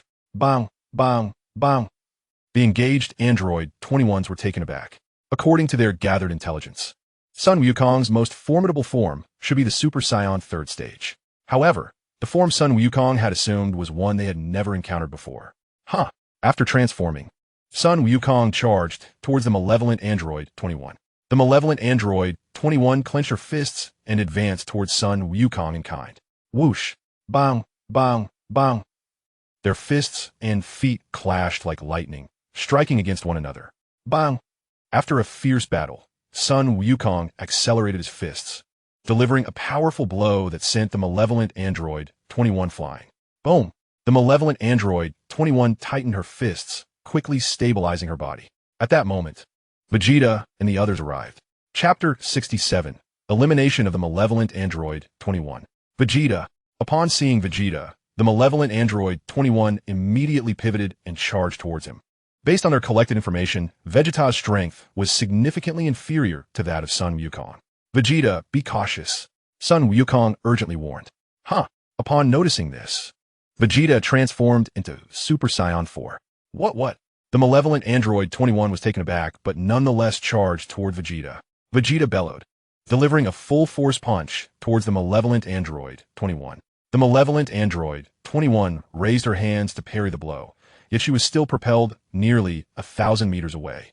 How detestable! The malevolent android 21 seethed with anger, propelling herself at full speed towards Vegeta. Whoosh! Just as the malevolent android 21 was about to reach Vegeta, he suddenly unleashed a wave of energy from his right hand. The malevolent android 21 quickly dodged. Whoosh! At that instant, Vegeta's figure abruptly vanished from sight. No, he has disappeared. The malevolent android 21's expression turned to one of shock as she frantically scanned her surroundings. Suddenly, Vegeta reappeared behind the malevolent android 21. The speed was astonishing. Android 21's expression shifted in surprise. As soon as the words left his lips, Vegeta struck with his hands, sending the malevolent android 21 crashing onto the island. Boom! With a thunderous explosion, the ground was instantly engulfed in a whirlwind of dust. Just then, Vegeta concentrated waves of energy in his hands, unleashing them upon the island. This was indeed the legendary prince's combat technique. Observing from a distance, Android 21 hastily interjected, warning against energy attacks, as she could absorb all energy directed at her. Hearing this, Goku immediately shouted to Vegeta, urging him to refrain from using energy waves. What? Vegeta halted his assault upon hearing this. At that moment, he noticed a vortex on the island, voraciously absorbing the energy waves he had unleashed. Moments later, as the dust settled, the malevolent android 21 emerged and scathed, smiling at Vegeta. Thank you for the energy you just provided. She taunted. Is that so? Vegeta retorted with a cold smirk. Then allow me to show you this technique. With that, he placed his hands before his chest, gathering energy. Crackle. Suddenly, golden lightning erupted from his hands. Could it be? The onlookers gasped in astonishment. The malevolent android 21 sneered, patiently waiting for Vegeta to complete his technique. Whoosh! After a moment, a deep blue energy wave coalesced in Vegeta's hands. Ultimate Flash! He roared, launching the completed attack toward the malevolent android 21. The ultimate flash surged forward, rapidly expanding in size. The malevolent android 21, seeing this, scoffed and raised her hands to intercept the attack. Damn it! Vegeta exclaimed, exerting all his strength to push downwards. Under Vegeta's immense power, Android 21 struggled to maintain her stance, ultimately being driven into the ground by the ultimate flash. Boom! With an earth-shattering explosion, the ultimate flash detonated, causing the very ground of the desolate island to tremble, even stirring the ocean beyond. A massive cloud of dust was hurled into the air. The malevolent android 21 screamed, her form obliterated. Is she gone? A moment later, as the smoke from the explosion began to dissipate, a crater several thousand meters in diameter appeared on the island. Above the crater, numerous pink fragments writhed in the air. Vegeta clenched his teeth, realizing, could this fiend, like that Majin Buu, merely be restored unless utterly annihilated? Whoosh!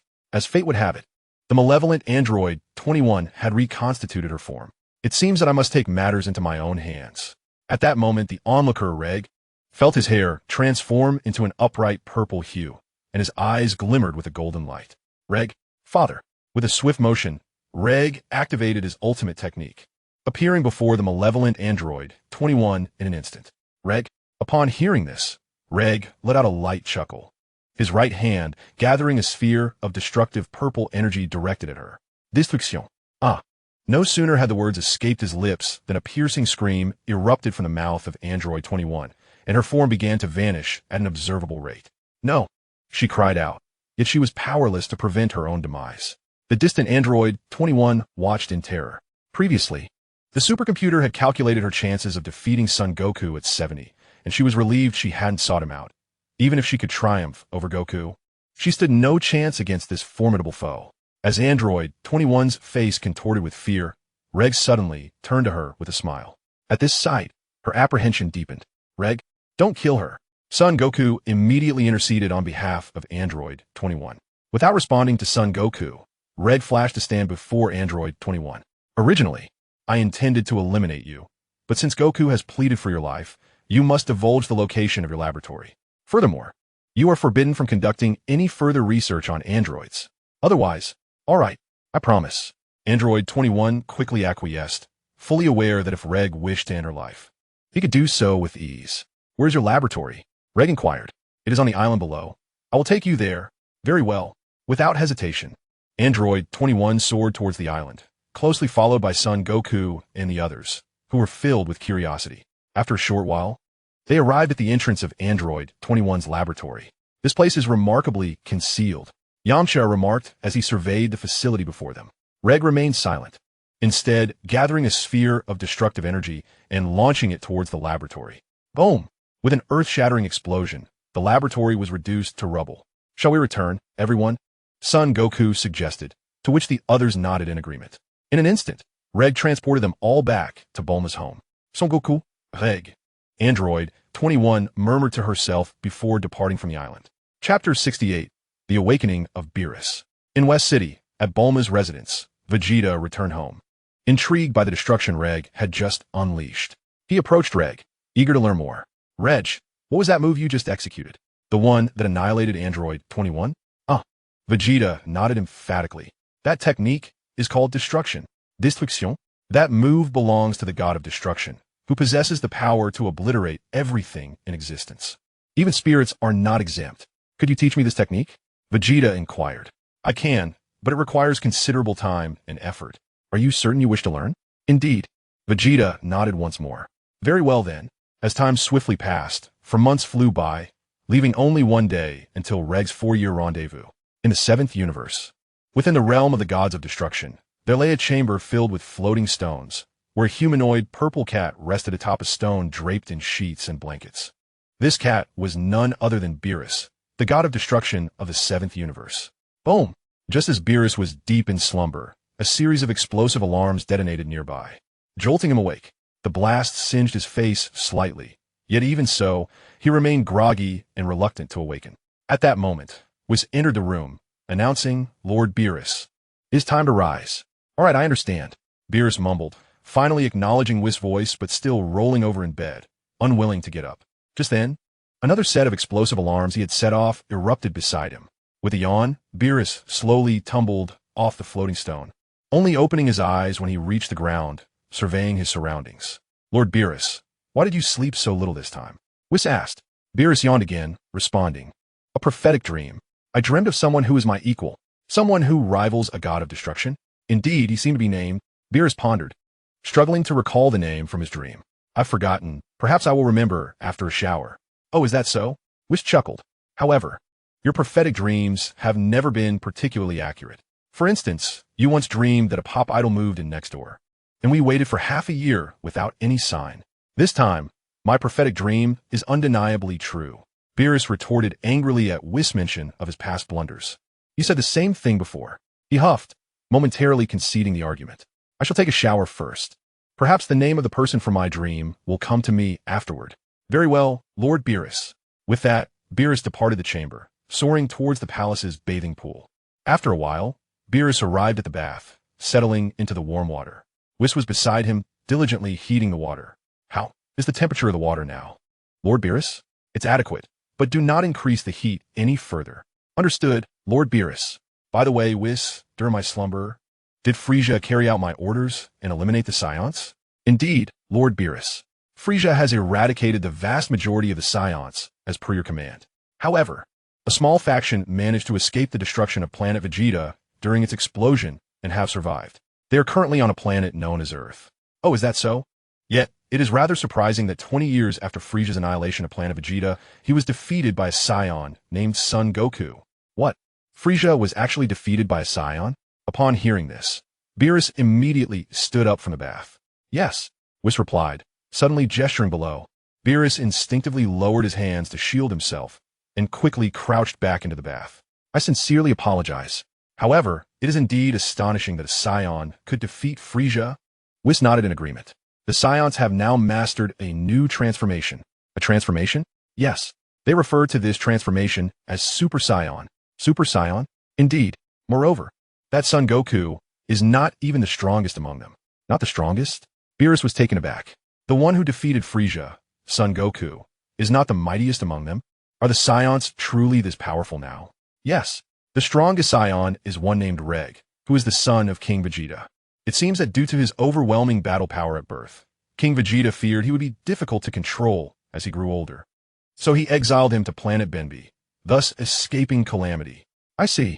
Furthermore, this Ragg has challenged Lord Kampa. Challenged Kampa? Beerus was once again astonished. A Scion dares to challenge a god of destruction? This is something I have never heard in my lifetime. Indeed. And what was the outcome? A Scion daring to challenge a god of destruction. Does he not value his life? They have yet to engage in battle, Wish chuckled. They haven't fought yet? Beerus questioned. Perplexed. A Scion challenges Kampa, and Kampa did not eliminate him immediately? When did Kampa become so lenient? Indeed. Whis then proceeded to narrate the circumstances surrounding Regg's challenge to Kampa in detail. Tomorrow marks the day when Lord Reg and Lord Kampa are set to battle. Tomorrow? Indeed. Lord Beerus awakened today, and tomorrow he can witness the clash between the two. What is there to behold in a battle devoid of suspense? With a disdainful huff, Beerus replied, Do you truly believe their confrontation lacks excitement? Vados inquired. How could it? No matter how formidable a Scion may be, they cannot possibly surpass a god of destruction. I beg to differ, Vados countered. Are you suggesting that this Scion, known as Reg, possesses great strength? Indeed. But where is this Reg currently located? On Earth. And how long will it take for us to reach Earth? Approximately 20 minutes. Chapter 69. Bulma's Birthday Feast. Such a distance? That's enough time to watch an episode of an animated series. Indeed, Vados nodded. Lord Beerus, are you truly considering a visit to Earth? Of course. Given the presence of such an intriguing individual, I am eager to meet him and ascertain whether he is truly as powerful as you claim. Are you implying that you doubt my word? Beerus retorted with a scoff. It's not that I doubt you. I merely wish to verify it myself. Is that so? Vados responded, somewhat skeptical. At that moment, Beerus emerged from the bath, wrapped in a towel. After swiftly donning his god of destruction attire, he accompanied Vados to the dining hall. Vados had already prepared a sumptuous feast, laid out on the dining table. Most of the dishes were delicacies he had brought back from Earth. Beerus surveyed the array of vibrant dishes and inquired, Vados, what are these culinary creations? I don't recall ever seeing you prepare them. With a smile, Vados replied, Lord Beerus, these are not my creations. They are gourmet delights I have brought from Earth. Earth? Gourmet food? Indeed, Lord Beerus. Earth is a planet abundant with culinary wonders. Oh, is that so? Beerus responded, somewhat unconvinced. He picked up a slice of pizza with his fork and knife, tasted it, and his face quickly registered surprise. Vados, what is this food? It is delectable. That, Lord Beerus, is called pizza. Pizza? Yes, Lord Beerus. All of these dishes are from Earth. You should try them. Vados encouraged. Very well, Beerus exclaimed, and began to sample the other dishes. What is this food called? That is sushi. And this one? That is a wrap. As Beerus relished the exquisite cuisine, he continued to inquire about the names of the dishes. After some time, he had consumed all the food, letting out a resounding belch. Suddenly, he turned to Vados, visibly annoyed. Whis, with such delectable cuisine, why did you not awaken me sooner? Lord Beerus, I was merely concerned that you might not get enough rest and would become irate. Spare me your excuses. Tell me honestly. How is it that you possess knowledge of Earth's delicacies? Recently, Whis replied, a hint of guilt in his tone. Beerus fixated his gaze on him. Skepticism etched on his face. A year ago, what? You have been feasting on Earth's delights for an entire year and did not rouse me. Beerus grasped Whis with both hands, fury evident in his voice. Lord Beerus, I mentioned earlier that I was primarily worried about disturbing your slumber, which is why I refrained from waking you. Beerus scoffed, releasing his grip. What about the prophetic fish? Lord Beerus, you summon me. No sooner had the words left his mouth than a fishbowl staff leapt forth from the palace. Beerus glanced at the prophetic fish within the bowl, noting its considerable increase in size since his last slumber. He then turned to Whis, as if struck by a thought. Prophetic fish, when did Whis arrive on Earth? Whis. The prophetic fish looked at Whis, who, with a slight gesture of his right hand, intended to signal the fish with a finger. But Beerus abruptly obstructed the fish's line of sight. Speak. Otherwise, I shall instruct Whis to reduce your rations by half. 2 years ago, the prophetic fish pondered. Whis. Upon hearing this, Beerus cast an even more furious glare at Whis. Whis, sensing the tension, let out a nervous chuckle. By the way, Lord Beerus, I just remembered that Bulma has invited me to her birthday celebration today. Who is Bulma? Bulma is the wife of Vegeta. Her family is currently the wealthiest on Earth. The wealthiest on Earth? Indeed, Lord Beerus. Then why do you not take me to Earth at once? But, Lord Beerus, you have just eaten. That mere morsel will be digested in an instant. Very well. The two conversed as they swiftly departed the palace. Subsequently, Whis pointed his staff toward the ground, and a kaleidoscope of light appeared beneath their feet, transporting them away from the realm of destruction. Having not obliterated a planet in quite some time, Beerus took the opportunity to destroy a few celestial bodies along their path. In the 7th universe, the Kaioshin realm, the old Kaioshin had become aware of Beerus's awakening and sighed to the East Kaioshin beside him. Lord Beerus has awakened at last. It seems the universe will soon witness the annihilation of numerous planets. Ancestor, is Lord Beerus truly as fearsome as you claim? Certainly. The last destroyer to visit Earth was from the 6th universe, and he lacked the authority to destroy planets in other universes. However, the one who has awakened now is our destroyer from the 7th universe. He possesses full authority to obliterate planets within our cosmos. In a moment of realization, the East Kaioshin suddenly discovered that numerous planets had been annihilated. The speed at which these celestial bodies were being destroyed exceeded even that of the infamous Bu. At that moment, he truly grasped the terror of Beerus. Moreover, I was originally sealed within the Kaioshin sword by Lord Beerus. You were sealed by Lord Beerus within the divine sword? The old Kaioshin nodded. It was due to a verbal dispute with Lord Beerus that I was confined within the sword. So that was the case. At this juncture, the old Kaioshin noticed that Beerus and his entourage were heading towards the northern galaxy, the very galaxy where Ragg resides. Could it be that Lord Beerus's target is Ragg? As the old Kaioshin spoke, he urgently turned to the East Kaioshin. You must hurry to Earth. It is imperative that Ragg and Lord Beerus do not cross paths. Why must they not meet, esteemed ancestor? Are you foolish? If Ragg encounters Lord Beerus, a battle is inevitable, which could potentially escalate into a cosmic crisis. A cosmic crisis? The East Kaioshin was taken aback by the gravity of the situation. Is it truly that serious? If those two were to engage in combat, the very fabric of a universe could be at risk of annihilation. Then I shall make haste to Earth and seek out Sapali. Since Ragg would be difficult to persuade, he decided to enlist someone who could. Sapali, being Ragg's wife, might have a chance of swaying him. On the surface of the sea outside West City, a grand and luxurious cruise ship floated. On board, there was a stretch of lush grass, a swimming pool, and an array of delectable food stalls. Today marked Bulma's birthday, and she had invited Goku and others to her festive celebration. Chapter 70, A Gathering of Friends. At this moment, Bulma sat at a table on the deck, chatting with Sapali and Chi-Chi. That Vegeta, training on my birthday, and Goku is no different, always training, day in and day out. Ragg is quite similar, Chi-Chi chimed in. No sooner had she spoken, both women turned their gazes toward Sapali. Though your Ragg trains constantly, he does indulge in romantic pursuit from time to time. But our dear husbands, aside from expressing hunger, have little else to say. Sapali chuckled awkwardly, momentarily at a loss for words. Being a Saiyan, she revered strength, and thus supported Ragg's training endeavors. Just then, a figure materialized before the trio. It was none other than the East Kaioshin. Who are you? Upon seeing the suddenly appearing East Kaioshin, Sapali felt a sense of familiarity.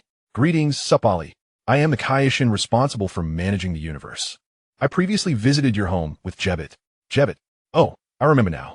May I inquire as to the purpose of your visit? This matter pertains to a cosmic crisis. If a deity known as Lord Beerus, the god of destruction, were to arrive, it is imperative that you prevent any encounter between him and Reg. The god of destruction? Indeed, Lord Beerus is the god of destruction of our 7th universe, and he has now awakened, preparing to descend upon Earth. I fear that should they meet, a confrontation may ensue. Given their current powers, such a clash could pose a catastrophic threat to the universe. Very well, I understand. I shall do my utmost to avert their conflict. The East Kai nodded slightly. Then all rests upon your shoulders. Sapali nodded in agreement.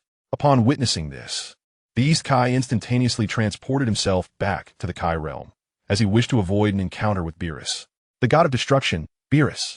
After the East Kai's departure, Sapali became contemplative. At that moment, Chi-Chi, intrigued by the mention of Beerus, turned to Sapali and inquired, Sapali, what exactly is a god of destruction? Are they formidable? Sapali, upon hearing her question, quickly regained his focus. Extremely formidable. By the way, I recall hearing Whis speak of Lord Beerus. Bulma, do you know of him? Kiki looked towards Bulma. Yes, although I have only heard a few tales about him. It is said that he is a deity who specializes in the destruction of planets. A deity who destroys planets? Chi-Chi's eyes widened, and she rose from her seat. Indeed. So does that mean our Earth is in peril? I don't think so. If he truly desired to obliterate Earth, wouldn't he have to contend with Reg? Reg dares to challenge even the gods of destruction from other universes. So why would he fear this Beerus? By the way, Sup Ali, where is Reg? He is still at home, but he should be arriving shortly. Is that so? At Bowsy Mountain, in the rear mountains, Reg was perched upon a large rock, engaged in meditation. Suddenly, a figure descended from the sky, causing Reg to open his eyes. It was none other than Lei Xiaotian. Father, it is getting late. We should prepare to attend Annie's birthday banquet. All right. Reg chuckled lightly, hopping down to the ground.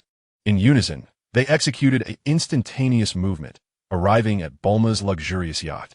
Long time no see, Reg. Krillin, who had just arrived, greeted him. It has been quite a while. Is Goku here yet? It seems he is still training with the King Kai. Reg replied with a smile, causing Krillin to feel a touch of disappointment. At that moment, Yamcha, holding skewers of barbecue, approached from a distance.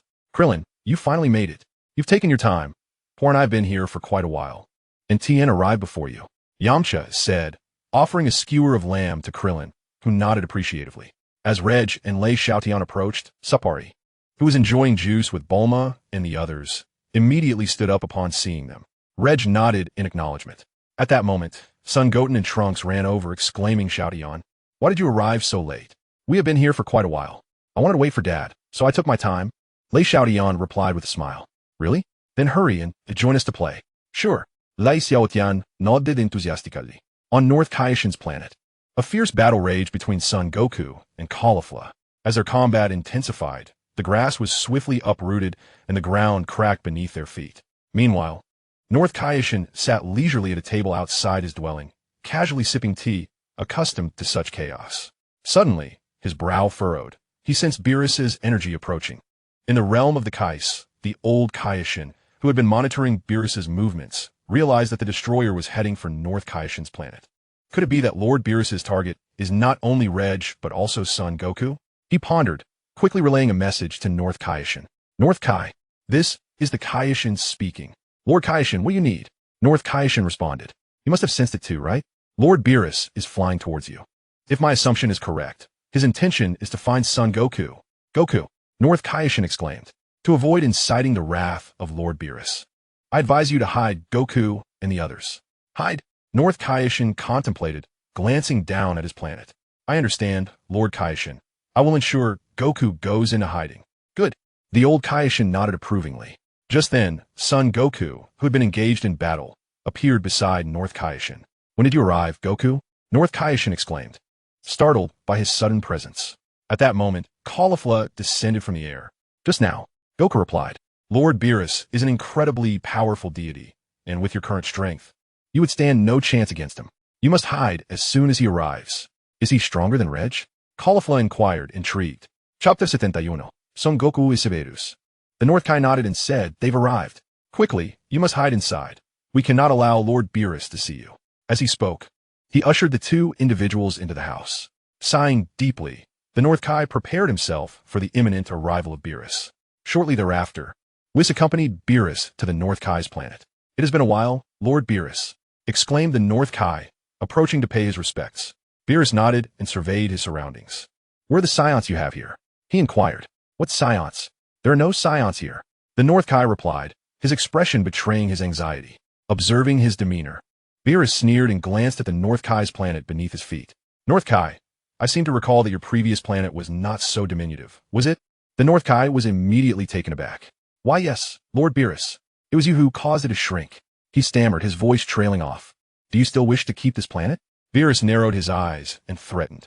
The North Kai's face paled at the words. Lord Beerus, I will bring Goku out right away. As he spoke, he turned to enter the house, only to see Son Goku and Caulifla stepping out. Hello, Lord Beerus. Goku greeted with a smile. Oh, you're the Super Saiyan who defeated Frieza? Beerus remarked. Yes, Lord Beerus. I've heard from the North Kai that you are formidable. I wonder if you might engage and spar with me. Goku, the North Kai exclaimed, his face draining of color. He quickly turned to Beerus. Lord Beerus. He is merely jesting. Please do not take him seriously. Beerus, however, paid no heed to the North Kai's warning and suddenly displayed a hint of amusement. In all my time as a god of destruction, this is the first time I've heard such an amusing remark. Is that so? Goku replied with a grin. In the realm of the old Kai, upon witnessing the impending battle between Goku and Beerus, the old Kai chastised the North Kai. You fool. Why didn't you simply have Goku instantaneously transport back to Earth? But, ancestor, even if Goku returned to Earth, he would still encounter Lord Beerus, wouldn't he? That is a valid point. Never mind. Given our current strength, there is nothing we can do to hinder them. Our concerns are futile. Let be. Let everything be obliterated. Back on the North Kai's planet, Beerus scrutinized son, Goku, closely. You appear rather weak. You hardly seem like someone who could have defeated Frieza. Goku chuckled in response. Lord Beerus, that is because I have yet to transform into a Super Saiyan. Super Saiyan? Beerus queried. Indeed, as Sun Wukong spoke. He clenched his fists with great determination and swiftly transformed into a Super Saiyan. Beerus gazed at the shimmering golden sun Wukong, his expression revealing a hint of surprise. So this is the Super Saiyan, he remarked. Well then, Lord Beerus, I shall now launch my attack. Upon hearing this, Beerus yawned and gestured with his right hand as if to beckon him forward. Huh. Seeing this, Sun Wukong tightened his fists and charged at Beerus. Whoosh. Beerus merely shifted his body slightly, effortlessly evading all of Sun Wukong's onslaught. Damn it, Sun Wukong thought, immediately retreating and once again clenching his fists with fervor. Huh. With a mighty shout, he transformed into Super Saiyan 2. Oh, Beerus was taken aback slightly. Your power seems to have significantly increased. Sun Wukong nodded in affirmation. This transformation is called Super Saiyan 2, surpassing the previous form. Beerus chuckled in response. Then allow me to witness just how much stronger you have become.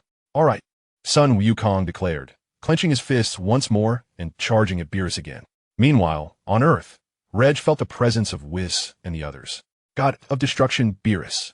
Reg murmured to himself. On King Kai's planet, even after transforming into Super Saiyan 2, Sun Wukong still found it challenging to land a blow on Beerus. Damn it, even in my Super Saiyan 2 form, I cannot touch him at all. It appears that Lord Beerus is indeed as formidable as King Kai described. Just as Sun Wukong pondered this, Beerus suddenly appeared before him, his right hand resting on his back. Before Sun Wukong could react, Beerus lifted his right foot and sent Sun Wukong flying. Sun Wukong forcefully planted his feet on the ground, leaving long marks as he skidded to a halt. Heh! Beerus chuckled lightly. Sun Wukong, I know you are concealing your true strength. I advise you to unleash your full power. Otherwise, victory will be beyond your grasp. All right, Sun Wukong replied, clenching his fists once more, emanating an astonishing aura. The ground of King Kai's planet trembled violently under this overwhelming energy. Beerus narrowed his eyes slightly. Boom! At that moment, Sun Wukong transformed into Super Saiyan 4. What is this? This is called Super Saiyan 4. Super Saiyan 4? I initially intended to transform into Super Saiyan 3 to battle Lord Beerus, but having heard from King Kai about your prowess, I decided to go all out. Upon hearing this, Beerus's expression turned slightly displeased. So you think little of me? Not at all. Not at all. Upon hearing this, Sun Wukong repeatedly shook his head. I merely wish to know if the Super Saiyan 3rd level can contend with Lord Beerus. Beerus snorted disdainfully. Then let us commence. I shall swiftly demonstrate the terror of a god of destruction. As he spoke, his eyes narrowed slightly. Very well, Lord Beerus, Sun Wukong declared, charging towards Beerus without hesitation. What? Caught off guard by the unexpected swiftness of the Super Saiyan 4, Beerus had barely enough time to react before Sun Wukong struck him fiercely in the abdomen. Damn it! Beerus exclaimed in fury, his right hand, which had been resting casually behind him, instantly moving to the front. His previously indifferent expression shifted to one of seriousness. Suddenly, an astonishing aura erupted from Beerus, sending Sun Wukong sprawling backward. Lord Beerus, the North Kai, standing not far away, paled at the sight. If Sun Wukong truly provoked Beerus, it would not bode well. In that moment, Sun Wukong clenched his fists and charged at Beerus once more.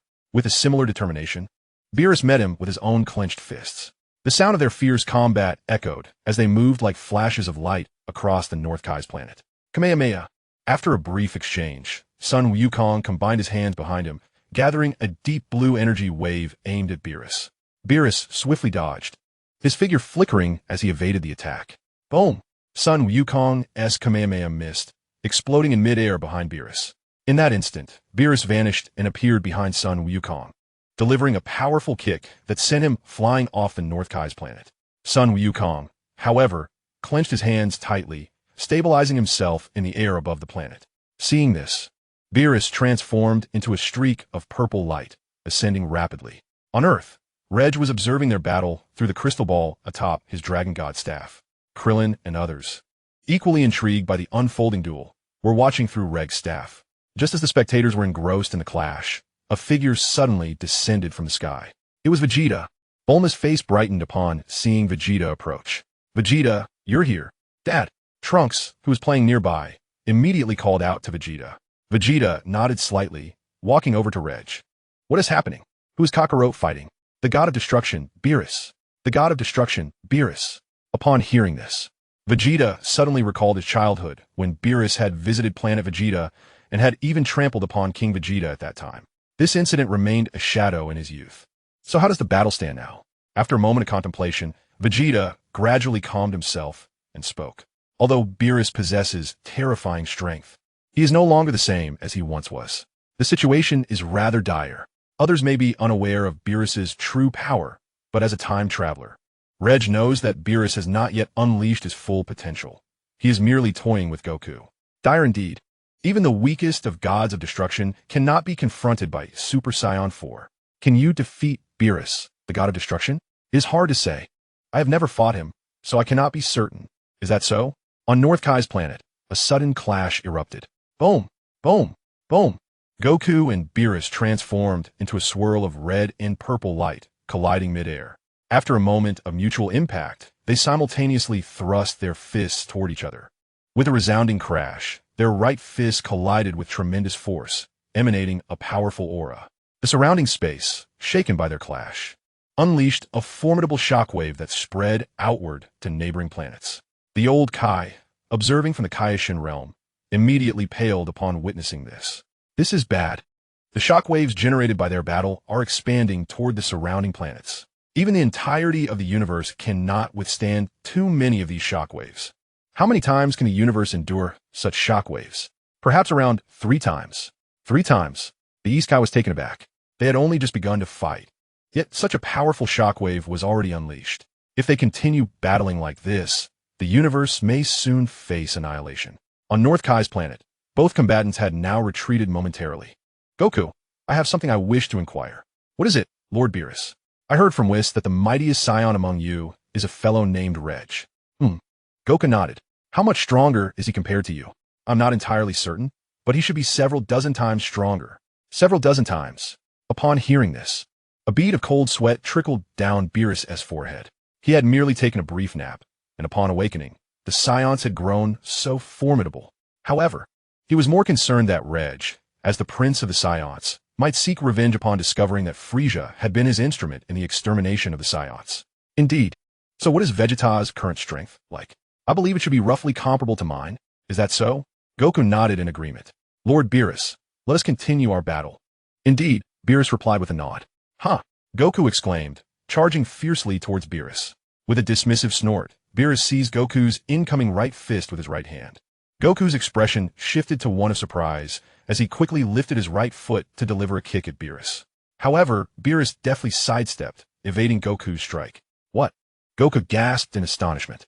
In that moment, Beerus's left hand suddenly materialized a sphere of destructive energy, aimed directly at Goku, with his right fist ensnared by Beerus. Goku found it exceedingly difficult to evade. Boom! A tremendous explosion erupted, enveloping Goku in a dense cloud of smoke. Prior to the detonation, Beerus had already ascended above Goku. After a brief interval, as the smoke dissipated, Goku stood in mid-air, disheveled and bewildered. Beerus, observing this, chuckled lightly as he conjured 10 clones, encircling Goku completely. Goku's gaze sharpened.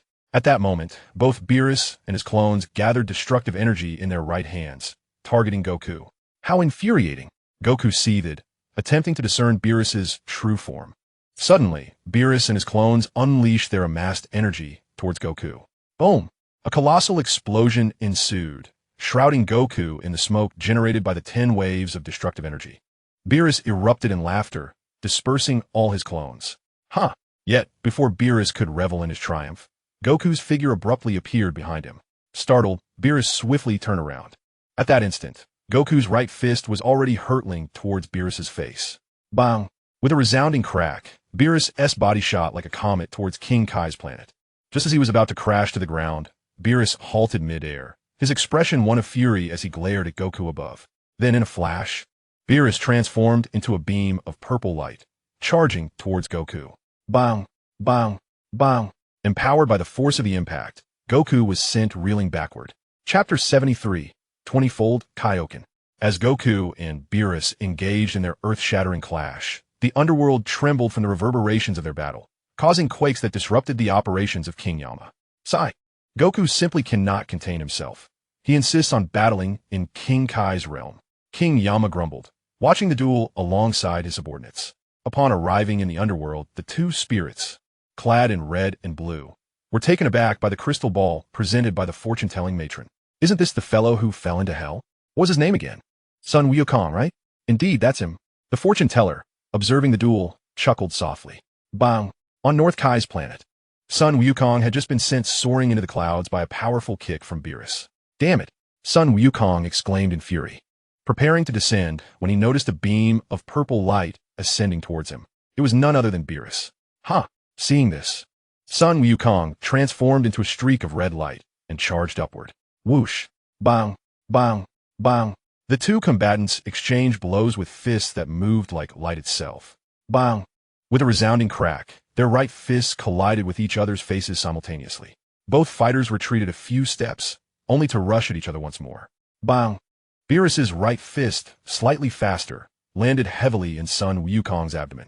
Sun Wukong let out a pained cry, clutching his midsection.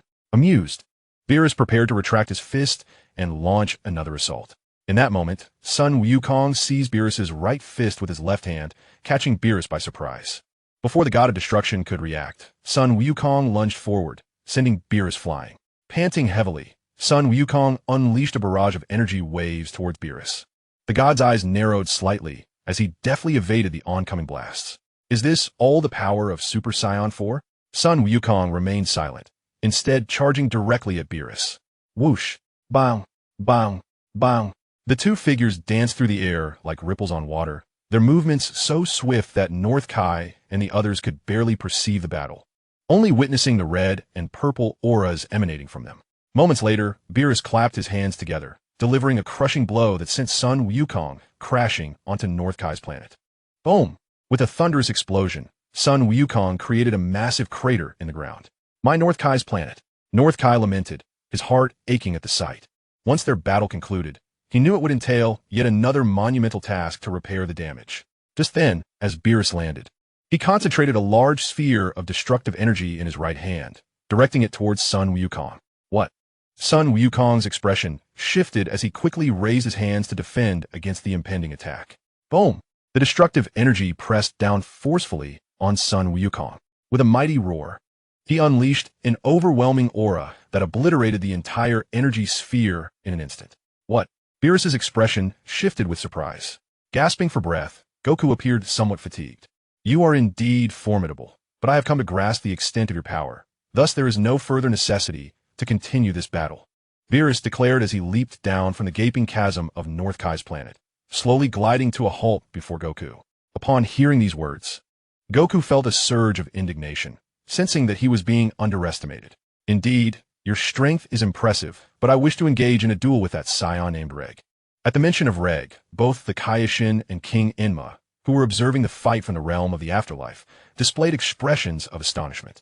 The clash between Goku and Beerus had already reached a fever pitch, and the prospect of Beerus battling Ragg could lead to unforeseen consequences. However, even with an awareness of the gravity of the situation, there was no way to avert this impending conflict. If Beerus desired to confront Ragg, no one could stand in his way. I understand, Lord Beerus, but before that, could you indulge me in another bout? Goku inquired. Why? Beerus responded. Because I wish to ascertain the true extent of the disparity between our powers. Very well, but it shall only be for a brief moment.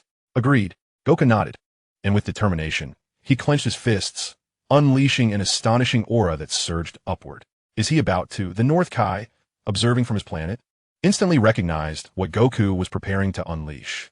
North Kai, do you comprehend the technique Goku is employing? Whis inquired curiously.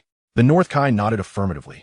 Goku is currently utilizing the Kaioken technique that I devised. Kaioken? Whis echoed. Indeed, the Kaioken allows one to amplify their strength several times over, even up to dozens of times in a brief span. However, while the Kaioken is potent, it imposes a significant strain on the body. The transformation into a Super Saiyan already burdens the physique, and now, with Goku employing the Kaioken, it is akin to a desperate gamble. Ah, I see. At that moment, as the two conversed, Goku escalated his energy to 10 times its original level. Tenfold Kaioken. With a mighty roar, Goku transformed into a streak of crimson light, charging towards Beerus. What astonishing speed! Beerus's eyes widened in surprise. Before he could react, Goku's fist sent him hurtling away. Goku bellowed, his form once again becoming a flash of red, swiftly positioning himself behind Beerus. Just then, Beerus halted abruptly and soared into the air. What? Goku exclaimed, his expression shifting to one of shock as he elevated his energy once more. 20-fold Kaioken. Then, Sun Wukong let out another mighty roar, propelling himself towards Beerus with an even greater velocity. Beerus swiftly sidestepped, evading Wukong's fierce strike. Witnessing this, Wukong's expression turned to one of astonishment. The 20-fold Kaioken was currently his most formidable technique, capable of amplifying his power to its utmost limits. Yet, even with this enhancement, he failed to land a blow on Beerus. However, Wukong was not one to concede easily. Despite his attack being dodged, he relentlessly continued to assault Beerus. With the boost of the 20-fold Kaioken, his attack speed surged dramatically. After a brief evasion, Beerus suddenly reached out and seized Wukong's right fist. Chapter 74, Super Saiyan 5. Wukong gritted his teeth and exerted all his strength, pushing forward with his right hand, causing Beerus to stagger back several steps. Breathing heavily, Wukong retracted his aura and declared, I concede, Lord Beerus. Beerus nodded and released his grip on Wukong's hand. On Earth, Krillin and the others gazed at Wukong's concession with expressions of disbelief. They had initially believed that in his Super Saiyan 4 form, utilizing the 20-fold Kaioken, he might stand a chance against Beerus. However, they were astonished to see how effortlessly Beerus had neutralized Wukong's 20-fold power. On North Kai's planet, after Wukong's concession, Beerus immediately turned to Whis and said, Whis, let's depart. Very well, Lord Beerus, replied Whis, promptly flying to Beerus's side. Then, with a subtle motion of his staff towards the ground, the two swiftly left North Kai's planet. Finally, they are gone, sighed North Kai, relieved. Lord Beerus, what do you think of this fellow named Sun Wukong? Whis inquired during their journey to Earth. He is quite an intriguing individual. Beerus replied, Oh, indeed. I never imagined he would earn such high praise from you, Lord Beerus. Whis remarked, If it weren't for my desire to meet with Ragg, I would have liked to engage with him further. Beerus added, Is that so? On Earth, the Z fighters had become aware that Beerus was heading straight for them, with his target being none other than their strongest member, Ragg. Ragg, do you believe you can defeat this god of destruction named Beerus? Uncertain. Uncertain? But weren't you going to challenge the god of destruction? Just then, Bulma approached from short distance. Given the god of destruction's strength, I'm not even sure I could win against him. What should we do? He is not coming to annihilate Earth, is he? Bulma expressed her concern, her heart filled with apprehension. That fellow is quite the gourmand. I doubt he has come to annihilate the Earth. A gourmand? Are you implying he shares a fondness for our earthly delicacies akin to Whis? Indeed. Reg nodded slightly. At that moment, a radiant beam of multicolored light descended from the heavens, landing upon the deck of the cruise ship. As the brilliance faded, two figures, one tall and one short, gradually came into view. They were none other than Beerus and Whis. Whis. Bulma greeted him warmly. It has been a while. Happy birthday. Oh, thank you, she replied cheerfully. This is Lord Beerus, the god of destruction. You must have gathered that after observing for so long. Bulma nodded in acknowledgement. So, have you and Lord Beerus come to celebrate my birthday? Indeed, Whis replied with a subtle nod. Wonderful. I wholeheartedly welcome both of you to my birthday festivities. Please feel free to indulge in whatever you desire. Bulma smiled brightly. Lord Beerus. Whis turned his gaze towards Beerus, aware that Bulma wished to prevent a confrontation between Reg and Beerus. However, he understood he held no authority to decide on Beerus's behalf. After a moment of contemplation, Beerus spoke. Thank you for your warm welcome, Miss Bulma. However, before partaking in your birthday celebration, I wish to engage in battle with a Saiyan named Reg. Another battle? Bulma glanced at Reg, who stood nearby. You two may spar, but I hope your duel will not disturb the others. Very well. Beerus agreed. then turned his attention to Reg, who stood before Krillin and the others. You must be Reg, correct? Reg nodded slightly in response. You heard her. Let us find a more suitable venue for our bout. Agreed. With that, the two soared into the air, swiftly departing several kilometers away from the cruise ship over the ocean. Suddenly, two figures appeared on the luxurious cruise ship, Goku and Caulifla. Goku, Dad, Kakarot, the crowd exclaimed in unison. Goku acknowledged them with a slight nod. Goku, weren't you with Lord Kai? What brings you back so suddenly? Krillin inquired. I wanted to observe their battle up close. Oh, that makes sense. Meanwhile, while everyone was focused on the impending duel, Whis was indulging in an array of delectable snacks aboard the opulent cruise ship. Delicious. Truly delightful. Above the ocean, Beerus and Reg were locked in a mutual gaze.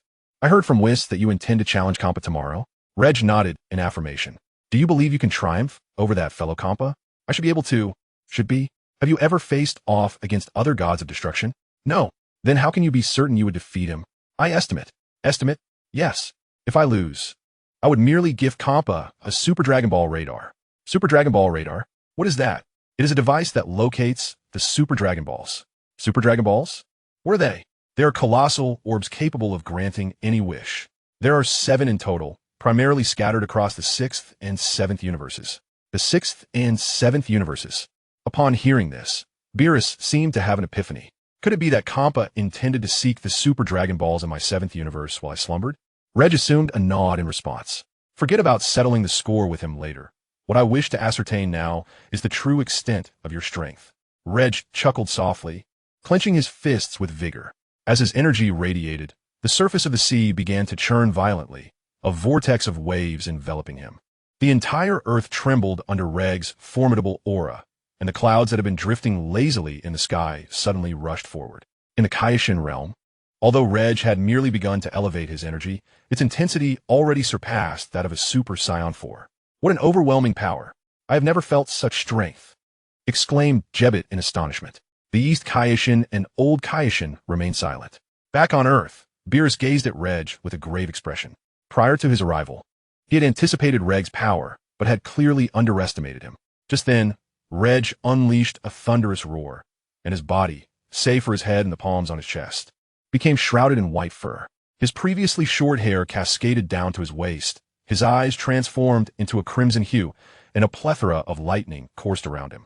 Chapter 75. Reg versus Beerus. With a mighty shout, Reg released the energy he had amassed around him. The water that had swirled around him fell back to the ocean like rain. What transformation is this? Super Saiyan 5. Super Saiyan 5. Very well. If there are no further queries, let us commence. All right. Beerus nodded in agreement. As soon as the words left his lips, Reg blinked and appeared before Beerus, delivering a powerful knee strike to his face. Before Beerus could react, Reg's knee sent him flying. What incredible speed! Goku exclaimed, taken aback. Whis, who was enjoying his snack, abruptly turned to the scene of their battle unfolding over the sea. Whoosh! At this moment, Beerus had stabilized himself on the ocean's surface. Damn it! I underestimated you just now. Henceforth, I shall engage in earnest combat. Earnest? Upon uttering these words, a vast surge of purple energy emanated from Beerus' being. Lord Beerus, you are indeed serious, the old Kaioshin remarked, sensing the overwhelming destructive aura radiating from Beerus, his expression shifting dramatically. Not long ago, Son Goku had battled Beerus for an extended period, yet Beerus did not unleash such formidable destructive energy. Now, having just begun their confrontation, Beerus's immense power was sufficient to warrant the attention of a god of destruction. Observing this, Ragg swiftly chuckled and transformed into a streak of light, propelling himself forward. Whoosh! Boom! Bang! With resounding clashes echoing through the heavens, the two figures engaged in a celestial battle. Crash! Their right fists collided with such force that the surface of the ocean was instantly upheaved, creating colossal waves. After a brief exchange, the two quickly retracted their right fists and unleashed a flurry of strikes upon each other's bodies. Bang! Bang! Bang! The speed of their punches and kicks was so rapid that Son Goku and the others could scarcely perceive their movements. After a time, both combatants landed simultaneous blows to each other's faces, sending them staggering backward. Seizing the opportunity, they took a moment to steady their breathing. Ha! With a resounding shout, Beerus transformed into a bolt of purple light and surged toward Ragg. Unhesitating, Ragg mirrored his charge. Whoosh! Just as they were about to reach each other. Both warriors concentrated their energy into waves and launched them forward. Boom! The energy waves collided, erupting in a brilliant explosion across the sky. Instantly, two blinding lights illuminated the atmosphere, accompanied by a thunderous sound echoing over the vast sea. The ocean surged violently in response. While the silhouettes of Ragg and Beerus had already retreated to a considerable distance from the explosion, Beerus chuckled lightly, gathering a tremendous amount of destructive energy around him as he advanced toward Ragg. In response, Ragg quickly amassed his own energy waves to counterattack. Whoosh! Boom! Boom! The two forces clashed violently in the sky, igniting a spectacular explosion that sent smoke billowing and flames soaring. Beerus found himself shrouded in smoke, obscuring his view of Ragg. Just as Beerus prepared to seize his destructive onslaught, Ragg suddenly burst forth from the clouds of smoke. What? Beerus exclaimed, his expression one of astonishment. In an instant, Ragg had positioned himself directly in front of Beerus, launching a powerful right punch. Bang! Beerus extended his right hand to intercept the blow, successfully blocking it.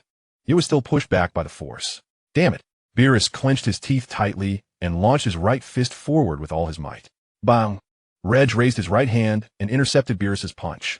Almost instantly, Beerus followed with a strike from his left fist, but Ragg once again thwarted it with an upward motion. In a fit of rage, Beerus thrust both hands forward with all his strength. Ragg matched his effort, and the two engaged in a fierce contest of power. The white and purple auras surrounding them collided violently in the sky, creating an invisible shockwave that spread across the surrounding planets. A second shockwave! Exclaimed the old Kai, his expression filled with alarm. Boom! No sooner had the words left his lips than Ragg and Beerus exerted their strength simultaneously, sending each other reeling backwards. Gasping for breath, they quickly charged at one another again. Whoosh! Bang! Bang! Bang! Their bodies moved like ripples in the sky as they fought fiercely. After a while, Beerus's tail suddenly coiled around Ragg's body like a rope. Seeing this, Beerus let out a hearty laugh, preparing to deliver a severe beating to Ragg. However, Ragg suddenly opened his mouth and bit down hard on Beerus's tail. Crack! With a crisp sound, Ragg left a tooth mark on Beerus's tail. Beerus screamed in agony, quickly retracting his tail and retaliating with a punch to Ragg's face. You scoundrel! This is your fault for using your tail to bind me. Beerus snorted. You do possess some skill, but do you truly believe you can defeat Compa this way? Ragg retorted. Perhaps not defeat, but I might be able to achieve a tie. Beerus contemplated. What if I add self-destruction technique into the mix? Ragg smiled. Self-destruction technique. Beerus's expression shifted in surprise. On the deck, Whiss's eyes narrowed slightly upon hearing this. Indeed, who taught you that? Are you a candidate for a destroyer from some universe? Or did that Whiss fellow teach you? Whiss can use the self-destruction technique. Beerus responded. As the mentor of destroyers, angels certainly can master it, though they are more adept at the ultra instinct. As he spoke, Beerus retracted the destructive energy enveloping him. Not fighting anymore? The Z fighters exclaimed in astonishment. Not fighting anymore? Ragg echoed, equally surprised. Beerus chuckled softly. I'm not here to fight. I came to Earth to see if you can hold your own against Compa tomorrow. Compa? Indeed, I have always been at odds with that fellow, and I want to know if you can teach him a lesson tomorrow. A lesson? Yes. Battles between destroyers are forbidden. Otherwise, I would have taught him a lesson long ago. So that is how it is. Beerus nodded and soared towards the opulent cruise ship. Upon witnessing this, Whiss reverted to his usual form. With a swift motion, Beerus landed on the deck of the vessel and reprimanded Whiss, who was indulging in pastries. Whiss, you scoundrel. Why didn't you wait for me to join you? Whiss chuckled in response. There are plenty of these pastries, so feel free to indulge. If you find them insufficient, I shall summon more. Bulma, observing the exchange, smiled warmly.